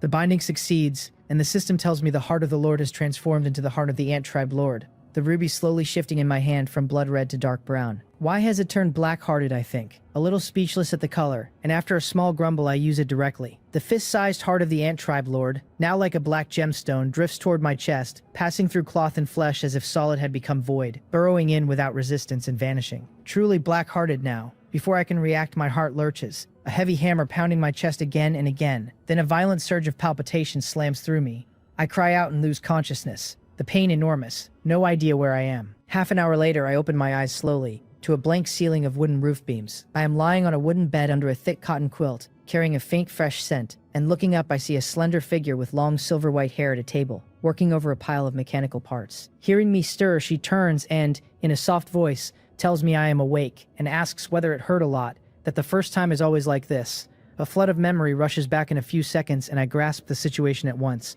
and I look at 09 with a slight headache. What is she saying? Does she know how easily that can be misunderstood? 09 adds that she fused with the mechanical heart and it was the same, that the pain passes soon. So that is it. The mechanical heart shares the fusion method. I curiously study her chest, picturing a mechanical heart packed with gears and parts, and finding it hard to imagine how that fused with her. Though when I think of my own stone-like Heart of the Lord drilling straight into me, I feel a little relieved. Then I brace my hands on the bed and push to sit up. A sharp snap cuts the air, and under my force 09's bedboard breaks clean through, dropping me to the floor with a heavy thud before I can catch myself. What is this strength? Under her stunned gaze, I scramble upright and sit on the floor, looking at the split board with some embarrassment, and apologize, telling her I am sorry, that I broke her bed, and will buy her a new one. She tells me there is no need, then mechanically turns away, no longer looking at me, and I smile wryly, touch the tip of my nose, and stand. I close my eyes and quietly sense the changes in my body. My strength is multiplied at least tenfold. The rise in defense hard to test but surely large. My speed up less but still 2 or 3 times faster. And even my spiritual power lifted to a degree. The ant tribe is already known for strength and defense, and my strongest ants, the black scythe hunting ants, excel in exactly those, so it tracks that those 2 attributes gain the most. Truly too strong, and this is only the attributes. As for abilities, I send my consciousness into the Heart of the Lord in my chest, and through sensing it, I work out how to use them. The gold rank ant tribe Heart of the Lord lets me pick any 3 abilities from everything my existing ants possess, and apply them to myself, and once chosen, swapping any of them costs an hour of cooldown. I look and find I really can choose from all the ants. I only have 3 types right now: black scythe hunting ants, tunneling ants, and sentry ants. But their combined abilities number close to 20, and with just 3 ability slots I have to choose carefully. I go through them one by one. The gold rank black scythe hunting ant has the most and the strongest. 100-fold bite force, intermediate carapace, intermediate strength, scythe grapple, and blood-soaked battle. 100-fold bite force I skip, since I lack the huge mandibles and biting people with my mouth is too lame. Intermediate carapace and intermediate strength are both good for raising strength and defense, so they stay in consideration. Scythe grapple lets the ants launch their mandibles to latch onto a target. And for me, that would mean launching my teeth, a thought that aches in my jaw and gets dismissed fast. Blood-soaked battle is also good as a backup, but its more wounded equals stronger logic only pays off in a fight to the death, a state I would rather avoid. Then I check the tunneling ants, rapid excavation all-rounder, structural master, and dismiss the lot. Since I do not dig, construction is covered by the tunneling ants themselves, so structural master is useless, and all-rounder needs their physical conditions I do not have. Finally, the flashing sentry ant, with only intermediate scouting and intermediate agility, yet each one useful, especially intermediate agility, which would massively raise my speed. All but a must-have. Done reviewing, I am about to choose when some odd impulse makes me check Mole's abilities, and I find even hers are open to me. Rapid proliferation and production expansion are absurd for my use, but her attack aura is interesting, raising every ant's attack power by a tenth, extremely effective. I do not know though whether using attack aura while Mole already has hers active will stack the boost, and if it cannot, the slot is temporarily wasted. Normally that would be no issue, an hour's wait and a swap, but I am about to hunt the mutated Raging Thunder Bear, possibly 2 of them, and every ability is critical. I weigh it and settle on attack aura anyway. With only 3 slots, no matter how I choose, my combat power can barely match a silver grade mutated beast, and against the mutated Raging Thunder Bear I would be pure fodder. But if attack aura does take effect, it becomes a huge boost to the gold rank black scythe ant with the greatest impact on the battle. I make my final picks: attack aura, intermediate agility, intermediate scouting. The last 2 both from the flashing sentry ant, and I chose intermediate scouting for a reason. Even intermediate strength and intermediate carapace would do nothing for me in a fight, but intermediate scouting greatly sharpens my observation and exploration, and stacked on my 2 eye abilities that improve vision, it would let me read weaknesses and seize openings. Given a gun with a sight, I am confident I could play a real role. As for where the gun comes from, my gaze turns to 09 busy at the workbench. If she can mount energy guns on ants, supplying me with one is trivial. I ask whether she still has an energy gun, telling her I have figured out my abilities and am ready to set out now to kill the mutated Raging Thunder Bear in her territory. She does not stop her hands, only focuses on assembling the tools in them, and getting no reply I assume she has no firearm prepared. Sigh, and head for the door to leave. A snap sounds from the workbench, and I stop and turn to see 09 set down the parts, clap her 2 fair hands together, her pretty face flushed, and say excitedly that it is finished. She turns to me, mouth slightly open as if to say something, mumbles, unable to get it out,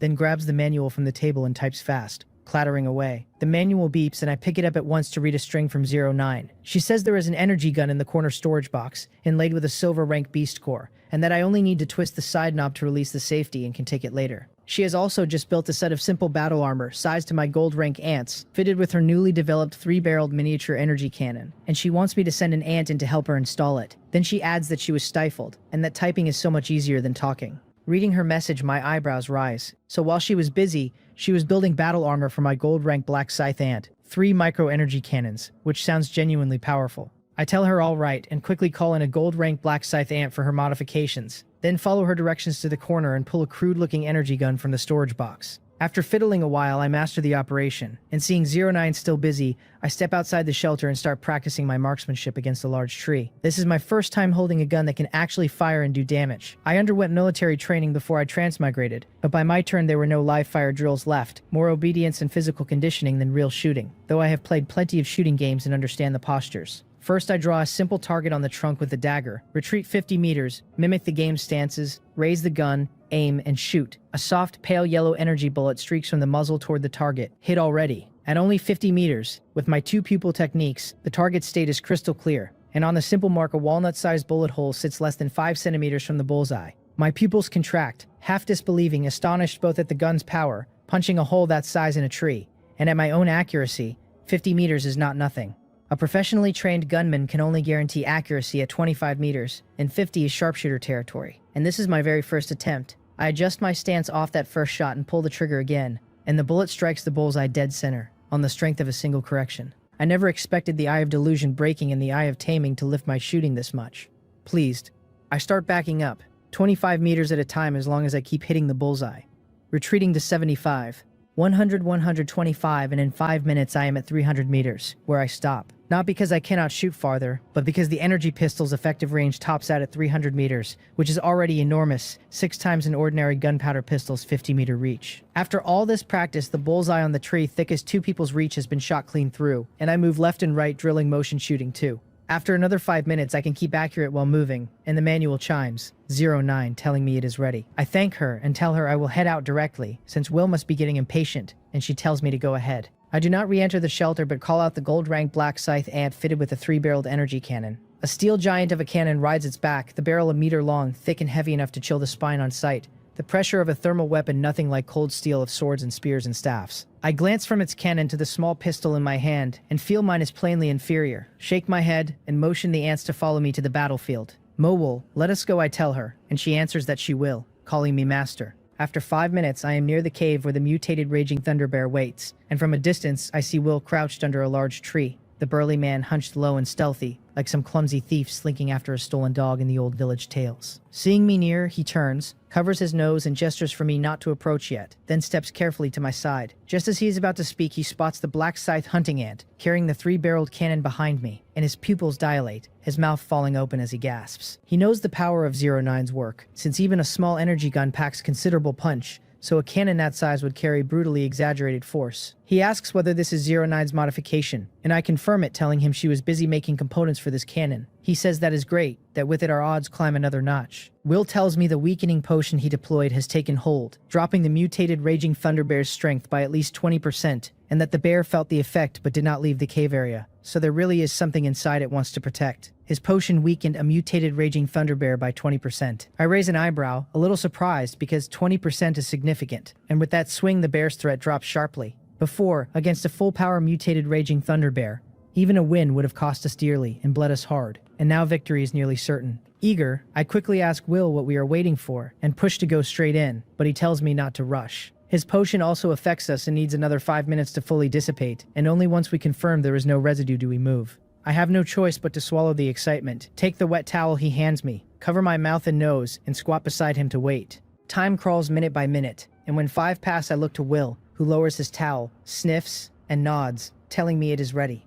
I answer that it is time to deal with it. I size up the huge snow-white figure at the cave mouth. The mutated raging thunder bear, hit by the weakening potion, is drowsy, dozing at the entrance. I wave Will still, signaling him not to act rashly, and whisper that once the fight starts the bear will likely shift into combat mode, so while it is groggy we should hit it hard. I point to the thick cannon barrel on the modified black scythe hunting ant's back. Will eyes the barrel and nods, and I call the modified ant over, ordering it to strike the bear, which has its back to us as it naps. The ant adjusts its position, bends slightly forward and arches its back, raising the 3-barreled cannon and aiming at the bear's backside, and the 3 silver-rank beast cores on the weapon dim fast as a silver-white beam begins gathering at the muzzles. So slow. I had thought the cannon would work like the gun, aim and fire and done, never expecting a charging process. And I get a bad feeling. Sure enough, as the energy converges at the muzzles, a terrifying fluctuation spreads, and the mutated raging thunder bear, only 100 meters off, seems to sense it. It shivers, jolting out of its drowse, about to turn and check.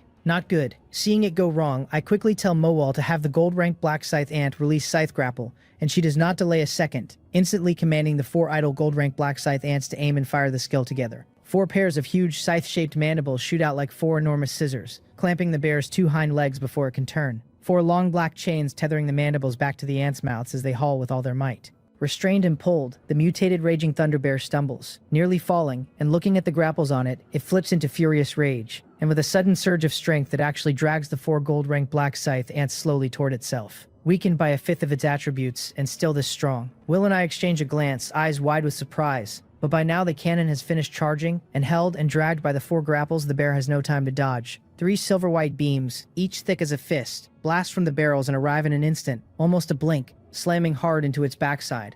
3 crushing impacts ring out, followed by a tragic, miserable roar. The cannon runs on beast cores, not gunpowder, so there is no smoke or dust, and Will and I see the bear's wretched state at once, its fur-protected backside now bloody and mangled under the triple bombardment, half-crouched and trembling. Time to charge, strike while the iron is hot, and Will and I will not miss the opening. The 4 black scythe-hunting ants gripping the bear with scythe grapple retract their grapples, not by releasing the mandibles but by keeping them clamped tight and reeling the black chains in reverse, flinging the 4 ants backward and fast toward the bear. Will charges close behind with both bloodthirsty battle axes, his state skill active, while I retreat another 50 meters, gun in hand, waiting for a chance. The mutated raging thunder bear is severely wounded, but its combat power is still terrifying, not something I can face head-on. In its furious rage, fighting for its life, it props onto its hind legs, pounds its chest fiercely with its forepaws, and roars, blood mist rising as it activates bear's strength, hiking its already terrifying power by 1/5. That is not all. The bear crosses its forepaws over its chest and looks to the sky, and lightning streaks across the clear blue. Lightning in clear skies. Not good. It is its worst skill. Thunder embodiment. Drawing lightning into itself to repel enemies and reinforce itself. Going all out. Get clear. I shout to Will and the others the moment the bear begins, and prompted, Will and the black scythe hunting ants retreat fast. Just as they fall back 5 meters, blue lightning crashes down out of the clear sky, striking within a 3-meter radius of the bear, pitting the whole ground uneven, large trees over 30 meters tall scorched black and snapped on the spot. Seeing Thunder Embodiment's terrifying power, I let out a small breath of relief, glad I had checked the bear's information with the eye of delusion breaking beforehand and prepared. Otherwise, Will and the gold-rank black scythe ants would have been gravely wounded and wiped out, their combat power gone. After Thunder embodiment, the mutated raging thunder bear is wreathed in several blue electric arcs, its blood-red eyes wide, and it roars and charges the retreating black scythe hunting ants and Will. Instead of falling back, they advance to meet it, and the two sides clash fiercely. Striking the bear delivers a shock that numbs the body a little, but the intensity is nowhere near the lightning strike, and Will and the ants can bear it, while the bear's condition steadily weakens under its grave wounds in the potion. I take the chance to pull my gun and tag it a few times, and though the gun's hits on its thick fur are like tickling, doing no real damage, my marksmanship is so precise I never aim there. Every shot lands on the already injured, skin-torn, fur-stripped patches, which makes the bear gnash its teeth in hatred. It even endures the ants and Will to chase me for a stretch, but with intermediate agility, I run faster than a rabbit, and the severely wounded bear, never built for speed, cannot catch me, while the ants and Will steal hits on its backside. After repeated back and forth, the bear's speed drops slower and slower, and it is about to be cut down by the group. Suddenly, another bear's roar comes from the cave, far less imposing than the mutated raging thunder bears, heavy instead with deep fatigue and weakness. Hearing it, Will retreats 2 steps, stops and says in a low voice that it is another mutated raging thunder bear. I nod calmly and come to his side, watching the cave mouth quietly waiting for the owner of the roar to appear. The first bear is already at its last gasp, covered in bloody wounds, lying on the ground barely breathing. We do not wait long. After about 10 seconds, a new mutated raging thunder bear emerges, several sizes smaller than the wounded male, and without his imposing presence, walking slowly and looking very weak. It crawls to the wounded one, glares angrily at Will and me, then lowers its head with a mournful look to lick its companion's wounds. Will tells me this is a female bear and the wounded one is male, that our guess was right and she was giving birth earlier, which is why the male, despite the potion, never left. Will is a thoroughly professional hunter and easily reads the genders and the female's condition. She does not attack us, only lets out occasional mournful roars while ceaselessly licking the male's wounds, and the male, gravely hurt, struggles to prop himself up, and nudges her with his head, seemingly urging her to run and leave him, but she stays unmoved, cleaning his wounds. Looking at the miserable, pitiful pair, I sigh and trade a glance with Will. He gives me a look that says the call is mine, then walks aside and sits on a stump to rest, and I lower my head, lost in thought. Do not let their pitiful state now fool me. If these two recovered, they would surely go into a frenzy, and 2 unstable factors in 09's territory cannot be allowed. I am not soft enough to let them go, to free a tiger back to the mountain to become a future menace. The reason I am not rushing to kill them is that I am weighing whether subduing them or killing them is more cost-effective. I ask Will whether he has any means to tame the 2 mutated raging thunder bears, and he frowns, ponders and says in a low voice that he does have beast taming methods. At his current strength though, he can only tame creatures below silver rank, and these 2 are gold rank mutated beasts and outstanding ones at that, so unless they willingly let him, there is no chance at all. After confirming with Will, I nod and return to the question, subdue or kill. By their state now, if one were killed, the other would never willingly be tamed, so both would have to be tamed, and if that happened, 09's regional first kill reward would be gone. So this is essentially a choice between 2 adult mutated raging thunder bears and 3 gold grade items. If the 3 items were wholly random, the 2 gold rank combatants would be solid, and with Will's rearing they might even grow into a force. But I can pick 1 growable gold grade item with full certainty, and besides, this female just gave birth, so there should still be mutated raging thunder bear cubs to tame. The choice is all but settled. I sigh, take one last look at the pair, turn, and softly tell Mole to deal with them. At my command, the 5 gold-rank black scythe ants open their scythe mandibles, break through the 2 bears' defenses easily, and kill them. Will stands, bracing his knees, and grins, telling me I made the right choice, that he thought I might be soft-hearted. I shake my head with a bitter smile and tell him that in the dark world we are merely at the bottom of the food chain, so how could I have the right to be soft? I was only thinking, I tell him, if one day we lose, will we too have to wail and accept death like them? Will walks over and pats my shoulder, agreeing that the world is very cruel, so we must keep winning. I tell him that we will keep winning.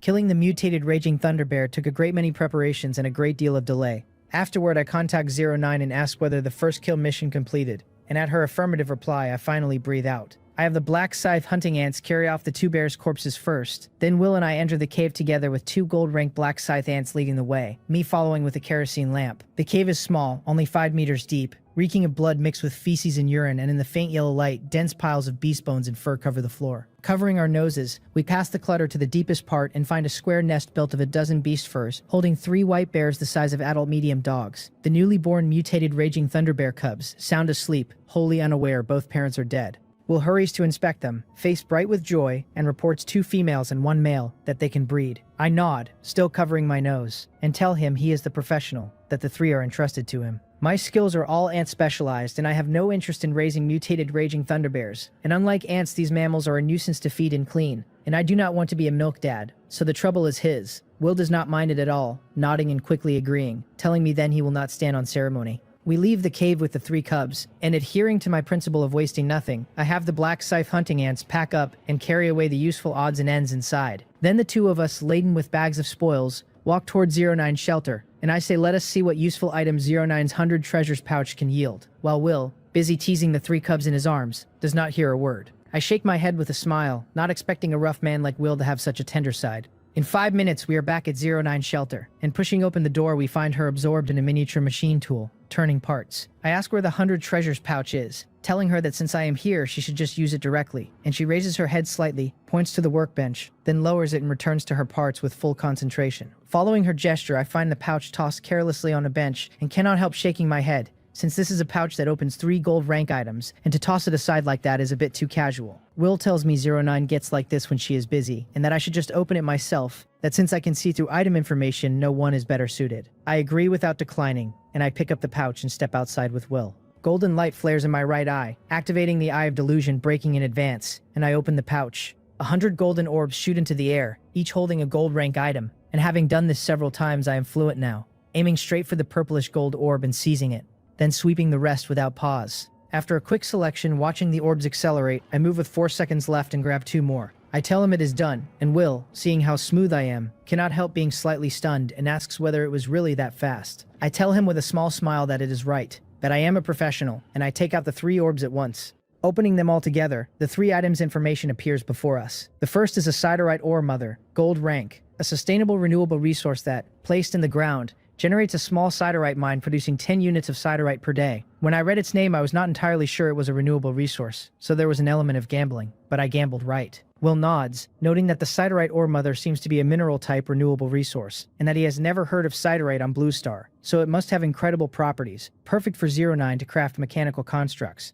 The second is an energy converter, gold rank, able to extract energy from items and convert it into other types of energy. The name alone told me nothing, but the full information finally makes its function clear, though its specific application is still a bit beyond me. I chose it because across 400 treasures pouches and hundreds of gold rank item names, this is the first instrument type item I have seen. Every instrument type item for 09 represents a technology and an enormous improvement for the whole team, so of course I would not miss it. An instrument type item and with the mineral type renewable resource on top. 09 is going to be overjoyed this time, Will exclaims with a grin, even without understanding the energy converter. Will's loud voice carries through the door to 09 inside, and the door bangs open from within. She rushes out, silver-haired, disheveled, and with an agility wholly unlike her physique, she is at my side in an instant, eyes sparkling at the energy converter and siderite ore mother in my hand. These 2 items are perfect for you, I tell her, a little uncomfortable under her green glowing eager gaze, and quickly hand them over. She thanks me in a voice soft as a mosquito's hum, grabs both, and scurries back into the shelter.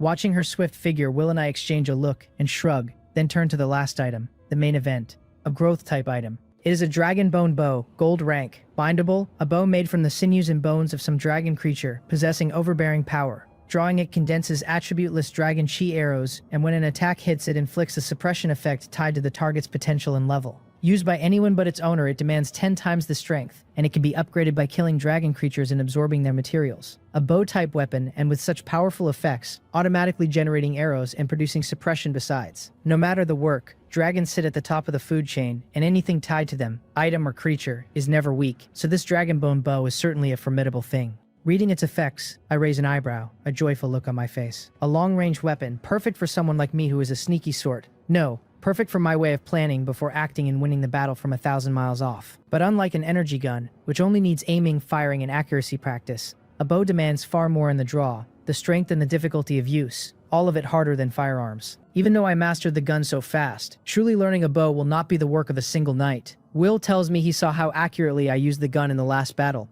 that this dragonbone bow is perfect for me. I give a wry smile and shake my head, telling him it is not that easy, that to be honest, this is the first time in my life I have ever touched a bow and arrow, so whether I can use it properly is hard to say. Do not worry, Will says, that he happens to know a little about bows and can teach me, that by my marksmanship my shooting talent is plainly excellent, and that these shooting weapons are all interconnected, so he believes I will get the hang of it quickly. Will really does know everything. Well, he is a seasoned hunter, and having someone walk me through the basics makes it far easier, since what I fear most is practicing blindly and building bad habits. I tell Will I will leave it to him, and I pick up the dragon bone bow, grip the dragon sinew bowstring, and try to draw it. I manage only 3 centimeters before it will not budge another inch, and I quickly release, letting the string snap back. The dragon bone bow's information said drawing it as a non-owner takes 10 times the strength, so it seems that to use it normally, I will have to bind it to me first. Will has already bound his bloodthirsty battle axes, so he knows exactly how a weapon recognizes its master. When I ask him how it is done, he tells me it is simple enough. I only need to let the weapon drink my blood while I send my spiritual power into it to forge a connection.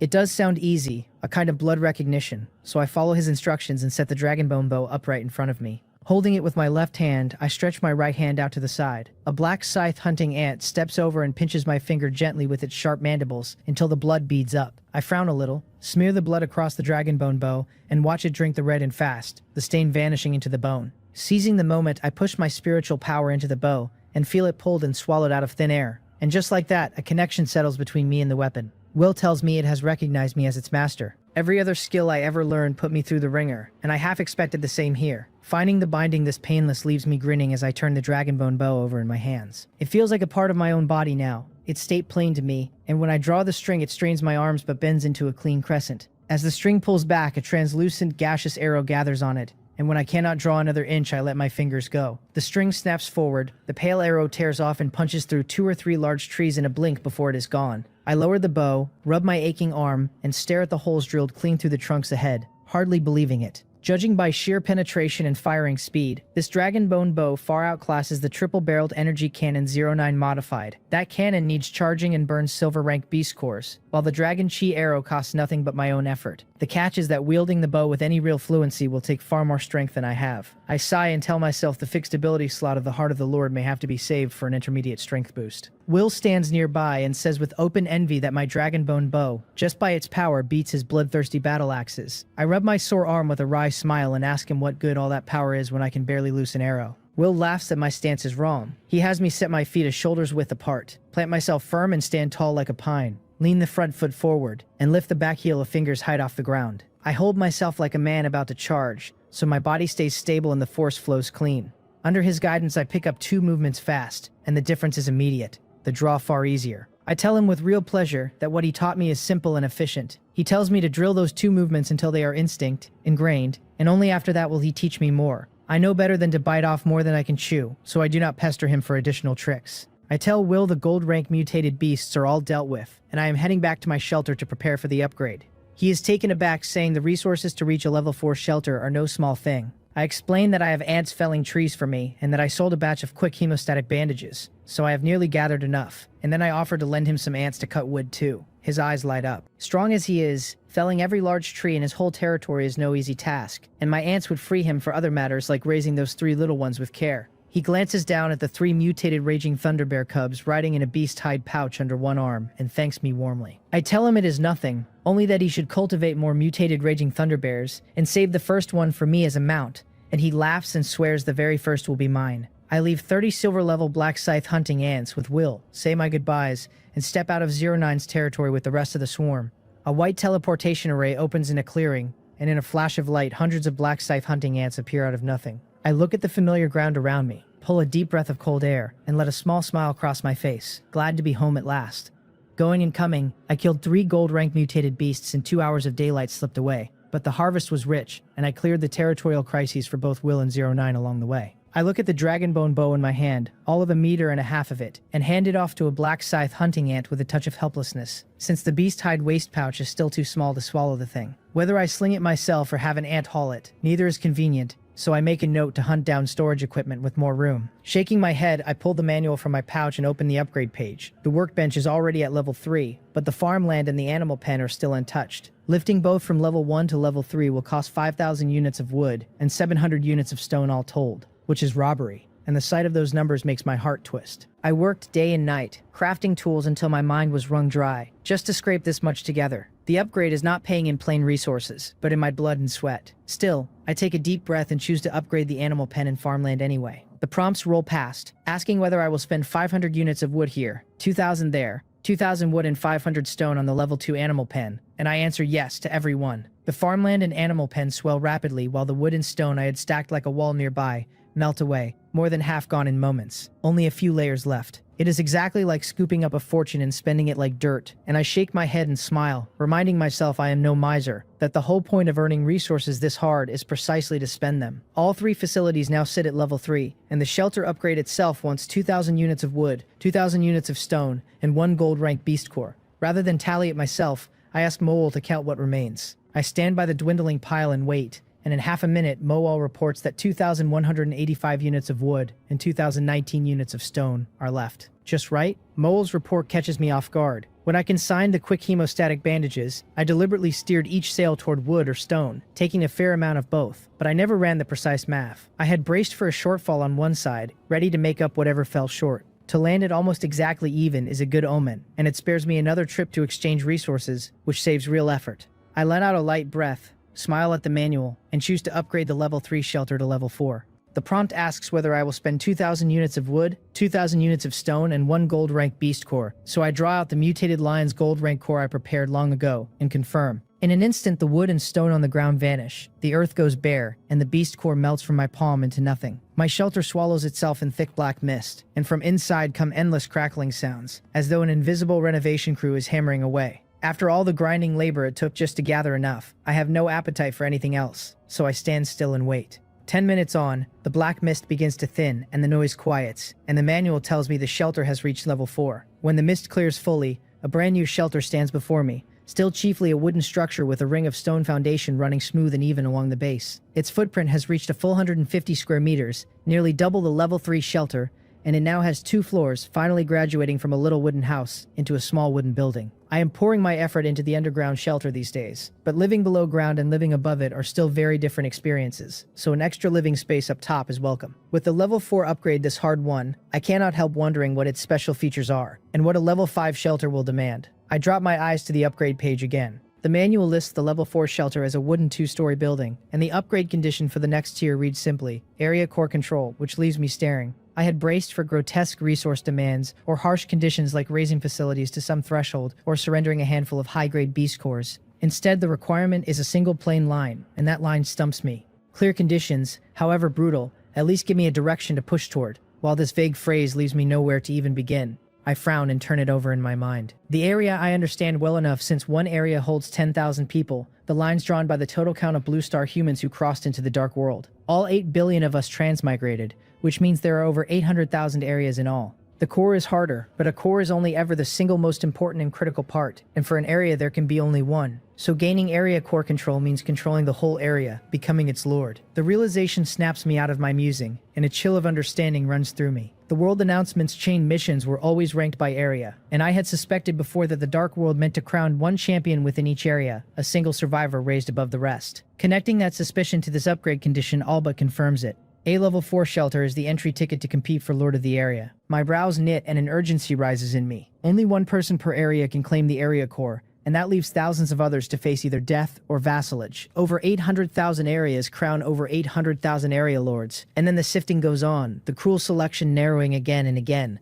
until one survivor stands strongest among all 8 billion humans. What the Dark World wants with that single strongest person I cannot guess, and the more I learn, the more confused I grow, the pressure mounting. I am confident enough in my own strength, but only inside my own area, and across over 800,000 areas I have no idea how many people stand above me. I shake my head and tell myself I may be overthinking it, that things may never unfold so grimly, and I push the thoughts to the back of my mind and walk toward the shelter to see the new interior. I push the door open and the inside catches me at once. The floor is a smooth, even stone, no longer the single cavernous room of the level 3 shelter, but partitioned by wooden walls into a bedroom, a workshop, and a kitchen and living room. My wooden bed, the workbench, the fountain of mutation, and the other facilities and resource items all sit in sensible places by their function. And even the ant nest entrance is tucked into a fitting spot under a wooden board that lifts open. The 150 square meters are laid out reasonably and the whole place feels comfortable. Not far from the door, a wooden staircase climbs to the second floor, which is left as one complete undivided space, a full 150 square meters and very roomy. Storage or a workout room, I think, and look around the level 4 shelter satisfied. I am about to check for new buildable facilities when a message reaches me from the tunneling ants. The underground shelter, built to the blueprints I imagined, is already finished. I shake my head and smile, marveling that now I have both an above ground and an underground mansion. The way of heaven takes from those who have too much and gives to those who have too little, and 2 days ago I had nowhere at all to live, while now I have too many places. Not that I would mind a few more. The underground shelter is central to my long-term plans, a key focus for the future, so a level 4 shelter is no reason to neglect it. I cannot spare the time to study the new building right now anyway, so I lift the wooden cover in the corner of the living room, revealing a deep stairwell, the remade ant nest entrance. Kerosene lamp in hand, I descend past underground level 1 and arrive at underground level 2, which the tunneling ants left behind after finishing their excavation to return to the ant nest. The whole level is empty and spacious, and under the dim light I take a quick survey. It runs over 200 square meters, with 4 rooms, a living room, a kitchen, and 3 bathrooms, even larger than the first floor of the level 4 shelter. Better yet, the layout is a one-to-one replica drawn from blueprints of luxury homes on Blue Star, far surpassing the somewhat crude level 4 shelter in design. I nod satisfied, telling myself it matches the blueprints exactly, and that the tunneling ant's structural master ability is monstrous to pull off so perfect a copy. The whole place is still rough though, and 09 will need to install the living facilities before anyone can move in. That is the quiet advantage of owning several houses, that no one is ever left without a roof while another is being finished. I return to the first floor, draw out the manual, and message 09 that I have roughed in an underground shelter, then ask how the water and electricity facilities are coming. She does not answer right away, and rather than fret I slip the manual back into my pouch, figuring she must be busy. Capable as she is at providing basics like water and power, with her slender arms I cannot count on her for the actual construction, and I have little civil engineering experience of my own. My gaze drifts back to the ant nest entrance, and I nod slowly. Professional work belongs to professional ants. The trouble is they are only bronze grade for now, and have not developed even rudimentary intelligence. So fine, detailed work is hard to communicate, which means I need to raise their rarity first. I have 4 kinds of gold rank mutated beast material on hand, enough to push the tunneling ant's potential, and for now lifting only the tunneling ant queen will do. With intelligence, the queen serves as foreman, while the ordinary ants follow her orders. It is not a vast project, so they do not need overwhelming potential. The black scythe hunting ants cannot sit idle either, with mutated beasts in the territory still uncleared. I reach Mowol through the mutual aid contract and tell him the ground around the shelter has not been swept today, so he should take the black scythe hunting ants out to kill and process any newly arrived mutated beasts, and store them in the cellar. I add that he should use the War Reserve ability to drop most of the swarm into hibernation and cut energy use, keeping only 1 gold rank black scythe ant and 30 silver level black scythe hunter ants active. He answers that it will be done, and the ants spring into motion under his lead, the sweep team leaving by a separate passage rather than through the living room entrance. Meanwhile, I tuck the gene manipulator from the workbench into my pouch, go to the ant nest entrance, and head down toward underground level 1. I mean to perform the gene fusion on the tunneling ant queen down there. Her body is already 5 meters long, so she would shatter the entrance if she tried to climb up, and fusion may swell her further still, making the living room a poor place to operate. As my ants level up, their bodies expand fast, and the living room entrance keeps growing too cramped, so by now it serves me more than it serves the ants. I shake my head and reach underground level 1, where I buy a wooden table and chair from the trade channel, sit down, prop the lamp on the table, and draw out the gene manipulator. I order the tunneling ant queen to stand ready for fusion, but I wrestle with which gene to give her. I have material from 4 gold rank mutated beasts, the mutated lion, the mutated Sika deer, the mutated wild boar, and the mutated raging thunder bear. For raw combat, the mutated raging thunder bear is plainly the strongest, but fusion is not about brute strength, it is about fit. The tunneling ant queen digs and builds, she barely fights at all, so combat genes are not the goal. Wild boars dig superbly and carry immense strength, so the mutated wild boar it is. The tunneling ant is only bronze grade in potential, and can take a single gene, so after long thought I fuse the gold-ranked mutated wild boar gene into her, and she promptly drops into energy depletion. I send her to dig and eat soil, both opening a fresh underground level and refilling her reserves. 20 minutes later, after roughly 200 cubic meters of soil and a wide new space carved out on underground level 3, she has finally replenished the toll the gene work took. Only then can I look her over carefully. Her body has swelled to 6 meters. A thick layer of cuticle-like armor has formed across her. A pair of small tusks juts from her upper jaw, and her potential has climbed to silver rank. A queen's gene expression runs different from an ordinary ant's, so a single pair of small tusks and 1 extra meter would, on a common tunneling ant, likely come out as huge tusks in a leap of several meters. With a new digging tool and a far larger body, her construction speed is bound to climb sharply. But her potential has only touched silver rank, and to become a true silver rank ant she must drive her mutation evolution rate to a full 100% and then drink a mouthful of mutated spring water to finish the change. On ordinary soil alone, lifting her rate to 100% could take several days. I ponder a moment, then pull the manual out again, turn to the friend channel, and tap a smiling female avatar. I message Chungha and ask how much golden sandy loam she has left, because the first thing that comes to mind is the golden sandy loam she once produced from her 100 treasures pouch. It is gold-ranked soil, and for a tunneling ant queen still sitting at bronze grade, it is a powerful tonic, with even a little capable of raising her evolution rate to 100%. Soon, the manual chimes, and it is indeed Changha. She tells me she produced 200 grams of golden sandy loam across yesterday and today, that she used only 10 grams for an experiment, and that she will simply hand me the rest. A trade request follows, the window showing exactly 190 grams of golden sandy loam. Since I cannot be sure how much the queen will need, I do not decline and accept it outright. A transparent glass bottle appears in my hand, half full of golden sand that glitters like gold dust. Beautiful and alluring. Cheongha warns me that her research found golden sandy loam astonishingly potent. A single gram can greatly enrich the fertility of 1 square meter of soil. She has not had time to test its other properties, and if I mean to improve fertility, I should be careful not to waste it. I am not using it on farmland, but I thank her all the same and promise to be careful. Then she mentions, almost in passing, that Baekhyun just contacted her and wants to meet all of us to get acquainted, and she asks what time would suit. I rub my chin, nod, and agree readily, genuinely curious about this new teammate, and I suggest tonight since everyone has more time in the evening. I also ask whether a gold-rank mutated beast has appeared in Baekhyun's territory, offering to go help and hunt it if he needs a hand. Cheongha gives a wry smile on the other end and replies that she just asked Baekhyun, who told her a gold-rank mutated beast did appear in his territory today, and that he already handled it himself. Already? And alone? My pupils tighten, and I fall silent a moment. Then I breathe out and answer with a smile that it is good nothing went wrong, asking her to remind Baekhyun about tonight, since I have other matters to attend to. She says it is no problem. I close the manual and shake the bottle so the golden sand makes a faint hissing sound, wondering what kind of person Baekhyun will turn out to be, and finding myself looking forward to the evening. I go to the tunneling ant queen and tell her to open her mouth, then unstop her the bottle and pause. Cheongha called this stuff extremely effective and extremely precious, so I decide to try a little first. I tip the bottle and pour roughly 20 grams into the queen's open mouth. She smacks her huge jaws around in a amount that would not even lodge in her teeth, tilts her head, senses it a few seconds, and then her antennae snap straight and light flares in her eyes. She begins smacking her mouth over and over, savoring the taste, plainly wanting more, and I think to myself that she is delighted by so little soil because this child has never eaten anything good. I remember feeding her black rot soil all the way from unranked to bronze grade, and feel a twinge of guilt. I check her mutation evolution success rate, and the panel tells me it has reached 53%, that feeding Earth-type material raises it further, and that she will most likely evolve into a reproductive type with only a small chance of mutating into another.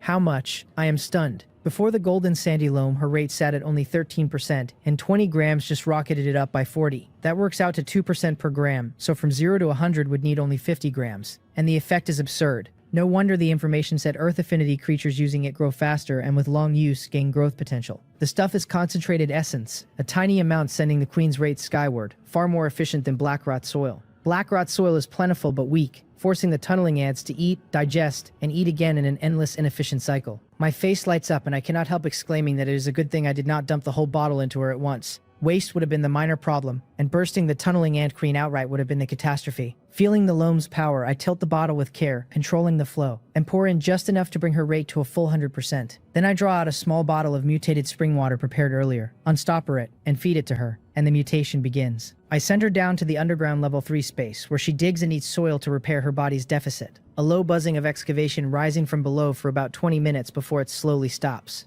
A rustling follows, and the tunneling ant queen, her mutation complete, climbs up from underground level 3 in a brand new form. After evolving to silver rank, her size has not grown but shrunk drastically, from 6 meters down to only 2, a full third of her former length. The earthy brown cuticle has deepened in color so that held still, she looks exactly like a rock. She is a reproductive ant, never prized for size, and Mowol shrank too when he evolved, so the change does not surprise me. With silver rank reached, she has gained intelligence like Mowol before her, and her ability to express herself has sharpened, which is precisely what I wanted, because with even basic intelligence the decorating should pose no problem. She rustles out her thanks and I nod, satisfied, and tell her that since she has intelligence now it is time, as custom goes, to give her a name. I study her rock-like carapace, lost in thought, until another chime from the manual interrupts me. I frown a little, pick it up, and see a silver-haired girl's avatar flashing fast in the friend channel. 09, Shirley, who by now should have finished preparing the basics for the renovation. I do not have time to ponder the name deeply, so I speak straight to the tunneling ant queen. I tell her that her carapace looks just like rock, that she is skilled at building, that she carries a real spiritual quality, and that I will call her Rock Spirit, firm as a rock with a spirit for building. She rustles her thanks for the name, and I pat her on the head, then climb back to the first floor above ground while reading the manual.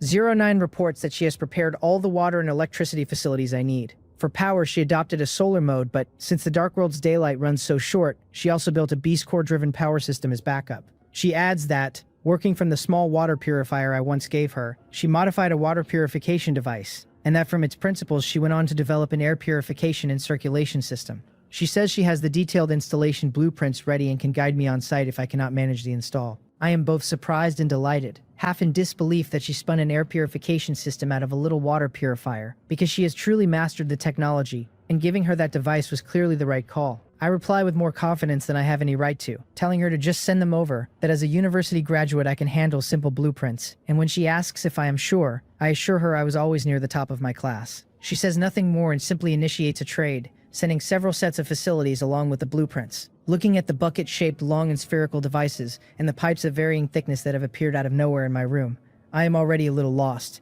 and when I pick up the blueprints, the formulas and letters make my head spin. This is well beyond my level, and feeling both helpless and awkward, I message her to admit I spoke too confidently and ask if she can offer technical support. She replies that she knew it, calling me a dummy, and the next second a teleportation request arrives. I accept, and a petite figure appears at once in the open space of the room. 09 lands and glances around my shelter, her small mouth slightly open, unable to hide her surprise, and she manages only to ask whether I upgraded. Face to face, she is still not good with words, but I am used to it and catch her meaning instantly. I tell her with a smile that yes, I have reached a level 4 shelter, but that what I need her help with is not here, it is underground. I walk to the corner of the living room, pull back the cover of the ant nest entrance to reveal the pitch black passage, take up a kerosene lamp, and lead the way down. Looking at the deep passage beneath her feet, 09 furrows her brows and hesitates, then follows me into the dark. She starts to ask how come we have not, and I tell her not to rush, that we are almost there, that my newly built underground shelter sits on the second underground level. The lighting is dim, and to keep her from falling I walk very slowly, so it takes about 5 minutes before we reach the underground level 2 space. She gives a small, almost invisible shake of the head, starts to speak, then stops, and draws her manual from her animal skin pouch to type rapidly. She tells me my shelter now runs 2 floors above ground and 2 below, that climbing up and down is too much trouble, and asks whether I have considered installing an elevator. My pupils tighten and joy floods me, and I ask if she can really build an elevator too. She replies that there is nothing difficult about it, that it is just a simple traction drive system with a very simple mechanical structure. Its only real demand is electrical power, and a beast core with more efficient energy output can serve as the replacement source. Wonderful. I tell her I will leave it to her. My future development points underground, and I do not know how many more levels I will dig, and a few levels are manageable for now, but once I am dozens or hundreds of levels deep, no elevator would be impossibly inconvenient. She picks up her manual again and tells me to set up the water and electricity first, that she will make the elevator when she returns. She puts down the manual and is about to walk me through the installation when I tell her to wait a moment, that I am going to bring someone else in to listen. Someone else here? Down here? Under her curious gaze, a minute later a massive earth-brown figure appears at the top of the stairs, and it is the tunneling ant queen, Rock Spirit. I introduce Rock Spirit as my ant partner, the chief engineer of the whole underground shelter, very skilled at construction, and carrying a certain intelligence. I tell 09 that this current space was completed by Rock Spirit alone from nothing more than an idea I held in my mind, so she need only give me the installation method, and I will translate it on the spot. Just an idea, and Rock Spirit could replicate it perfectly? 09 looks at her with surprise, then begins the installation instruction, sending the steps through the manual, of course, while Rock Spirit listens attentively to my translation and nods along.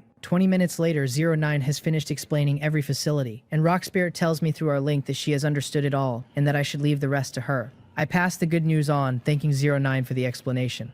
She gives a gentle shake of the head and replies that she will head back to manufacture the elevator parts, asking me to lend Rock Spirit to her afterward to help build an underground workshop, which I agree to without hesitation. 09 greets me and teleports away without delay, and watching her go I stand and think a while. Beyond the basic water and electricity, decorating the place needs flooring, wall paint and the like, so I wonder whether the trade channel carries such things. I have Rock Spirit install the water and electricity facilities in sensible spots first, then return above ground and open the trade channel to search by keyword for flooring and wall paint. I find a great deal, dozens of pages of flooring in different colors and materials. Wall paint of every kind, which delights me, though I cannot tell whether these were made from blueprints or by the seller's own craft. The prices are not steep for me, but the level 4 upgrade nearly emptied my supplies, so I consign some meat and only then exchange enough to buy flooring and wall paint for the whole 200 square meter underground shelter, which I hand straight to Rock Spirit. Rather than start at once, Rock Spirit rustles at me that the bronze-grade tunneling ants are too large, a full 5 meters long, suited to large-scale engineering but awkward for the precision of a 200 square meter interior. I frown, because she is right. The space, large as it is split into several rooms, and the huge tunneling ants would struggle to work inside, since great size is an asset for sweeping operations but a handicap for fine work. Just as I am stuck, she adds that it is fine, that the silver-ranked tunneling ants will not have this problem, and that she will first cultivate a few of them before she begins. Silver-ranked tunneling ants will not have the problem? Do not ordinary tunneling ants grow larger as their level rises? I am puzzled, and Rock Spirit, linked to me telepathically, explains again that silver-ranked tunneling ants do get larger, growing from their original 5 meters to 10. 10 meters. Would that not just burst the underground shelter? Seeing my shock, she says quickly that there is no need to worry, that although silver-ranked tunneling ants do grow larger, their new abilities solve the problem. New abilities that solve the problem of excessive size? She has not raised one yet, but as the Ant Queen she knows her tunneling ants like the back of her own claw, so it is no surprise she knows their abilities in advance. If that is so, there is nothing to fear. I tell Rock Spirit to do as she says, to cultivate a few silver-ranked tunneling ants first, and then begin construction. And she answers eagerly that it will be done, going straight to underground level 3 to eat dirt for energy while she raises them. I sit at the workbench meaning to see what new facilities a level 4 shelter can build, then stop and rub my forehead in annoyance. I forgot to tell 09 and Will about the evening gathering, almost letting so important a thing slip, which is what comes of being this busy. I quickly message both of them to come to my shelter tonight, that I am preparing to meet the new members, and replies come back fast. But before I can set the manual down, both Will and 09 send trade requests. Will suggests we make it a proper dinner party tonight, eating and chatting at once, and says he is sending the best tasting tenderloin from the mutated yak and mutated wild boar he raises, already cut and pre-processed. Eating and talking together does suit the occasion far better. Just sitting and chatting would feel like a meeting, and turn awkward for a first meeting, so I tell him it is a good suggestion and accept the beef and pork tenderloin he trades over. Then I read 09's message. She says she stopped by my shelter earlier and found it too dim, and that she is sending a few small items she made for me to use. Reminded by her, I notice the room is indeed dim. The level 4 shelter provides no lighting and still leans on the small flame of the dual-purpose stove, just like the level 3 shelter. And while it is daytime now with some light, by night the rooms will go pitch black. Back when my room was small and singular, I never felt the lack, but now I truly need more lighting tools. Her trade window holds several table lamps and chandeliers, and I thank her warmly, telling her she has been a great help. She replies that they are just cheap little things and that I should only remember to give her new equipment when I have it. I set a table lamp in each room, plain and unadorned, but excellent in function, and find I can dial the brightness up and down by a knob, very convenient. From the base I discover each is Beast Core powered, with a black iron rank core slotted in for easy replacement. I have a flying black scythe hunting ant help me install a Beast Core chandelier in the living room and at the center of the second floor ceiling. Then clap my hands and nod at my work, deciding this should do.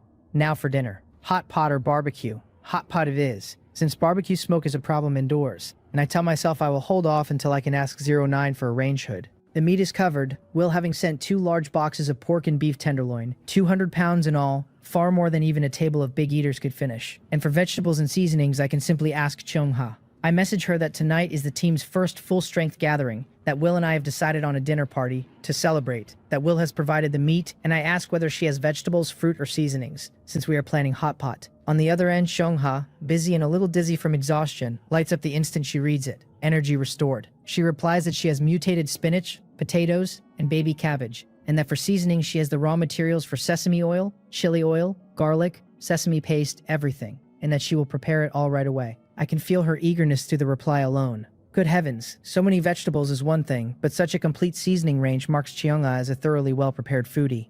Now I have meat, vegetables, and seasonings, and I need only provide a venue and a pot, which is convenient indeed. It calls to mind a joke from Blue Star. A man invited a few friends to dinner and told each separately that he had prepared everything but the beer, so bring a cold plate. Repeating this to each guest, he prepared nothing himself yet gathered a table full of food and drink. I find it especially fitting for my situation, and something about it strikes me so that I burst into happy laughter, laughing like a man transformed, the kind of laughing that would astonish Will and Cheonga and the rest if they saw it. As I laugh, my voice grows louder, and my nose turns sore, my throat tightening as if some object is lodged there that I can neither cough up nor swallow down. I rub my aching stomach, close my eyes, take a deep breath and slowly let it out to steady myself, and quietly I tell my grandfather to see this, that I am not alone here, that I am doing very well. Back on Blue Star, money was tight because of my family's situation. While other students gathered to play games, I was either working part-time or grinding for scholarships, so my ties with classmates thinned and I always lived alone. And though I developed no real psychological trouble, I could not help feeling lonely. After arriving in the dark world, there were no houses, no cars, no money, no status to worry over or chase, only survival, and now at last I have a group of companions I can confide in. A dinner gathering, my first meal with so many people, and the excitement of it briefly slipped my control, which is why I could not hold the emotion back. Once it was out though, I feel far lighter all over, my mind clear and lucid, as if releasing the feeling even nudged my spiritual power upward. So I take a deep breath and pick up the manual again to look at the level 4 shelter's buildable facilities. The first is a gravity room at level 1, costing 2,000 units of wood and 2,000 units of stone, buildable in a location of my choosing. Its internal gravity is freely adjustable up to 3 times normal at this tier, powered by beast cores, and it catches my eye at once. Every prior shelter upgrade offered things like farmland, animal pens, or storage chests, decent but ordinary, while this gravity room edges into the realm of black technology. By the anime and novel logic I picked up on Blue Star, changing gravity strengthens the body and toughens it, and the effect runs further still, since different gravity environments should also steer the direction of biological mutation. Whether for cultivating my mutated ants or for Cheongha's mutated plants, it is a fine choice, and for that kind of power 2,000 units each of wood and stone is reasonable, though subsequent upgrades will surely demand astronomical sums. I frown a little,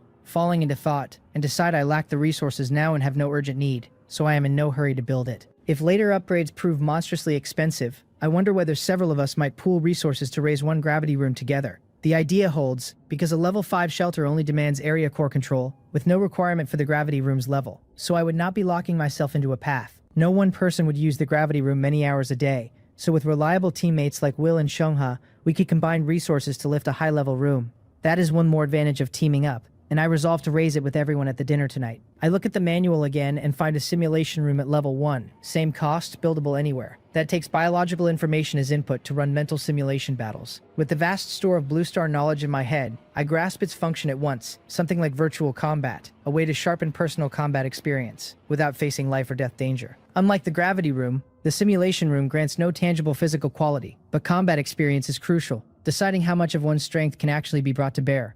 For a novice like me, short on fighting experience, it is practically a divine artifact. I am genuinely excited telling myself I must build it quickly, since compared to a combat maniac like Will, my experience is far too thin, and I have to close the gap fast. I do not yet know how the biological information is fed in, but I will figure it out once it is built. I read on, then pause. The rest of the construction page lists only existing facilities like farmland and animal pens, no new types, so I sigh with a touch of regret that the level 4 shelter added only the gravity room and the simulation room. Then again, each is extraordinarily useful, with effects matching or exceeding a gold-grade item, so they cannot be as common as cabbage, and having 2 is already very good, and I smile at my own greed. With no resources to build them yet, I set the facilities aside. 2.5 hours remain until nightfall, and with no patience to settle into crafting, I take up the dragonbone bow and step outside to practice archery a while. The moment I am out the door, I stop, because looking in every direction I cannot find a single tree taller than 10 meters. I smile wryly, having forgotten that all the large trees around my territory were cut down under Mowol's command, so I will have to go a bit farther for a target. Practicing archery is not like practicing a sword, spear, or staff.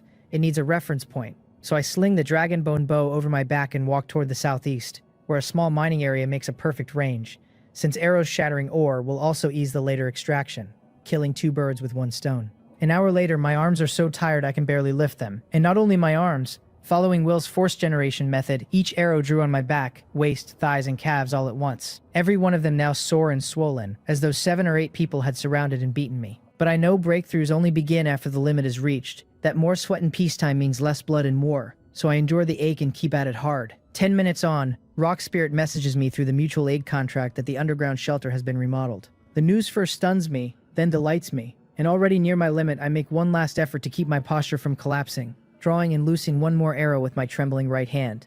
The Dragon Chi arrow shoots out and strikes the center of a rock 300 meters away, scattering fragments, and I nod, sling the dragonbone bow behind me, and drag my sore body back toward the shelter. As I walk, a faint doubt nags at me. Has Rock Spirit truly finished the underground renovation, when a 200 square meter apartment on Blue Star would take even the most professional crew a month or 2 of hard labor, and only an hour and a half has passed? No, Rock Spirit did not begin renovating straight off. She cultivated silver rank tunneling ants first, so the actual work was likely only an hour, or even half an hour. That is already past human limits, and in so short a span even the putty and cement should not have dried, so perhaps Rock Spirit misunderstood something. The mining area sits a little over 1,000 meters from the shelter, and lost in thought I soon arrive, grab the kerosene lamp, and follow the stairs down to the second underground floor. By the dim yellow lamplight, I look at the second underground floor, and the next second my pupils contract, my mouth falls slightly open, and I stare in disbelief. The living room is neatly laid with brown flooring, the walls coated in smooth, clean white putty, and a ring of vents around the ceiling, like air conditioner outlets, blows fresh air with none of the formaldehyde reek of a newly finished room. This must be 09's air purification device, 10 times better than the air purifiers on Blue Star that cost tens of thousands, truly living up to Dark World Black technology. The room has no furniture and looks spacious, yet it is spotless and entirely habitable, and I quickly check the others and find them all the same. The toilets are fitted with water heaters and shower facilities, flush-capable squat toilets,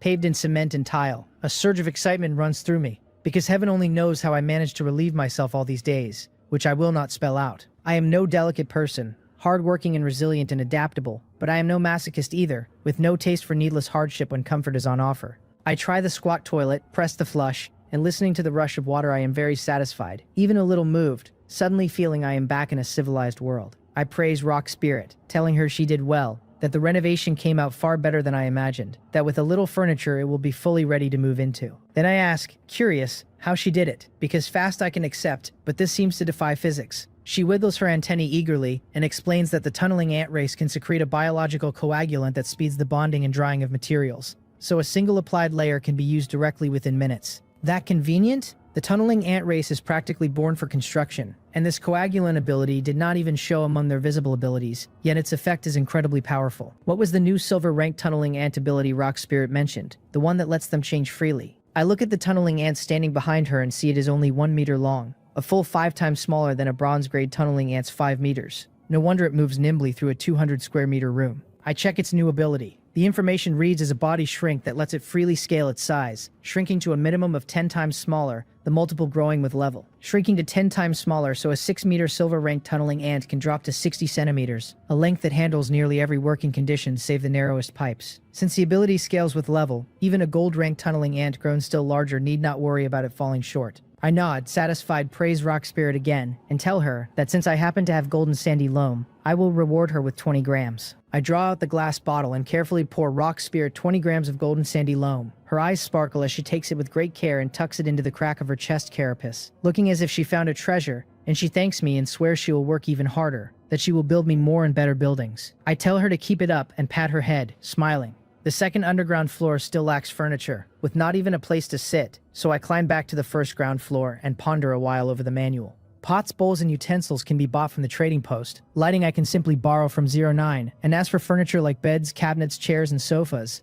I wonder whether Rock Spirit can make them. Her race digs holes, literally, but after reaching silver rank she can finish complex renovation instantly, so a few tables and chairs, beds and cabinets, should be no trouble since the squat toilets she and the tunneling ants built were far harder than furniture. Be frugal where I can, and spend where I must, I think. If I can solve it myself or lean on teammates, there is no sense wasting resources buying, so I message Rock Spirit and ask whether she can make wooden furniture. She replies that she can make anything, that it is very simple, and asks whether I have any requirements for the dimensions. Delighted, I tell her she is the professional, so she should decide, and that she can take the wood for furniture straight from the warehouse. She answers that it will be done, and with the furniture entrusted to her, I quickly contact 09 to order some chandeliers, then sit at the workbench fully free, and start making bandages to recover some health and earn some resources. Time slips by, and focused on work it flies especially fast, so dusk soon falls.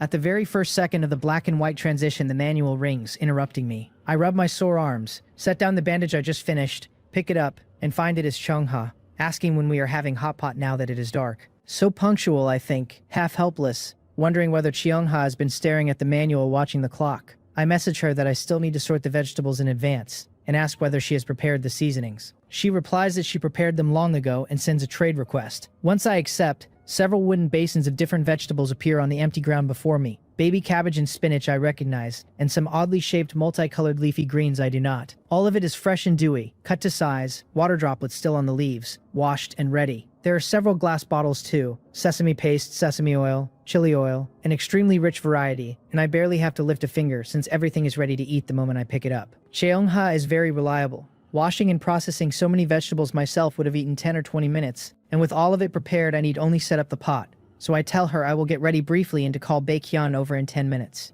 and she agrees and goes to tell him. I go to the kitchen beside the living room, set up the twin broth hot pot I bought from the trade channel, pour in purified water from 09's water purifier, and let it heat slowly. Looking at the divided pot on the dual-purpose stove, I frown, a little troubled. There is no induction cooker, so to cook and eat at once we could only eat in the kitchen, which would feel strange since even though the space is not small, it would still be cramped for 5 people. Eating in the living room would mean cooking the meat and vegetables beforehand and carrying them over, losing the whole hot pot feel. With Will, Cheongha, and 09 it would be fine, since I know them well. But this is my first meeting with a new member, Bae Kyun, who by Cheongha's account is strong enough to kill a gold-ranked mutated beast alone, with wide social connections and a deep network, so if I am ill-prepared, would he look down on me? Conditions are limited though, so this is all I can manage for now. I shake my head and message Will and 09 about the hot pot dinner, asking them to come in 10 minutes. Will asks whether I need help, and once I decline he presses no further. 09 though asks whether I secretly hid a portable heating device because equipment made in the dark world, however simple, often carries technical principles that inspire her, so the moment she scents new equipment her eyes light up. She tells me not to hide it, that this sort of thing does not affect my combat power, that I should send it to her to study, and that if it involves new technology she can make me a better one. I smile wryly and reply that I have no such device, that I am still debating whether to eat hot pot in the kitchen or cook first and eat in the living room. Slightly disappointed that I have no new equipment, she huffs that I should have said so earlier, asking whether I have forgotten what she does. It is just a heating device like a microwave oven, she says, far simpler than an energy gun, and she will make me a basic one for emergencies. 09 can even make a microwave oven, I marvel, half wondering if she is some kind of pocket dimension robot cat. This function, achievable by simply running current through a resistance wire, is something even a poor student like me understands, so for her it is child's play. Since she can build Beast-core water heaters and energy guns, a Beast-core furnace is just as easy, and from now on, whenever I need anything, I should ask 09 first. With the troublesome matter resolved, I breathe out and let the twin broth hot pot preheat on the dual-purpose stove. Then I go to the living room and arrange the vegetables and meats on wooden trays atop the wooden shelf I prepared, and I pour the various seasonings from their glass bottles into small bowls and set them on the shelf's top layer as a seasoning area. After 5 or 6 minutes I have just finished laying everything out when a message and a trade request arrive from 09. She tells me it is done, that time was tight so it is a bit crude, that I should make do, and that next time I need something I should not hold back and should tell her in advance. Done already? In a few minutes I would not even have peeled a potato. Slightly stunned, I accept the trade and a square device about the size of an induction cooker appears on the table before me. I pick it up and study it, finding a knob on the side and a surface not of glass ceramic like an induction cooker, but of some silver metal plate I cannot identify. With only one knob I grasp its use at once. I turn it, lay my hand on the metal,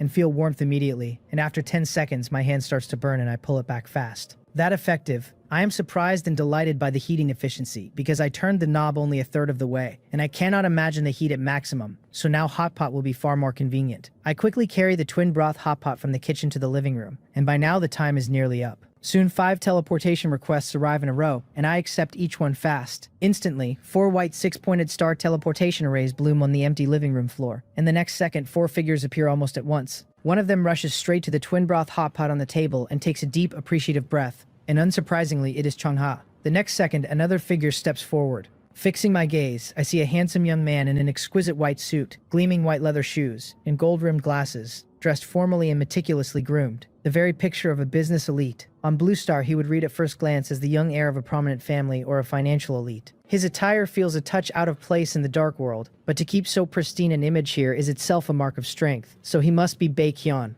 As expected of a top survivor who can single-handedly kill a gold-rank mutated beast, his bearing is extraordinary, and I look him over with a somewhat serious expression, already turning over how to handle the conversation so I am not put on the back foot. The next second, Bae Kyun also bolts to the twin broth hot pot, crying out in excitement that Cheongha did not lie to him, that there really is food to freeload and it is even hot pot. He sniffles theatrically that the spiciness is just a touch lacking, that a 9-grid hot pot would have been perfect. 1 second I am still wrestling in my head over how to deal with Bae Kyun, and the next he pulls a move so unexpected his whole business elite image shatters on the spot. What kind of person is this? Before I can react, the suited young man takes another quick step toward me, grabs my hand with an excited expression, bends slightly at the waist and pumps it. He declares that I must be Boss Jang Hyun, that Xiangha told him all about me, that I am practically his idol, that it is an honor to meet me. Then he rattles off that his name is Bae Kyun, the Baek of a refined scholar, and the Hyun of a magnificent bearing. I am a bit dazed from the shaking, because I had pictured Bae Kyun as a formidable, powerful expert and never expected this kind of personality.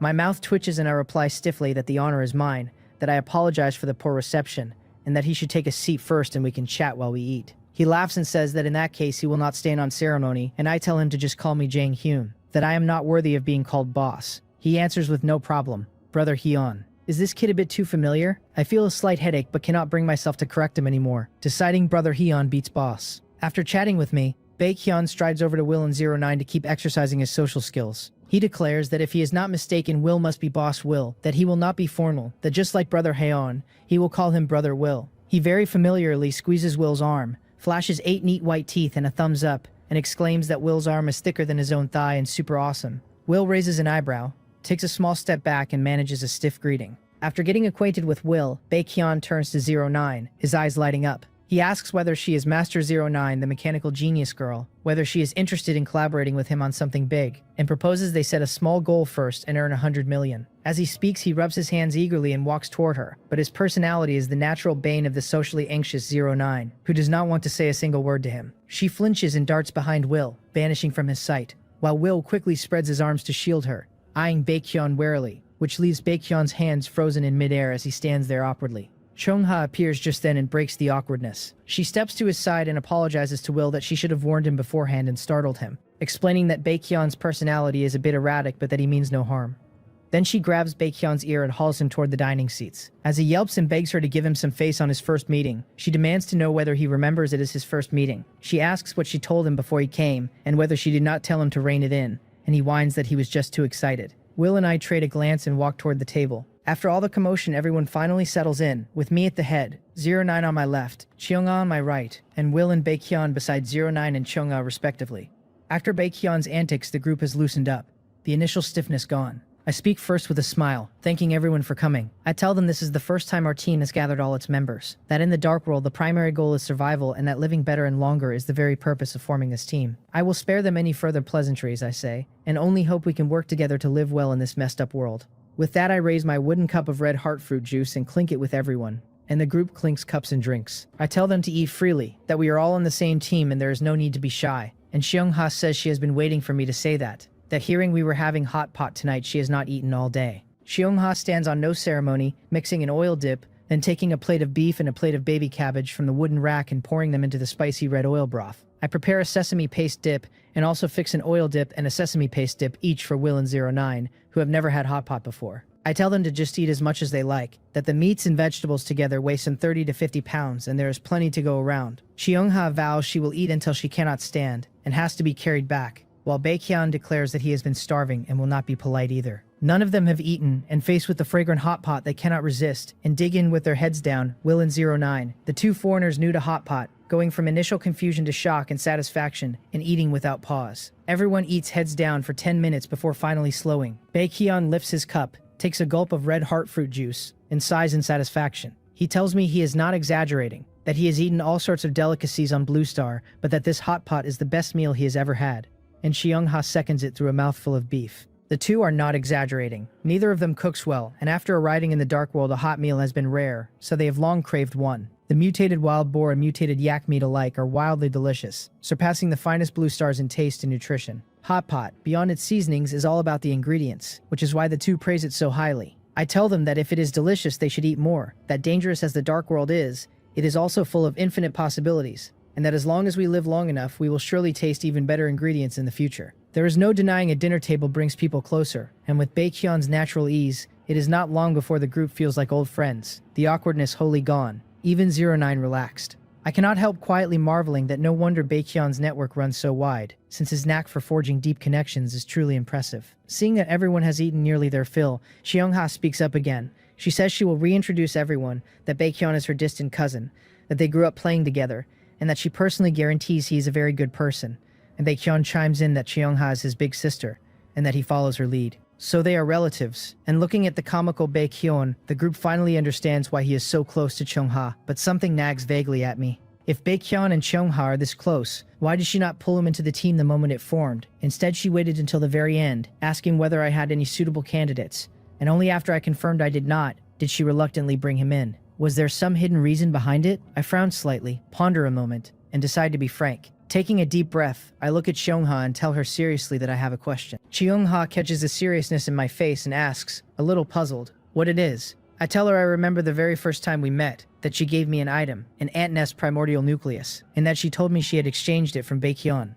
She confirms that she did. I take a breath and keep my voice level, telling her that since she and Baekhyun had been in contact so early on, I do not understand why she never invited him into the team when we first formed it. Her expression turns complicated, her chopsticks pausing over her food as she lowers her head a little. It is true that she and Baekhyun are relatives who grew up together, that they had a connection long before any of this, and yet she only pulled him in at the very end. There has to be a hidden reason. Will and 09 feel the same puzzlement, setting down their chopsticks to watch her, waiting. After a few seconds of silence, she looks up, her expression a little bitter, and starts to speak, but before she can get more than a syllable out, Baekhyun cuts in beside her, asking to explain it himself. The flippant clown is gone now, and he looks far more serious. Cheongha hesitates, then gives him a small nod. He says that she does not want to talk about it because it touches on family matters. I tell him that if it is not convenient, we can leave it. He shakes his head and insists there is nothing that cannot be said, that it is only natural I would be confused when he himself has not been open with me. I tell him that since we are teammates, he has the right to know anything that affects trust, and that he should go on.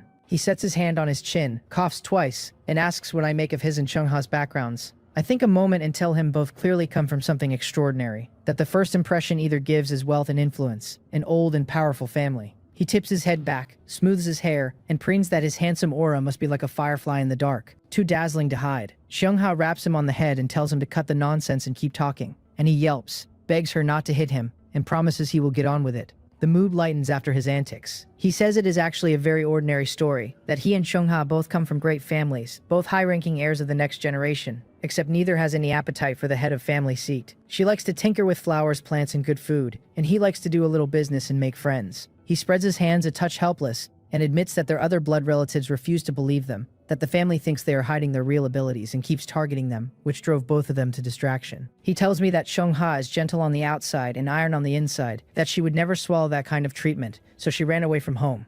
As for himself, being one of the few male heirs, he is watched far more closely and still keeps a certain connection to the family even now, even here in the dark world. That, he says, is exactly why she did not want to bring him into the team at first. She did not want to be dragged back into the family at all. He rubs the back of his head a little sheepish and swears that he, Baekhyun, is tight-lipped, that even under 18 kinds of torture he would never betray a friend. He admits Cheongha did not fully trust that she feared he might let her existence slip when he communicated with the family, so she kept her distance until he had sworn his loyalty enough times that she finally gave him a chance. So that was all it was. Nothing serious. Cheongha probably kept quiet because she did not want us overthinking it, since the power struggles of great families sound like an endless headache. Half curious, I ask him whether I have simply never seen a Baek or a Ye on the rich lists, or whether their families are local gentry somewhere. He scoffs and asks what those lists even are, that they only show the ones willing to be seen, that the truly great families keep themselves low and quiet. I nod and ask whether their families still hold that kind of influence here, since everyone in the dark world is thousands of miles apart with no way to reach one another. He shakes his head,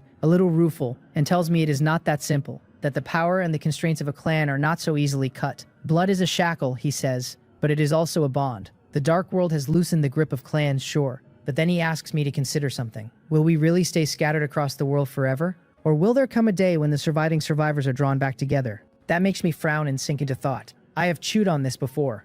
The dark world hauled all of us here for a purpose, and through clue after clue I had already worked out that it wants to breed goo, to cull the strong out of humanity. But the way Baekhyun talks, there might be another reading, and coming from a great family with a wide net of connections, he almost certainly has information channels I do not. I look up and tell him I want to hear more. Will and 09 turn grave and fix their eyes on him too, since the pair of them have their own ties to a terrorist organization, and this is precisely what they care about. With every gaze converging on him, Baekhyun straightens his back and says that as far as he knows, many organizations have already formed among the survivors. Some built on shared interest, some on bloodlines, some on faith, and some, like ours, on a mutual aid contract item. Among all of those organizations, he says, one piece of information is circulating. Each area will choose a king. He asks whether I, having already reached a level 4 shelter, understand what he means. Will and the others glance at me, a little lost. I nod and tell them softly that I have not had the chance to mention it yet. After the shelter hit level 4, the conditions for level 5 unlocked, and they are nothing like before. No resource requirement at all. There is only one condition, to seize control of the area core. Combined with the task the world announcement handed down earlier, the conclusion is plain enough. Only one person in each area can ever upgrade to a level 5 shelter. The others turn solemn at that. If upgrading a shelter is an exam, the first few levels were pass or fail, where anyone with enough resources clears the bar without touching anyone else. But level 5 is a selection exam, a 1 in 10,000 selection, with a single winner in the entire area. Baekhyun shakes his head and says that is only one piece of it, that there is something even more important than that. He does not explain it head on, only asking me whether I have ever played games or watched anime and movies. Everyone is thrown for a loop. We were talking so smoothly, so why the sudden swerve? I nod and answer that I have been in contact with some and ask what the connection is. Exactly, he says. On Blue Star, the only intelligent species was humanity, but in games and anime and movies there are all kinds. Elves, beast folk, demon folk. This keeps getting stranger. Still, something occurs to me and my eyes go to Chungha. Could her world tree be the kind of intelligent species Baekhyun means? And what about Mowal and Rock Spirit? Do they count? I ask him whether he is saying the Dark World holds these intelligent species from games and anime. He nods and says the Dark World does have intelligent species beyond humans, though they may not be elves or beast folk or demon folk, but some other kinds entirely. Many organizations are spreading word that the contest in the Dark World is not just human against environment or human against human. There is also human against alien races. After each area's king is chosen, that king will very likely make contact with those other intelligent species, and those who are not of our kind are certain to have hearts that are not ours. At that point, the competition may turn even more brutal. I keep my face grave and ask whether the source is reliable. He admits he is not sure. Not sure? Are you serious? After all that buildup, seeing our faces half a breath from throttling him, he throws up his hands and says that strictly speaking, no one even knows where the information came from. So of course he cannot vouch for it. But whether it is the old men of his own Bake family or the higher-ups of other large organizations, they are all planning ahead on the strength of this rumor, which lends it at least some weight. Planning ahead how, I ask. Preparing to acquire more area cores, he says, because they suspect the cores will matter enormously in the coming race wars. And how exactly? By funneling resources to a handful of seed players so those chosen few can seize control of the cores. He asks me to imagine it, an organization of hundreds or thousands, each at a post, all dispatched to one purpose, every resource pooled onto a few individuals. What kind of efficiency is that? That is genuinely terrifying, and a cold urgency settles into me. I had let myself think our group taking first place in our area made us a top-tier existence. Listening to him, it is only luck. Only that there were enough areas and few enough large organizations that we never shared an area with one of their seed players. Otherwise, we would never have had a prayer of collecting so many first-place rewards. Baekhyun laughs it off, easing the air, telling me and Will not to sell ourselves short. To stand out on our own, in his view, makes us far stronger than the good-for-nothings in his family, who only climbed this far on the family's back, while we relied entirely on ourselves. The reason he begged Chungha to let him join, he says, is that he wants to be around strong people like us, more friends, more paths. With the misunderstanding cleared, and such heavy information in hand, I feel I have gained a great deal. I tell everyone the soup is nearly gone and we should keep eating and talking, then welcome Baekhyun to the team, telling him he has barely joined and already delivered vital information, and that if he ever needs help, he only has to ask. He waves it off, saying I am being far too polite, that given my relationship with his sister there is no need for formality. Chungha demands he make clear what relationship he means, and he yelps for her not to hit him, and protests that a teammate is a teammate and he said nothing wrong. The two bicker, and the table fills with life again. While we eat, I remember something and ask Baekhyun, since tomorrow is the last day before the cold current arrives, whether he knows anything about it. He swallows his beef, takes a sip of juice, and tells me I have asked exactly the right person, then asks me if I know how a cold current is even generated. It is basic geography, and though I am no genius like 09, I know a little. So I tell him that a cold current is an ocean movement, where cold seawater flows toward warmer regions and carries the low temperature with it. Seawater. My words catch on the edge of it. I ask whether he means what I think he means. He snaps his fingers, looks at me with approval, and says I have hit the nail on the head. A cold current is a movement of ocean water, which means all around our shelters there is a sea of stars. When he says sea of stars, he actually stands up, tips his head back, closes his eyes, and spreads his arms wide, drunk on the imagined breeze. We are discussing something serious, and he goes childish on me. No wonder Chungha does not trust his flightiness. I rub my temples and press on, asking whether that means there is sea around every single shelter, that we are not on one vast continent but on separate islands. That thought scatters some of my plans. If we truly sit on islands, then how deep can I dig? I have no wish to bore straight through the island and let the seawater flood the underground shelter I have been sweating over. He crows that I have earned a perfect score, that it should be one area to one island, which means what we are really competing for is the position of island master. As for how to reach the other islands once you hold one, that remains unknown. Maybe it takes ships, maybe flying machines, or maybe teleportation, the way we already do it. We all nod, our whole picture of the world shifting a little, like the ancient navigators who first learned Blue Star was round, finally grasping the rough shape of the dark world. Baekhyun is getting swept up now, and seeing us go quiet, he continues. Once the cold current arrives, daylight hours and temperature will both plunge, and it may even fall into perpetual night. Everything outside the shelter will be sealed under ice and snow, exploration made impossible. In other words, tomorrow is the last day to gather resources, and for the month after that, everyone will have to spend the whole time inside their shelter. Only those who survive the cold current earn the right to fight for the island. Everyone's stuck inside their shelter for a full month. I frown because it is no small challenge. With our strength and stockpiles, we do not fear starvation, but the other survivors, especially those living hand to mouth, are almost certainly doomed. I feel a little grieved on their behalf, since if the race wars are real, every single human is a valuable resource, and to see them mown down like wheat by the cold current is a waste. This month is crucial, I tell them, and everyone has to push their strength as hard as they can. It is a good thing we signed a mutual aid contract and can teleport to one another, or a month alone would drive anyone insane. Loneliness is its own hard problem. I have watched wilderness survival shows where seasoned survivalists with ample supplies still tapped out because they could not endure the solitude. So I lay it out, that tomorrow we make our final preparations, and I ask Chungha whether the cold current will hit her plants hard. She frowns and shakes her head, saying only a small part of her plants can withstand extreme cold, and that over the next month her yield is likely to fall sharply. Her plants are one of our key food sources, and a drop in output would drag down our whole pace of development.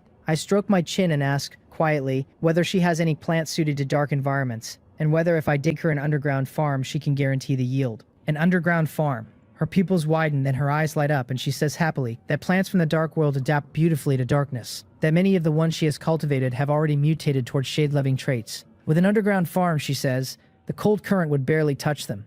I smile and nod, then turn to Will and ask whether his farm will suffer too. He confirms it, that although the mutated beasts he raises include some cold-hardy ones like the yak, extreme cold still slows their growth and their breeding. I ask whether an underground breeding farm would improve things for him, and of course, he says, it would. Cheongha, a little puzzled, points out that underground you escape the ice and snow and the temperature will not crash so drastically, but water sources and air circulation are both real problems.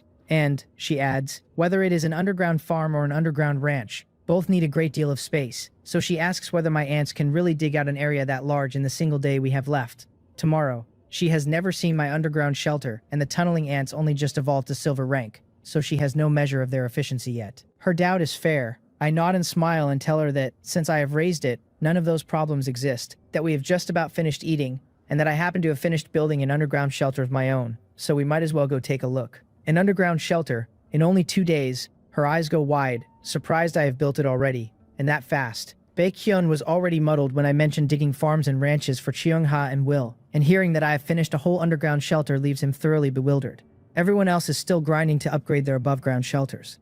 So how do I already have a sub-base? Only 09 took part in the build and knows about it, though even she is a little stunned, since she only delivered the last of the equipment when the day was almost over, and in an hour or two I had it all installed. I switch off the heating, stand, and walk toward a corner of the living room, and the others, mostly finished eating, rise and follow me with curious faces. I reach the cover plate in the corner, bend down and pull it open on a deep stairwell. I have set several of 09's little hanging lamps along the passage, and though the brightness is limited, it is at least no longer the pitch black it was at first. Baekhyun, at the back, stares down the passage with wide-eyed excitement, marveling that a secret passage was hidden right under his nose. He crows that a secret base is unbelievably cool, and begs me to build him one too, promising to pay handsomely.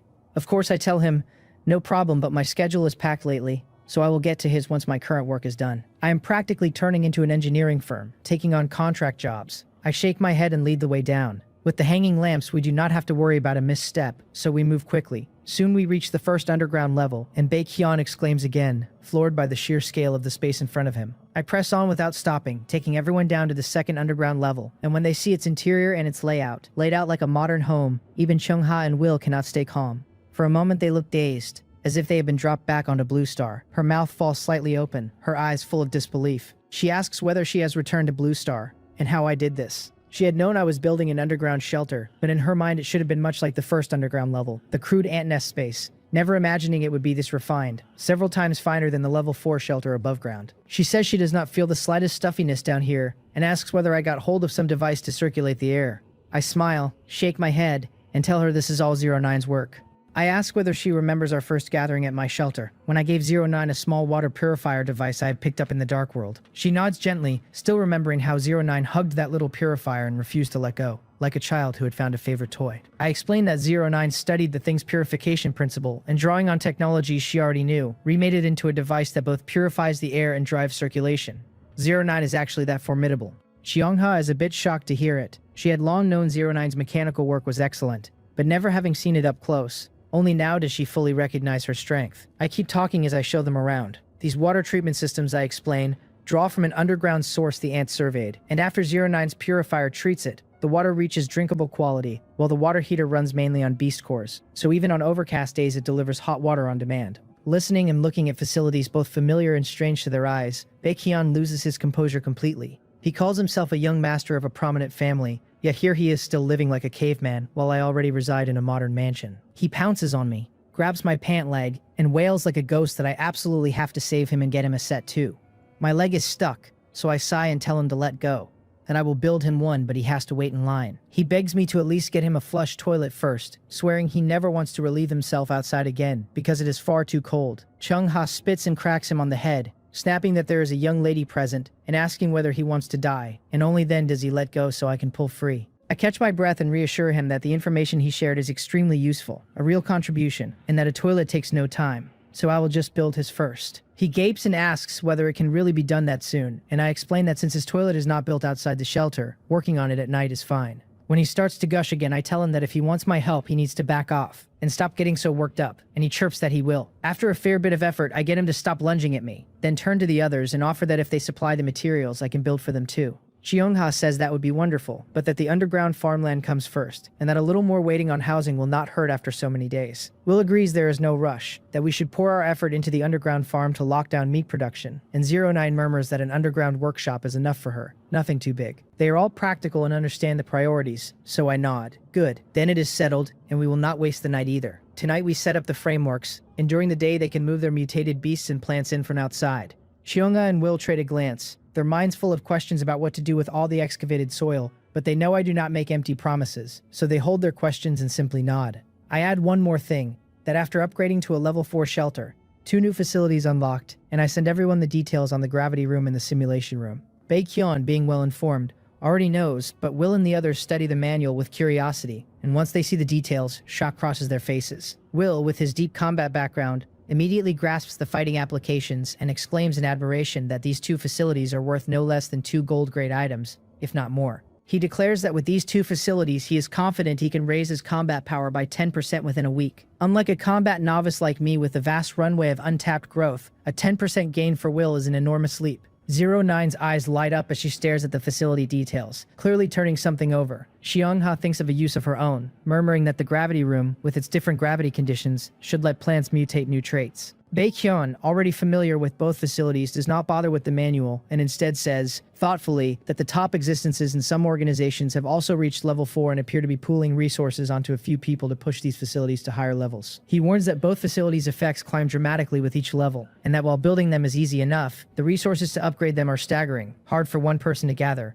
Since a level 5 shelter needs no specific facility level, he says we might as well pool resources to build the 2 in my shelter first, and level them up so everyone can share. That is exactly why I showed them the details, and I did not expect him to catch on so fast. Cheongha and the others nod, agreeing that individuals do not use these facilities often, and since we can teleport, sharing a single set makes sense. They point out that only my shelter has reached level 4, and only my space is large enough for both, so building and upgrading the gravity room and simulation room in mine makes the most sense. Seeing no resistance, I let out a quiet breath, since either way everyone pooling resources into facilities in my shelter benefits me, which is also why I proactively offered to build their underground facilities, part mutual benefit, part quiet compensation. I thank them and tell them to ask if they need anything, but that there is no rush, that we should first make sure each of them reaches level 4 before worrying about this. With the 2 facilities settled, most of what needed saying has been said, so I tell them these are more or less our next tasks, and that without further delay we should get started, one by one. Baekhyun shouts at me not to forget his toilet, and I tell him not to worry. Everyone still has their own work, so no one wastes any more time. Several teleportation arrays bloom on the ground, and one by one they leave my shelter. I do not waste time either. First I reach Rock Spirit through the mutual aid contract and order it to throw everything into cultivating silver-grade tunneling ants now, giving it all the golden sandy loam to eat for energy, and it answers yes. Rock Spirit has only cultivated 4 silver-grade tunneling ants in total. For a single 200 square meter room like my underground shelter, 4 would be plenty, but for vast underground farms and ranches, for Chung-ha and Will, 4 is far too few. There are still 23 bronze-grade ones, and though they cannot shrink and since it is night can only work inside the shelter for now, they can dig, at least until enough space is open to bring them outside. So I take the 4 silver-grade tunneling ants first to begin construction, thinking that once enough space is cleared we can run several lines at once. I open the manual, tap the friend channel, select Chung-ha's icon, and send a teleportation request. Her request clears in moments. With the 4 silver-grade tunneling ants shrunk down to 60 centimeters each, I arrive at her shelter, open my eyes and find myself facing a wall of living green. Her shelter still carries that natural aura, exactly what you would expect of one built upon the world tree. The world tree. Just as I am feeling the wonder of it, my pupils suddenly go tight as I realize the problem. Her shelter is built on the world tree, so how am I supposed to dig her an underground farm in this pitch-black night? I can hardly hollow out the world tree itself. She moves to welcome me, then catches my troubled face and asks what is wrong. I shake my head and voice my worry, but she only smiles faintly and asks whether I have forgotten that with Little Green's protection, she can move around a small area near the shelter at night. Reminded, I remember she does have that ability. I had been startled by it back then and had even wondered when I might visit and see for myself what going out at night was like. But too much happened afterward, and I set it aside. Now, here to build her farm, I can finally satisfy that curiosity. I remark that the world tree is truly amazing and ask whether she has ever explored the source of the danger in the night. She says that after Little Green recovered a little strength, it awakened some related knowledge, and she did hear it mention something. The dangers at night are still mutated beasts, she explains, not much different from the ones by day, and if the mutated beasts that show up in a territory are cleared during the day, the number at night falls accordingly. The real difference is a strange black mist at night. Mutated beasts that breathe it grow steadily more violent and bloodthirsty, and for humans, summoned creatures, or pet beasts, breathing it makes us lose our minds, too much of it even making our bodies burst. So the true danger of the night is not the beasts, but the mist. The reason Little Green lets her go out, she says, is precisely that it can dispel the black mist around it, a passive ability with a range tied to its level. At present, it can only just clear a radius of 200 meters, which happens to cover her farm. That clears up a great deal, and it lines up exactly with what I found when I sent sentry ants out to scout, though her explanation is far more thorough. It seems, I say, that to move freely at night you either dispel the black mist the way the world tree does, carry a device that isolates it, or be immune to it, and there is no other path. She agrees, and tells me not to worry, that once the cold wave arrives we will have a whole month locked inside to study it, and that she will try working with Little Green to find a way to escape the mist's effects. If she pulls that off, its value would be beyond measure, enough to make her the richest person alive. She laughs it off as not that dramatic, and still up in the air, and tells me to come outside and look. Accompanied by 4 black scythe-hunting ants, I follow her out. Faint green glows hang around the shelter, not dazzling but enough to see by. Looking closer, I see vine-like plants twined all around, and on them spherical fruits the size of ping-pong balls giving off a soft green glow. Not sickly, but fresh and genuinely lovely. She introduces them as green lantern fruits, explaining that they give light and are also edible, tasting a bit like cucumber, crisp and delicious. And that although they originally grew like cucumbers, the vine climbing habit is a trait she bred in by crossing them with climbing plants. I nod, marveling at both the wonder of plants and her talent, since even if she cannot match 09 at machines, she has her own ways of achieving certain functions. She calls to Little Green to take us down, and having no flying ants with me, I do not refuse. 2 arm-thick branches extend from the world tree, wrap around our waists, and lower us gently to the ground, while the tunneling ants climb down the trunk. The farmland is not far off, and soon the 2 of us and the 4 ants reach its edge. This area is also planted with green lantern fruits, so their glow lets us see, but about 10 meters out the light abruptly stops, as though swallowed whole. She explains that Little Green has not dispelled the black mist there, so the light cannot penetrate, and that to see anything inside it you would need targeted lighting equipment. I nod and survey the ground. She has expanded the farmland again, nearly doubling it since my first visit. Now a full 2,000 square meters, still planted with multi-year winter wheat and other strange plants. Where should we start, I ask. Right here, she says, walking to the edge nearest the shelter and pointing at the ground beneath her feet, though doubt crosses her face as she asks whether 4 ants can really finish digging by tomorrow night. Her doubt is fair. The 4 silver-grade tunneling ants have shrunk tenfold to only 60 centimeters, so by appearance alone they hardly look capable of carving out an underground farm in a short time. I smile and shake my head, telling her not to worry, that I forgot she could move at night, and so brought fewer ants, but that she should not underestimate these few either. I look at the 4 silver-grade tunneling ants and give the order to cancel their shrinking and take their largest forms, then slowly pull her back a step. Before she can voice her confusion, the 4 small tunneling ants begin to swell fast. 1 meter, 2, 3, 4, expanding on and on until they become colossal creatures a full 6 meters long before they finally stop. Her pupils widen slowly, her mouth open as she stares in disbelief, not even noticing that I have taken her hand. A moment ago it was barely half a meter, and now it is a 6-meter behemoth as long as a small excavator. I release her hand and chuckle, asking whether she believes it now. She snaps back, takes in its massive frame and oddly shaped tool-like forelegs, and nods hard. With just these 4, forget the farm, she would believe it if they said they could uproot the whole world tree. She thanks me, and I tell her it is nothing, that I will bring the bronze-grade tunneling ants and station a supervisor here for her. A supervisor, she repeats, and I explain it is an intelligent ant. As I turn to leave, she calls me back, offering some wheat she just harvested for cultivating ants. Not yet, I tell her, that I will dig her an underground granary later, and she can store it and I will come for it when I need it. With that I vanish, leaving her before the 4 massive tunneling ants, and bring Mowol, who happens to be idle, back as supervisor. Soon I return with Mowol and the 23 bronze-grade tunneling ants, each a full 5 meters long since they cannot shrink. It is fortunate the teleportation array was set to appear at the farm, because that many giant ants materializing inside her shelter would have blown the place apart. Having already seen the silver-grade version, she is not startled by their size. I do not waste words asking her to give me the plan straight, the dimensions and anything to watch for. She says I can dig down from this position, that since Little Green has a lot of roots it is best to go deep, that the area need only be convenient to expand outward later. She adds that, although she can go out at night, the temperature might drop too low once the cold wave hits, so it would be best to dig an upward passage beneath Little Green as well, to reach the farm more easily. I nod, relay her ideas to the tunneling ants, then turn to Mowol.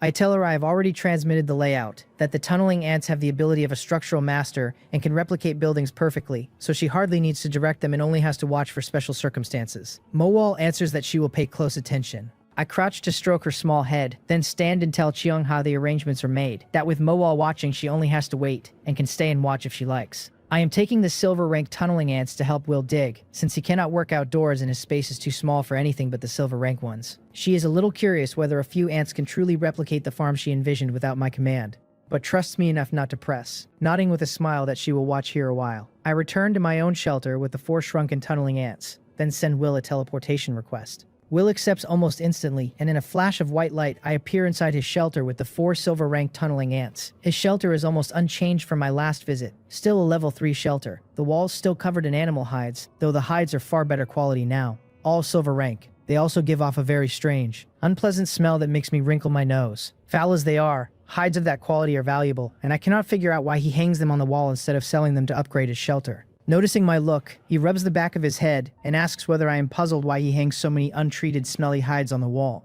I nod, and he tells me he has a skill that slowly enhances his combat power by absorbing the death aura from mutated beasts, and that these hides have been specially treated to preserve that aura to the maximum. The smell is unpleasant, he admits, but growing stronger matters more, and he has gotten used to it. So that is it. I had half thought Will had some strange fetish, but he is perfectly normal, only a ruthless man who cares more for strength than comfort. I feel a flicker of admiration and ask why he did not say so sooner. We hunted quite a few gold-rank mutated beasts, I remind him, and their corpses are still in my cellar, so I will send them over for the wall too. He protests that I was practically the one who killed them all alone. I tell him not to stand on ceremony, that they are useless to me, and that if he grows stronger, so do I. He thanks me deeply, and I look around for a good place to start when a movement stirs in the corner, a whimpering whining sound. I did not expect other living things in his room this late and give a small start, looking sharply toward the noise. In a corner crowded with gear, I see an iron cage, and inside it 3 furry white balls of flesh huddled together, gripping the bars and whimpering at me. Are these not the mutated raging thunder bear cubs? Why has Will put them in his room? He shouts for silence and the 3 cubs obediently quiet down. He explains, a little helpless, that he tried raising them in the pen with the other mutated beasts, but the others, especially the black iron rank and bronze grade ones, were too frightened to eat, so he had no choice but to keep them indoors. Mutated beasts are far more sensitive to scent than humans, and with the Raging Thunderbear's gold-rank bloodline carrying such an aura, that reaction makes sense. I quietly praise the thought and tell him that when I dig his breeding farm I will make a separate room for the 3 little ones. Tell me your ideas and we will start right away, I say, and once you are mostly set up, I will head to Baekhyun's place. After hearing his needs, I send the design plan to the tunneling ants, and they begin excavating in the southeast corner of his room. 4 tunneling ants, each only 60 centimeters long, ring the pit and dig at a ferocious speed, and in just a few minutes they open a pit about 1 meter across and 2 meters deep. Will keeps glancing over, marveling, because as a seasoned hunter he has dug pit traps himself, and knows that for a grown man, even with the right tools, such a pit would take at least 2 hours. The tunneling ants' pace is genuinely absurd. What surprises him even more is that the tunneling ants eat the excavated soil as they dig, leaving only a little scattered dirt at the edge, with no pile building up. Seeing his eyes fixed on the pit, I explain that tunneling ants feed on soil, that all that intense digging burns a lot of energy, and the excavated soil precisely refills the deficit. They also account for structural stability as they dig, I add, so he need not worry about them collapsing his shelter, and while they work he can relax and do other things. He nods, his doubts answered and visibly at ease, and then, since we have some free time, offers to teach me a few more archery stances. Good, I say, but the space here is small, so we should go to my shelter, where the 2nd floor is spacious and perfect for training, and where he can process the gold-rank beast hide and take it with him. A white light flashes, our figures vanish, and we are on the 2nd floor of mine. Will lifts a long sinew bow wrapped in beast hide, levels it, draws, and demonstrates a shooting stance. The stances he has mastered, he says, are all for convenient hunting, so they may not be as standard as ordinary forms, and some trade accuracy for speed, since there is no fixed form in combat and it is best to use them flexibly in real fights. I listen carefully, nod, and imitate his movements in earnest. Indoors, his bow is harmless without arrows, but my dragon bone bow is another matter, because even dry firing it produces a dragon chi arrow that, once loosed, would blow a large hole through the shelter. So all I can do is draw the string and slowly release it, which rapidly drains me, and soon my arms ache and I have nothing left. Seeing my hands trembling, Will calls a halt. He tells me my learning speed is much faster than his was, that I have mastered so many stances in half an hour, and that he has nothing more to teach me, so from here I only need to train on my own. I let out a breath and carefully set the dragon bone bow on a nearby stand. I have a vague guess. Will is blunt and never flatters, so if he says my learning outpaces his, it is either genuine archery talent or my spiritual power far exceeding an ordinary person's. I look up with a smile thanking him and promising to train hard, saying I cannot let him be the only one fighting on the front lines. A faint smile crosses his rugged face as he tells me that with ants this powerful, if I master archery too, then whoever ends up my opponent is out of luck. I laugh and ask how a man with such thick brows and honest eyes got so good with words, and he says flatly that he is only telling the truth, then tells me to come down to the cellar. We descend to underground level 1 and reach the cellar, split in two, one side holding plant crops and the other the flesh and blood of mutated beasts. Under Mowal's command, it is all sorted and stacked neatly. Will bypasses the black iron rank and bronze grade materials, and goes straight to the silver rank and gold rank stock in the innermost section. More than a dozen sets of silver grade materials, and exactly 4 sets of gold rank mutated beast materials. They are the mutated lion from my territory, the mutated Sika deer from Chongha's, and the 2 mutated raging thunder bears from 09's. Everything except the gold rank mutated wild boar from Will's own territory that I never took. Will stares hard at the 4 sets, his eyes burning with want. I smile and, holding nothing back, tell him to look them over and take whatever he needs. He does not stand on ceremony, squats, pulls a small knife from the pouch at his waist, and starts processing on the spot, his movements fluid, carving the hide like a master butcher dressing an ox. I think about lending a hand, but seeing how skilled he is, I wait to the side, turning over the planning for my own underground shelter. Underground level 1 will be the ant nest and warehouse, convenient for the ants to leave, go into battle, and reach food. Underground level 2 will be the living area, only one 200 square meter residence for now, expandable later. Underground level 3, part of it already dug, but I have not decided its use yet. Ant nest, warehouse residence, all covered, so what is missing? Then I catch sight of Will at work and inspiration hits. Right, how could I forget? I built an underground farm and ranch for Cheongha and Will, so I can build one on underground level 3 too, growing crops and raising livestock. The thought gets me a little excited. All this time I have leaned too heavily on my teammates' resources. Ever since Chongha began supplying me with food, I have neglected the 3-story nursery. Because next to what she gives me, the food I grow myself is negligible. Are your teammates good people, Junghyun? I ask myself. Very good. Are they trustworthy? Extremely, but I cannot honestly guarantee that trust will hold forever, since under the life and death pressure of the Dark World, anything is possible. I smile bitterly and shake my head, thinking I have been too careless. Without Will, without Cheongha, then with the ants I keep and the resources they burn daily, forget expansion, even bare maintenance would become a problem, and the sturdy castle would be breached from within. I do not think things will necessarily turn bad, but on life and death matters there is no room for luck. Consider it insurance, I tell myself, and it is not good to always trouble others.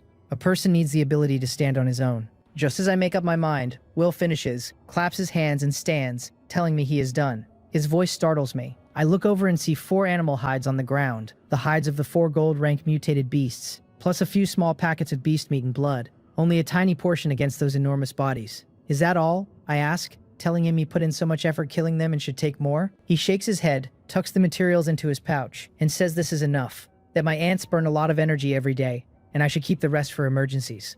I nod, hesitate, then ask whether he happens to have any mutated beasts convenient for breeding. Raising mutated beasts is not a matter of fencing off land and tossing them in. Even the rankless ones are savagely bloodthirsty, and without special skills and methods, even with a farm built, they would not eat, drink, or breed normally. A little confused, Will asks what I mean. I explain that I have already dug a lot of space on underground level 3 without deciding its use. Since I am digging planting and husbandry space for him and Chongha, I thought I might raise some mutated beasts and grow some crops there too, to ease the pressure on the 2 of them. He gets it, calls it a good thing, and strokes his chin to think. He tells me the mutated beasts he has tamed range from rankless up to gold rank, though at gold rank there are only the 3 mutated raging thunderbear cubs. Because mutated beasts above bronze grade produce beast cores when killed, their fresh meat yield drops sharply, so he has split the ones he raises into 2 groups. One group is below bronze grade, chosen for large bodies, fast growth, and tender meat, primarily for meat. The other is above bronze grade, chosen for small bodies and fast reproduction, aimed at harvesting beast cores along with hides, since cores serve every kind of use,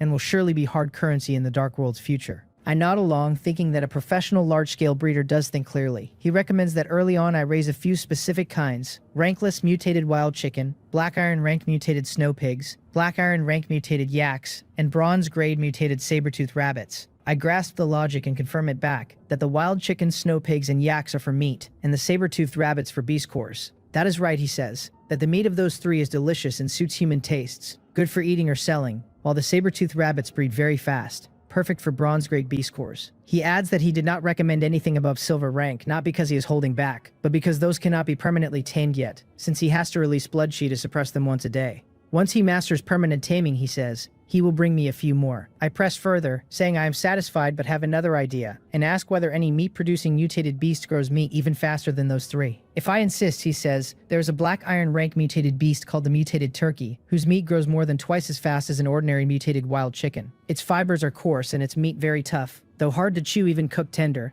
and he asks whether I really want that kind. I smile and nod with certainty. One of my main goals is to feed carnivorous ants, and for them, as long as there is enough meat, what does a little toughness matter? They will only find it chewier. Just those four, I tell him, plus the mutated turkey. He agrees, saying that by tomorrow morning the underground farm should be mostly dug out, that he will transfer the beasts from the pens first, then breed some cubs and send them tomorrow night. I thank him and tell him there is no rush since I still need to modify underground level 3. With our plans finalized, Will leaves. I pull out the manual and find Cheongha's icon, thinking that livestock alone does not make an underground farm, that there must be some crops planted too, and wondering whether she has any suitable ones besides multi-year winter wheat. Just as I am about to message her, the manual in my hand chimes, and I see her icon flashing, a message from her. What a coincidence. I click it open, curious, and she says she has suddenly had a new idea, asking whether we can change the design plan again to dig another underground space for planting trees. Planting trees. Is Cheongha trying to make an underground forest? Before I can reply, she continues that wood is a basic resource with many uses, that it can upgrade the shelter, make tools, and even upgrade facilities like the gravity room and simulation room, which need a great deal of wood.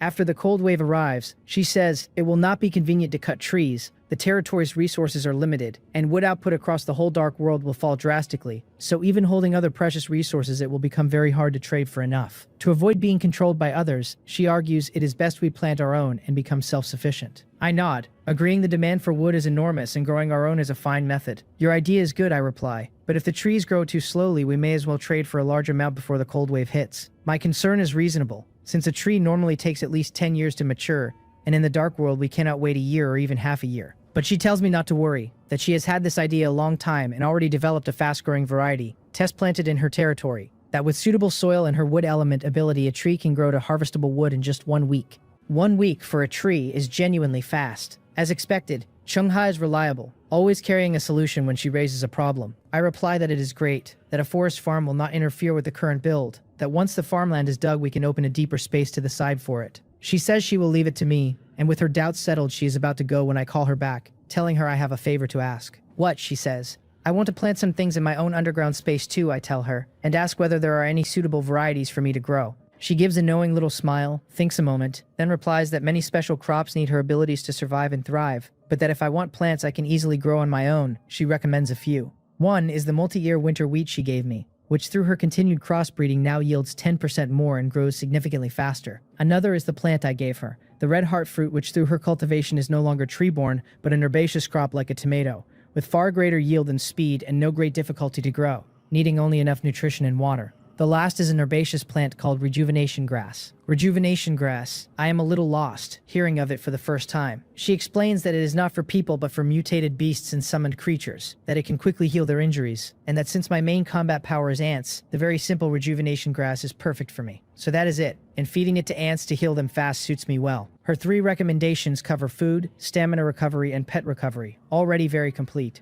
Overjoyed, I thank her, and she waves it off, saying I have helped her a great deal too, that these 3 are only initial crops, and once I expand enough area she will see what else suits me. We are teammates, she adds, that she will always stand at my side, and won't I do the same? Teammates, standing at her side. Is Cheongha thinking of something? My smile fades, then eases again, and I reply that of course I will, that we are trustworthy teammates. I put the manual away, and reach Rock Spirit through the mutual aid contract, asking how many silver-grade tunneling ants it has cultivated. Master, it answers, on ordinary soil it can cultivate only 1 per hour, and on golden sandy loam about 1 every 10 minutes, but the loam on hand is only enough for 5. Only 1 per hour. Moel's speed cultivating gold-ranked black scythe ants is probably no faster. Still, tied to the sheer size of the tunneling ants, I understand the slow pace, since soil holds far less energy than fresh meat, so it is natural for rock spirit to be slower raising creatures that large on a diet of dirt. I think it over and decide to fuse another gold rank gene into it. After fusing the gold rank mutated wild boar gene earlier, its growth potential rose to silver rank, so it can now take a second gold rank gene. I had figured 1 gene was enough for now and meant to fuse more after killing a more suitable beast, but no one on the trade channel is selling gold rank mutated beast materials. The cold wave is nearly here, and once it comes most mutated beasts will hibernate, so hunting fresh ones is unrealistic. Forget it.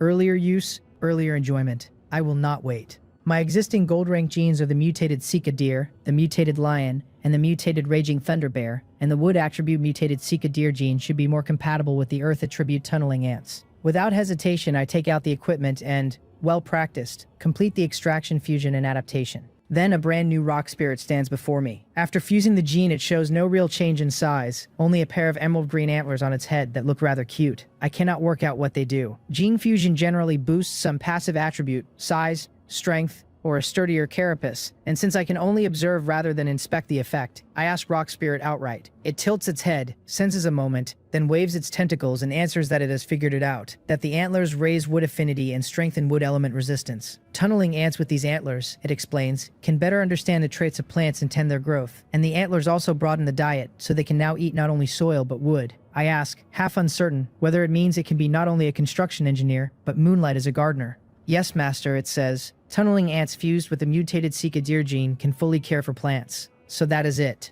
My pupils tighten, excitement plain on my face, because it is like being handed a pillow the moment you feel drowsy. I had just been planning an underground farm, and now I have gardeners to tend the crops, sparing me an enormous amount of effort. It is entirely reasonable, since Rock Spirit was an Earth attribute ant to begin with, and after fusing the wood attribute gold gene it holds affinity for both. An excellent gardener. I check its information again to see whether its growth potential has shifted.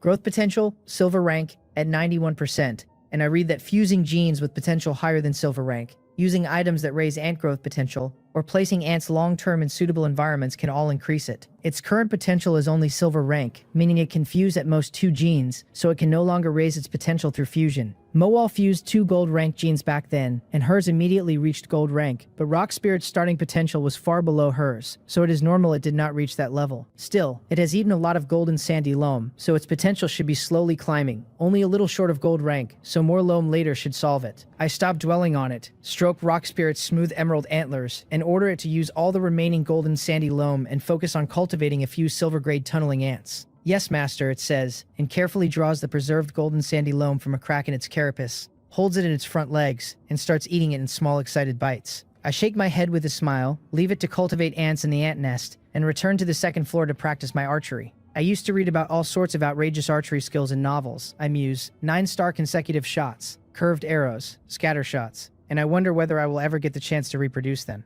50 minutes later, I stop on schedule, wipe away the sweat, and set the dragon bone bow on a nearby rack, shaking my head with a rueful smile. The movements will taut work muscles all over the body, and coupled with the bow's weight, it is an excellent fitness tool. Heading down the stairs, I take a red heart fruit from my pouch and pop it into my mouth, and instantly a warm current flows through my meridians and limbs, quickly relieving the fatigue. By the time I reach the ant nest on underground level 1, my body is nearly recovered. Only a slight soreness left, but something makes me frown. The red heart fruit used to be stronger, the recovery faster and more thorough, and now that it is weakened, I wonder whether it is because my fitness has improved, or because I have built up a resistance. Whatever the reason, it cannot be used indefinitely, and I need alternatives before its effect drops to its floor. Forget it. Let Xiongha worry about it. She is the plant expert.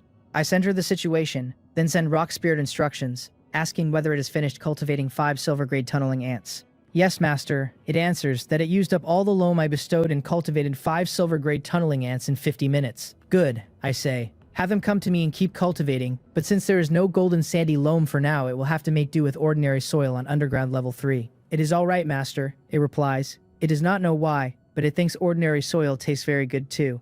I feel a stab of guilt. The reason it finds ordinary soil so good would not be because it once ate so much black rot soil that it left a psychological scar, would it? It had no intelligence or memory back then, but having eaten so much continuously, from rankless to black iron rank and on to bronze grade, That taste may well be etched into its genes. In the future, I have to get it some high-quality soil and properly make it up. I look over the 5 silver grade tunneling ants it cultivated after fusing the gene. Each also carries a pair of emerald green antlers, but not small and cute like rock spirits. Instead, larger and more ferocious. These 5, it seems, are the versatile talents who can serve as both gardeners and construction workers. I nod, satisfied, thinking there are still plenty of mutated cicadeer genes left. So I will fuse the gene into the 4 silver grade tunneling ants, working with Will later. First though, let us head to Baekhyun's for the construction, since I promised him and it will not take much time anyway. I message Baekhyun that I am free now and will handle the toilet I promised. He must be chatting furiously with his own manual, because the instant I send it his reply lands. He wails that he has finally waited for me, that it is a good thing he did not give up. He thinks he ate too much hot pot and his stomach hurts, and to wait for the toilet he has been holding it in until now, and it is an emergency. Hurry. My mouth twitches. His stomach hurts so terribly, yet he can fire back that fast? I do not believe you for a second, but I am used to his playful streak, so I shake my head and send a teleportation request, telling him to hold on, that I will get it done quickly. A white light flashes inside my shelter, and immediately after, I and the 5 silver grade tunneling ants vanish from the spot. The next second, a moment of disorientation, and I open my eyes to find that I have already arrived in a completely new place. I look around Baekhyun's shelter and take stock of it. A level 3 shelter, a small wooden house of about 80 square meters, 1 room, with the workbench, the dual-purpose stove, the storage cabinet, everything a level 3 shelter is supposed to have. Then I really see the layout, and my pupils tighten in disbelief. The floor, the walls, the tables, even the bed are crammed with items, several hundred pieces at a conservative count. An absurd number. Black iron rank and bronze grade items are beyond counting, and there are quite a few silver rank ones mixed in. I do not spot any gold rank pieces, but with a hoard this monstrous, I do not believe for a second that he has none. Only that gold rank items are too precious to leave lying out in the open. Who would have guessed this carefree clown is such a little treasure boy? Catching my surprise, he wears a smug grin and preens that he is doing pretty well, is he not? I recover and nod, telling him he is doing well indeed, that our whole team's net worth combined probably cannot match his. Then I admit I am a little confused, since he has already killed a gold rank mutated beast and should hold a gold rank beast core. The resources to upgrade to a level 4 shelter would be negligible for a man of his wealth, so why is he still sitting in a level 3 shelter? He tells me he already knew all about the level 4 upgrade, that for him the jump to level 4 offers almost no improvement, and that with no world announcement handing out shelter upgrade quests, he would rather pour those resources into reselling items, and earn far more. So that is his reasoning, and it holds up. Still, I ask whether a person can really turn a few days of reselling into hundreds of items. Under my suspicious gaze, he scratches the back of his head awkwardly and says that 99% of the hoard is his own effort and only a tiny bit is family support. In other words, he is leaning entirely on his father, dressed up to sound heroic. I go quiet for a moment, then point out that he does not seem to be his family's primary cultivation target. So how do they hand him this many resources? And that his Bake family must be very powerful. He gives a wry smile and tells me I have it wrong, that these items are already a large slice of what the family has collected, and that they entrusted them to him because his market instincts are sharp. He is, in short, the financial manager for the Bake family. Even so, I press, to entrust one person with so much at once, his family must trust him enormously. I remind him this is not Blue Star but the Dark World, where a clan's grip on any individual is weak, and wealth moves hearts, so are they truly not afraid he will abscond with the funds. He tells me it is not that simple, that they signed a mutual aid contract, and with the contract binding him he could not run off with a single coin even if he wanted to. That makes sense. The Dark World is thick with mutual aid contracts of every kind. Then I ask whether the family is not afraid he dies in battle, since even under a contract, if he dies, all these items go to waste. He pulls a funny offended face and asks what kind of talk that is, whether I am looking down on him that clearly I know nothing about his strength. I am taken aback, because it is true, I never learned much about his combat power. When Shangha recruited him, she only mentioned his information and trading talents, and at the time those were exactly what I valued, so I never pressed for details on how well he fights. But a man who can solo a gold rank mutated beast might well be stronger than I am. Seeing my silence, he tells me he has an ability he considers his core, the main wellspring of his combat power, and its effect is simple, that the more items he owns, and the higher their rarity, the stronger he becomes. It is precisely why he is willing to play financial manager for the family, otherwise he would never let them rein him in. The more items, the stronger. I raise an eyebrow, my mind jumping straight to an old legend from Blue Star. A king of heroes said to command an endless vault of treasures he could rain down as weapons. Who could have guessed this lazy-looking joker holds such a high-class, powerful gift? It is nothing but good news that he is a strong member of our team. I look at his proud face and smile, telling him, fine, I know he is impressive, and that we should fight side by side sometime, and he laughs and promises we absolutely will. Then he tells me to pick a spot and he will let me build his toilet, and I point out that with items packed into every inch there is hardly space left, and ask whether he really wants one built. Of course, he says, space is like water in a sponge. You can always wring more out. He walks to the southwest corner, lifts his right hand, and a sapphire ring on his finger flashes, and in an instant every item stacked on the ground there simply vanishes. My eyelids twitch with envy, because that corner had held quite a few bulky pieces a moment ago, all swallowed just like that. The storage space of that ring must be staggeringly vast. It really does seem he is sitting on a mountain of good things. He tells me this spot will do, and thanks me for the trouble, and I ask what style he wants. He wonders whether it can be customized, and I tell him it can. Just name his requirements, but he waves it off, saying the one in my shelter is plenty good and he wants the same. I ask whether he prepared all the materials I told him to gather. A toilet counts as a small indoor facility, and it needs hard construction materials, cement, bricks, waterproof floor tiles plus the water heater 09 manufactures. The tunneling ants can only build, they cannot conjure materials from thin air. Fortunately, he came prepared, and he immediately pulls the full set of materials from his storage ring and lays them out on a clear patch nearby. I look them over, nod, transmit the structure of my own shelter's toilet to the tunneling ants, and give the order. The next second, 5 silver-grade tunneling ants with antlers all crawl over, ring the corner, and start working their tool-like forelegs up and down. Mud flies everywhere, and the toilet takes shape at a visible pace while he stands nearby, stunned. At this rate, the whole thing will be finished before he can blink. Half an hour later, he stares at the brand new, fully working toilet and, tears welling, throws his arms around my thigh. He blubbers that I am truly his brother,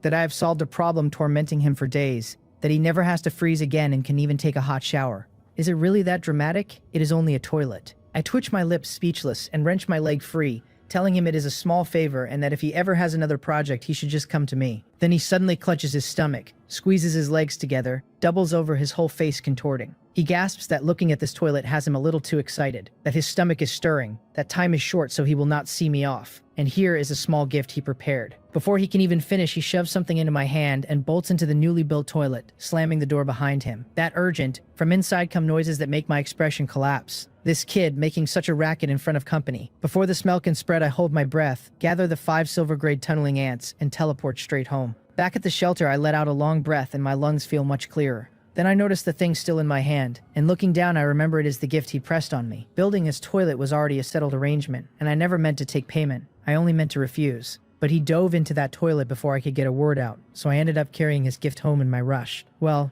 since it happened, I might as well see what it is first, and if it truly does not suit me I can give it back to him later. A golden light flashes in my right eye as I study the purple bead in my palm, about the size of a ping pong ball. The panel tells me it is a silver rank voice modification bead that fed to a creature. It reshapes the vocal organs and lets the creature master the corresponding language. Reshaped vocal organs. Master language. I raise an eyebrow. He gave it to me on purpose, so he must have thought it useful. It could work on me or on the ants, but I can already speak with the ants, so its point must be to let them master human language and talk to humans without a barrier. That has to be it. Even though I converse freely with the ants, it is only through the species contract, and no one else can speak with my ants. That means for jobs like building for Will and the others, I have to stand there in person as a human translator, and that is a hassle. If the ants could speak human language, everything would get far smoother. So I no longer plan to return the bead, and I decide to compensate him for it later. If I gave the voice modification bead to a queen ant, I wonder whether the ants she then cultivates would inherit the ability too. And if so, the bead's value would be enormous. Either way, it is going to a queen. I think it over and settle on Mowol, because although Rock Spirit is a construction master and would suit it well,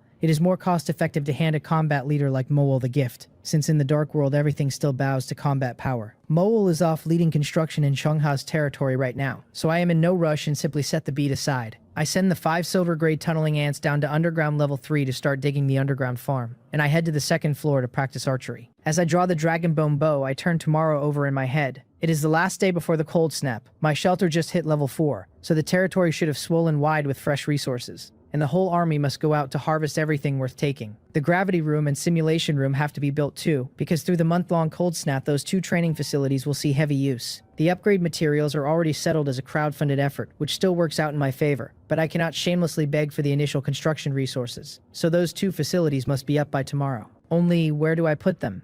That gives me pause, my brow furrowing. 2 choices, above ground or below. The above ground shelter is less safe than underground, so underground it is. And I decide on underground level 2, the residential area where having the training facilities close by is convenient. The two together demand 4,000 units of wood and 4,000 units of stone, no small figure, and I do not hold anywhere near that right now. But resources do not worry me. Each shelter upgrade doubles the territory's expansion, and the higher the level, the larger that expansion grows, and an area that vast will hold plenty of trees and stone mines. Once I send out the black scythe hunting ant logging crew and the tunneling ant mining crew tomorrow, 8,000 units of resources will come easily. They are non-renewable, a one-time haul, but a big sweep before the cold snap to cover urgent needs is no problem. With the resource pressure gone, I relax considerably. Tonight, Xiongha's underground farmland, her underground forest farm, Will's underground breeding farm, and my own underground farm should all finish, and if I can manage it, I will also settle the plants and animals into place during the day, which would leave the preparations nearly complete.